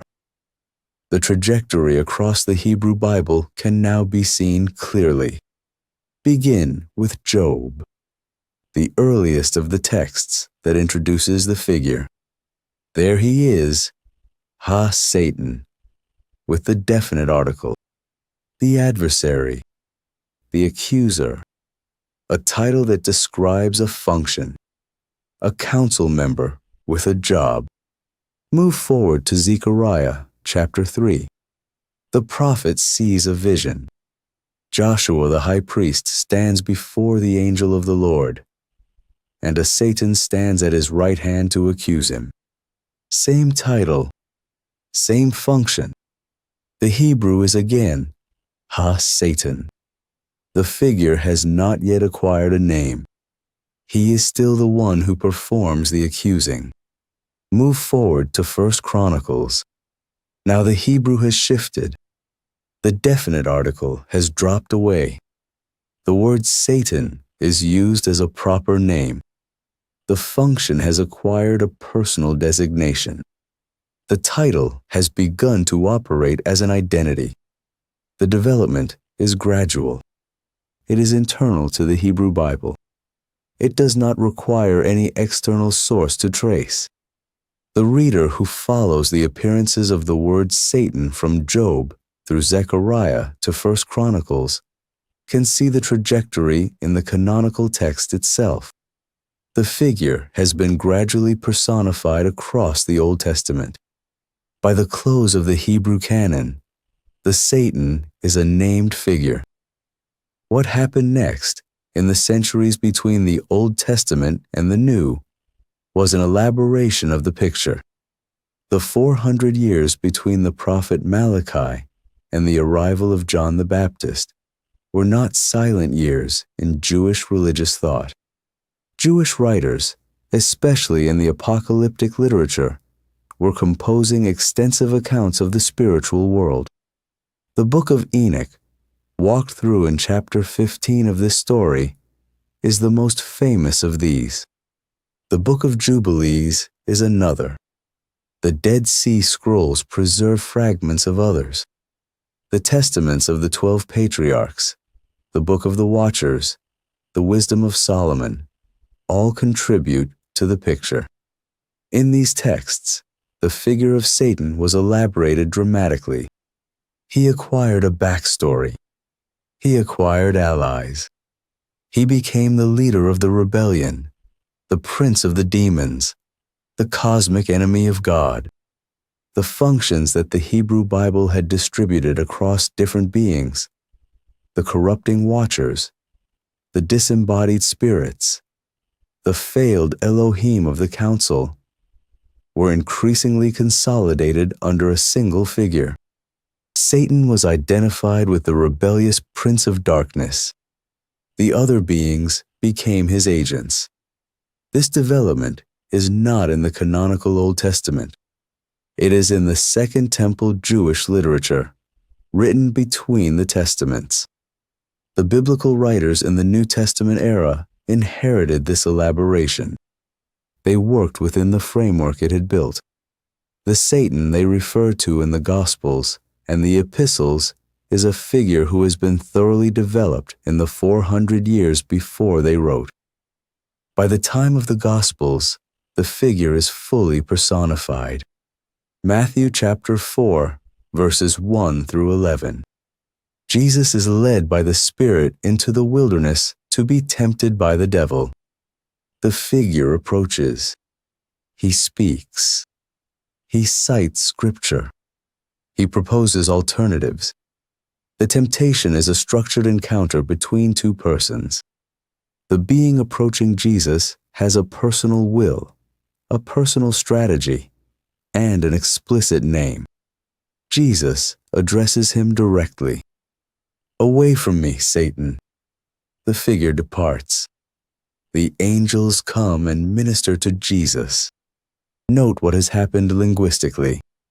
The Greek of the New Testament uses two terms for this figure: Satanas, which is a transliteration of the Hebrew word, treated as a personal name, and Diabolos, which is the Greek word for slanderer or accuser, the equivalent function of the Hebrew title. In Greek, the figure has both a name and a functional title. The figure is unambiguously personal. The careful Hebrew use of the definite article in Job has dropped away entirely. The Gospels go further. Satan has a kingdom. Matthew chapter 12, verses 25 and 26. Jesus speaks of Satan casting out Satan and of a kingdom divided against itself. Satan rules over a structured opposition. He has subordinates. He has agents. He is called by other titles as well. The prince of this world, in John chapter 12, verse 31. The God of this age, in 2 Corinthians chapter 4, verse 4. The prince of the power of the air, in Ephesians chapter 2, verse 2. The figure has acquired multiple designations, all of which assume he is a single, identifiable, personal being with a domain and a will. The most explicit identification in the New Testament comes in the Apocalypse. Revelation chapter 12, verse 9. And the great dragon was thrown down, that ancient serpent, who is called the devil and Satan, the deceiver of the whole world. One verse. 4 titles.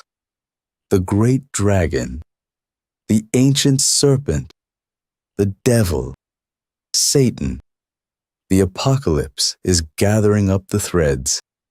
The dragon, who appears in the visions of the seer of Patmos as the great red dragon who pursues the woman and her child. The ancient serpent, the Nakash of Genesis chapter 3. The being who deceived Eve in the garden. The devil, the diabolos of the Greek, the slanderer, Satan, the proper name carried over from the late Hebrew Bible.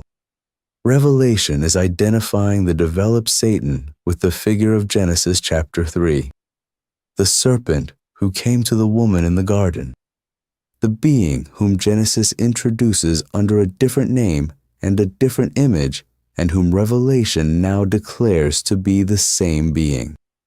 The full cosmic adversary, named in the apocalyptic vision, located back in the original rebellion in Eden.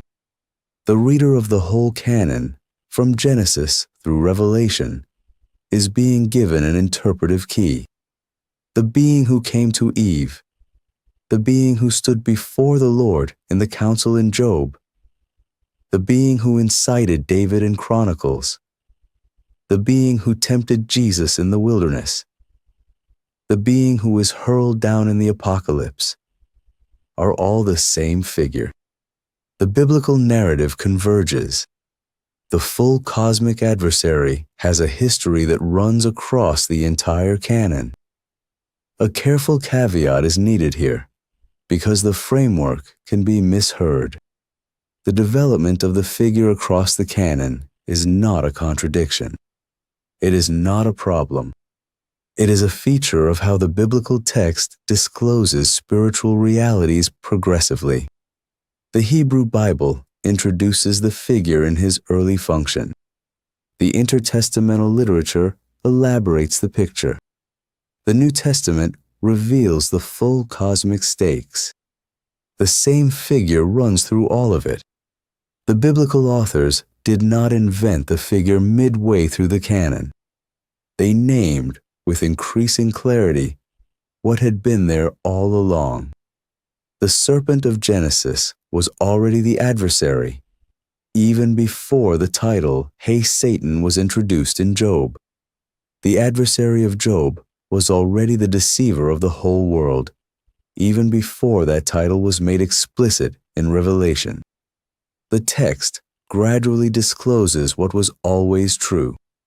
The reader who reads the Hebrew Bible alone sees a council member with a job. The reader who reads the whole canon sees the cosmic enemy of God. Both readings are honest to what their respective portions of Scripture present. The fuller picture does not invalidate the earlier picture. It situates the earlier picture in the larger story. This is what the historic Christian tradition has called progressive revelation. The story does not all arrive at once. The earliest texts give a partial picture. The later texts fill in what the earlier ones had not yet disclosed. The fullness comes at the end, in the apocalyptic vision of Revelation, where the whole ark is named and the players are identified by every title they have carried. The framework of sovereignty holds throughout. Even in his fully cosmic form, Satan is never God's equal. The Hebrew Bible is rigorous about this point, and the New Testament inherits it without modification. The dragon of Revelation is hurled down. The serpent of Genesis is promised in the very chapter that introduces him, that the seed of the woman will crush his head. The adversary of Job acts only with permission, only within limits set by the Lord. The development of the figure across the canon does not turn him into a counter-deity. The biblical writers are not telling a story of two equal cosmic powers in eternal contest. They are telling a story of one sovereign God, whose creation includes a rebellious adversary, whose rebellion God permits within the larger arc of redemption, and whose final defeat is already woven into the original promise. The judgment is built into the story from Genesis chapter 3. The crushing of the head is announced before any of the developed names are introduced. Satan is real. The cosmic adversary is real. The development of his portrayal across the canon is real. And so is the fact that he is, throughout, a creature whose actions God permits and whose end God has already decreed. The throne of Revelation chapter 4 is occupied by one being. The thrones around it are occupied by 24 elders. The dragon of chapter 12 is hurled down. He is never seated. He is never enthroned. He acts only in the space the Lord allows, and the time of that space is measured. Hold the whole picture for a moment. The Satan of Job is the Satan of Chronicles, is the dragon of Revelation, the same being, the same function, disclosed progressively across the text. In the earliest pages, he is a council member with a title and a job. By the close of the Hebrew Bible, his title has become a name. By the time of the New Testament, his name carries the weight of a cosmic enemy. And in the final book of the canon, he is identified with the serpent of Eden, named the deceiver of the whole world, and shown being cast down. The biblical authors did not write all at once. They wrote across the better part of 1,500 years, in different languages, in different cultural contexts, in different theological emphases. And yet, when the canon is read whole, the figure of the adversary holds together. The development is not the invention of a new character.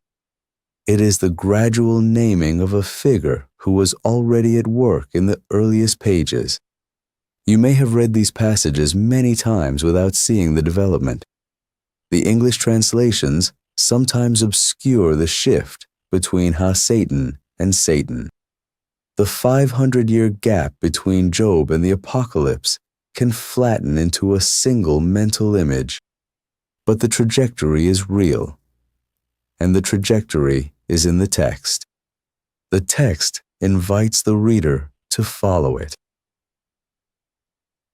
The Satan, by the close of the Old Testament era, had been distinguished from the God of Israel.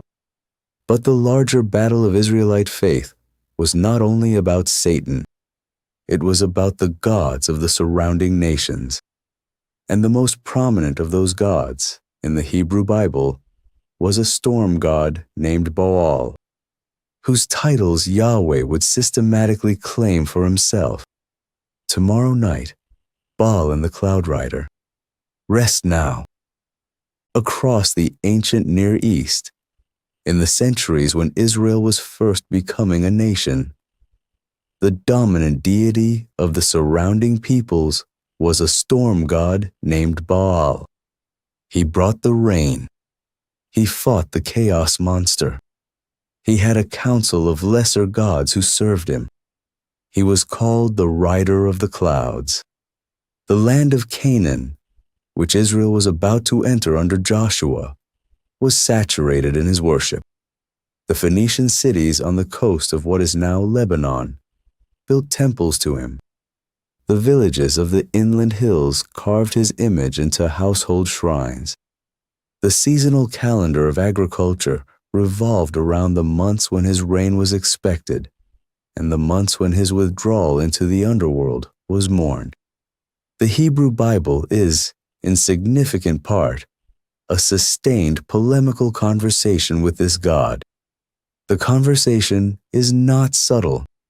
It is conducted in the same vocabulary the Baal worshippers themselves used. And by the end of it, every distinctive thing the Canaanites said about their storm god, the Hebrew Bible says about Yahweh instead. The clearest window into ancient Canaanite religion is a body of texts recovered from the ruins of an ancient port city on the Mediterranean coast of modern Syria. The site is called Ras Shamra. The ancient name of the city was Ugarit. Beginning in the 1920s, French archaeologists working at Ras Shamra unearthed clay tablets covered in a previously unknown alphabetic script. The tablets, when deciphered, turned out to contain the religious literature of the Canaanites from the second millennium before Christ. The texts are older than most of the Hebrew Bible. They are written in a language closely related to Hebrew, and they describe, in detail, the gods that the Hebrew prophets later condemned. The most prominent god in the Ugaritic literature is Baal. The tablets record his stories, his battle with the sea god Yam, the chaos monster of the deep, his conflict with Mot, the god of death, his council of subordinate deities, his palace built on the heights of Mount Zaphon, the sacred northern mountain, his role as the bringer of rain and the patron of agriculture, and, repeatedly, his title. In the Ugaritic Baal cycle, he is called RKB, RPT. The phrase translates as rider of the clouds. It is one of his most distinctive epithets. The image is of the storm god mounted on dark cumulus as on a chariot. His arrival signaled by the gathering of sky and the crash of thunder. His power demonstrated in the lightning that splits the air before him. When the Hebrew Bible was written, the Cloud Rider title was a known piece of religious vocabulary across the entire region. Any reader in ancient Israel, hearing the phrase, would have known who it usually referred to. And then the Hebrew Bible took the title and gave it to someone else. Psalm 68, verse 4. Read it slowly. Sing to God. Sing praises to his name. Lift up a song to him who rides through the deserts. His name is the Lord. Exult before him. The Hebrew word translated rides comes from the same root as the Ugaritic RKE. The construction is the same construction the Canaanites used for Baal.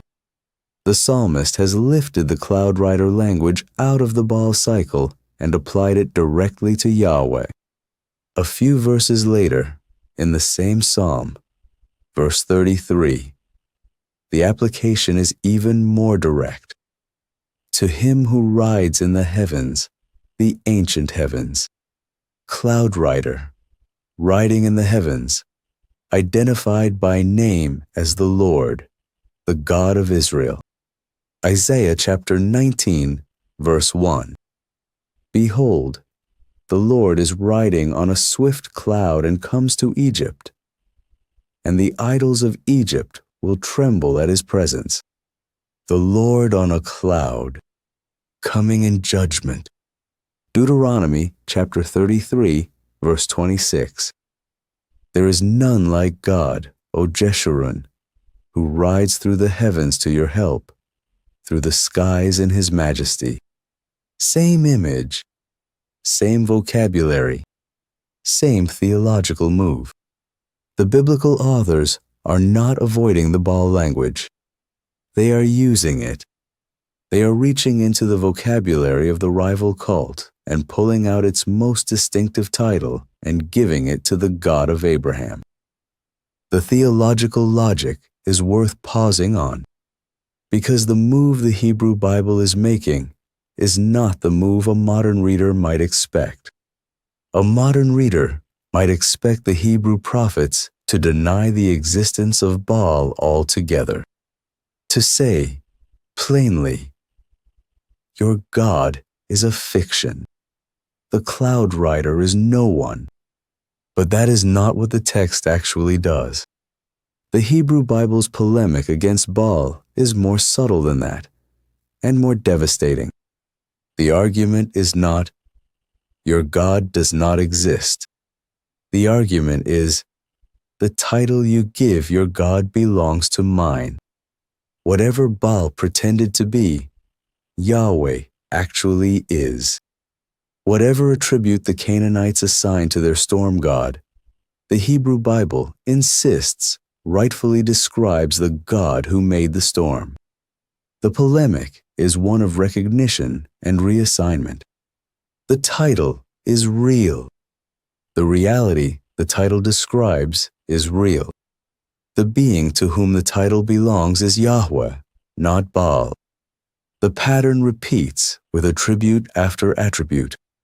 The chaos slayer language that the Ugaritic text gave to Baal in his battle with Yam appears in the Hebrew Bible attributed to Yahweh. Psalm 74, verse 14. You crushed the heads of Leviathan.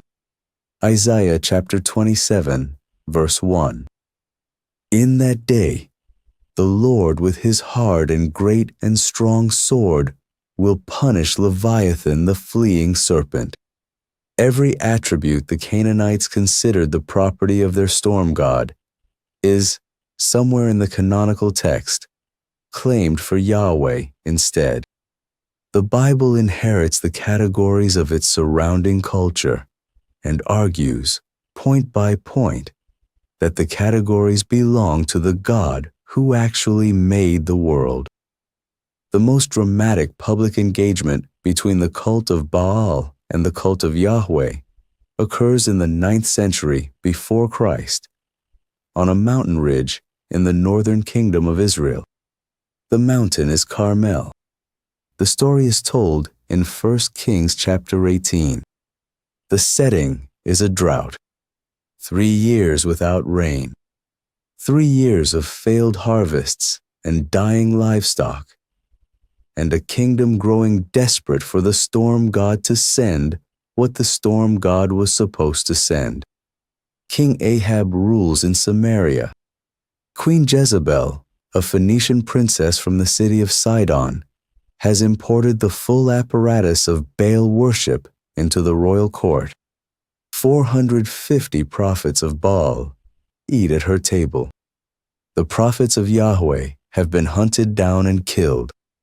Into this situation walks the prophet Elijah.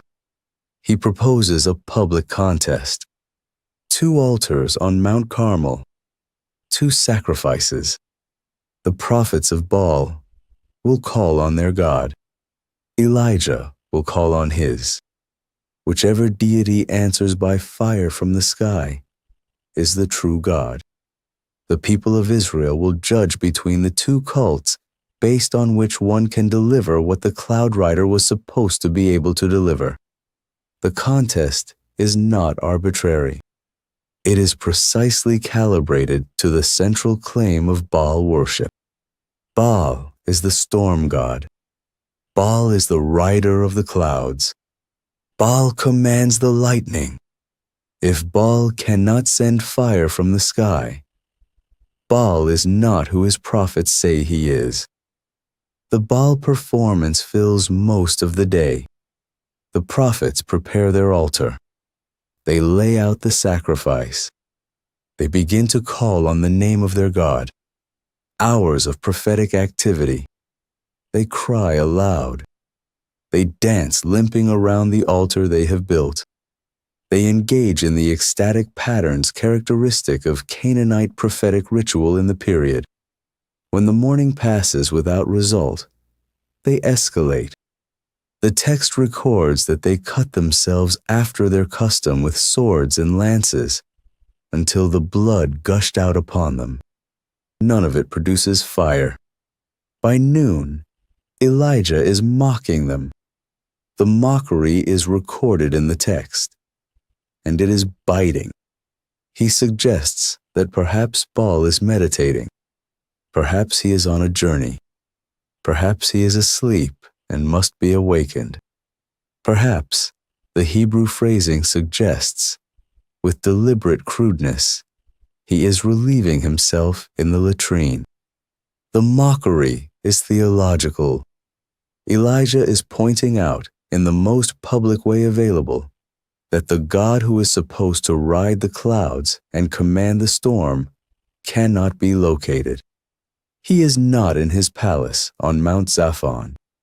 He is not in his council. He cannot be reached by any of the techniques his prophets know how to use.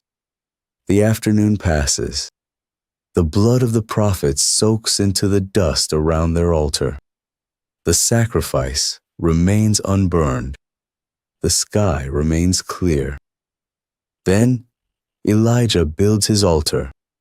He takes 12 stones, one for each tribe of Israel.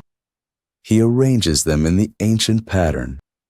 He digs a trench around the altar large enough, the text says, to hold 2 measures of seed.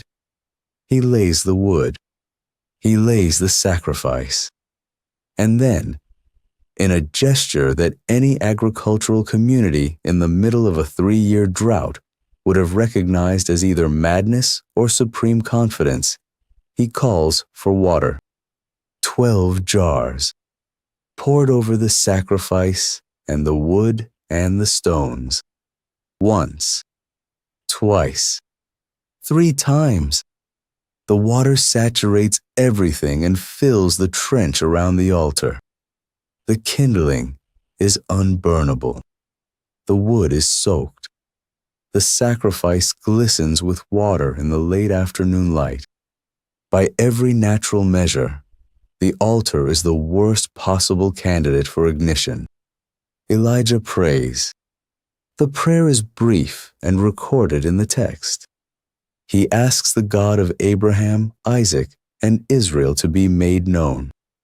He asks that the watching people would know the Lord is God, and that Elijah himself is his servant, and that this whole confrontation has been at God's direction. The fire falls.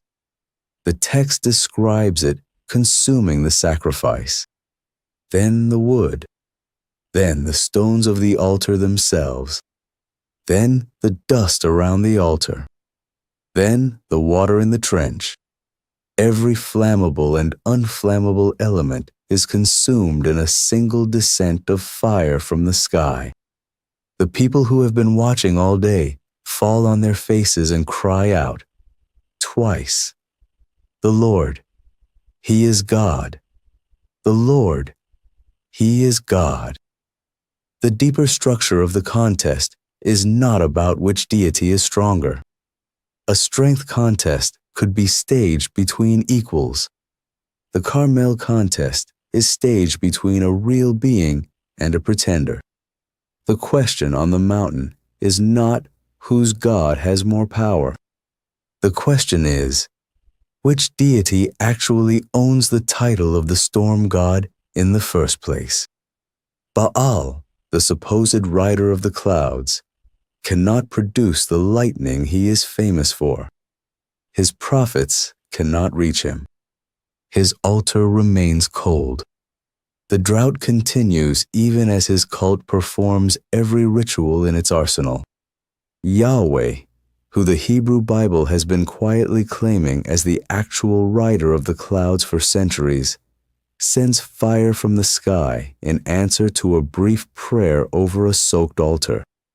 And then, in the verses immediately following the fire, sends rain after 3 years of drought. Both phenomena, in their original cultural setting, belong to the storm god. Both phenomena, on Mount Carmel, are produced by the God of Israel. The contest is a public theological showdown. It is the Hebrew Bible making, in the most dramatic possible form, the same argument it has been making in psalm after psalm. The Cloud Rider language belongs to one God, and one God alone.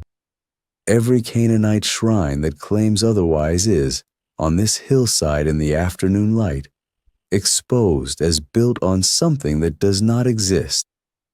The transfer of titles continues across the rest of the Hebrew Bible. What begins as a regional argument with one rival deity expands into a general pattern. The biblical authors systematically reassign every divine attribute they can plausibly contest from the gods of the nations to Yahweh.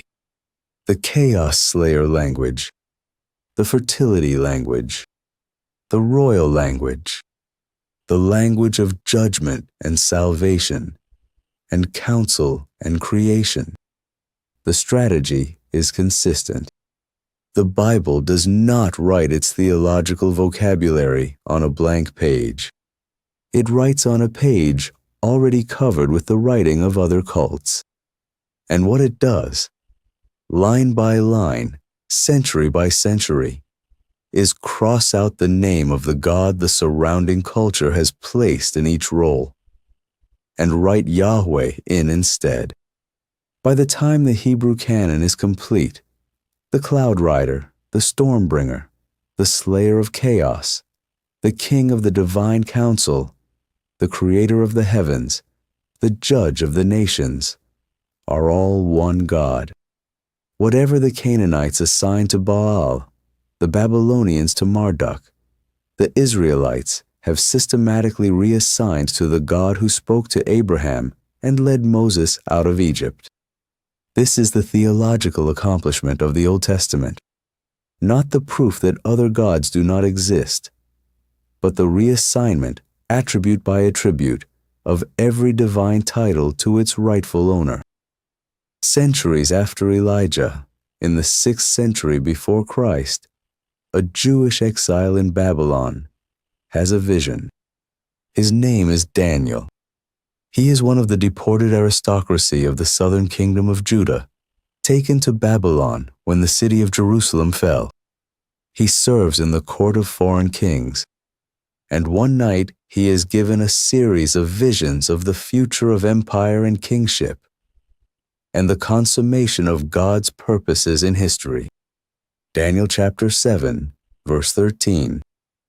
I saw in the night visions, and behold, with the clouds of heaven there came one like a son of man.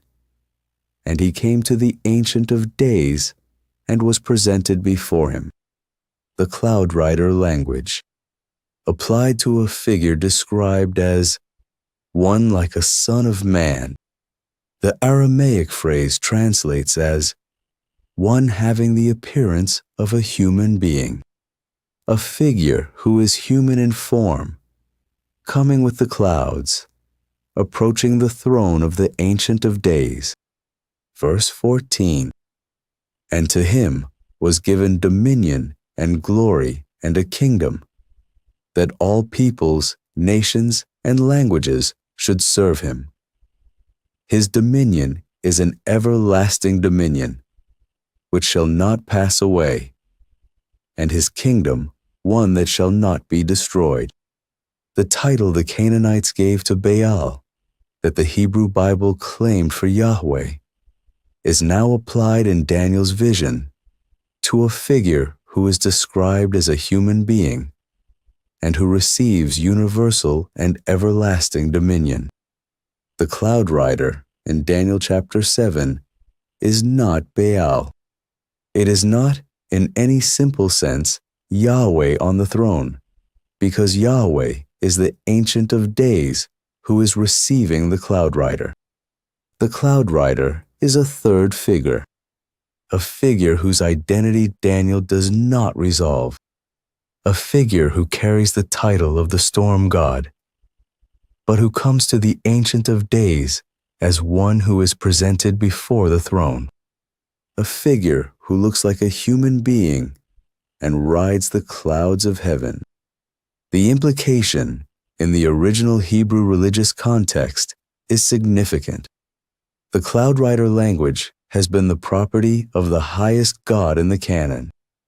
Daniel applies it to a human figure who shares the seat of divine authority. The vision opens a category the Hebrew Bible had not opened before. About 600 years after Daniel sees his vision, a man stands before a religious court in the city of Jerusalem. The court is the Sanhedrin. The chief priest is named Caiaphas. The man on trial has been arrested in the middle of the night, brought to the high priest's residence, and accused of blasphemy. The testimony so far has been contradictory and inadequate to convict. The high priest, frustrated by the failure of the witnesses, finally puts the question directly. Mark chapter 14, verse 61. Are you the Christ, the Son of the Blessed? The answer in verse 62 is one of the most carefully constructed statements in the New Testament. The man on trial says, I am, and you will see the Son of Man seated at the right hand of power and coming with the clouds of heaven. Read the construction. He claims the title Christ. He claims the title Son of Man, the title from Daniel chapter 7. He places himself at the right hand of power, sharing the seat of divine authority.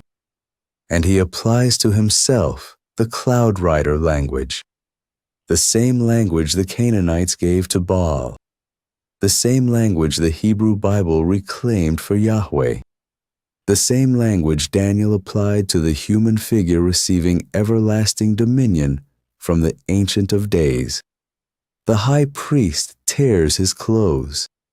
The gesture in the Jewish tradition is the response to blasphemy heard in court.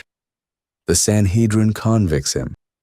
The next morning, he is handed over to the Roman governor. By that afternoon, he is dead on a Roman cross outside the city walls. The conviction for blasphemy was, in their categories, accurate. The Galilean carpenter on trial had just claimed, in the most explicit terms his religious culture made available, that he was the rider of the clouds. So the argument is complete. A storm god claimed the title for himself in the Ugaritic literature of the second millennium before Christ. The Hebrew Bible reclaimed the title for Yahweh in the Psalms and the prophets and the public confrontation on Mount Carmel.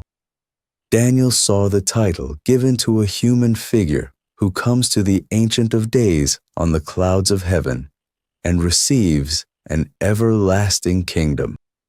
And a man named Jesus, standing before the high priest at his trial, claimed the title for himself in language no listener in his cultural context could have misunderstood.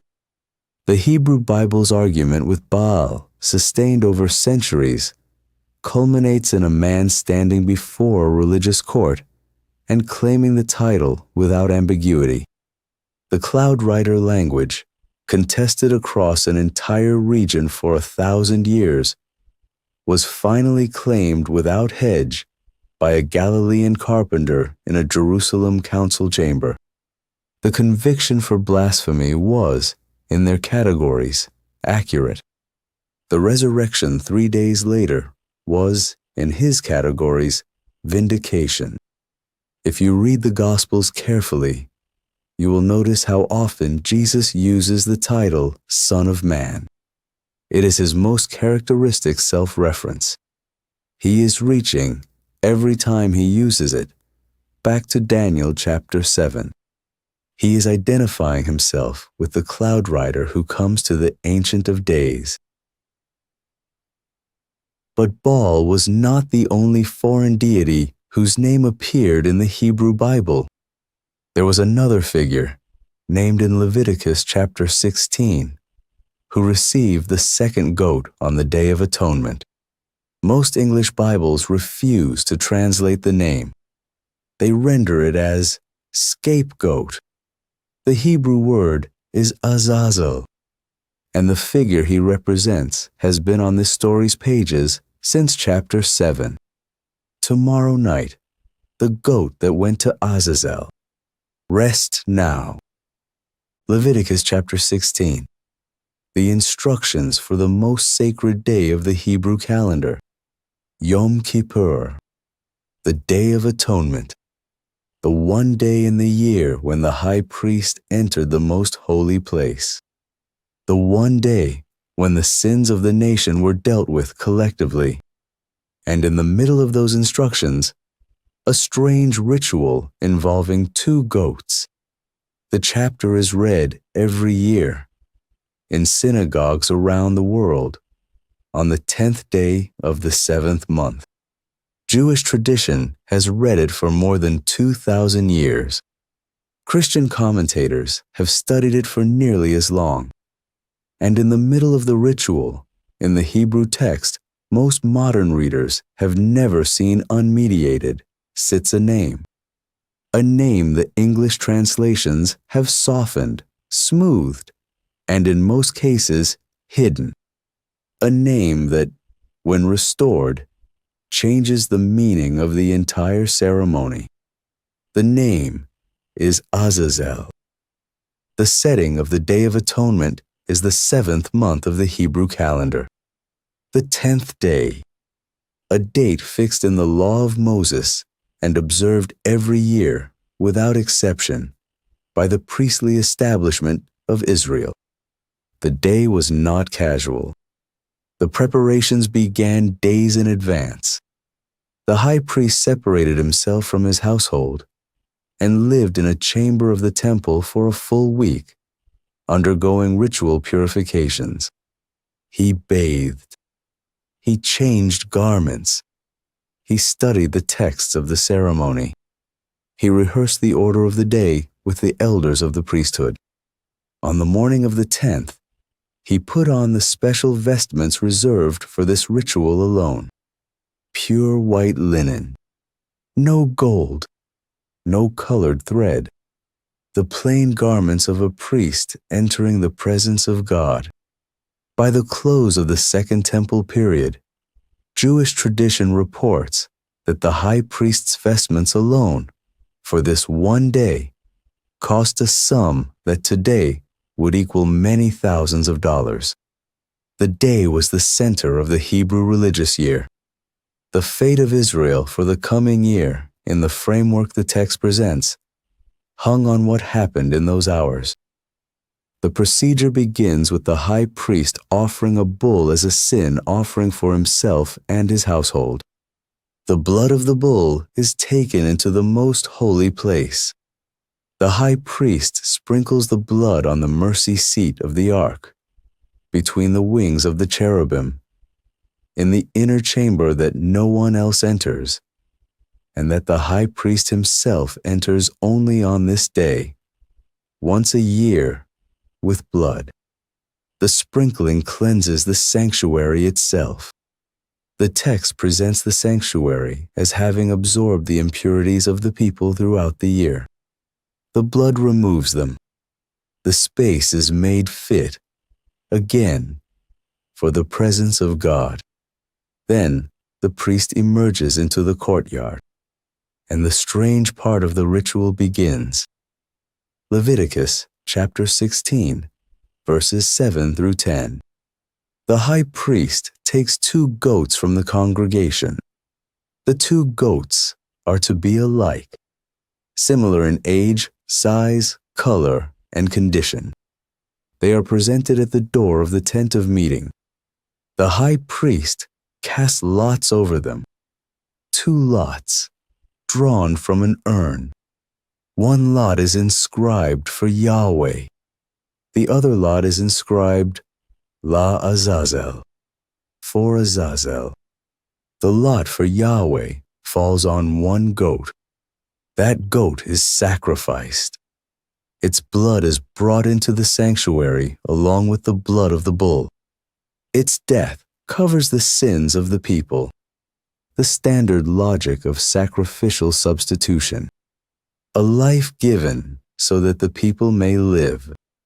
The lot for Azazel falls on the other goat. That goat is not sacrificed. The high priest places both hands on its head and confesses over it the iniquities of Israel. He transfers the sins of the nation onto the living animal. Then, a man designated for the task leads the goat away from the camp. The goat is taken into the wilderness, far from the people, far from the sanctuary, into the empty country east of Jerusalem, the rocky terrain that descended toward the Dead Sea. There, in the wilderness, the goat is released, bearing the sins of Israel away from the holy place into the territory of Azazel. The Hebrew of verse 8 is the moment most modern readers have never been allowed to see clearly. La Azazel, the Hebrew preposition lamed, attached to a noun, meaning two or four, followed by the consonants that spell a name. Aleph, Zayin, Aleph, Zayin, Lamed, Azazel. In the parallel construction of the same verse, the lot for the first goat reads La Yahweh, for Yahweh. The grammar is identical. A preposition followed by a name. One goat for Yahweh, one goat for Azazel. The parallelism is exact.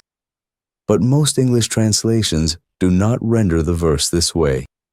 Most English Bibles translate La Yahweh as for the Lord, and La Azazel as for the scapegoat. The first half preserves the personal name in modified form. The second half replaces the name with a descriptive noun. The grammar that the Hebrew makes parallel is, in the English, no longer parallel at all. The choice was deliberate. The translators were uncomfortable. The discomfort goes back centuries. The Latin Vulgate, in the late 4th century, rendered La Azazel as Caper Emissarius, the goat that is sent away. From the Vulgate, the Latin phrase passed into Wycliffe's English, then into Tyndale, then into the King James Version as scapegoat. By the time the word reached the modern English Bible, the original Hebrew name had been hidden under 3 or 4 layers of paraphrase. Most readers of the King James Version, and most readers of the modern translations that followed it, never encountered the figure at all. The discomfort is understandable. The parallel structure of La Yahweh and La Azazel appears, to the English ear, to set the two figures side by side as equivalent recipients. A goat for one, a goat for the other, as though the two were equal partners in the receiving of offerings. This sounded, to many translators across the centuries, like a dualistic religious system, like the kind of worship the Old Testament was, on every other page, polemicizing against. A God of light and a God of darkness, each given their due. A cosmic balance maintained by sacrifices on both sides. So the translators softened the grammar. The figure on one side was rendered as a personal name. The figure on the other side was rendered as a thing, a scapegoat, a noun describing the goat itself, rather than the destination of the goat. The English reader, encountering the verse, would not see a name. The English reader would see a category. The strangeness of the parallel was eliminated by translation, but the Hebrew remained, and the Hebrew was not eliminated. The name stayed where it had always been. The name appears elsewhere in the literature of the Second Temple period, and the figure to whom it belongs is not unknown. The book of 1 Enoch, the same text covered in chapter 7 of this story, names Azazel as one of the chief watchers of the rebellion on Mount Hermon, the leader, in some passages, of the descent, the one whose specific contribution to the corruption of humanity was the teaching of metallurgy, weapons, and the arts of seductive adornment.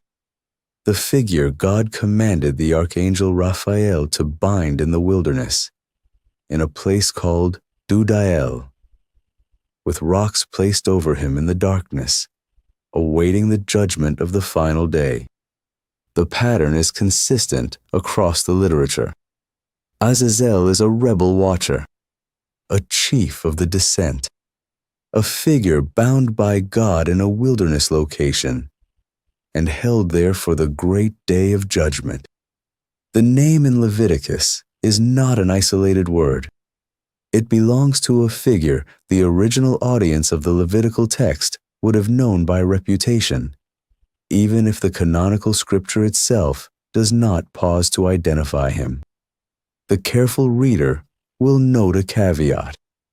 The chapter is not claiming that 1st Enoch is canonical scripture. The book is not part of the Hebrew Bible or the Christian Old Testament, but the book preserves the religious framework of the Second Temple period, the same framework in which the Levitical instructions were read and understood, the framework in which Azazel was a known figure, not an invented one. The wilderness, in the religious geography of the Second Temple period, was Azazel's domain. The Israelite framework divided space into ordered and unordered regions. The camp, the city, the cultivated land, the sanctuary were ordered. The wilderness was not. The wilderness was the realm of the wandering spirits, of the rebellious watchers, of the demons born from the deaths of the giant offspring, of the corruption that had not been fully confined to the cosmic prison beneath the earth, but still lingered at the edges of human territory.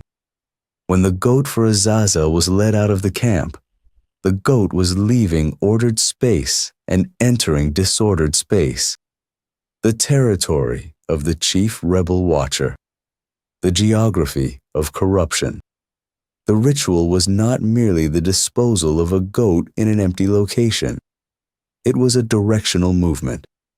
The sins of Israel were being carried back to the figure whose teachings had originally introduced corruption into the world. The goat was a courier. The corruption was being returned to its source. This is the theological logic of the two-goat ritual. The first goat, sacrificed for Yahweh, deals with sin by substitution. A life is given in place of the sinner. Blood is shed. The penalty is paid. The standard structure of atonement, articulated throughout the law of Moses and brought to its full expression in the work of Christ. The second goat, sent to Azazel, deals with sin by removal. The corruption is taken away from the people, carried out of the camp, deposited in the territory of the figure from whom the corruption originally came. The sin is not paid for in this second movement. The sin is sent home. Both movements are necessary. The first addresses the legal weight of sin, the penalty owed to the holy God whose law has been broken. The second addresses the corrupting weight of sin, the lingering pollution that needs to be returned to its source. The two goats together form a single ritual. The nation is cleansed by sacrifice and by removal, by substitution and by deportation, by blood at the altar and by a journey into the wilderness. This was the architecture of the Day of Atonement. This is what one ritual, performed once a year, was doing in the religious life of Israel. Notice how complete the picture is. Sin in the Hebrew framework is not a single problem. It has two faces. There is the legal face, the debt owed to the holy God whose law has been broken, which can only be answered by the payment of a life.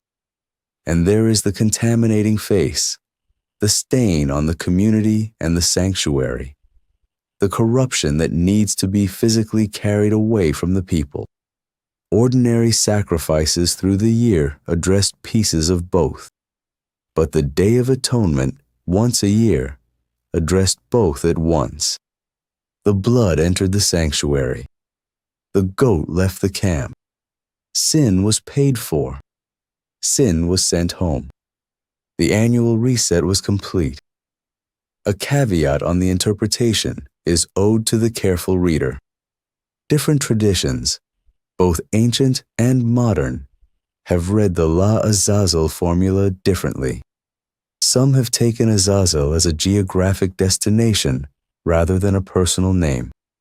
A cliff in the wilderness, perhaps, named for some local feature where the goat was eventually thrown.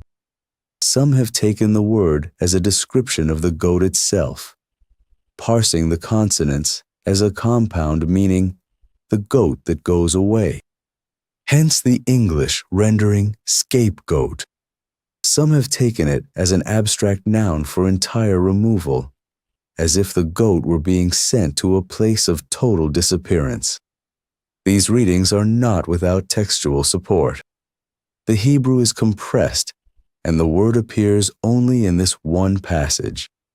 Certainty in either direction is not available. But the reading that takes Azazel as a named figure, the leader of the Watchers, has strong support in the Second Temple Jewish background of the text.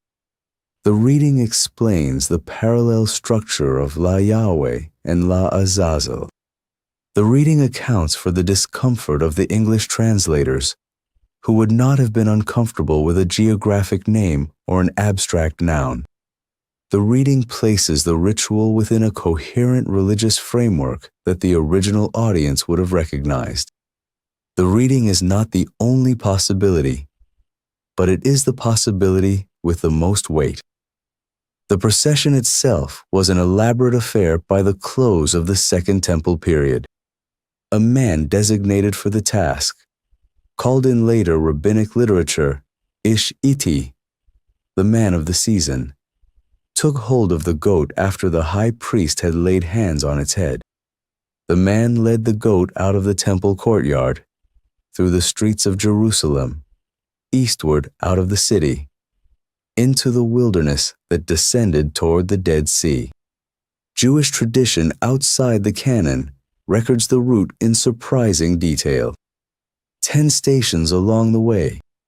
At each station, the man could stop, rest, and take refreshment.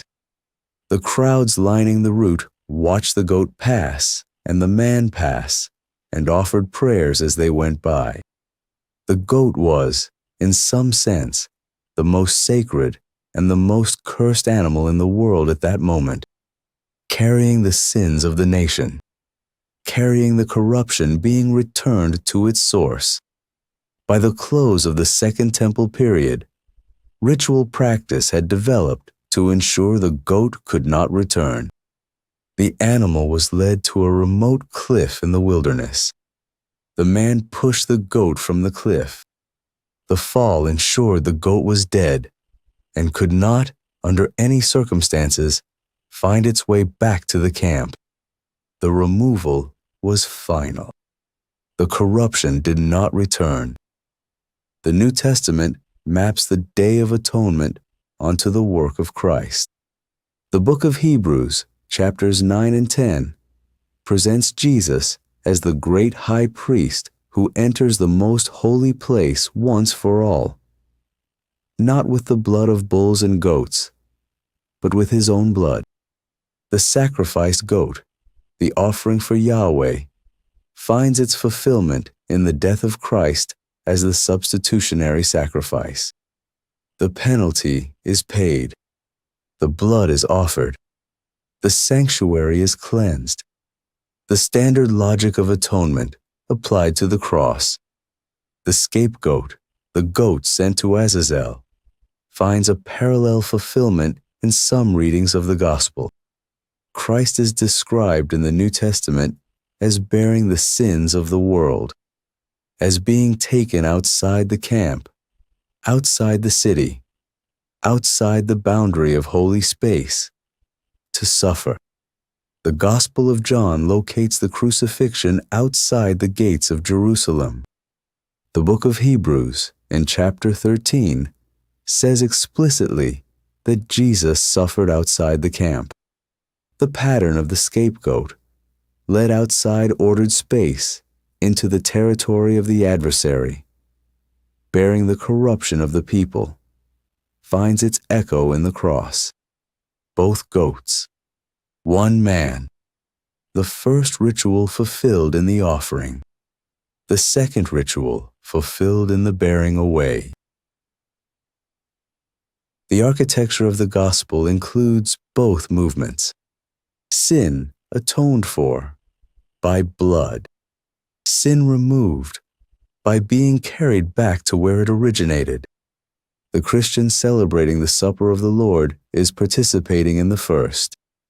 The Christian who has been forgiven and watches the memory of past sin recede, no longer carried, no longer present, no longer accusing, is participating in the second.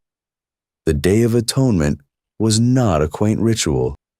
It was a precise architecture, given to a people whose religious imagination already knew the name of the figure in the wilderness, who already understood the geography of the disordered territory east of the camp, who already grasped that sin had to be both paid for and returned home. The architecture has been preserved in the canonical scripture. The name has been preserved in the Hebrew text. The English translations have softened what the original audience would have heard plainly. The recovery of the name does not turn the Bible into a dualistic document. It returns the ritual to its original shape. The blood at the mercy seat, in the inner room, between the cherubim, dealt with the legal weight. The goat in the wilderness, led by the man of the season to the cliff in the territory of the chief rebel watcher, dealt with the lingering corruption.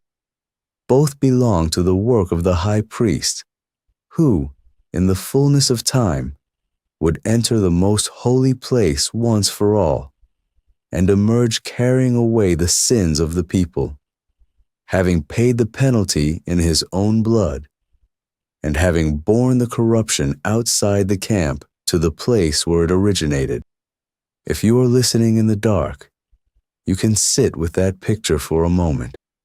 The procession leaving the city, the crowds along the route, the man of the season holding the rope, the goat moving step by step into the territory of the watcher, and, in the inner room of the temple, the blood of the other goat resting between the cherubim.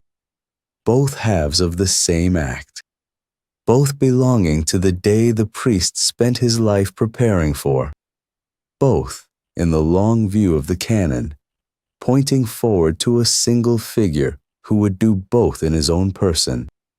The wilderness, where Azazel waited, was not only the realm of spiritual rebellion, it was also the land the Israelites were about to take by force, the Canaanite territory, the homeland of the giant clans that had survived the flood. Tomorrow night, the conquest of Canaan and what Sherem actually meant. Rest now. Joshua chapter 10. The book of Joshua's most disturbing chapter. The conquest of the southern Canaanite cities is described in language that, to a modern reader, sounds like an instruction manual for genocide. They struck the city with the edge of the sword, and the king they utterly destroyed, every person in it. They left none remaining. The Hebrew word for utterly destroyed is cherem. This is the chapter where the careful reader has to stop, has to read slowly, has to ask what the text is actually doing, because the text, on its surface, is doing something that the modern moral imagination recoils from. And the right response to that recoil is not to look away. The right response is to read more carefully than the modern reader is used to reading.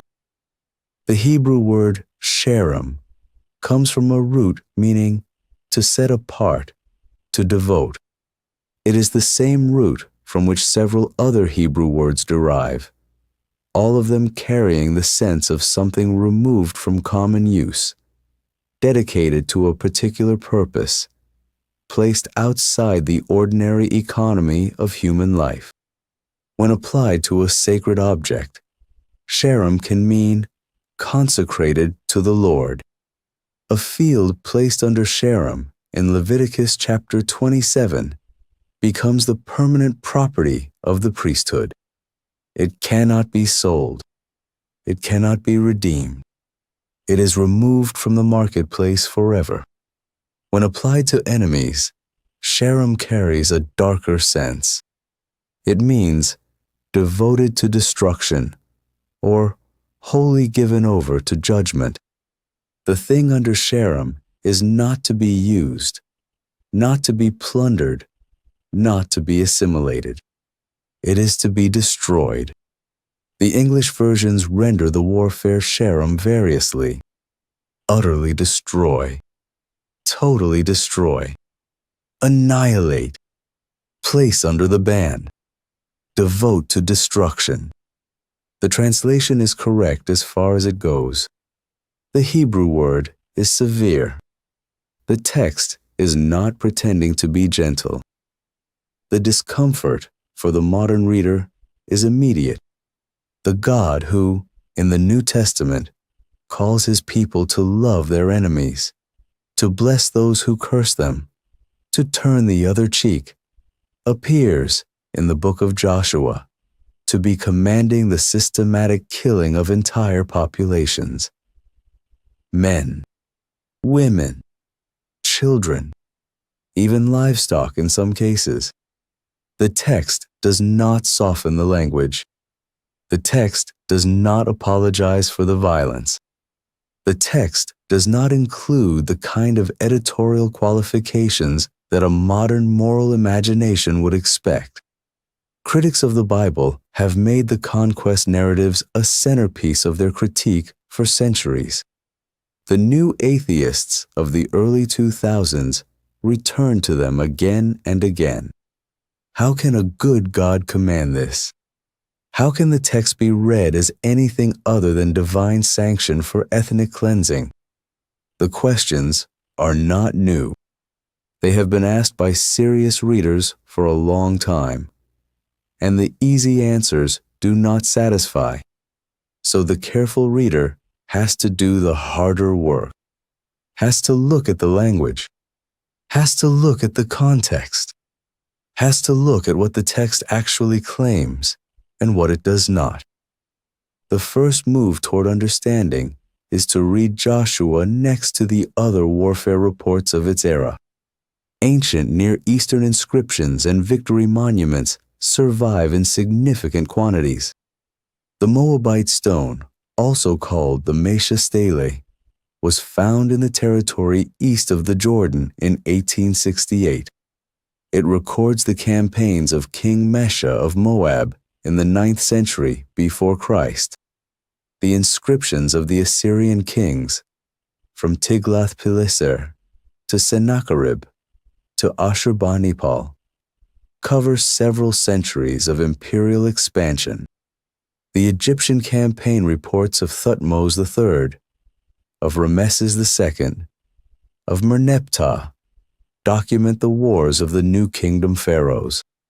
They all use the same language.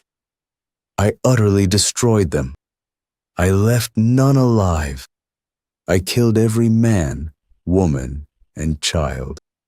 I made their cities a heap of ruins forever.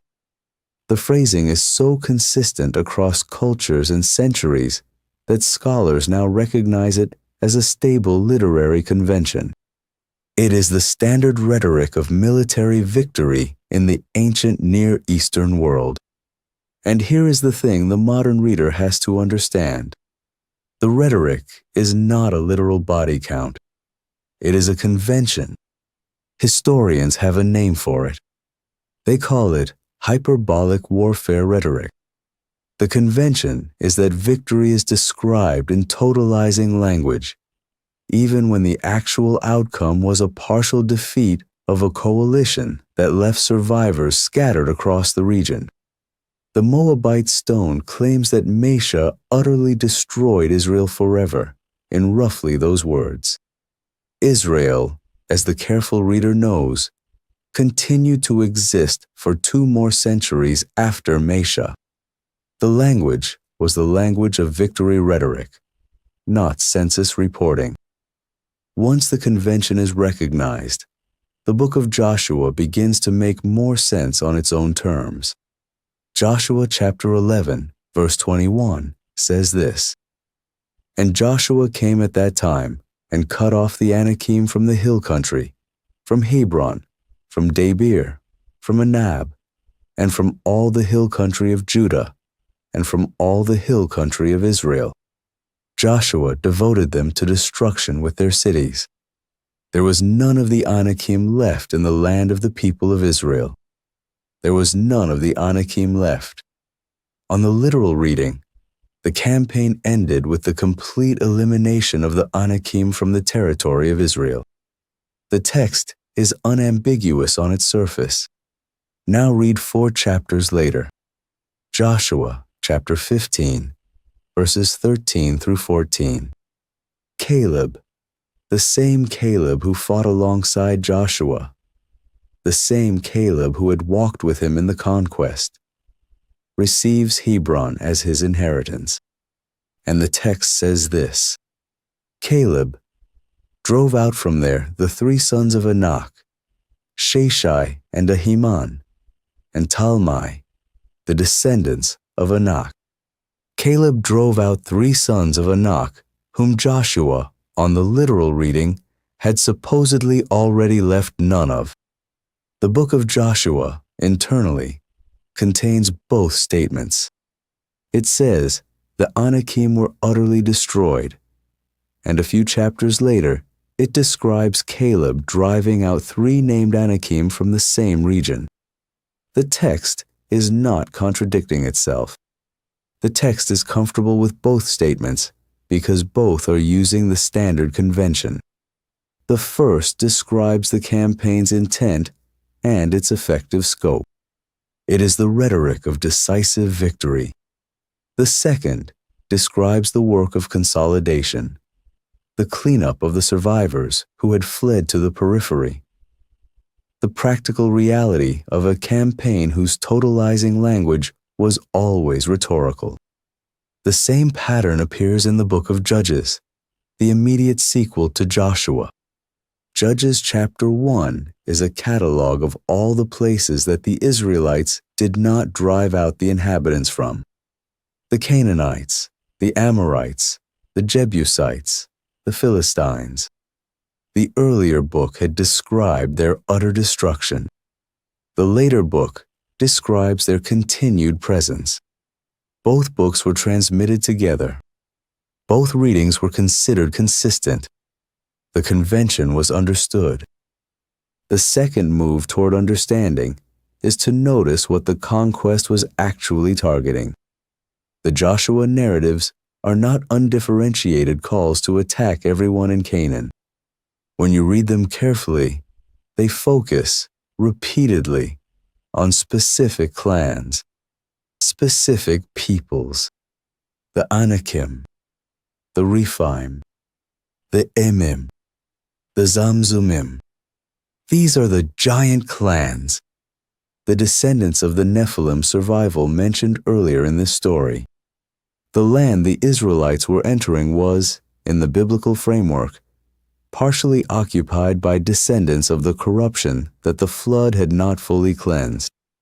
Deuteronomy chapter 2 contains a remarkable aside. It describes the territory east of the Jordan, the lands the Israelites passed through before crossing into Canaan. And it notes that those lands were once inhabited by the Emim, a people great and many and tall as the Anakim, and by the Rephaim, who used to live there. The Ammonites called them Zamzumim, a people great and many, and tall as the Anakim. The text is unusually specific. It names the giant clans by their regional designations. It correlates them with the Anakim of Canaan. It describes them as descendants of a common ancestry that the biblical narrator clearly understood as connected to the corrupted line from before the flood. The conquest of Canaan, in this framework, was the eradication of the surviving descendants of that corruption. It was not undifferentiated warfare against the inhabitants of the land. It was targeted, particular, focused on specific corrupted populations whose presence in the Promised Land was, in the biblical framing, an unfinished work from a much earlier judgment. The third move toward understanding is to read what the Hebrew Bible itself says about why the conquest happened. Deuteronomy chapter 9 verse 5 makes the framing explicit. Moses is speaking to the Israelites before they cross into the land, and he tells them this: they are not entering Canaan because of their own righteousness. They are not earning the land through their own merit. They are entering because of the wickedness of these nations. The Lord your God is driving them out from before you, and that he may confirm the word that the Lord swore to your fathers. 2 reasons: the wickedness of the nations being driven out, and the confirmation of the promise made to Abraham 400 years earlier. The conquest is described, in the Torah's own framing, as judgment on entrenched corruption, not ethnic war, not the seizure of land by a chosen people through right of blood. The biblical framework presents it as a particular judgment in a particular era, with specific theological grounds. The reader can disagree with the framing. The reader cannot pretend the framing is not there. The fourth move toward understanding is to notice the 400-year delay. Genesis chapter 15, verse 16. God speaks to Abraham. He tells him that his descendants will live in a land that is not theirs, and they will be afflicted there for 400 years, and then they will return to the Promised Land. And then God adds this sentence: for the iniquity of the Amorites is not yet complete. Read that sentence again. The iniquity of the Amorites is not yet complete. 400 years before the conquest, the Amorites are already wicked enough that God is aware of their corruption. But the corruption is not yet at the threshold of judgment. So God tells Abraham to wait. 400 years pass. During those 4 centuries, the Amorites and the other peoples of the land are not under judgment. Their iniquity is allowed to complete itself. The biblical text portrays this as patience. The judgment is delayed until the corruption has reached a measurable threshold. Only when that threshold is crossed does the judgment fall. The conquest is portrayed, in the Torah's own framing, as the end of a 400-year window of patience, not a sudden eruption of ethnic violence. The careful reader can hold their judgment on whether this framing is morally adequate. The framing itself is the framework the text provides. The fifth move toward understanding is to look at the exceptions within the conquest. Rahab is a Canaanite prostitute living in the wall of Jericho. The Israelite spies enter the city, and she hides them. She declares her belief that the God of Israel is the God of heaven and earth. She negotiates the safety of her household. When Jericho falls under Sherem, Rahab and her family are spared. They are not killed. They are removed from the city and brought into Israel. By the genealogy in Matthew chapter 1, Rahab becomes the great-great-grandmother of King David and an ancestor of Jesus. The Canaanite prostitute, the woman who in a strict reading of the cherem should have died with the others, is preserved, married into Israel, and absorbed into the messianic line itself. The Gibeonites trick the Israelites into a treaty. They pretend to be from a distant country. They bring moldy bread and worn-out sandals as evidence. The Israelites, without consulting the Lord, make a covenant with them. When the deception is discovered, the Israelites honor the treaty regardless. The Gibeonites are spared. They become woodcutters and water carriers for the tabernacle. They are assimilated, not destroyed. The conquest narratives include figures who are spared by faith, by alliance, by being assimilated into Israel. The cherem is not absolute in practice. The text records its exceptions and treats them as integral parts of the story, not as failures of the conquest. None of this softens the conquest entirely. The careful reader has to be honest. The Old Testament does record real military violence on real human populations. The text does not apologize for it. The hyperbolic rhetoric reading does not turn the conquest into a pacifist parable. It clarifies several things. It clarifies that the language is consistent with the regional literary convention of warfare reporting. It clarifies that the conquest had specific theological targets, focused on the descendants of the corrupted bloodline. It clarifies that the wider biblical framework treats the campaign as a particular judgment in a particular era. It clarifies that exceptions existed and were preserved in the text. What it does not do is erase the violence. The violence is real. The book of Joshua is not a comfortable book. It was not written to make the modern reader comfortable. It was written to record the entry of a covenant people into a land that, in the biblical narrative, had been promised to them for 400 years and had been allowed to ripen in its corruption for 400 years. The careful reader sits with the discomfort. The careful reader does not pretend the difficulty away. The careful reader also does not accept the simplified caricature that the conquest was genocide in the modern sense of the word. The text is more particular than that. The reading is more careful than that. The truth, as is often the case with the Hebrew Bible, is harder than either the critic or the defender wants it to be. Beneath the violence, the Joshua narratives are building towards something. The promised land is being cleansed of the lingering Nephilim line. The pure bloodline through which the Messiah will come is being protected. The land in which the temple will eventually stand is being claimed. The conquest, even at its most disturbing, is part of a much longer arc.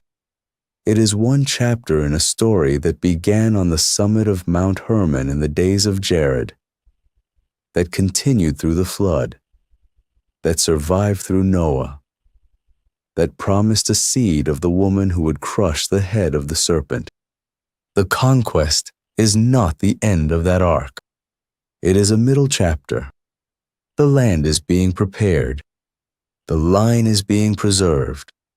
The space in which redemption will eventually unfold is being secured. The reader who reads only Joshua and stops will read the conquest as senseless. The reader who reads Joshua inside the longer story will see it as one piece of a much larger pattern. The work of the conquest was never finished. The Anakim were reduced in number, but not eliminated. The Rephaim continued to appear in scattered references through the historical books. By the time of Israel's monarchy, several centuries after Joshua, the surviving giants are still present in the world. They have retreated to the corners. They have concentrated, in particular, in the Philistine coastal cities. especially in a city called Gath. The conquest of Joshua had begun the work. It had not finished it. The completion of the work would wait. It would wait for a different kind of warrior. It would wait for a different generation.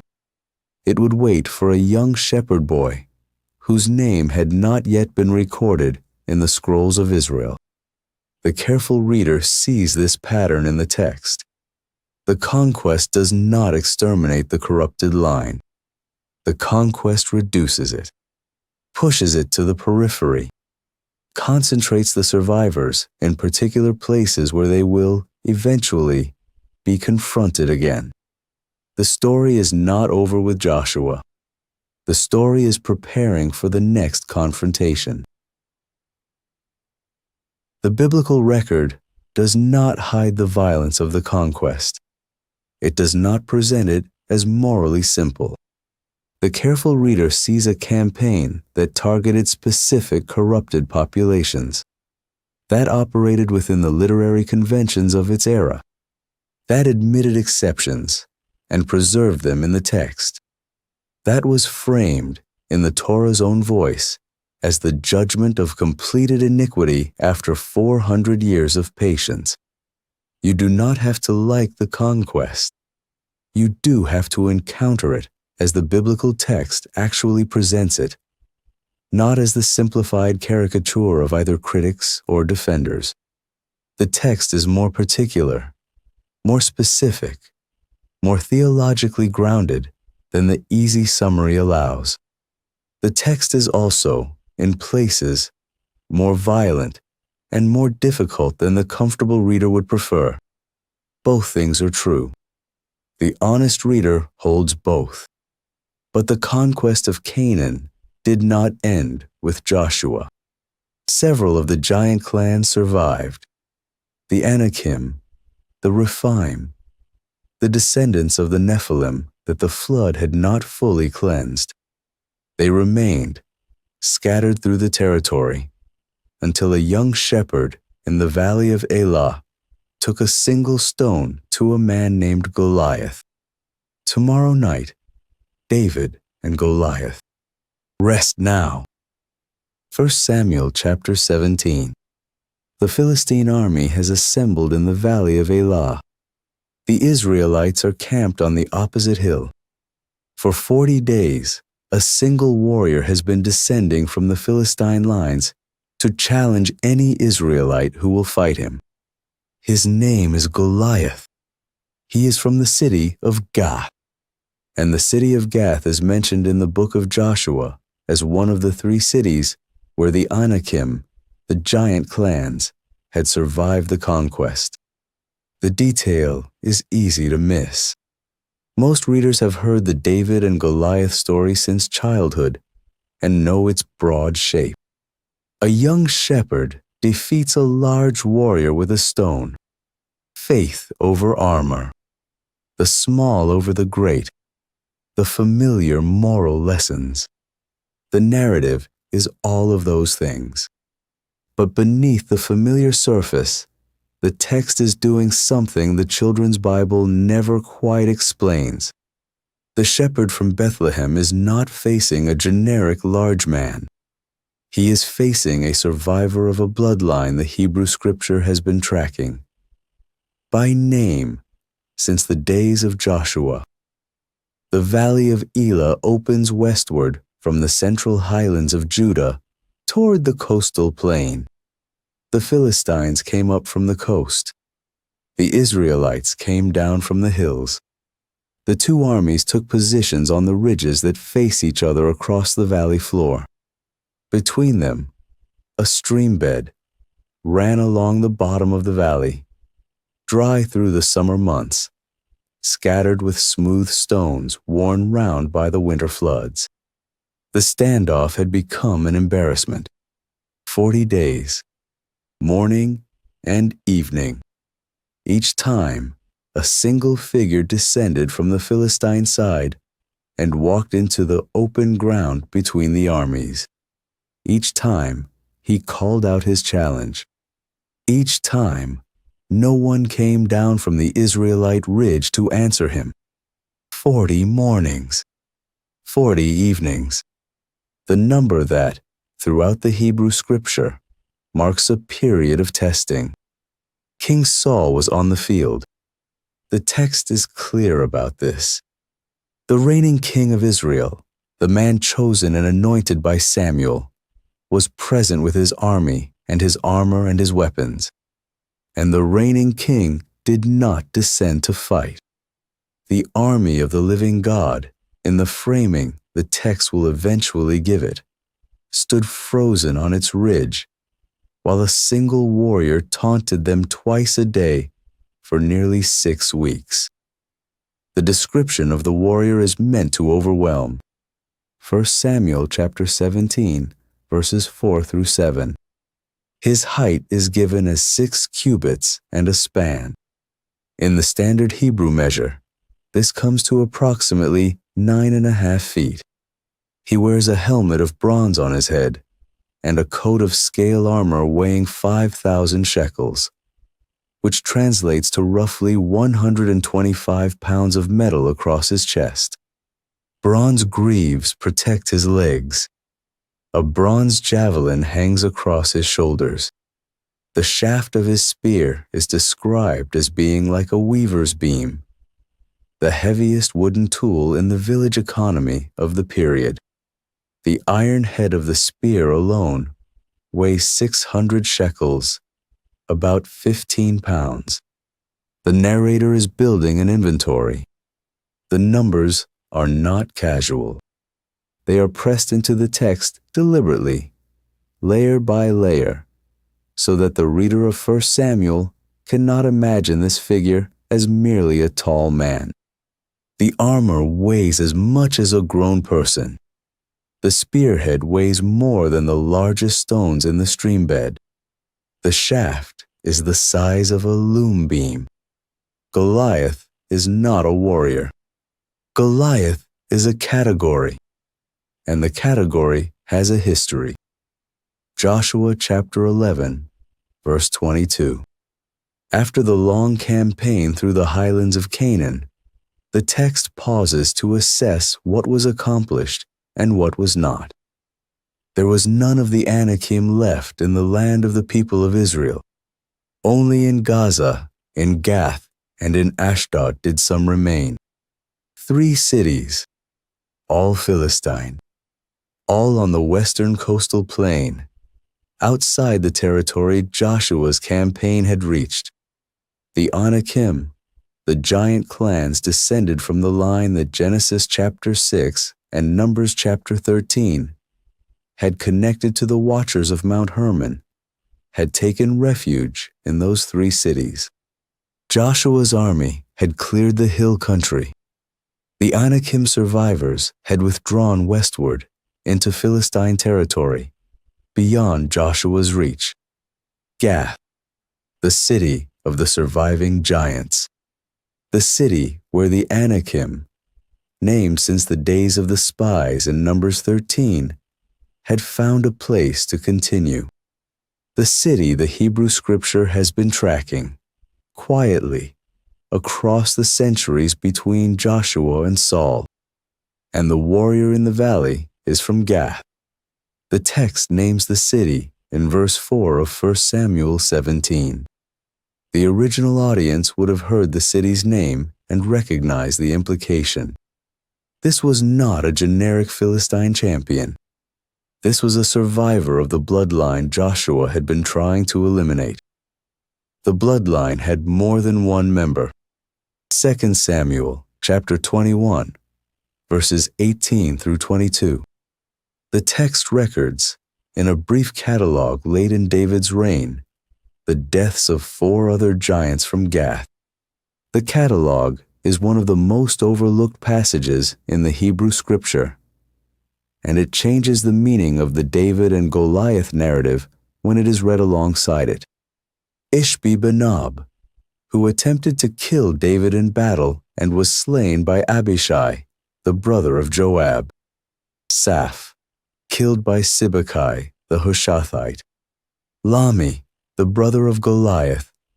killed by Elhanan, the son of Jaro-Oregim, and a fourth giant, unnamed in the text, who had 6 fingers on each hand and 6 toes on each foot, 24 in total, killed by Jonathan the son of Shimei, David's nephew.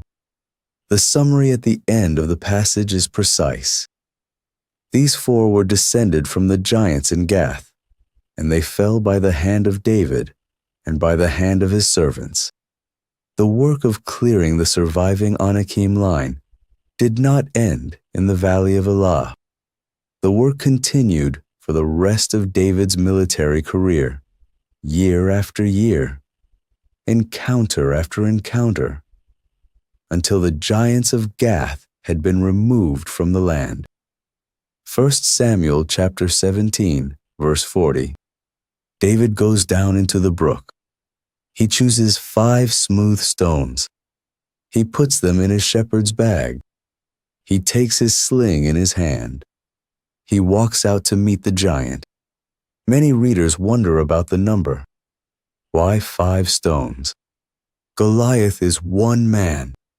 1 stone in the right place would be enough. Why 5? The text does not explain. The narrator gives the number and moves on. But if the original audience already knew the family of Gath, the number is suggestive. Goliath had brothers. 2 Samuel 21 names 4 of them. Goliath himself makes 5. 5 giants from Gath. 5 smooth stones from the brook. The reading is not the only possible one. David may have chosen 5 for practical reasons, accounting for misses, accounting for the chance that the first throw would not be enough. The text does not require the typological reading, but the structure of the larger narrative supports it. Across the Hebrew scripture, numbers are rarely chosen at random, and the family in Gath was, at the moment David stooped into the stream bed, already known by reputation to anyone in Israel who had ears for the Philistine threat. 5 stones for 5 giants. David came prepared not for one duel, but for the whole bloodline. Whether or not he consciously thought of it that way, the narrator preserves the number, and the number is suggestive. Before David descends into the valley, the king tries to clothe him in royal armor. 1 Samuel chapter 17, verse 38. Then Saul clothed David with his armor. He put a helmet of bronze on his head and clothed him with a coat of mail. The king's helmet on the shepherd's head, the king's coat of mail on the shepherd's body, the king's sword strapped over the coat of mail. David tries to walk and cannot. The armor is too heavy. The fit is wrong. The young man is buried inside the older man's gear, weighed down by metal he has never trained in. He says to Saul, "I cannot go with these, for I have not tested them." He removes the armor. He goes out in his own clothes, with his shepherd's bag and his sling, to fight the giant. The scene is often read as a small comic interlude. The shepherd boy lost inside the king's oversized armor. A moment of practical wisdom about using what you know. The reading is not wrong. It is, in the narrative's deeper logic, also incomplete. Saul is attempting to claim the coming victory. If David wins wearing Saul's armor, the victory belongs in some sense to Saul's house. The king will be able to say that the giant was defeated in his armor, by his weapons, on his terms. The credit will flow upward to the throne. The reigning king, who could not fight the giant himself, can at least frame the eventual victory as an extension of his own reign. David refuses the framing. He removes the armor. He fights in his own clothes, with his own weapon, in his own name. The victory, when it comes, will belong to the one who stepped into the valley, not to the one who stayed on the ridge. 1 Samuel chapter 17, verse 49. And David put his hand in his bag and took out a stone and slung it and struck the Philistine on his forehead. The stone sank into his forehead, and he fell on his face to the ground. The forehead. The text repeats the word. The stone strikes the forehead. The stone sinks into the forehead. The giant falls forward, face down, onto the ground. Notice the precision. The body of the warrior is armored from the crown of his head to the soles of his feet. Bronze on the head, scale armor on the torso, greaves on the legs.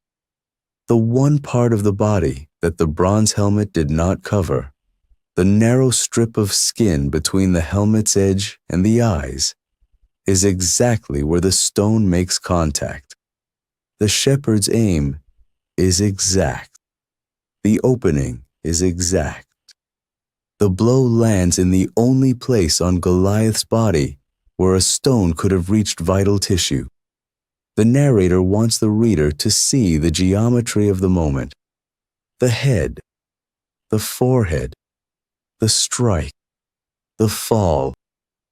The geometry connects to the earliest promise in the Hebrew scripture.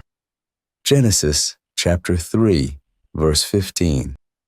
The first messianic promise, spoken by God in the garden immediately after the fall, addressed to the serpent. I will put enmity between you and the woman, and between your offspring and her offspring. He shall bruise your head, and you shall bruise his heel. The promise establishes a pattern. The offspring of the woman, somewhere in the long unfolding of human history, will crush the head of the serpent. The corruption that entered the world through the deception of the garden will be undone, eventually, by a blow to the head. David's stone striking Goliath's forehead is one of the major typological enactments of that promise in the Hebrew Bible. The anointed shepherd, descended from the woman through the long genealogy of Judah, brings down the giant of Gath, the survivor of the corrupted line that traces back through the Anakim, through the Nephilim of Numbers 13, to the watchers of Mount Hermon, and the corruption that called down the flood. The serpent's offspring has its head crushed by the chosen one of Israel. The pattern that begins in Eden is enacted in miniature in the valley of Elah. The blow lands exactly where the original promise said it would land. The narrative is also, on its surface level, a contest of kingship. Saul, the reigning king, the one anointed first, the one chosen by the people, cannot face the giant. He stands on his ridge in his armor and watches the warrior taunt his army for 40 days. David, the shepherd boy from Bethlehem, anointed already by Samuel in his father's house, but not yet enthroned, walks into the valley and ends the standoff in a single afternoon. From this moment forward in the narrative of 1st and 2nd Samuel, David's star rises and Saul's falls. The Goliath victory is the catalyst. The shepherd who killed the giant becomes the eventual king of Israel. Saul's attempt to dress David in royal armor was, in this layer of the narrative, an attempt to delay the transfer of kingship that the victory would inevitably trigger. If David fought in Saul's gear, Saul's reign could claim the win. If David fought in his own clothes, the win belonged to him and to the one who had sent him. The armor question was a kingship question. David's refusal to wear the armor was, in retrospect, a refusal to let the dying reign of Saul take credit for the work of the rising reign of David. The shepherd connection runs deeper than the Goliath narrative. David is named a shepherd in the earliest moments of his story. 1 Samuel chapter 16. When Samuel arrives at Jesse's house to anoint the next king, David is not in the house. He is in the fields, keeping the sheep. He must be sent for. The anointing happens in his father's house, while the smell of the flock is still on him. The shepherd defeats the wolf. The shepherd defeats the lion. The shepherd defeats the bear. By the time David walks into the valley of Elah, he has already told Saul, in verse 36, that he has killed both a lion and a bear in defense of his flock. The Philistine, he says, will be like one of them. The shepherd as king pattern runs through the Hebrew scripture from this moment onward. The greater son of David, born in the same town of Bethlehem 1,000 years later, will identify himself as the good shepherd. The pattern of shepherd as king, of the one who tends the flock and also defends it, points forward from David to the messianic king who will come from David's line.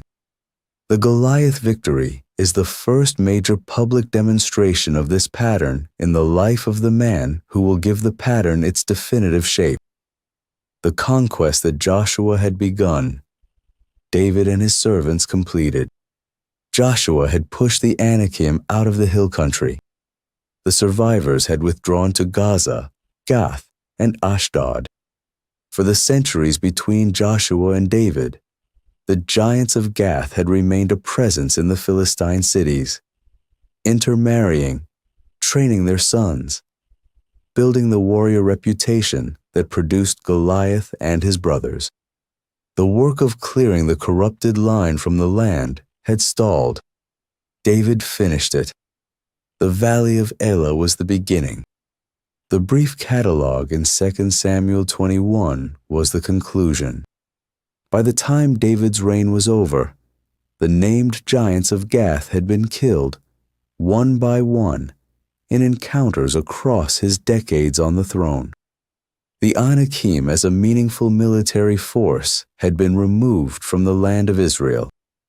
The Nephilim line, traced from the Watchers of Hermon through the Anakim of Hebron to the giants of Gath, had been quietly extinguished. The Hebrew Bible records the completion without fanfare. A handful of verses in 2 Samuel 21. Names of warriors, names of giants, locations of battles, the corruption that the flood had not fully cleansed, that Joshua had reduced, was finally driven out of the land by the shepherd king and his servants. The long arc of the Watchers and their offspring, traced across the chapters of this story, comes to its closing scene in the catalog of David's later battles. The story most children's Bibles tell is not wrong. A young man trusted his God and defeated a great warrior with a small weapon. Faith mattered more than armor. Courage mattered more than size. The lessons are real, and they are in the text. The story most children's Bibles do not tell is the deeper one beneath the familiar surface. The giant was from Gath, the city where the surviving Anakim had found refuge. The 5 stones in the stream bed matched the 5 giants of the family. The blow to the forehead enacted the promise of Genesis 3. The shepherd king who killed the giant was the early shape of the greater shepherd king who would crush the head of the serpent itself.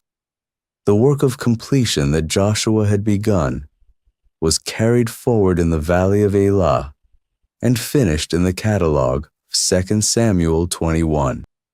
You have known the story of David and Goliath since childhood.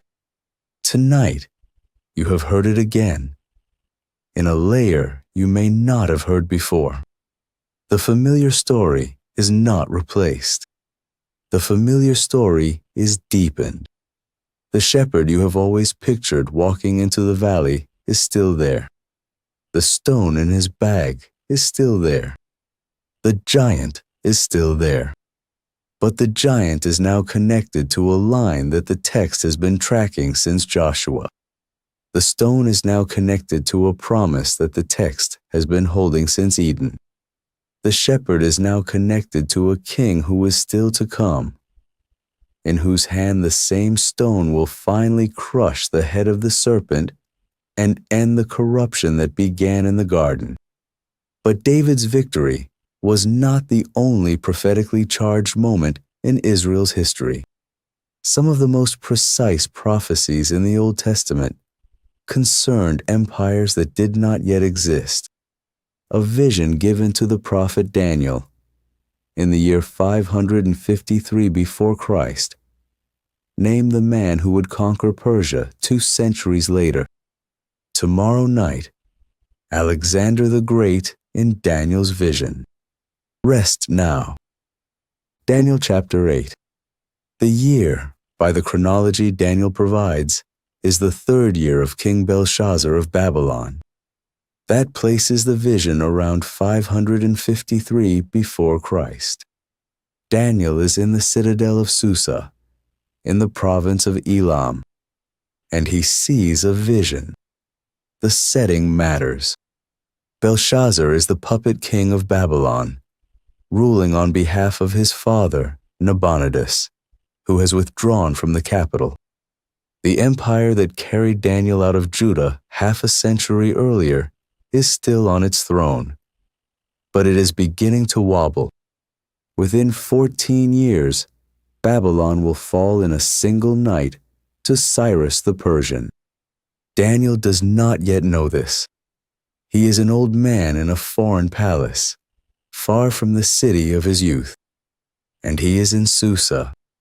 Susa is not yet famous. It is one of several administrative centers in the eastern Mesopotamian world. Within a generation, however, Susa will become one of the great capitals of the Persian Empire. The Book of Esther will be set there. The walls Daniel walks past in this vision will, a few decades later, hold the throne of Xerxes. Daniel is being shown the future in a city that does not yet know it has a future. The first thing he sees in the vision is a ram. Daniel chapter 8, verse 3. I lifted up my eyes and saw, and behold, a ram standing on the bank of the canal. It had 2 horns, and both horns were high, but one was higher than the other, and the higher one came up last. A ram with 2 horns. The 2 horns are not equal.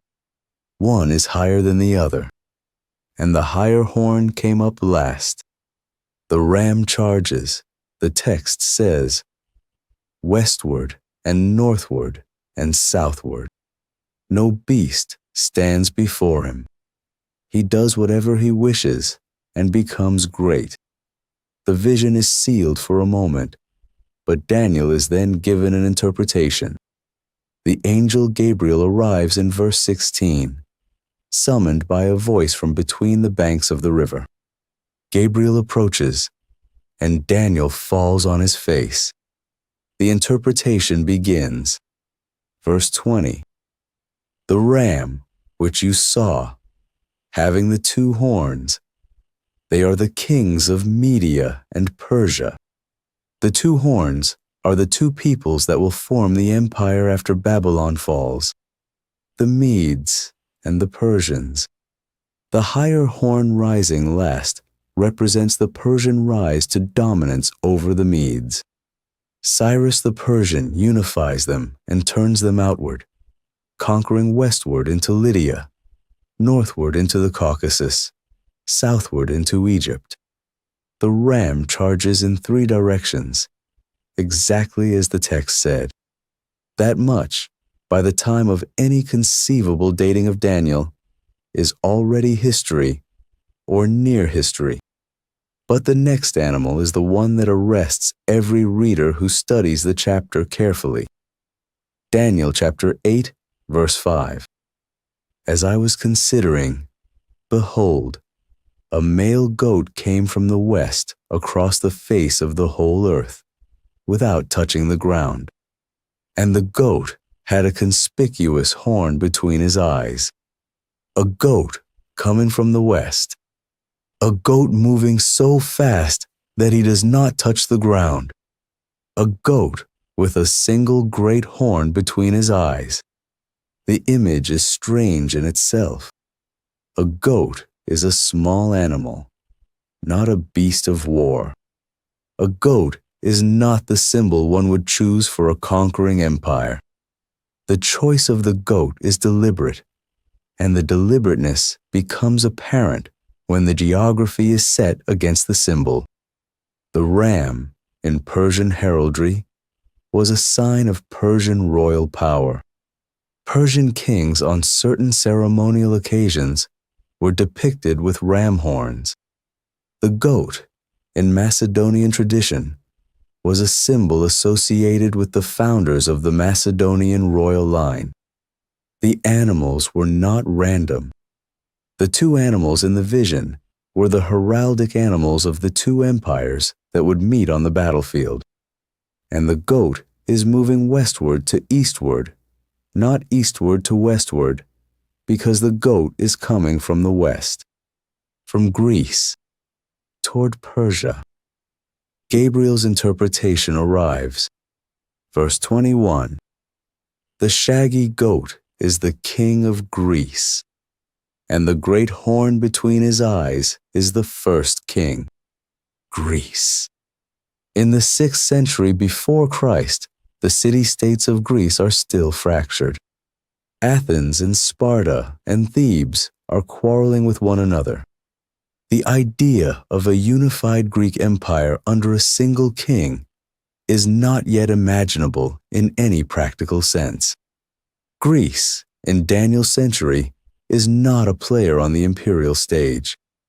The Persian Empire dominates the eastern Mediterranean. The Greeks are a quarrelsome people on the western edge of the Persian world, occasionally raided and occasionally fighting back, but no threat to the imperial center. And yet the vision says that this small western people will produce a king, the first king, a single horn between the goat's eyes. And the goat will move with such speed that his feet will not touch the ground. The first king of Greece. 2 centuries pass. In 356 before Christ, in the Macedonian city of Pella, a son is born to King Philip II and his wife Olympias. The child is named Alexander. The boy is tutored for a season by the philosopher Aristotle. He learns Greek literature, Greek philosophy, military theory. He memorizes Homer's Iliad and carries a copy of it with him for the rest of his life. He is precocious, fierce, ambitious beyond measure. At 16, while his father is away on campaign, he is left as regent of Macedonia and successfully puts down a rebellion. At 18, he commands the left wing of the Macedonian army at the Battle of Chaeronea, where his father unifies the Greek city-states under Macedonian rule for the first time in history. In 336 before Christ, when Alexander is 20 years old, his father Philip is assassinated. Alexander takes the throne. He is the first king of a unified Greece. He is the great horn between the eyes of the goat. What follows is one of the most astonishing military campaigns in the record of the ancient world. In 334 before Christ, 2 years after taking the throne, Alexander crosses the Hellespont into Asia Minor with an army of around 40,000 men. He defeats the Persian frontier forces at the river Granicus. He moves down the coast of Asia Minor, taking city after city. In 333, he meets Darius III of Persia, the great king himself, at the Battle of Issus on the coast of what is now southern Turkey. Alexander breaks the Persian line, and Darius flees the field. In 332, Alexander besieges and takes Tyre after a 7-month effort. He marches south, takes Gaza, and enters Egypt. The Egyptians welcome him as a liberator from Persian rule. He founds the city of Alexandria on the coast. In 331, he meets Darius again at Gaugamela in northern Mesopotamia. The Persian army is vastly larger than his own. He defeats it decisively. Darius flees and is later murdered by his own officers. Alexander enters Babylon and Susa, the same Susa where Daniel had stood 2 centuries earlier, and he takes the Persian treasury. In 330, he burns Persepolis, the ceremonial heart of the Persian Empire. The Persian Empire that Daniel had seen as a ram with 2 horns charging in 3 directions is broken. He marches east. He crosses the Hindu Kush.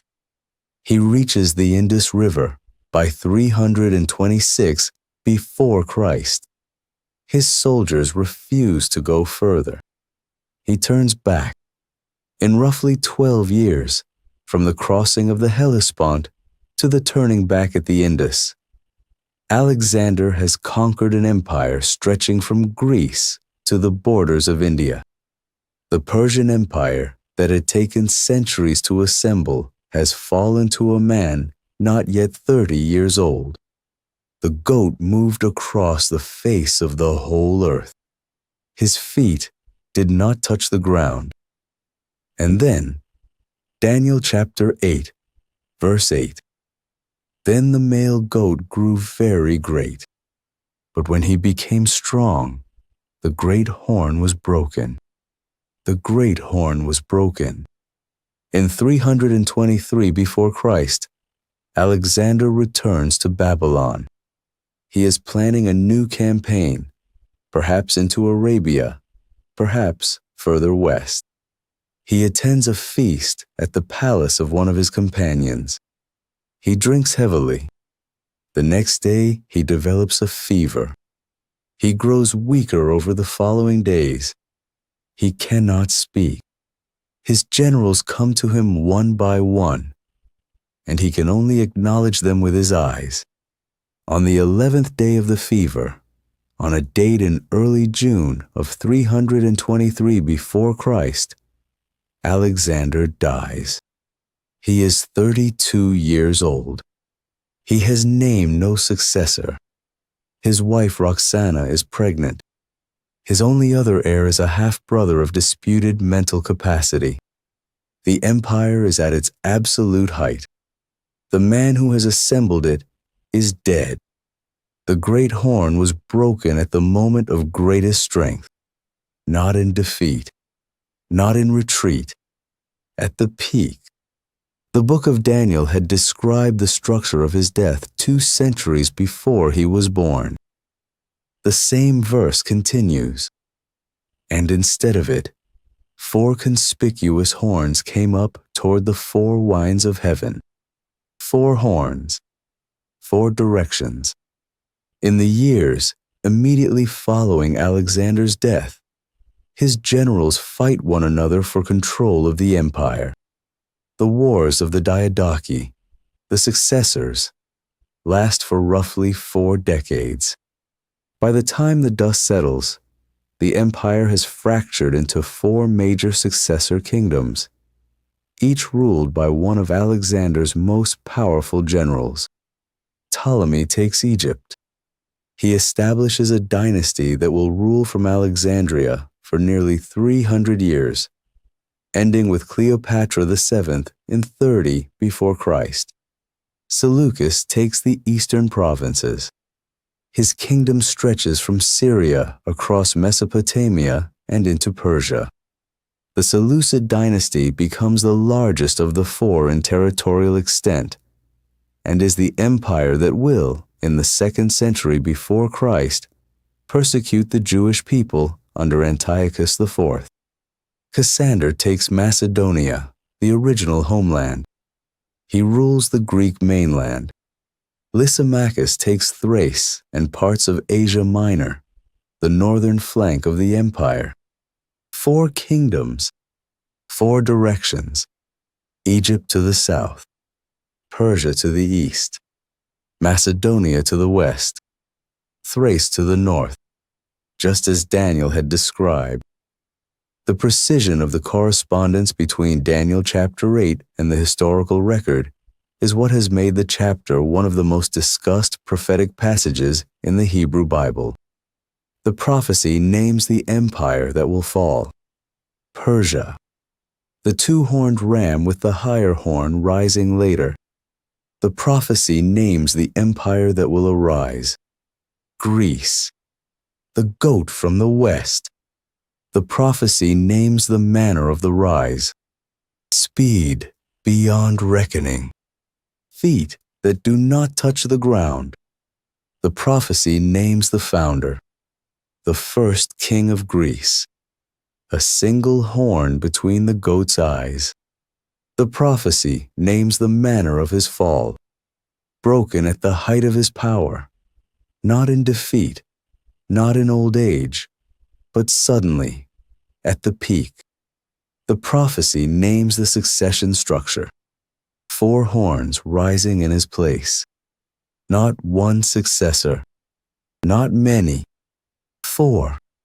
The prophecy names the geographic distribution: toward the 4 winds of heaven: north, south, east, west. Every element matches: the empire, the founder, the speed, the death, the number of successors, the directions of the successor kingdoms. Written by the book's own internal claims in the 3rd year of Belshazzar of Babylon, around 553 before Christ, more than 2 centuries before Alexander was born. The precision is so striking that it has driven a debate running through modern biblical scholarship for the better part of 200 years. The critical position is this: the book of Daniel could not have been written in the 6th century before Christ. The prophecies are too precise to be predictive. They must have been composed after the events they describe. The most likely date of composition, on this view, is the 2nd century before Christ, during the Maccabean revolt against the Seleucid king Antiochus IV, when a Jewish writer might have produced a work in Daniel's name to encourage his people during persecution. The reasoning is largely the precision itself. The argument runs that prophecy this precise must be post-event, because genuine prediction at this resolution is, on the critical view, impossible. The argument has a circularity to it.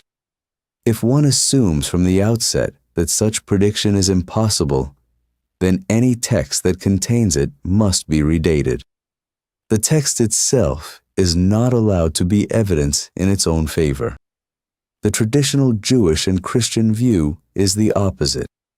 Daniel was indeed written in the 6th century before Christ, and the prophecy was genuinely predictive. The Dead Sea Scrolls at Qumran preserve fragments of Daniel and place the book's circulation as a venerated text, well before any 2nd century date can comfortably accommodate. The literary style contains Persian loanwords, appropriate to a 6th century setting, and Aramaic features that fit the period of the exile. Both views remain in serious academic debate. This story does not need to resolve the debate. What is clear by either dating is that the text describes Alexander's career with remarkable accuracy, and that the original Jewish and Christian readings understood it as predictive.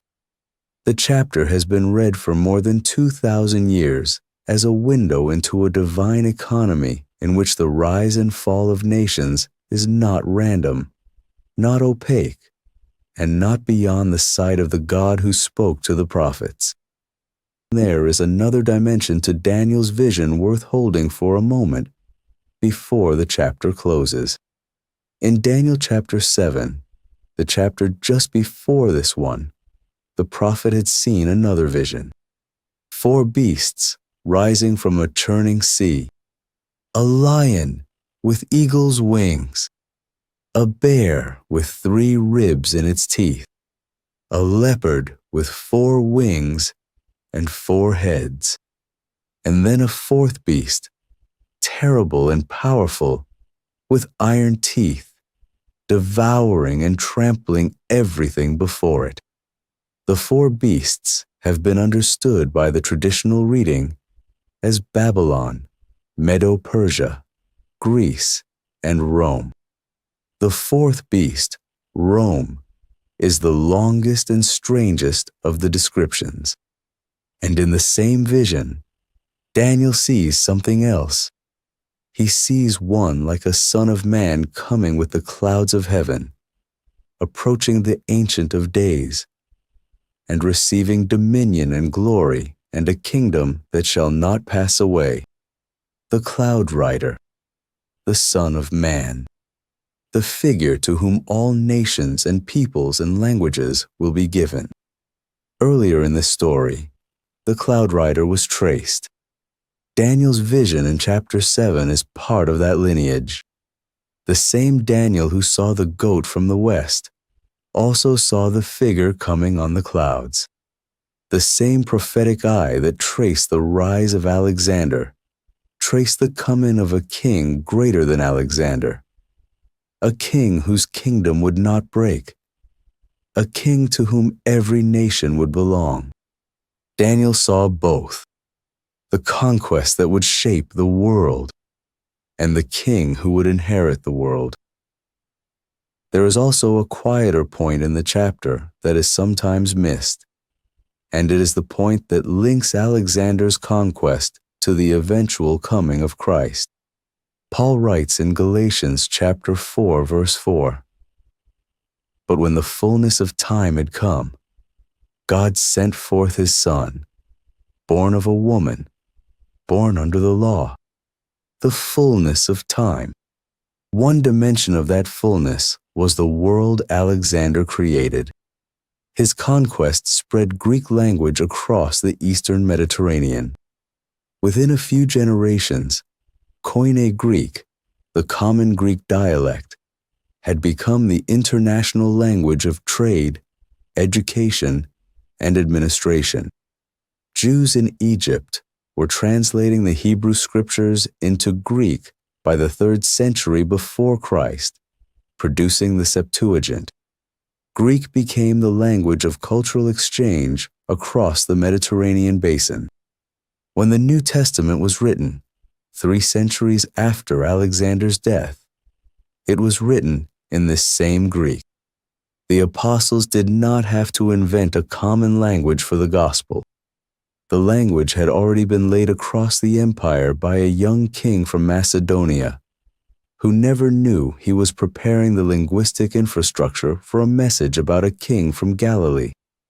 When Paul wrote to the Galatians, when Luke wrote to Theophilus, when John wrote to the 7 churches of Asia Minor, they wrote in the language that the goat from the west had spread.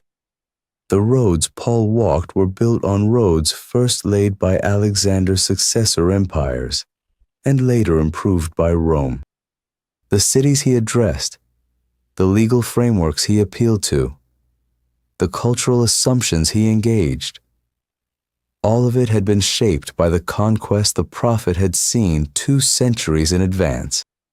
The goat that did not touch the ground had prepared the ground for the word.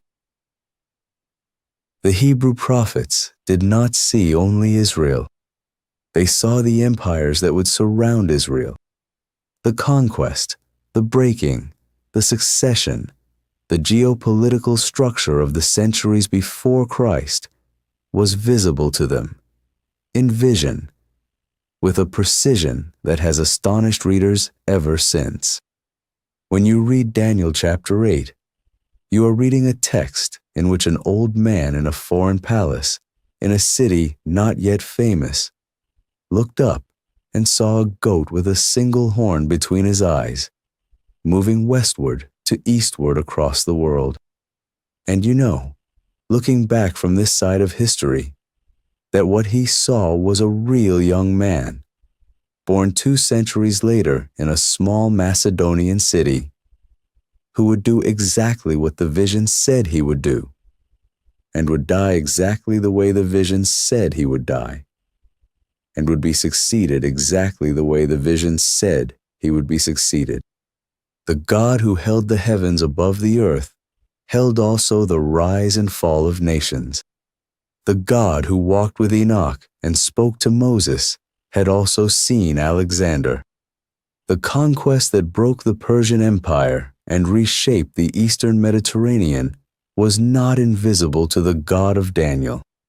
It had been seen and named and described in a vision sealed against the city of Susa, 2 centuries before any of it happened. But Daniel's vision was not the only prophetic structure in the Old Testament. The largest single prophetic work in the Hebrew Bible is the book of Isaiah, 66 chapters in 2 distinct halves, called by some the 5th gospel for the way its prophetic structure points to the work of Christ. Tomorrow night, Isaiah as the 5th gospel. Rest now. The book of Isaiah is 66 chapters long. The first 39 chapters address the present situation of the kingdom of Judah, with judgment and warning. The last 27 chapters address a future restoration. Many readers have noticed that the book of Isaiah, in its structure, mirrors the structure of the Christian Bible itself. 66 chapters in the book, 66 books in the canon, 39 chapters of warning, 39 books in the Old Testament, 27 chapters of restoration, 27 books in the New Testament. The match is striking enough that the book has been called, for centuries, the Bible within the Bible, the 5th gospel. To understand why the parallel matters, the prophet himself has to come into view. Isaiah, son of Amos, was active in Jerusalem in the 8th century before Christ. The opening verse of his book names the kings under whom he prophesied: Uzziah, Jotham, Ahaz, and Hezekiah. His public ministry stretched across roughly 60 years, from approximately 740 before Christ to around 680. He was born into a Jerusalem still secure under King Uzziah, and lived to see the Assyrian armies camped at the gates of the city under King Sennacherib. He saw the political world of his country shift from confident security to a near-extinction event. Earlier in this story, in the chapter on the Holy One of Israel, the prophet's call vision was traced. The throne high and lifted up, the seraphim with their wings folded over their faces, the threefold cry of Kadosh, Kadosh, Kadosh, holy, holy, holy. The coal touched to his lips, the voice asking who will go for us. The vision came in the year that King Uzziah died. That was the beginning. What followed it, across the next 6 decades, was the longest sustained body of prophetic writing in the Hebrew Bible. 66 chapters, 2 distinct halves, 1 book. The 2 halves of the book have been recognized as distinct since the earliest readers studied it. Most modern scholarship divides Isaiah into 1st Isaiah and 2nd Isaiah. 1st Isaiah covers chapters 1 through 39. The setting is largely the 8th century. The prophet is addressing the kingdom of Judah in real time, naming kings, naming foreign powers, naming specific political crises. The voice is one of judgment. The threats of the Lord against Judah for her unfaithfulness. The promised judgments against Babylon, Moab, Egypt, Tyre, Assyria.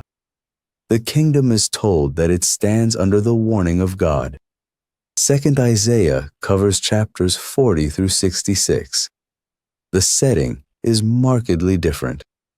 The prophet is addressing the people as though they are already in exile in Babylon, more than a century after the historical Isaiah's death.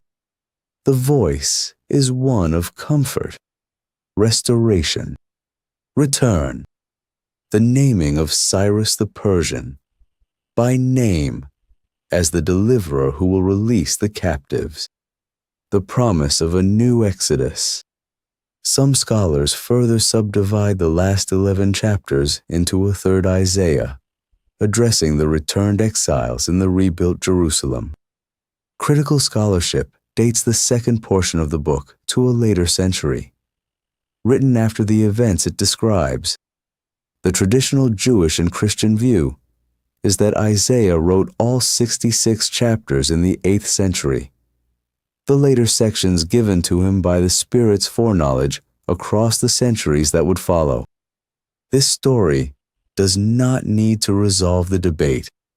What is uncontested by either side is that the book as it stands, in the form in which it has been read for more than 2,000 years, has 66 chapters, divided into 2 distinct halves, with the dividing line falling exactly between chapter 39 and chapter 40. The transition between the 2 halves is one of the most beautiful sentences in the Hebrew Bible. Isaiah chapter 40 verse 1. Comfort, comfort my people, says your God. Speak tenderly to Jerusalem and cry to her that her warfare is ended, that her iniquity is pardoned. In the Hebrew, the opening word is nachamu, comfort. The word is repeated. Nachamu, nachamu ami. Comfort, comfort my people. The repetition is doing in Hebrew what the threefold holy did in chapter 6.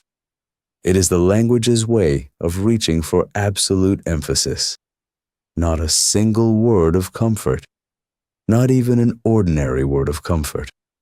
The comfort being announced is total, layered, redoubled, and the very next sentence introduces a voice crying in the wilderness.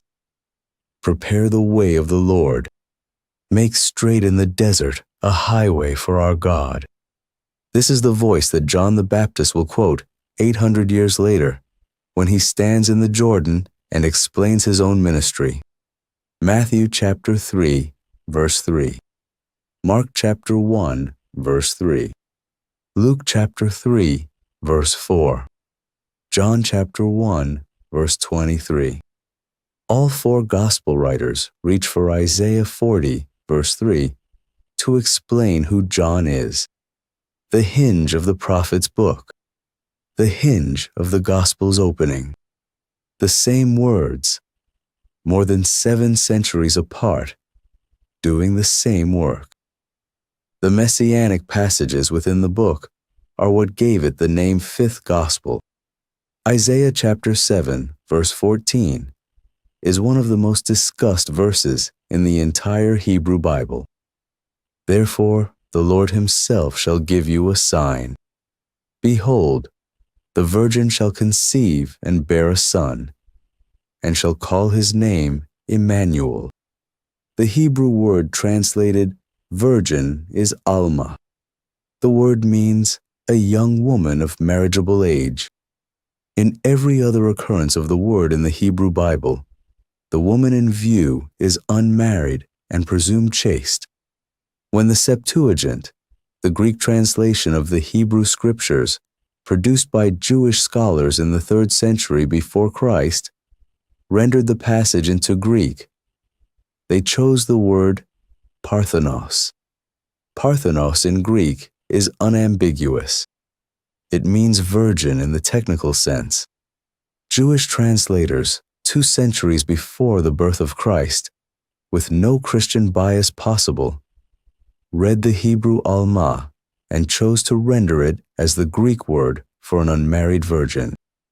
When Matthew wrote his gospel and described the conception of Jesus by the Holy Spirit, he reached for this exact passage. Matthew chapter 1, verse 23.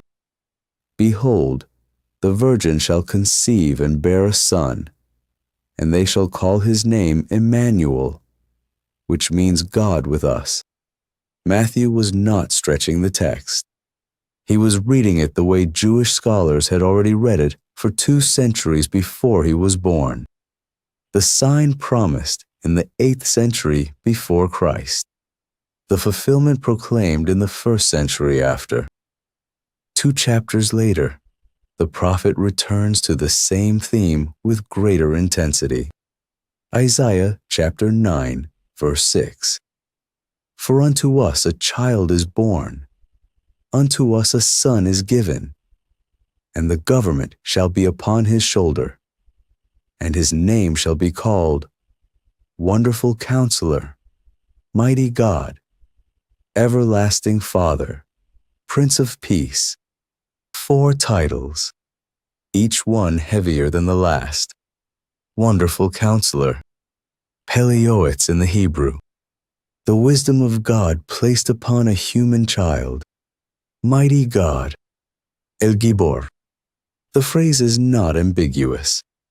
El is the Hebrew word for God, used hundreds of times across the Hebrew Bible. Gibor means mighty, warrior, hero. El Gibor is one of the most direct claims of divinity attached to a coming human figure anywhere in the Hebrew Scriptures. The same phrase is applied to the God of Israel himself in Isaiah chapter 10, just 1 chapter later. The prophet is using language for the coming child that he uses elsewhere, only for God.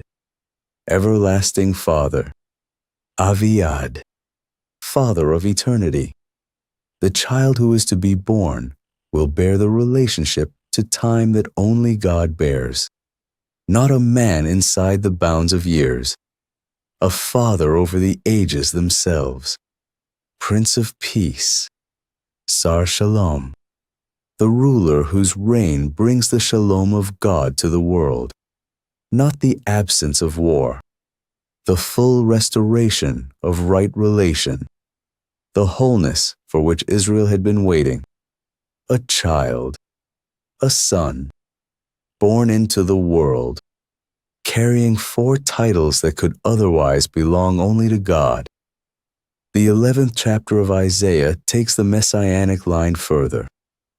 There shall come forth a shoot from the stump of Jesse, and a branch from his roots shall bear fruit. Jesse was the father of King David. The royal line of David, by the time of Isaiah's prophecy, was still on the throne in Jerusalem. But its long-term survival was in question. Within a century and a half of Isaiah's writing, the Babylonian exile would cut the visible Davidic line off from the throne. The royal house would be reduced to a stump. And from that stump, the prophet said, a shoot would come. Upon him, the prophet continues, the Spirit of the Lord would rest. The Spirit of wisdom and understanding, the Spirit of counsel and might, the Spirit of knowledge and the fear of the Lord. 6 designations of the Spirit, plus the foundational Spirit of the Lord himself. 7 in total. The 7-fold Spirit that the book of Revelation, in its 1st chapter, will speak of as standing before the throne. and the chapter closes with a vision of restored creation. The wolf shall dwell with the lamb. The leopard shall lie down with the kid. The calf and the lion shall feed together. A little child shall lead them. The cow and the bear shall graze. The lion shall eat straw like the ox. The nursing child shall play over the hole of the cobra, and the weaned child shall put his hand on the otter's den. The creation that Genesis chapter 3 broke. The hostility introduced when the man and the woman ate the forbidden fruit. The enmity between the seed of the woman and the seed of the serpent. All of it reversed. Under the reign of the shoot from the stump of Jesse, the cosmos itself returns to peace. And then, near the heart of the second half of the book, the prophet writes chapter 53. The passage is the longest sustained description of substitutionary atonement in the Hebrew Bible. He was despised and rejected by men, a man of sorrows and acquainted with grief, and as one from whom men hide their faces, he was despised, and we esteemed him not. Surely he has borne our griefs and carried our sorrows. Yet we esteemed him stricken, smitten by God, and afflicted. But he was wounded for our transgressions. He was bruised for our iniquities. The chastisement of our peace was upon him, and with his stripes we are healed. All we like sheep have gone astray. We have turned everyone to his own way, and the Lord has laid on him the iniquity of us all. Read the lines in order. The servant is despised. He is rejected. He is hidden from. He is treated as cursed by God. And then the prophet, in a sudden reversal, declares that the suffering was not for the servant's sin, but for the sins of the people. Our transgressions, our iniquities, our peace, our healing, our straying, our iniquity laid on him. The passage was written 700 years before the crucifixion. Every line of it is quoted or alluded to in the New Testament accounts of Christ's death. Philip the evangelist meets the Ethiopian eunuch reading this exact passage and explains to him the gospel of Jesus, beginning from Isaiah chapter 53. Peter, in his first letter, applies the chapter directly to Christ. Paul, in 2 Corinthians, builds his understanding of the cross on the substitutionary logic the prophet had set out centuries before. The suffering servant, the man of sorrows, the one wounded for the transgressions of the people, written in the 8th century, fulfilled in the 1st. There is a moment in the Gospel of Luke when the prophet's book reappears at the start of Christ's public ministry. Luke chapter 4. Jesus returns to his hometown of Nazareth and enters the synagogue on the Sabbath. He stands up to read. He is handed the scroll of the prophet Isaiah. He unrolls it and finds the place where it is written. The passage is Isaiah chapter 61. The Spirit of the Lord God is upon me, because the Lord has anointed me to bring good news to the poor. He has sent me to bind up the brokenhearted, to proclaim liberty to the captives, and the opening of the prison to those who are bound, to proclaim the year of the Lord's favor. And there, mid-sentence, Jesus stops reading. The next words in the Isaiah scroll were, "And the day of vengeance of our God." The line continues without a break. The good news to the poor and the day of vengeance are part of the same prophetic vision. But Jesus reads up to the year of the Lord's favor and stops. He rolls the scroll. He hands it back to the attendant. He sits down. Every eye in the synagogue is on him. And he says, "Today this scripture has been fulfilled in your hearing." He had quoted the prophet up to the line about favor. The vengeance he left for another day. The mission he was beginning was the year of the Lord's favor. The day of vengeance in the prophetic structure would come at a different moment. The scroll itself contained both. The reader, on that Sabbath in Nazareth, drew the line exactly where his ministry drew it. The closing chapters of the book bring the vision to its end. Isaiah chapter 65, verse 17. "Behold, I create new heavens and a new earth, and the former things shall not be remembered or come into mind." A new creation. The same language, the same vision, the same promise appears at the end of the Christian canon. Revelation chapter 21, verse 1. "Then I saw a new heaven and a new earth, for the first heaven and the first earth had passed away." John on Patmos, in the closing pages of the New Testament, is reaching for the exact phrase that Isaiah had reached for in the closing pages of his own book. The Bible's last vision is the prophet's last vision. Isaiah continues, "The wolf and the lamb feeding together, the lion eating straw like the ox, the infant playing where the serpent had been, the creation restored, the mourning ended, the weeping no longer heard, the Lord himself dwelling with his people." The book of Isaiah ends. The book of Revelation ends.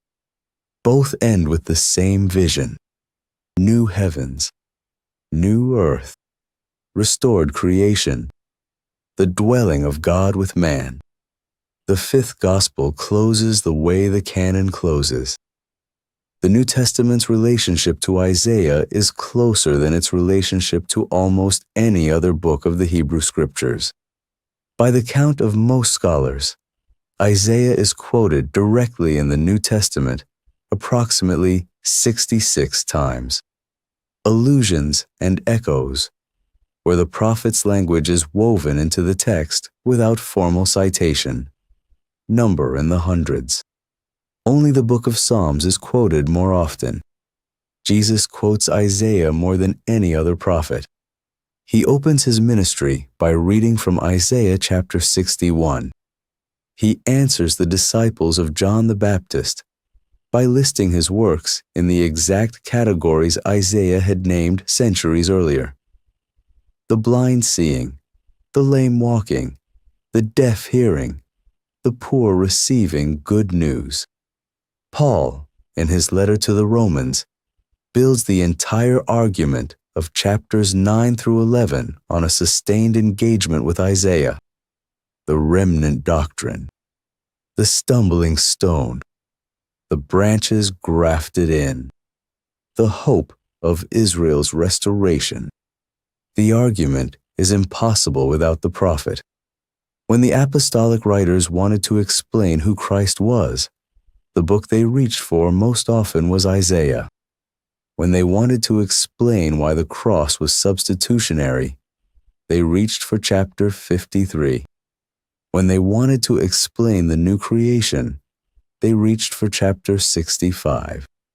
The structure of New Testament thought is, in significant measure, the structure that Isaiah had laid down 7 centuries earlier. Sit with the parallel one more time.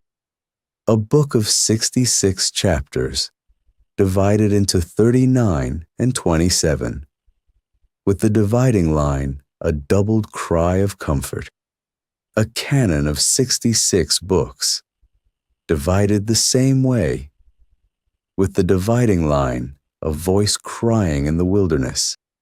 The same shape, the virgin who would conceive, the child whose name would be Mighty God, the shoot from the stump of Jesse upon whom the 7-fold Spirit would rest. the servant wounded for the transgressions of his people, the anointed one who would proclaim liberty to the captives and the year of the Lord's favor, the new heavens and the new earth that would replace the old, the dwelling of God with his people. Every one of those, written in the 8th century before Christ, every one of those, fulfilled or invoked in the writings of the 1st century after. The Hebrew prophet looked across the centuries and saw in advance the shape of the story the apostles would be commissioned to tell. He saw it with names, with titles, with specific lines that would, centuries later, be quoted on the day they were fulfilled. He produced 66 chapters in which the whole gospel was already, in seed and in branch, visible.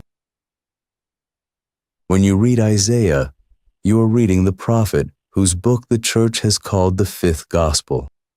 You are reading the man who saw the throne high and lifted up, the seraphim with their wings folded over their faces, the threefold cry of holiness, and who from that vision walked out into 60 years of public ministry to a country headed into exile and beyond exile into the long centuries before Christ.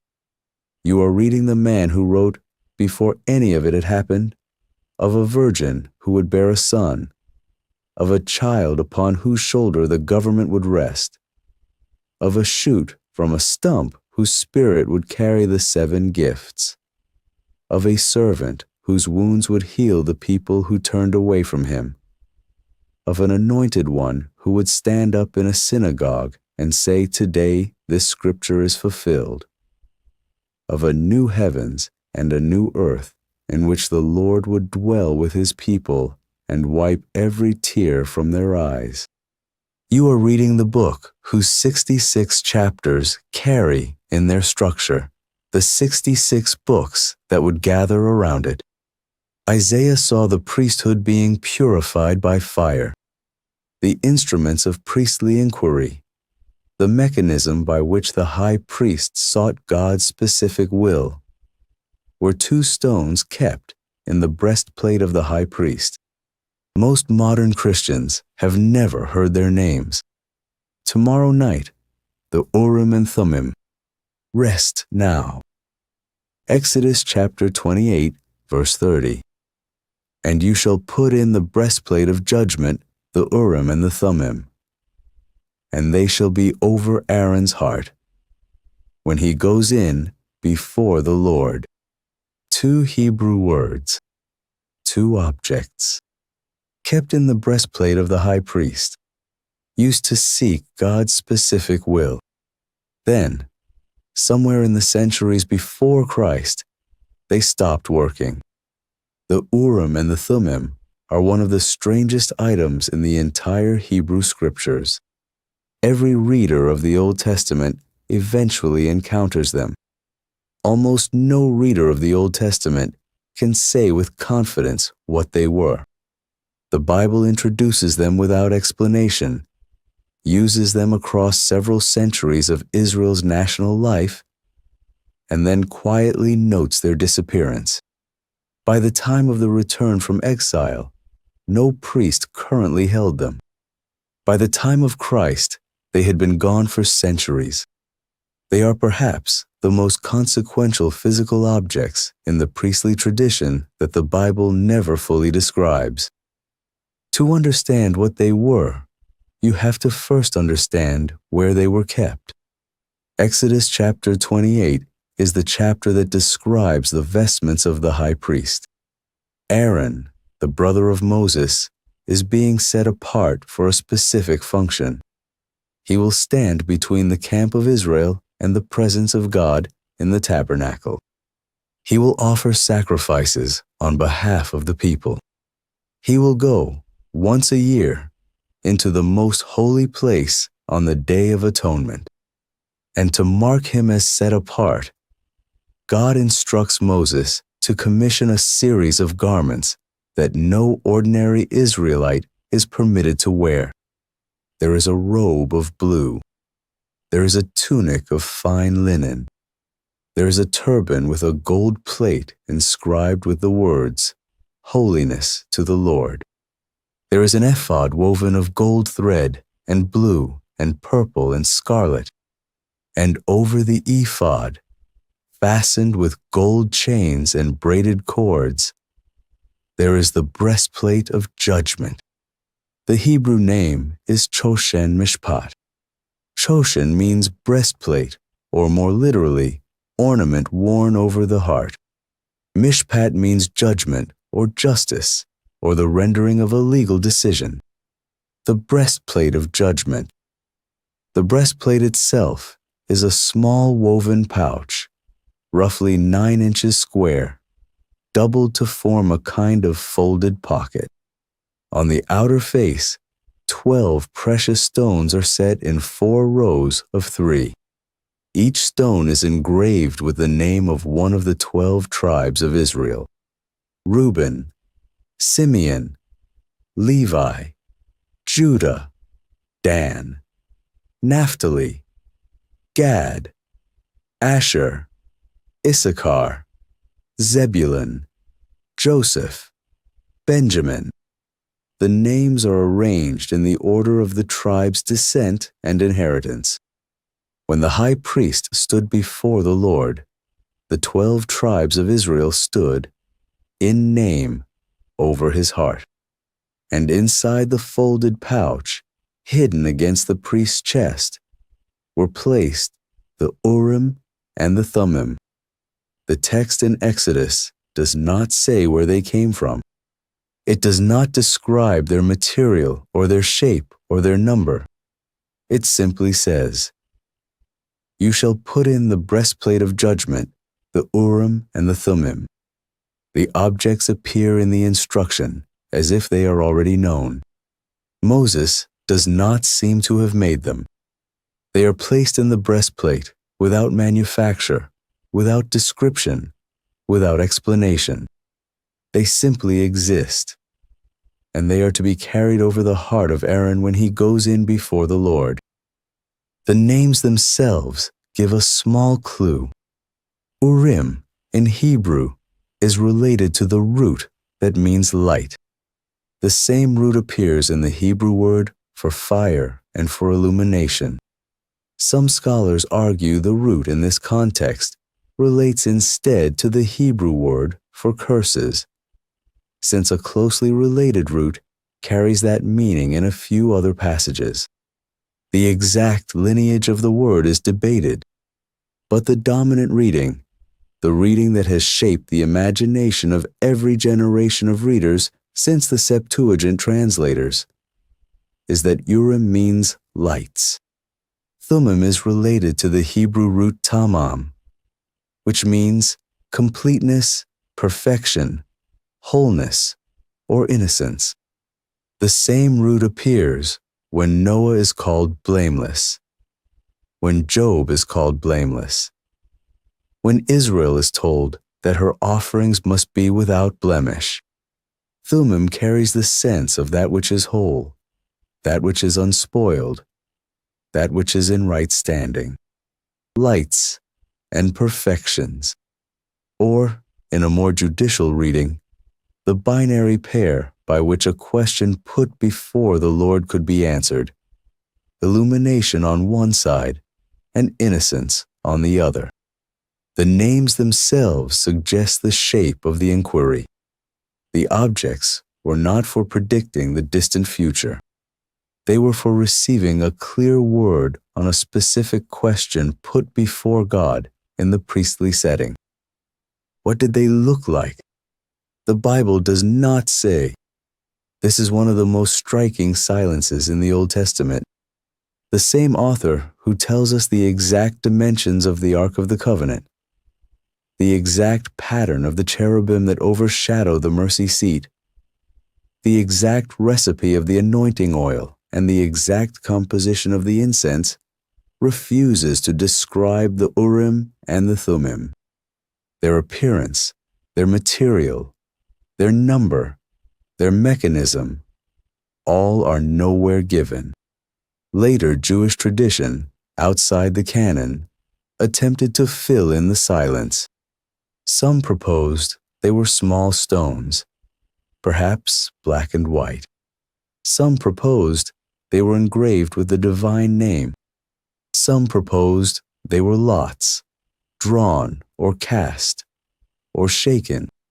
Some proposed they were gems with letters engraved on them, illuminating in succession to spell out an answer. The Talmud later preserved several of these reconstructions, but it preserved them as guesses, not as authoritative description. The Bible itself preserves the silence. The objects are named. Their position is given. Their function is described. But what they were, physically, is never said. The high priest carried them. The tribes of Israel were arrayed over them. The presence of God descended toward them. And the text does not tell us what they were. How they were used is clearer than what they were. Numbers, chapter 27, verse 21. Moses is approaching the end of his life. Joshua has been designated as his successor, and God tells Moses to commission Joshua publicly by placing him before Eleazar the priest, the son of Aaron. The text says, Joshua shall stand before Eleazar the priest, who shall inquire for him by the judgment of the Urim before the Lord. At his word they shall go out, and at his word they shall come in, both he and all the people of Israel with him, the whole congregation. The Urim, in this passage, are the mechanism by which the nation's military movements are to be guided. Joshua does not act on his own initiative. He stands before the priest. The priest inquires by the judgment of the Urim. The Lord answers. And at that answer, the people go out to battle or come in from battle in obedience to the word that came through the breastplate. This is the pattern. The priest, wearing the breastplate, inquired. The Lord, by the Urim and the Thummim, answered. The people, in obedience to the answer, moved.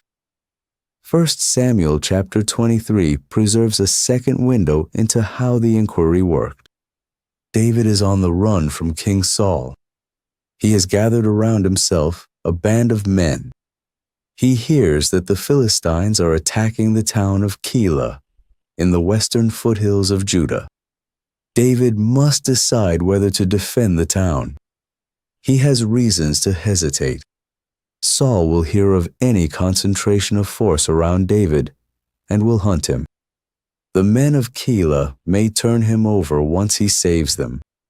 The decision is a tactical knot, and David has no clear word on which strand to pull first. So David asks the priest Abiathar to bring the ephod. The ephod, the linen garment over which the breastplate of judgment was fastened, has come with Abiathar after Saul's massacre of the priests at Nob.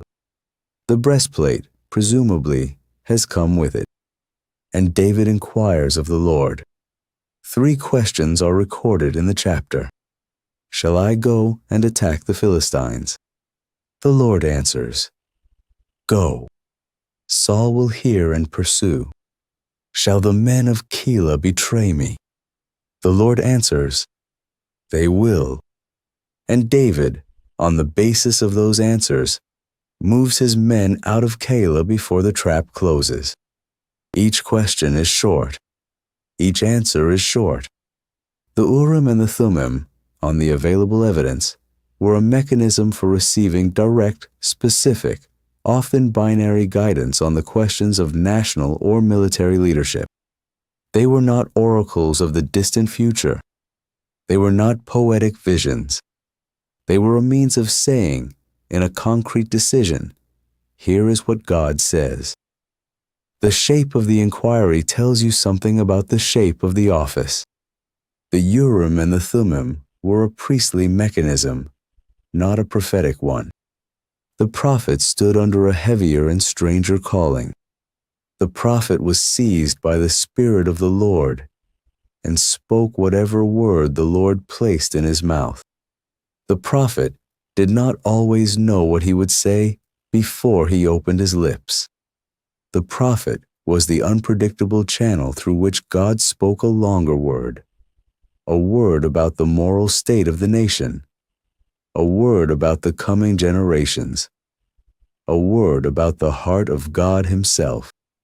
The priest, by contrast, was the mediator of a structured covenant. The priest stood under a more bounded function. He offered the sacrifices. He kept the lamps. He carried the names of the tribes over his heart. And when the nation needed specific guidance on a specific question, he inquired by the Urim and the Thummim. The prophet spoke from above. The priest inquired from below. The two offices together form the dual mechanism by which the word of the Lord came to Israel. And alongside both, there was a third channel: dreams. God could speak to a king or a patriarch directly in the night, as he spoke to Jacob at Bethel, as he spoke to Joseph in Egypt, as he would speak to another Joseph many centuries later in a small town in Galilee. Three mechanisms: prophets, priests, and dreams. The voice of the Lord in the Old Testament era came through these three, and it is the closure of all three at once that gives the next moment in the story its weight. 1 Samuel chapter 28, verse 6. King Saul, at the end of his reign, on the eve of the battle of Gilboa, in desperation before a Philistine army that has gathered against him in the Jezreel Valley, seeks guidance. The text is short and terrible. When Saul inquired of the Lord did not answer him, neither by dreams, nor by Urim, nor by prophets. The three channels are named. All three are closed. Saul has rebelled against the word of the Lord. Samuel, the prophet of his anointing, is dead. The priesthood at Nob, which would have carried the breastplate of judgment, has been slaughtered by Saul's own command. And Abiathar, the one surviving priest, has fled to David. The breastplate itself is no longer in the king's reach, and the dreams that might have come to a king in right standing do not come to a king at the end of a path of disobedience. The Urim and the Thummim were not magic. They were not tools that any inquirer could use to extract an answer. They required the right priesthood, the right covenant standing, the right relation of the inquirer to the God whose presence the breastplate symbolized. They were means of relationship, not means of compulsion. And when the relationship was broken, the mechanism, however intact, went silent. The same king who had begun his reign by being told the kingdom would be taken from him ends his reign hearing nothing at all. The mechanism survives through the period of the kings. The high priest in the Temple of Solomon and in its rebuilding under the later monarchs carries the breastplate. The pattern of inquiry continues, though the text records fewer specific instances. Then, in 586 before Christ, Jerusalem falls to the Babylonians. The temple is burned. The vessels are carried away.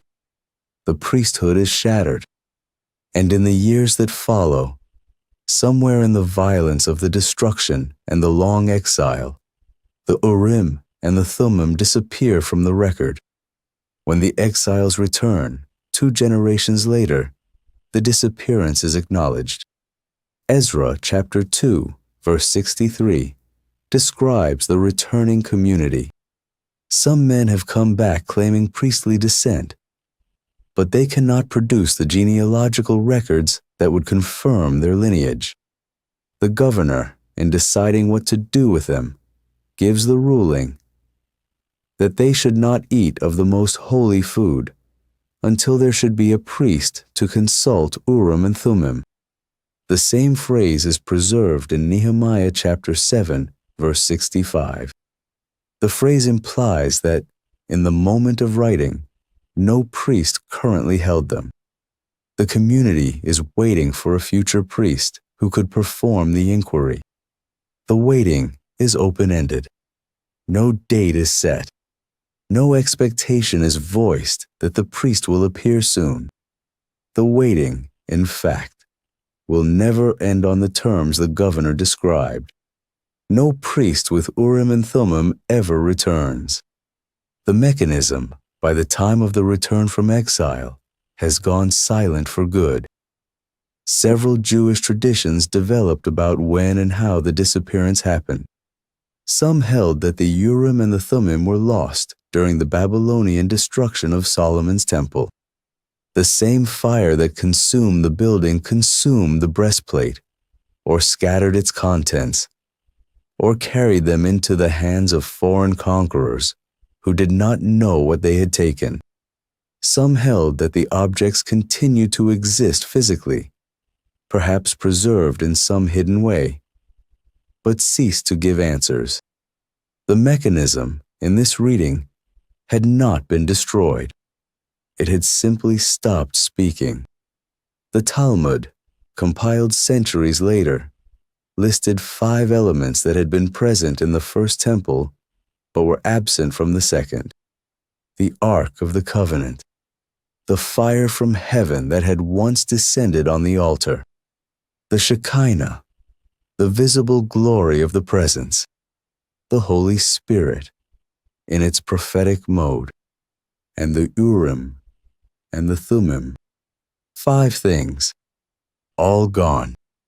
The 5 that had marked the first temple as a place uniquely inhabited by the presence of the Lord were missing in the second.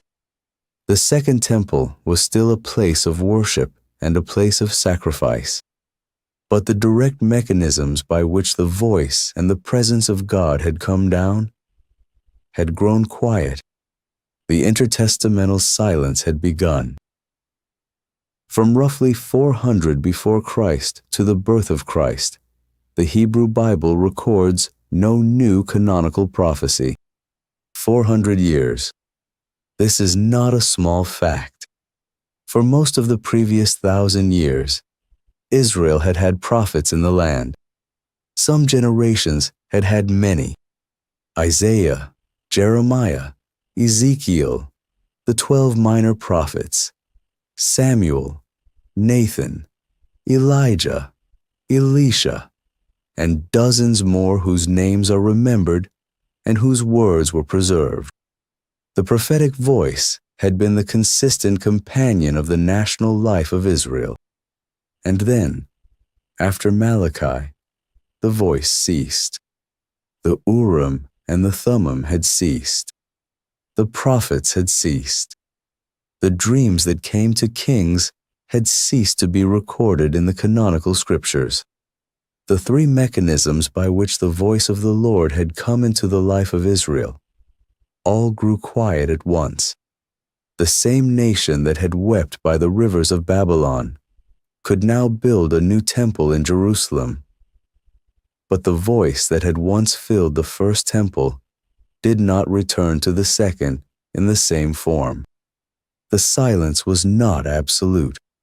The community had the scriptures. The community had the law. The community had the synagogues that had grown up during the exile.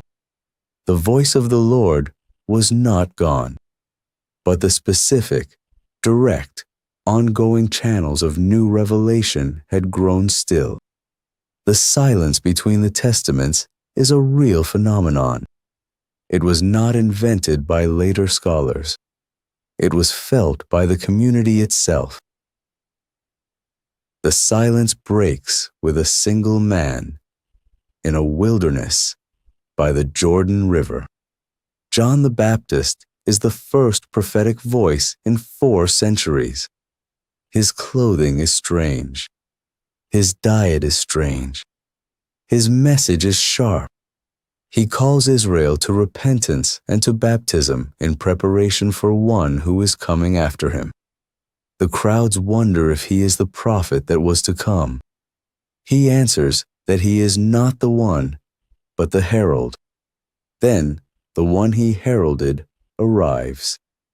And then, after the resurrection, on the day of Pentecost, the Holy Spirit, who had been associated with the prophets and the priests of the Old Covenant, descends on the whole community of believers. Peter, standing in Jerusalem, quotes the prophet Joel.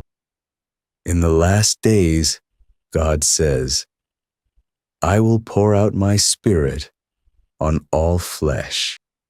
Your sons and your daughters shall prophesy. Your old men shall dream dreams. Your young men shall see visions. The mechanism of God's specific guidance had shifted. The Holy Spirit, given to every believer, rather than mediated only through the priesthood, became the new means by which God's specific will was known. The breastplate of judgment, with its hidden lights and perfections, had been carried by one man on behalf of the whole nation. The Spirit, in the new covenant, was given to the whole people on behalf of the whole world. The Urim and the Thummim are not magic objects that the modern Christian needs to recover. They were a temporary mechanism for a specific covenantal era. Their cessation was not a loss of God's voice. It was a transition to a deeper, more universal access. The high priest who once consulted the breastplate has been replaced by the great high priest who has entered the most holy place once for all. And the Spirit who once spoke through lights and perfections in the pouch of the breastplate now dwells in every believer, illuminating the heart from within. The Urim and the Thummim stopped working. The voice of God grew quiet. The prophets ceased. The intertestamental period began. And when the silence was finally broken, it was broken by a single man stepping into the Jordan River, walking out into the wilderness, and being tested for 40 days in the place where Israel had been tested for 40 years. Tomorrow night, the wilderness temptation. Rest now. Matthew chapter 4. Jesus has just been baptized in the Jordan River. The voice from heaven has declared him beloved Son. The Holy Spirit has descended on him. And immediately, the same Spirit drives him into the wilderness, where he will be tempted for 40 days by the adversary. The handoff is sudden in all three of the synoptic Gospels. The baptism scene closes. The voice from the heavens has spoken. The dove has come down. And in the next breath, the same Spirit that descended in gentleness is described as driving the newly anointed Son out into the desert. There is no pause for celebration. There is no inaugural address. There is no journey home. There is only the desert and the 40 days, and the figure who will meet him there. The original audience would have recognized the geography immediately. The Judean wilderness opens eastward from the Jordan River into a long stretch of broken hill country, dry and stony, where the rains of winter cut deep ravines into the rock, and the sun of summer bakes the ground until it cracks. The same general region, or at least the same kind of region, that an earlier people had wandered through for a much longer period of testing. The Greek verb in Mark chapter 1, verse 12, is ekbalo, to drive out, to cast out. The verb is sharp. It is the same verb that Mark uses elsewhere in his gospel for the casting out of demons. The Spirit, does not gently lead Jesus into the wilderness. The Spirit drives him. The action carries an edge of force, of necessity, of something that must happen and that cannot be delayed. The verb is also a hint about what the wilderness is for. Jesus is being driven into a place of testing. The same Spirit who came down in gentle form at the baptism is the Spirit who now sends him out to be tried. The gentle dove and the driving wind are not two different spirits. They are the same Spirit, acting differently because the moment is different. The baptism was the moment of identification. The wilderness is the moment of testing. The 40 days are not a random number. The Hebrew scripture has been using the number 40 for centuries by the time of Jesus, and it has been using it in a particular way. 40 days of rain to bring the flood. 40 days for Moses on Mount Sinai twice. 40 days for the spies in the land of Canaan. 40 days of taunting from Goliath in the valley of Elah. 40 days for the prophet Elijah in his journey to Horeb. Each time, the number marks a period of testing, or a period of revelation, or both at once. But the most relevant 40 for this scene is not a 40 of days. It is a 40 of years. Israel, after the exodus from Egypt, wandered in the wilderness for 40 years. 40 years of testing. 40 years of provision. 40 years of failing the tests that the wilderness presented to them. The book of Deuteronomy looks back on those 40 years and frames them, in the voice of Moses, as a school in which the people were meant to learn that they did not live by bread alone, a school in which they were meant to learn not to test God, a school in which they were meant to learn to worship only the one who had brought them out of Egypt. Israel was not a good student. The wilderness school produced, on 3 central points, 3 central failures. The new Israel, the one driven into a similar wilderness for a compressed 40 days instead of 40 years, would be tested on the same 3 points. Matthew chapter 4, verse 3. The first temptation. After 40 days of fasting, the adversary appears. If you are the Son of God, command these stones to become bread. The setting is exact. Jesus is starved. The body has been pushed past its reserves. The stones around him in the Judean desert are smooth and round, the kind of stones that look almost like small loaves of bread to a hungry eye. The temptation is precise to the moment. Make the bread yourself. Use the power that the voice from heaven just declared was yours. Provide for yourself in the way that you plainly have the capacity to provide. The temptation is also exact to Israel's first failure. In the 2nd month after the Exodus, in the wilderness of sin, Israel ran out of food. The book of Exodus, chapter 16, records what happened next. The people murmured against Moses and against Aaron. They said, in effect, that they would rather have died in Egypt with full bellies than be brought into the wilderness to starve. They demanded food. God provided manna despite their complaining. But the test had been failed in the moment of the demand. The first failure of the wilderness school was the failure of hunger. Now the Son of God stands in a wilderness, also hungry, also offered a shortcut to provision. The same temptation, the same kind of test, and the response will be different.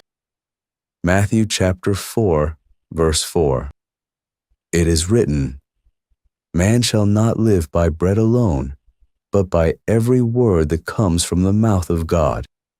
The quotation is from Deuteronomy chapter 8, verse 3. The passage is, in its original setting, the explanation of the wilderness school itself. Moses is telling Israel, looking back across the 40 years, what the manna was for. The manna was given specifically to teach them that bread is not the final source of life. The Word of God is. The wilderness was God's classroom. The hunger was the lesson plan. The manna was the proof that God could provide. And the instruction, summarized in a single line, was that human life rests on the Word of God, not on the loaves in front of them. Israel had been given this lesson. Israel had also repeatedly failed it. The murmuring did not stop. The longing for the food of Egypt did not stop. The people kept failing the same test in different settings across the 40 years. Jesus answers the temptation with the verse Israel had been given and had not learned. Where Israel turned the lesson into murmuring, Jesus turns the lesson into obedience. The first test is passed. The first failure of Israel is corrected. Matthew chapter 4, verses 5 and 6.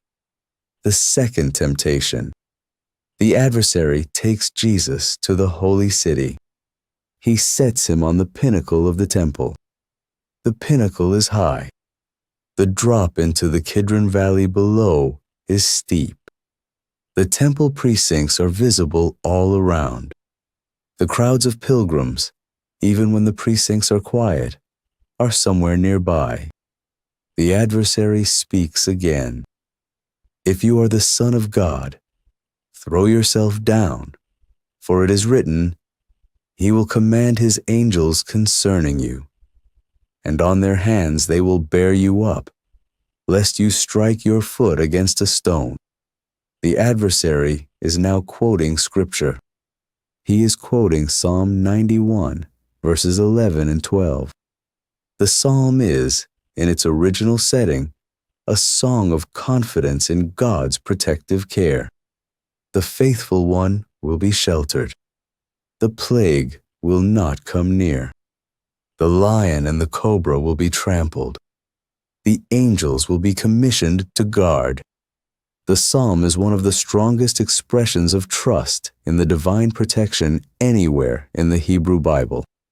The adversary takes the psalm and reverses it. The reversal has a precise edge.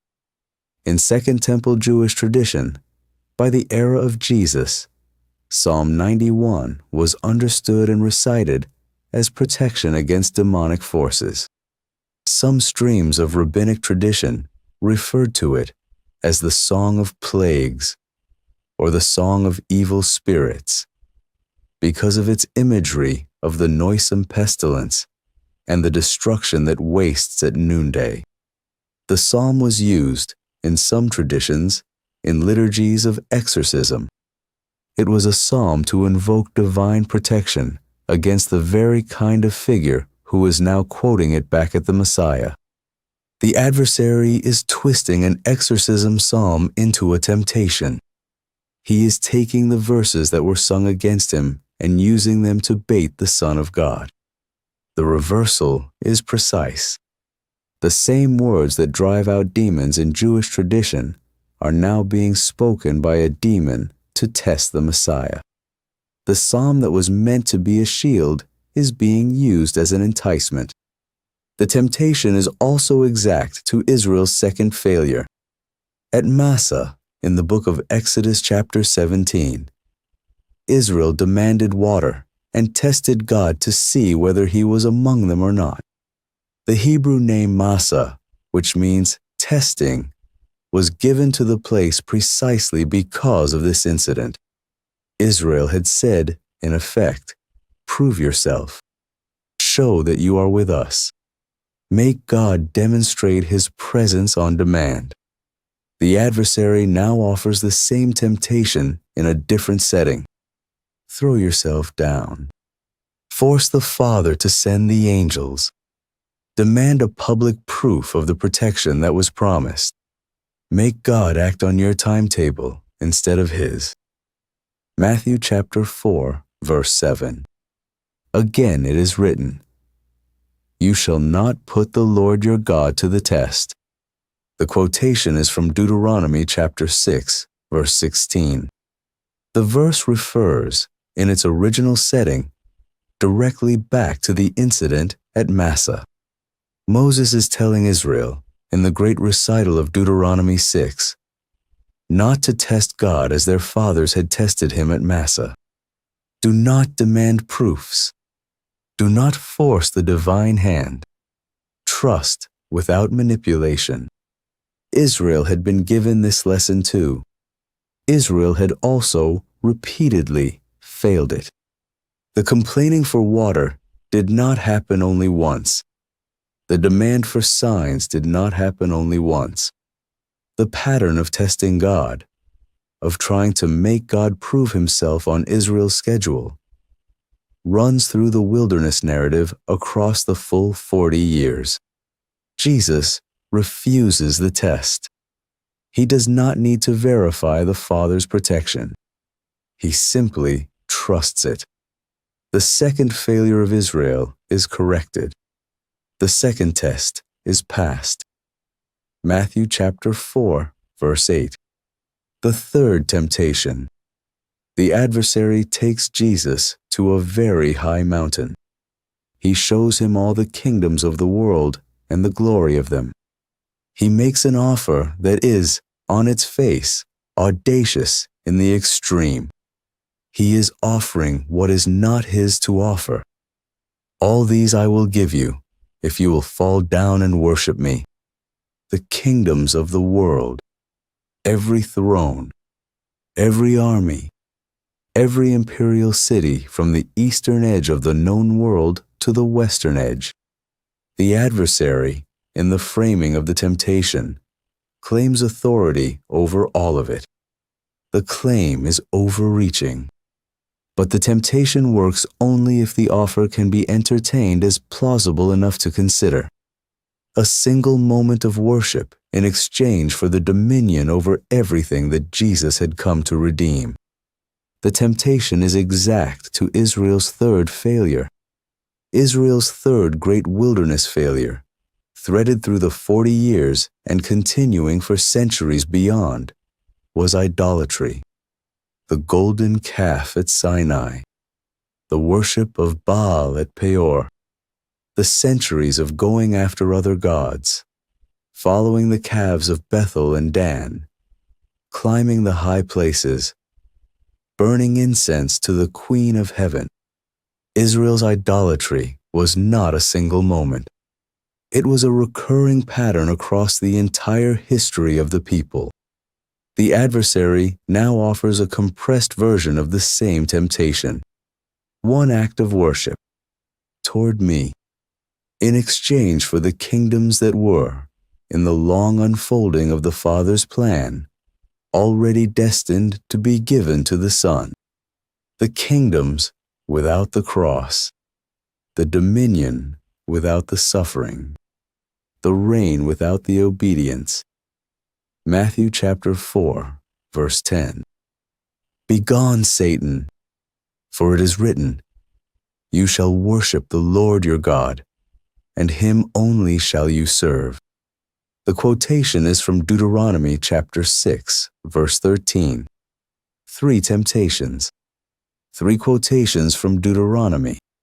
3 exact corrections of Israel's 3 central failures. The structure is too precise to be accidental. The gospel writers have framed the wilderness temptation as a deliberate parallel. The new Israel, driven into the wilderness as Israel had been driven, fasting 40 days as Moses had fasted, tested on the 3 central points where Israel had failed, responds at every point with the very book of the Torah that had been given to teach Israel what they had failed to learn. The text Israel had been given and had not absorbed becomes the text Jesus quotes back to silence the adversary. The wilderness temptation is not, at its deepest level, a private moral test for the man Jesus.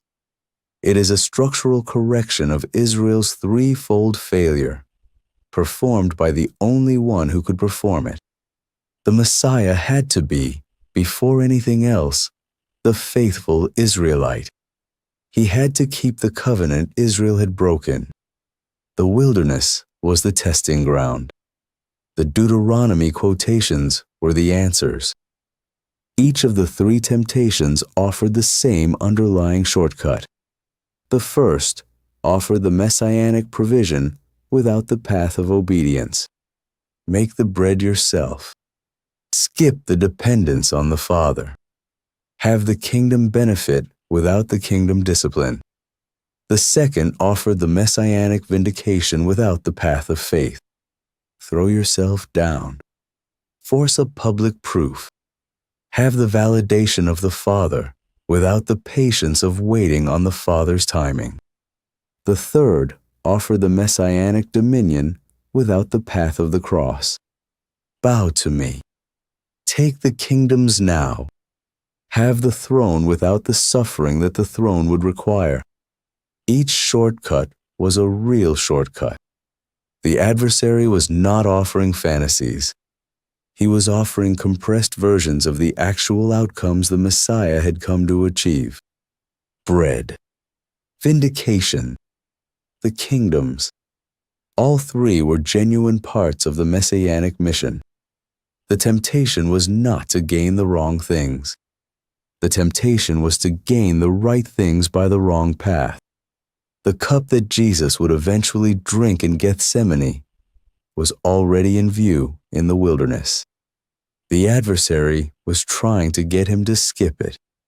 Get to the kingdoms without the cross. Get to the vindication without the suffering. Get to the provision without the dependence. Each temptation was a small offer to detour around the path that the Father had set. Jesus refused all three. The path remained the path. The cross remained at the end of it. The kingdoms would, in the long unfolding of the gospel, come at the cost they had always been meant to cost. Matthew chapter 4, verse 11. Then the devil left him, and behold, angels came and were ministering to him. The angels arrive at the end, not in the middle. The adversary, in the second temptation, had quoted Psalm 91 to suggest that the angels should be called in for a stunt at the temple. Jesus had refused the stunt. And then, when the testing was complete, when the wilderness had been kept, the angels arrived on their own, not as a demonstration of power, not as proof to a watching crowd. Quietly, in the desert, after the adversary had withdrawn, the angels came to minister to the one who had finished the fast. The 40 days end. The wilderness ordeal closes. Jesus returns to Galilee to begin his public ministry. The new Israel has succeeded where the old Israel failed. The covenant can move forward. The wilderness was never about a generic moral struggle between good and evil.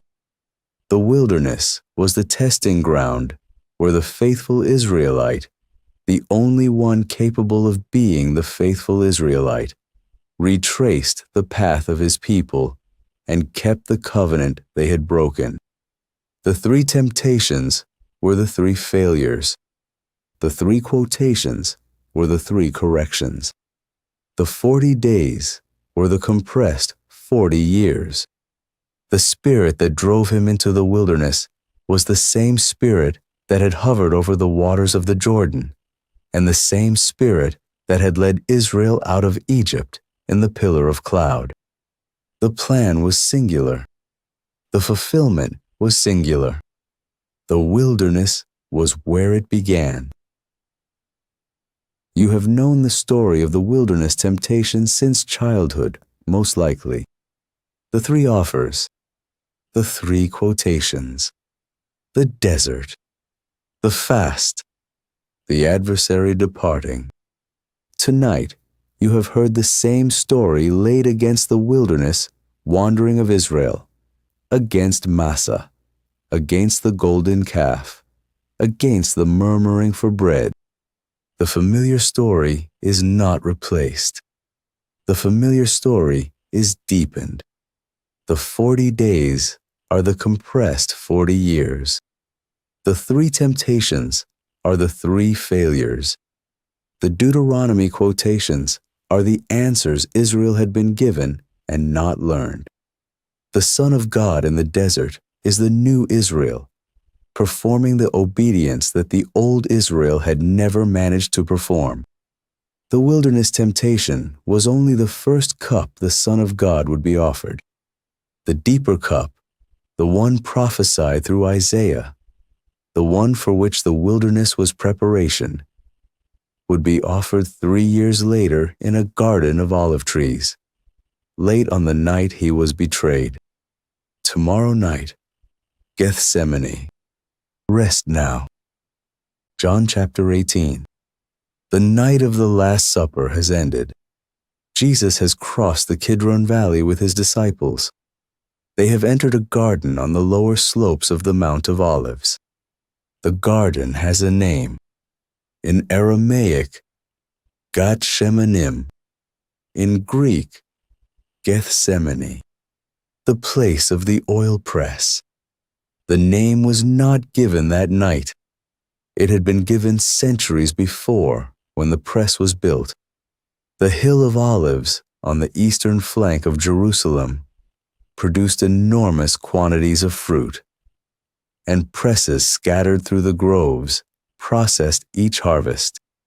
The press was the heavy stone, set in a stone basin, under which the olives were crushed. The oil that came out was what the harvest had always been for. The crushing was the means. The oil was the gift. The garden that bore the press's name was the garden Jesus entered that night. Sit with the geography for a moment. The Son of God walked into a place named for crushing on the night he was to be crushed. The grove where olives were pressed became the grove where the Christ was pressed. The hill of olive trees, whose harvest depended on the breaking of the fruit, received the man whose whole life had been ordered toward this breaking. Centuries before Jesus, when the press was built and the place named, no one had thought of him. The name was practical. It described the work that happened in that grove. But across the centuries, the name had been waiting. The geography itself had become a kind of prophecy. The press was already there. The basin was already there. The stones that turned the wheel were already there. And on the night the Son of Man walked among the olive trees, the name resolved into what it had always foreshadowed. The press was about to receive the only fruit that mattered. Matthew chapter 26, verse 39. My Father, if it be possible, let this cup pass from me. Nevertheless, not as I will, but as you will. The Greek word translated cup is poterion, a drinking vessel, a bowl or chalice from which liquid is taken. The image Jesus reaches for is specific. He is not asking to be excused from a task. He is asking to be excused from a drink. Something is being offered to him to swallow. Something he can feel approaching his lips. The image is not original to that night. It was old, older than the temple, older than the kingdom. The cup, in the Hebrew scriptures, had been a fixed image for centuries. And every reader who had grown up on those scriptures, hearing Jesus pray that the cup pass from him, would have known instantly what cup he was talking about. Psalm 75, verse 8. For in the hand of the Lord there is a cup with foaming wine, well mixed, and he pours out from it. and all the wicked of the earth shall drain it down to the dregs. A cup in the hand of God, wine mixed and foaming, poured out for the wicked of the earth. The image is one of judgment. The cup is the wrath of a holy God measured out as a drink, given to those who have earned it, to be drunk down to the last bitter sediment. Isaiah chapter 51, verse 17. Wake yourself, wake yourself. Stand up, O Jerusalem, you who have drunk from the hand of the Lord the cup of his wrath, who have drunk to the dregs the bowl, the cup of staggering, the cup of staggering, the bowl of God's wrath, the drink that leaves the one who swallows it reeling on the streets, unable to keep her footing. Isaiah promises that the Lord will take this cup from Jerusalem's hand, but the taking does not mean the cup vanishes. The cup is real. It is being held by someone. The question, throughout the prophets, is who drinks it. Jeremiah chapter 25, verse 15. Thus, the Lord, the God of Israel, said to me, take from my hand this cup of the wine of wrath, and make all the nations to whom I send you drink it. Jeremiah is told to take the cup of God's fury and pour it out, by name, on nation after nation. Egypt, the kings of Uz, the kings of the Philistines, Ashkelon, Gaza, Ekron, Edom, Moab, the kings of Tyre and Sidon, the cup of fury poured out on every nation by name in the prophet's vision. The cup throughout the prophets, the wrath of God against sin. The cup Jesus is asking the Father to remove is the cup the prophets had described, the wrath of God against the corruption of the world, the judgment owed for every act of violence and every act of betrayal and every act of self-worship since Eden, the drink that no human being could swallow without staggering, without breaking, without being undone. He is being asked to drink it in our place. That is the move the gospel has been building toward since the garden in Genesis chapter 3. The covering of the man and the woman with skins, the offering of Abel that the Lord regarded, the ram caught in the thicket on Moriah, when Abraham had raised the knife and the substitute was provided, the blood on the doorposts in Egypt, smeared with hyssop as the angel of death passed over, the scapegoat carried into the wilderness on the Day of Atonement, the lamb without blemish brought year after year to the altar in the courts of the temple. The whole sacrificial economy was a long announcement that the cup would, one day, be drunk by a substitute. Every animal that bled on every altar across the centuries had been a placeholder. The placeholders had pointed forward to a person. In Gethsemane, the substitute is on his face under the olive trees, and the cup is being lifted to his lips. He prays. Matthew chapter 26, verse 39. The first prayer. He falls on his face. The words come out. The cup is asked to pass. The will of the Father is preferred regardless. The Father does not respond audibly in the text. Jesus rises. He returns to find Peter, James, and John asleep. He asks if they could not watch with him 1 hour. He returns to the prayer. Verse 42. The second prayer. The wording shifts slightly. My Father, if this cannot pass unless I drink it, your will be done. Listen to the difference between the first and the second. The first asked for removal. The second accepts that removal is not the answer. In the space between the two prayers, something is settled. The cup is not going to pass. The cup is going to be drunk. The prayer changes from a petition for an alternative into a petition for grace to accept what is now seen as unavoidable. He returns again. The disciples are again asleep. Their eyes are heavy. He leaves them. He prays a third time, saying the same words. The text records the third prayer because the triple repetition matters. Hebrew prayer, in its deepest form, had always come in threes. King David at the tabernacle, Daniel in his upper chamber 3 times a day, Solomon at the dedication of the temple. The pattern of intense supplication in Israel's tradition was the same prayer prayed 3 times, with progressive deepening, until what could be received was received. 3 prayers, each one going lower, each one finding the Father's will more fully than the last. Luke chapter 22, verse 44. And being in agony, he prayed more earnestly, and his sweat became like great drops of blood falling down to the ground. The Greek word translated agony is agonia. The word is not melodramatic.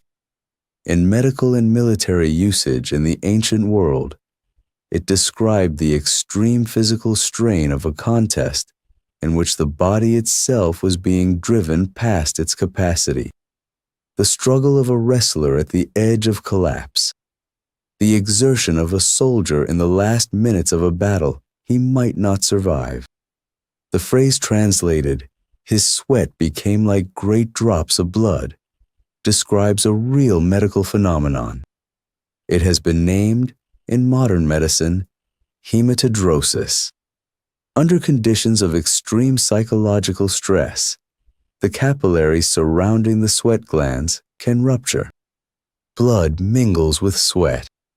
The phenomenon is rare and has been documented in cases of acute fear before execution, in soldiers entering combat for the first time, in patients facing the certain knowledge of imminent death.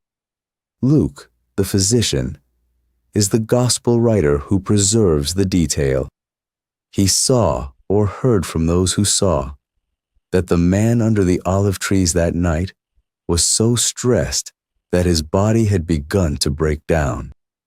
The capillaries had given way. Blood was running with the sweat down his face and onto the ground. The agony was not theatrical. It was anatomical.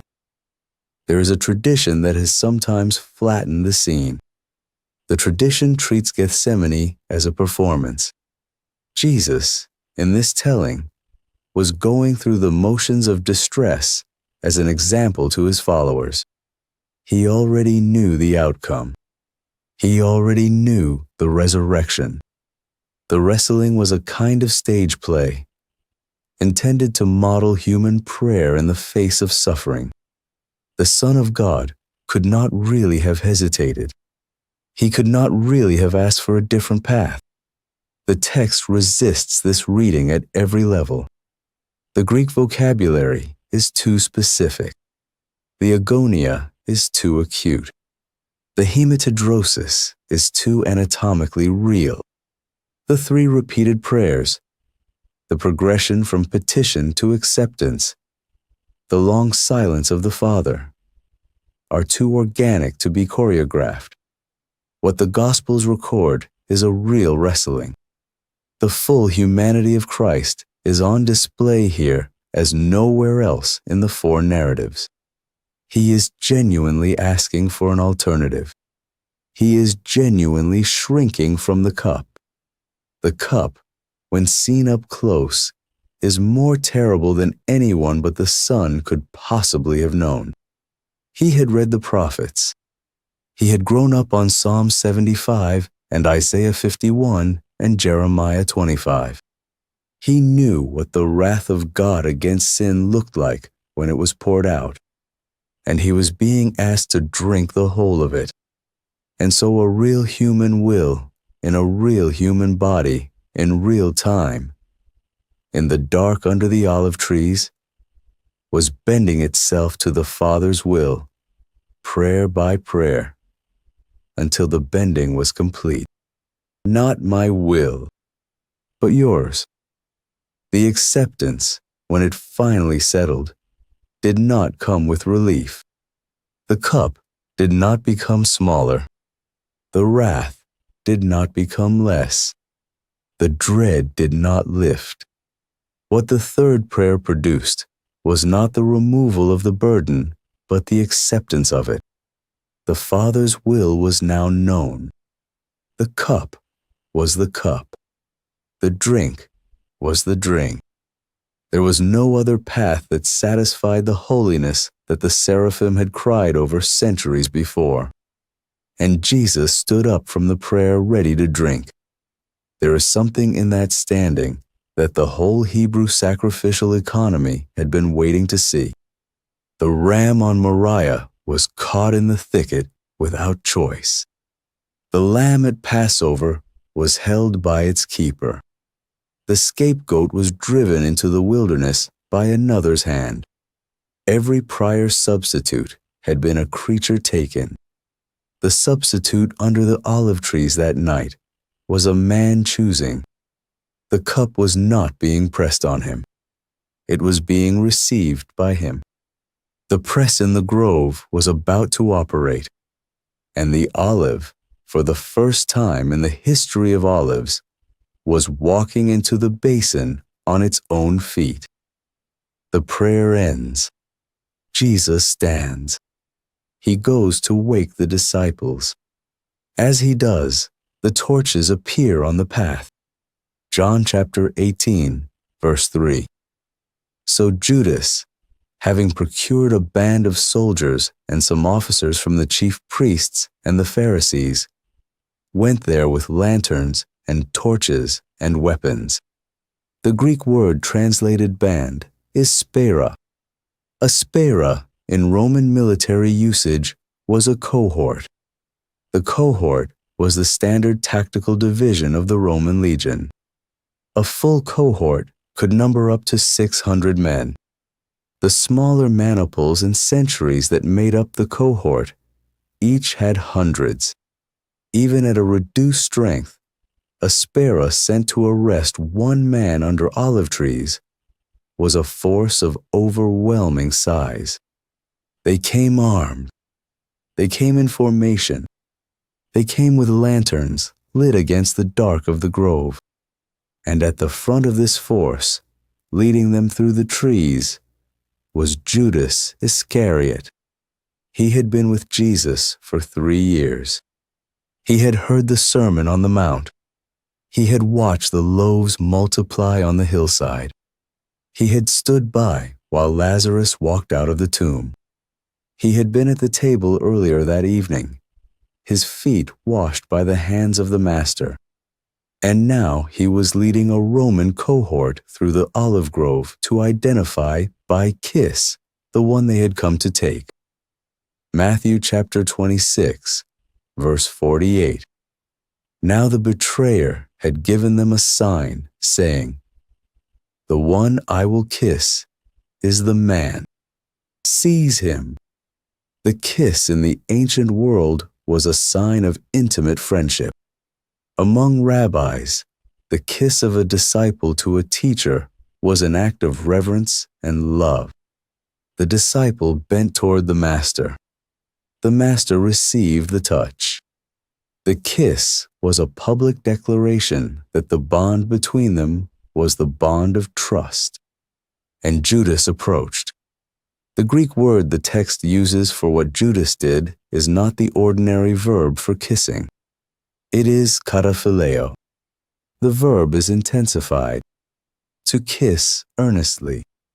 To kiss fervently. To kiss again and again. It is the verb the father of the prodigal son uses when he runs to embrace the returning child.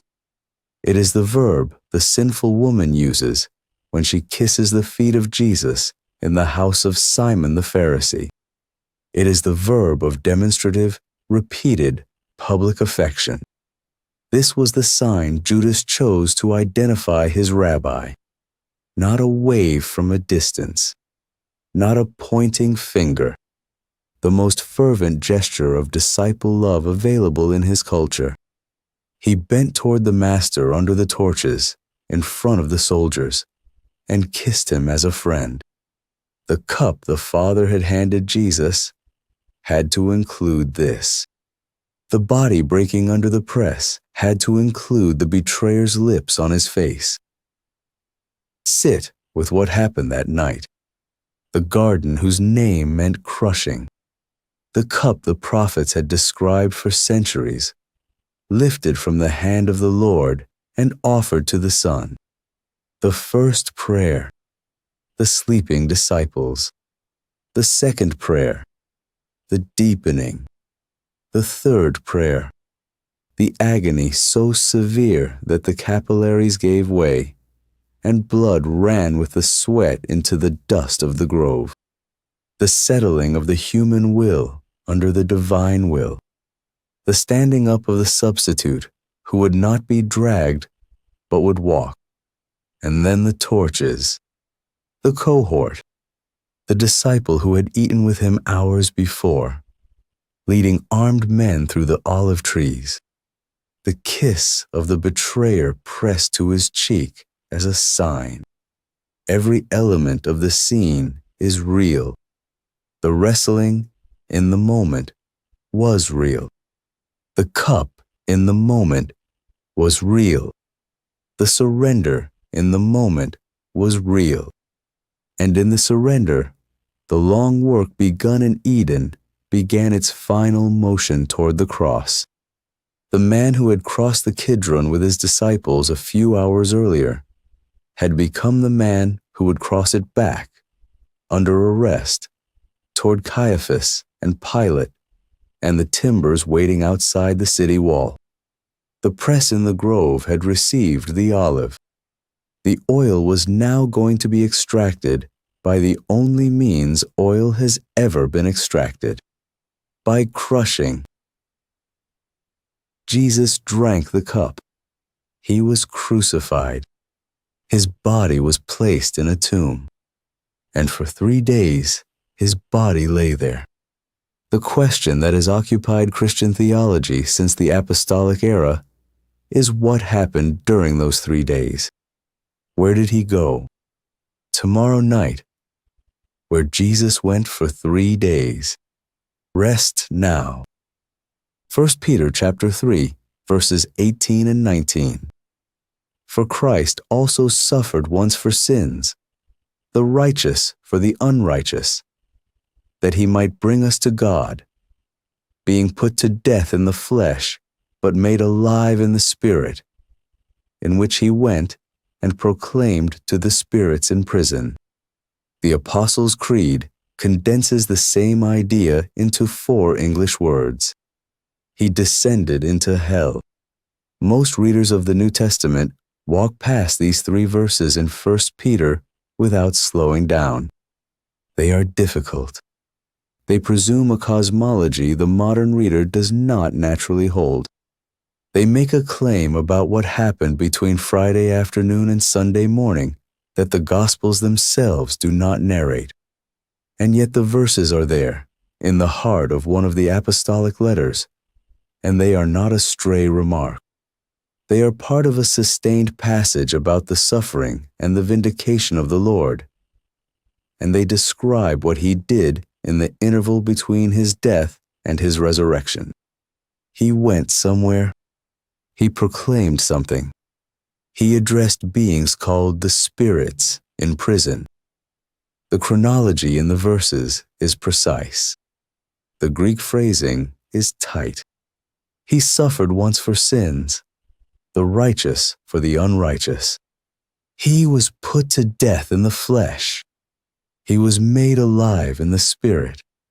And in that spiritual state, in which he had been made alive, he went and proclaimed to the spirits in prison. The two participles, put to death and made alive, are parallel. The same person undergoes both. The flesh is the sphere in which he was killed. The spirit is the sphere in which he was animated and in which he then acted. And the action that follows, the going and the proclaiming, takes place in that animated spiritual state. In the interval before he resumed his body on the morning of the resurrection. 3 days. The Hebrew way of counting, which Jesus himself used when he predicted his death and his rising, counts Friday afternoon as day 1, the whole of Saturday as day 2, and the early hours of Sunday morning as day 3. 3 days, most of which are spent somewhere the Gospels do not describe. The descent fills the silence. The spirits in prison. The Greek word that Peter uses for spirits is pneumata. It is the same word the New Testament uses for demonic beings, for angelic beings, and for human spirits separated from the body. The word by itself does not specify which category Peter has in mind. The qualifying clause specifies it for him. The verse continues, "The spirits in prison are those who formerly did not obey, when God's patience waited in the days of Noah, while the ark was being prepared." The disobedience is dated. The disobedience belongs to the generation before the flood. The location of the imprisonment is the same prison Peter describes in his second letter, and that Jude describes in his short letter. The Watchers. A brief callback to an earlier chapter. The Watchers were the divine rebels of Genesis chapter 6, the beings called the sons of God who crossed the boundary they were not permitted to cross, took human women as wives, and produced the corrupted offspring whose violence filled the earth. Their rebellion was the reason for the flood. Their imprisonment in chains of gloomy darkness in the prison the Apostle Peter elsewhere calls Tartarus, has been their condition ever since. These are the spirits Peter says the risen Christ went to. Not unsaved human dead, not the souls of the righteous, the Watchers, the rebels of Genesis chapter 6, the beings who have been in chains for thousands of years awaiting the final judgment. He went to them, and he proclaimed. The Greek verb is kerusso. It means to herald, to announce officially, to make a public proclamation. The word is the same word used elsewhere in the New Testament for the preaching of the gospel, but it does not by itself contain the content of the gospel. A herald is whatever the king sends him to be. He announces whatever the king has commanded him to announce. The verb names the act. It does not by itself name the message. The patristic tradition, the writings of the early church fathers in the centuries immediately following the apostles, read the proclamation overwhelmingly as a proclamation of victory, not an offer of salvation extended to the imprisoned watchers, who had no opportunity for repentance because their sin had been a deliberate angelic crossing for which the sentence was already fixed. A proclamation, rather, of triumph, an announcement that the cross had succeeded, an announcement that the corruption introduced at Mount Hermon was now being undone at Calvary, an announcement that the work begun in the days of Jared had been answered at last by the work completed on Golgotha. The herald walked into the prison. He stood before the chained rebels, and he announced that what they had set in motion thousands of years earlier had failed. There is a second passage in 1 Peter that the early church read alongside the 3rd chapter.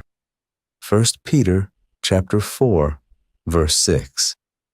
For this is why the gospel was preached even to those who are dead, that though judged in the flesh the way people are, they might live in the spirit the way God does. The verse is different from chapter 3 in several ways. The audience is human dead, not imprisoned spirits. The verb is the standard verb for evangelism, euangelizo, not the heralding verb. And the outcome described is the outcome of the gospel itself, the kind of life God lives, applied to those who received the message after their death. The third chapter records the proclamation to the watchers.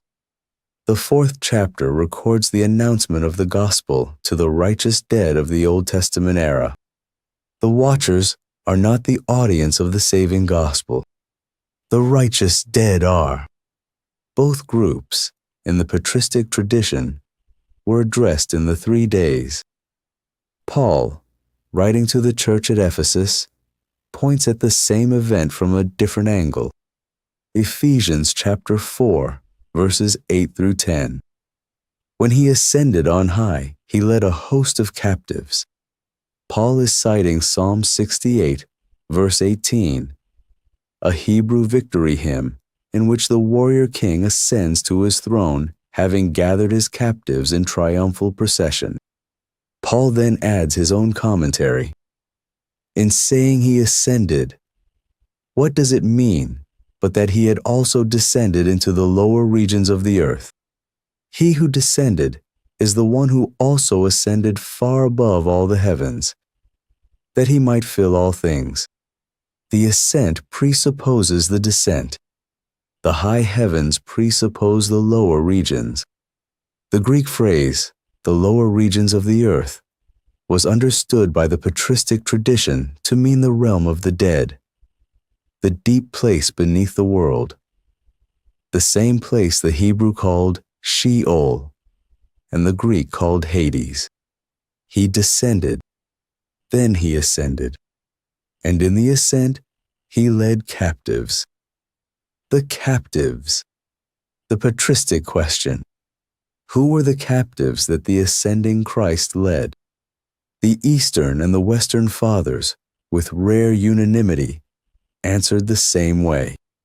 The captives were the righteous dead of the Old Testament era, the ones who had died in faith before the cross had been accomplished, the ones who had been gathered to what the rabbis called the bosom of Abraham, the upper chamber of Sheol, the place of waiting that Luke chapter 16 describes in the parable of the rich man and Lazarus. They were not in heaven. They had not yet been brought into the immediate presence of God. They were waiting. The cross had not yet been raised. A brief callback to the first chapter of this story. The four-chamber framework of Sheol, described by the book of 1st Enoch and inherited by the Second Temple Jewish imagination, assigned the righteous to one specific compartment, separated from the wicked, awaiting the resurrection. The compartment was not heaven. It was a place of rest, a place without torment, but it was still beneath the world. The righteous dead were there, and the descending Christ went to them. He stood among them, and in the ascent, he took them with him. The early Christian baptismal confession preserves the descent at its center. The Apostles' Creed, in its earliest forms, names a sequence of facts about Jesus Christ. Conceived by the Holy Spirit, born of the Virgin Mary, suffered under Pontius Pilate, was crucified, died, and was buried. Then the descent. He descended to the dead. Then the resurrection. On the third day, he rose again from the dead. Then the ascension. He ascended into heaven and sits at the right hand of God, the Father Almighty. Then the return. From thence he shall come to judge the living and the dead. The descent is not an optional extra. It is part of the earliest creed of the church. Catechumens recited it at their baptisms before they were lowered into the water. The confession was meant to be believed, and the descent was part of what they were confessing. The early church did not consider the 3 days a blank space. The early church considered the 3 days the most decisive movement of the cross. The patristic phrase for what happened in those 3 days is the harrowing of hell. The word harrowing, in older English usage, means a violent plundering. To harrow a town was to ride into it as a victorious army and to take what was there. The phrase is not gentle. The harrowing of hell is not a visit. It is a conquest. The Eastern Orthodox icon of the resurrection, the standard image used in the liturgy of Pascha to this day, depicts the harrowing in concrete physical terms. Christ stands on the broken doors of Hades, which lie crossed beneath his feet. Beneath the doors, a black pit gapes, with the chains and locks and broken keys of the underworld scattered around it. From the pit, Adam and Eve are being lifted out by the wrists. Christ pulls them up by the strength of his own arm. Behind them, the patriarchs and the prophets stand in line, waiting their turn to ascend. The icon is theology in paint. The descent was not passive. The Son of God did not wait in the grave. He walked into the deepest place in the cosmos, took what was his, and emerged with the captives in tow. There is a moment in the Gospels that the patristic tradition read as the beginning of the descent. Luke chapter 23, verse 43. The crucifixion is in progress. On either side of Jesus, 2 criminals are also being executed. One of them mocks. The other one rebukes the mocker and turns toward Jesus and says, "Remember me when you come into your kingdom." And Jesus, dying, gives one of the most striking promises in the New Testament. "Truly I say to you, today you will be with me in paradise." Today, not at the end of the age, not in the distant future, on this very day. The Greek word for paradise is paradisos, which in the Second Temple Jewish framework was the name for the upper compartment of Sheol, where the righteous waited. The same word appears in 2 Corinthians chapter 12, when Paul describes a man caught up to paradise, and in Revelation chapter 2, when the risen Christ promises the church at Ephesus that the one who conquers will eat from the tree of life in the paradise of God. Today, you will be with me in paradise. The descent began the same afternoon as the crucifixion. The thief, having died beside the Lord, found him there in the waiting place. And from that place, in the days that followed, both of them ascended. After the descent, the geography of the realm of the dead is changed. In the old framework, all the dead waited in Sheol, the righteous in the upper chamber, the wicked in the lower, but all of them beneath the world, waiting for the resurrection. After the descent and the ascent, this changes. The righteous no longer wait in paradise within Sheol. They are taken with Christ into the immediate presence of God. Paul, writing to the church at Corinth, makes the new geography explicit. 2 Corinthians chapter 5, verse 8. We are of good courage, and we would rather be away from the body and at home with the Lord. The two states are stated as immediate alternatives, either in the body and away from the Lord, or away from the body and at home with the Lord.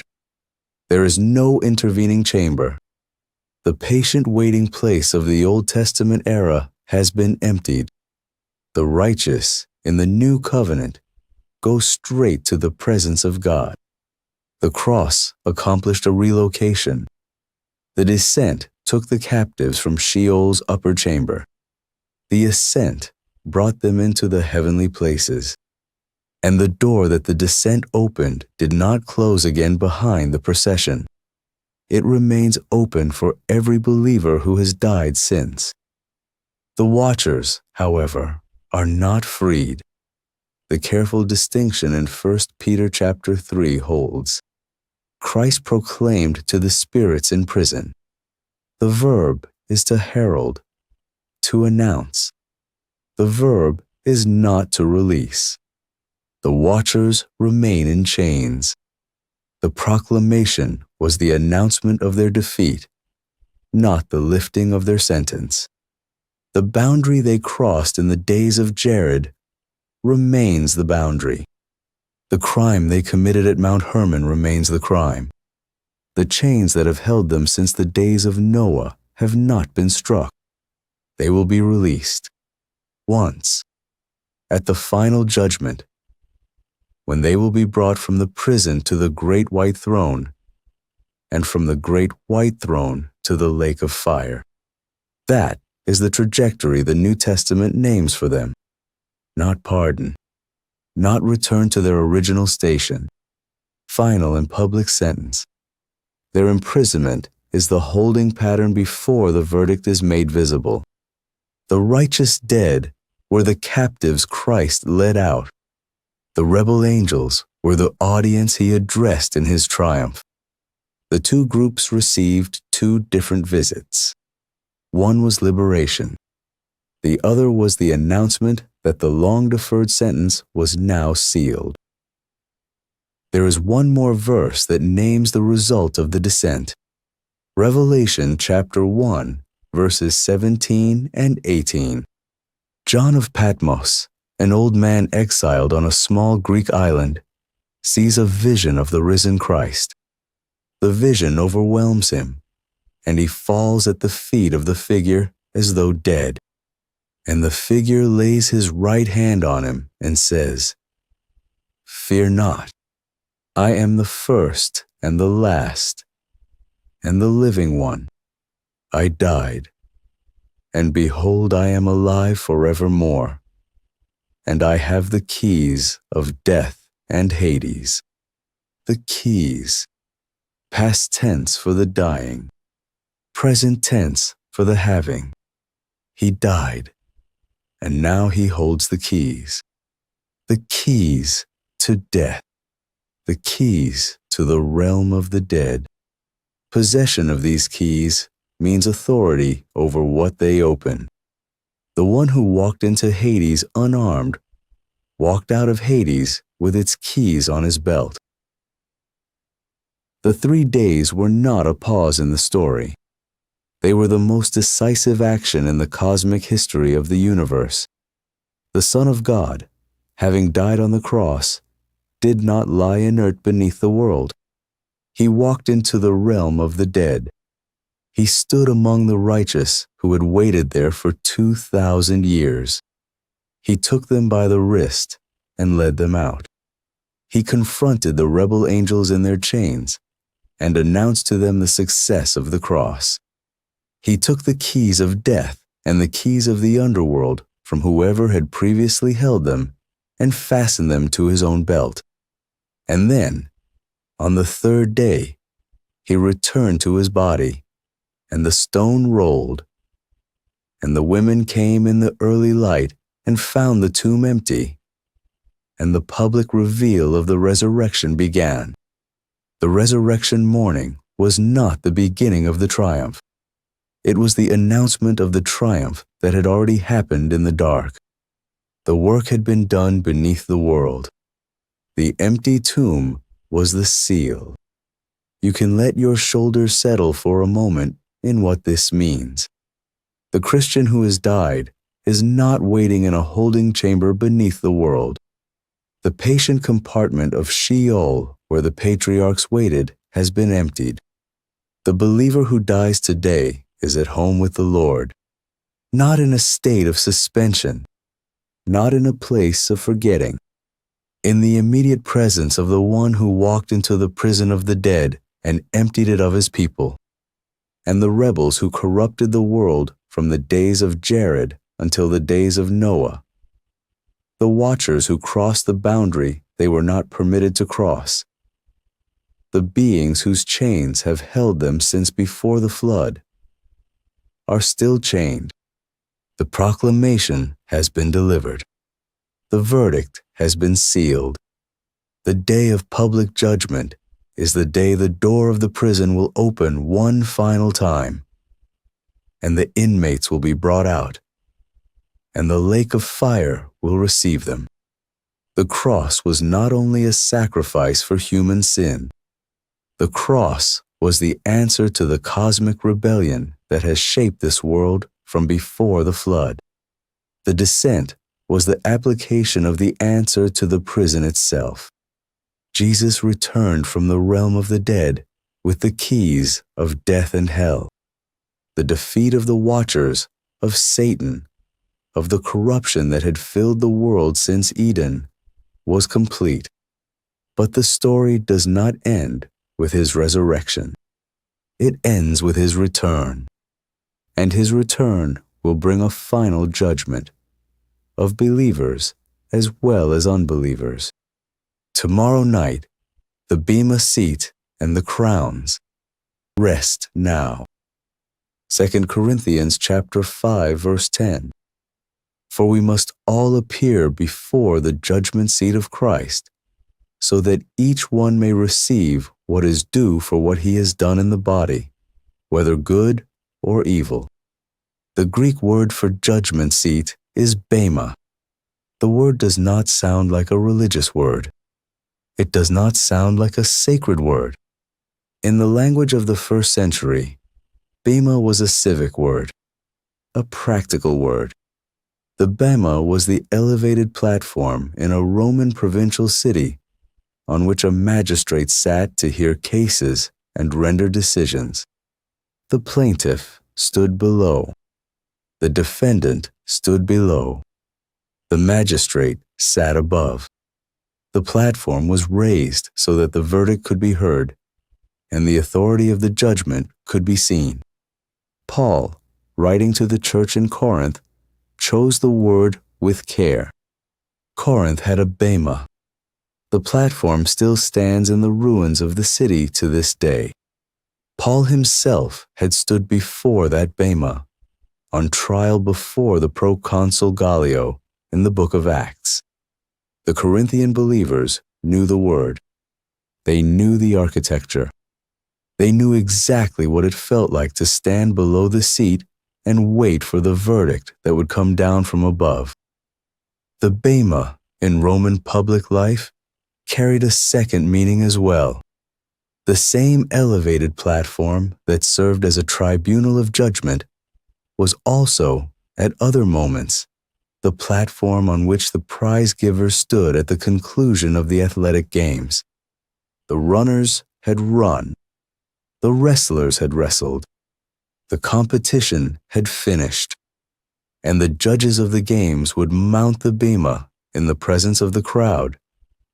And from that same platform, they would award the wreaths to the victors.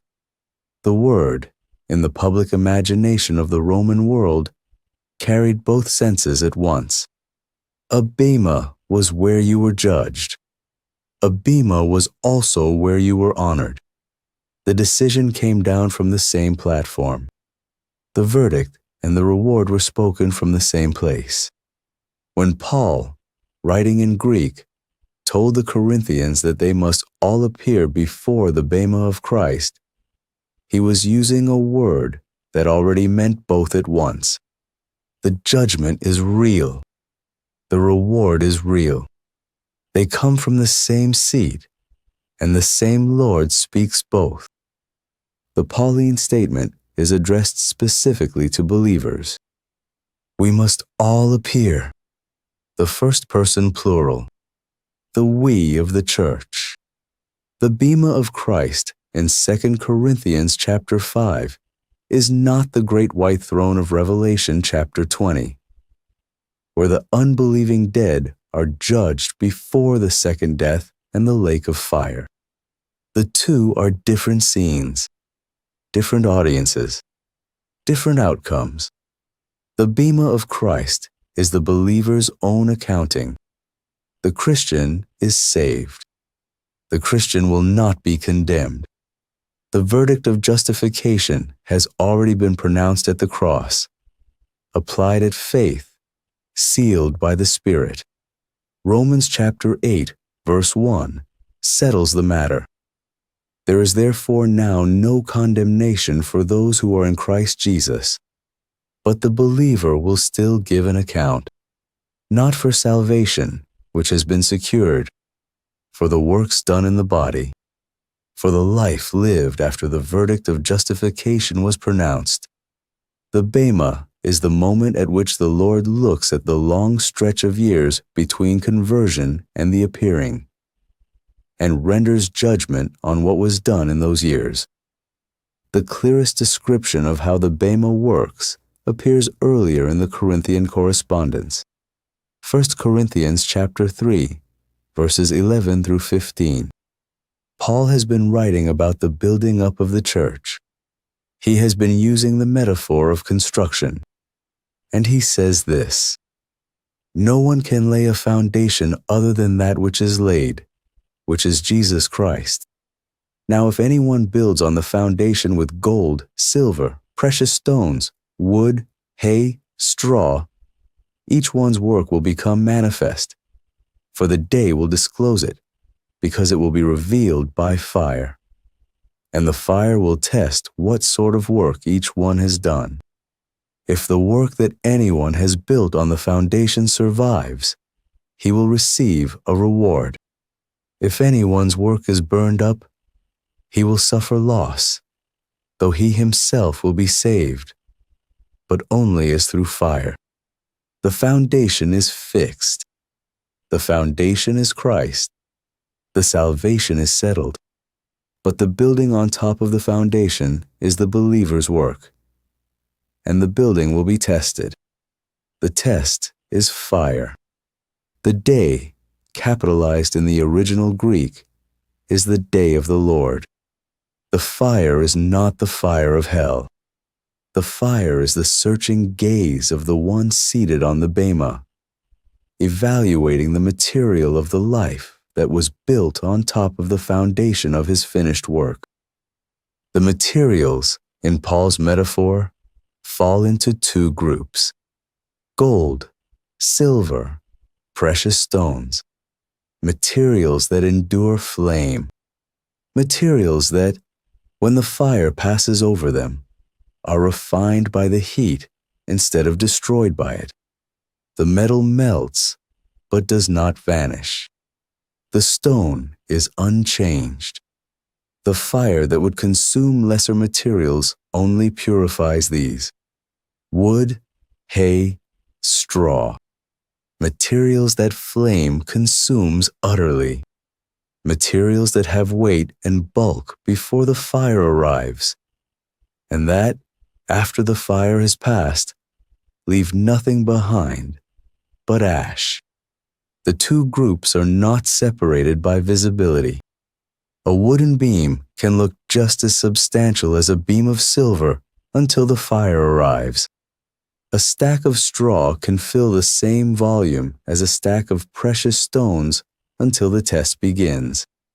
The difference is not in how the work appears to the observer in the present age. The difference is in what the work is actually made of, and what will remain when the heat of the bema reveals it. The choice of materials is the choice of life. Works done in genuine love for Christ, in actual obedience, in service rendered to the Father with no audience but God, are gold. Works done for self-advancement, for human applause, for the visible reputation that fades when the platform falls silent, are straw. The two are indistinguishable now. At the Bema, they will be visibly distinguishable in the strongest possible way. One will remain, one will be gone. The two outcomes for the believer, according to 1 Corinthians chapter 3, are reward or loss, not heaven or hell. The believer whose work survives the fire receives a reward. The believer whose work is consumed suffers loss. But the believer himself, in either case, is saved. Saved, but only as through fire. Saved as a man pulled from a burning building, with nothing in his hands. Saved without the works that he had thought would commend him. Saved, but with empty hands. This is the framework Paul gives. Every believer's work is tested. What survives the testing earns a reward. What burns is gone forever. The believer himself is safe either way, because the foundation, Christ, is unshakable. But what is built on the foundation can be reduced to ash. And the loss of that building is a real loss. The Bema, in this framework, is not a terror. It is also not a casual matter. It is the moment at which the eternal weight of every choice made in the body, every act of service, every hour spent on the foundation, will be revealed for what it truly is. The fire does not deceive. The fire does not flatter. The fire simply discloses. What survives the fire in the imagery of the New Testament is given a particular form. The form is a crown. The Greek word is stephanos. The stephanos was the wreath of victory awarded to the winner of the athletic games. A circlet of olive leaves at Olympia. A circlet of pine at Isthmia. A circlet of laurel at Pythia. A circlet of celery at Nemea. The wreaths were perishable in the most literal sense. The leaves wilted within days. The victor returned home, and the wreath dried and crumbled. But the moment of the awarding was the moment of public honor. And the wreath was the visible sign of the verdict that the competition was finished, and the runner had finished well. The stephanos is different from the diadema, the royal diadem worn by kings. The diadema was the crown of rule. The stephanos was the crown of victory. The New Testament uses stephanos when it speaks of the rewards of the Bema. The believer is not being made a king. The believer is being honored as a victor. The New Testament names 5. The first crown, the incorruptible crown. 1 Corinthians chapter 9, verse 25.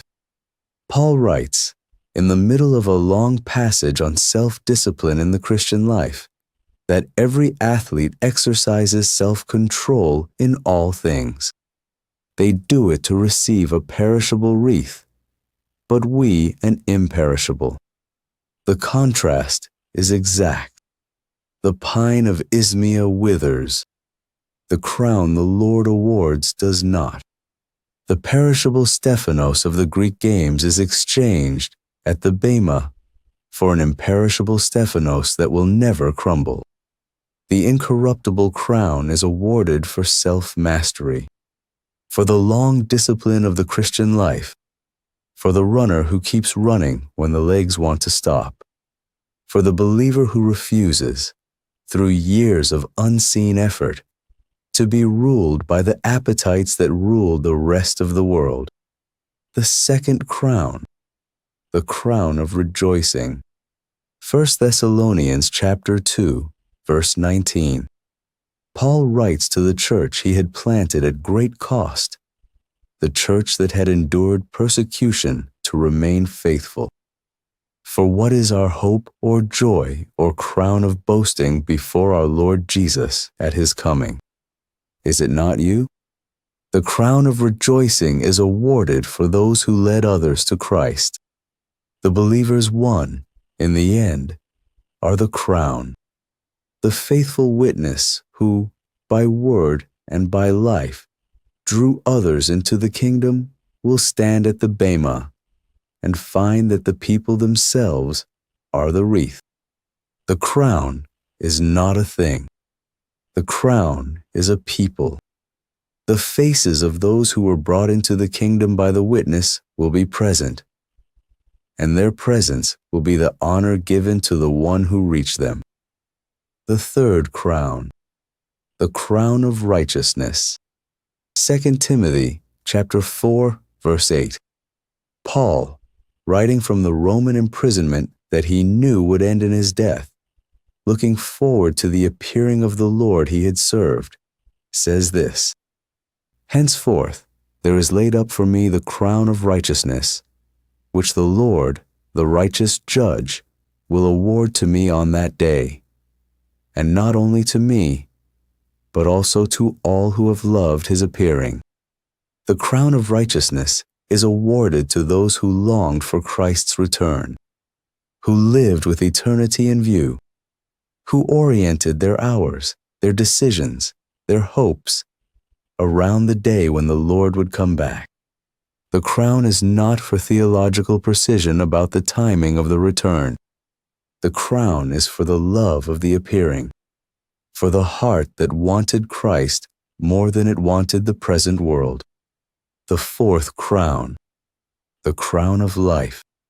James chapter 1, verse 12.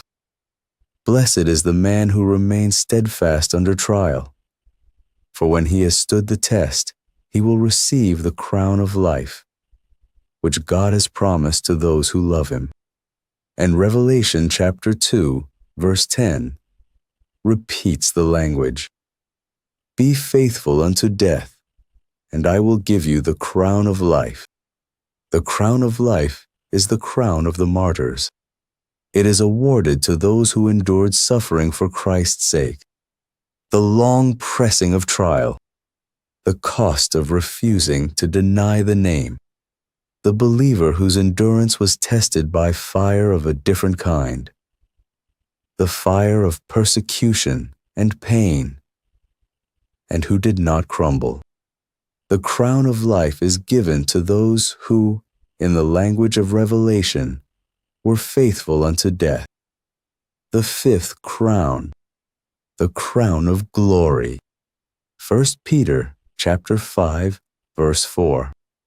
Peter writes to the elders of the church, the shepherds of the local congregations, the men who carry the weight of pastoral care. Shepherd the flock of God that is among you, exercising oversight, not under compulsion, but willingly, as God would have you. And when the chief shepherd appears, you will receive the unfading crown of glory. The crown of glory is the pastoral crown. It is awarded to faithful shepherds of God's people, to elders who tended the flock with patience, to those who, often unseen, carried the burden of caring for souls and answering for souls and praying for souls. The crown is given by the chief shepherd to those who served as under-shepherds and did not abandon the work. 5 crowns, 5 categories of faithfulness. The incorruptible crown for self-discipline, the crown of rejoicing for those who led others to Christ, the crown of righteousness for those who loved the appearing, the crown of life for the martyrs, the crown of glory for the faithful shepherds. The categories overlap. A single believer can stand at the bema and receive several, but each crown has a particular shape, and each is awarded for a particular form of faithfulness that the Lord saw and remembered and counted. The last scene of the awarding is given in Revelation chapter 4. The throne room of heaven is described, the one seated on the throne.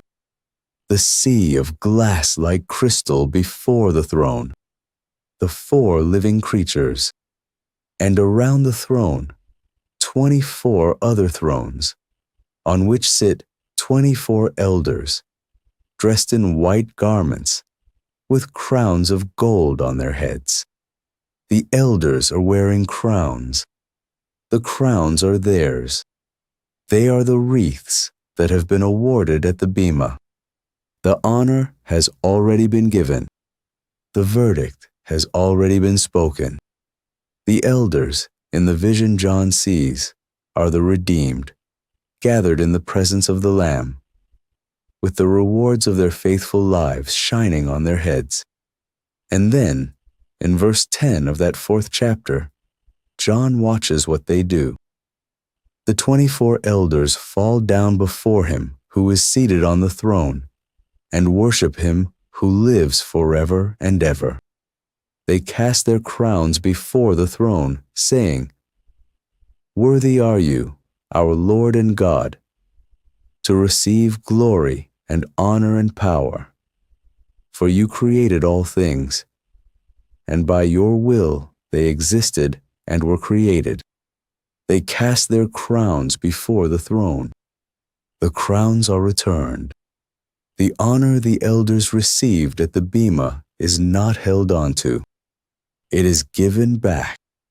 The wreath of the victor is laid at the feet of the one who made the victory possible. The motion of the elders is the closing motion of the entire story. The believer's faithfulness is not in the final accounting for the believer's eternal display. The crowns are awarded so that they can be cast. The reward is given so that it can be returned. The honor is bestowed so that it can be offered back in worship to the one whose grace produced the faithfulness in the first place. This is the resolution the whole story has been driving toward. From the shining one in the garden of chapter 5, to the watchers in chains of chapter 10, to the wilderness temptation of chapter 27, to the cup in Gethsemane of chapter 28, to the descent and the keys of chapter 29. The Bible's strangest verses, traced one by one, all lead here to a throne, to a lamb, to a sea of glass, to 24 elders falling down, to crowns landing at the foot of the throne, to the voices of the redeemed singing that the one on the throne is worthy. The story has been about a temple garden lost and recovered, about a faithful Israelite who succeeded where the old Israel had failed, about a cup that was accepted in a garden of olive trees, about a descent into the realm of the dead, and a return with the keys, and a doorway thrown open that had been sealed since the foundation of the world. And the closing scene, the scene at the very end, is the gathered redeemed worshiping the one who made all of it possible, with their own crowns at his feet.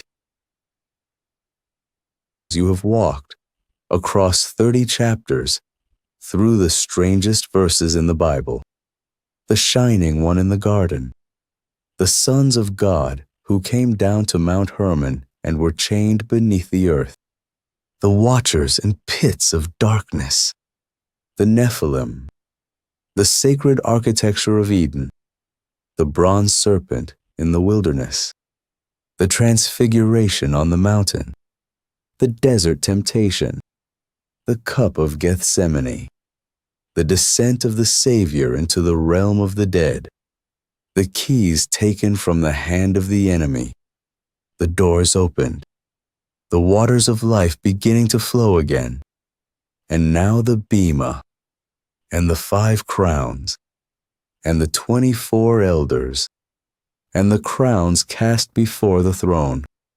This is the end of the story.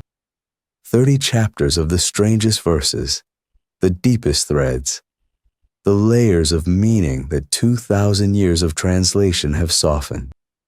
from the realm of the dead beneath the foundations of the world to the throne above the waters of life, from the shining one in the garden to the Lamb on the throne, from the watchers in chains to the saints in crowns, from the seed of the woman in the garden to the bridegroom returning for the bride. The story is over. The waters of life are running. The doors are open. Rest now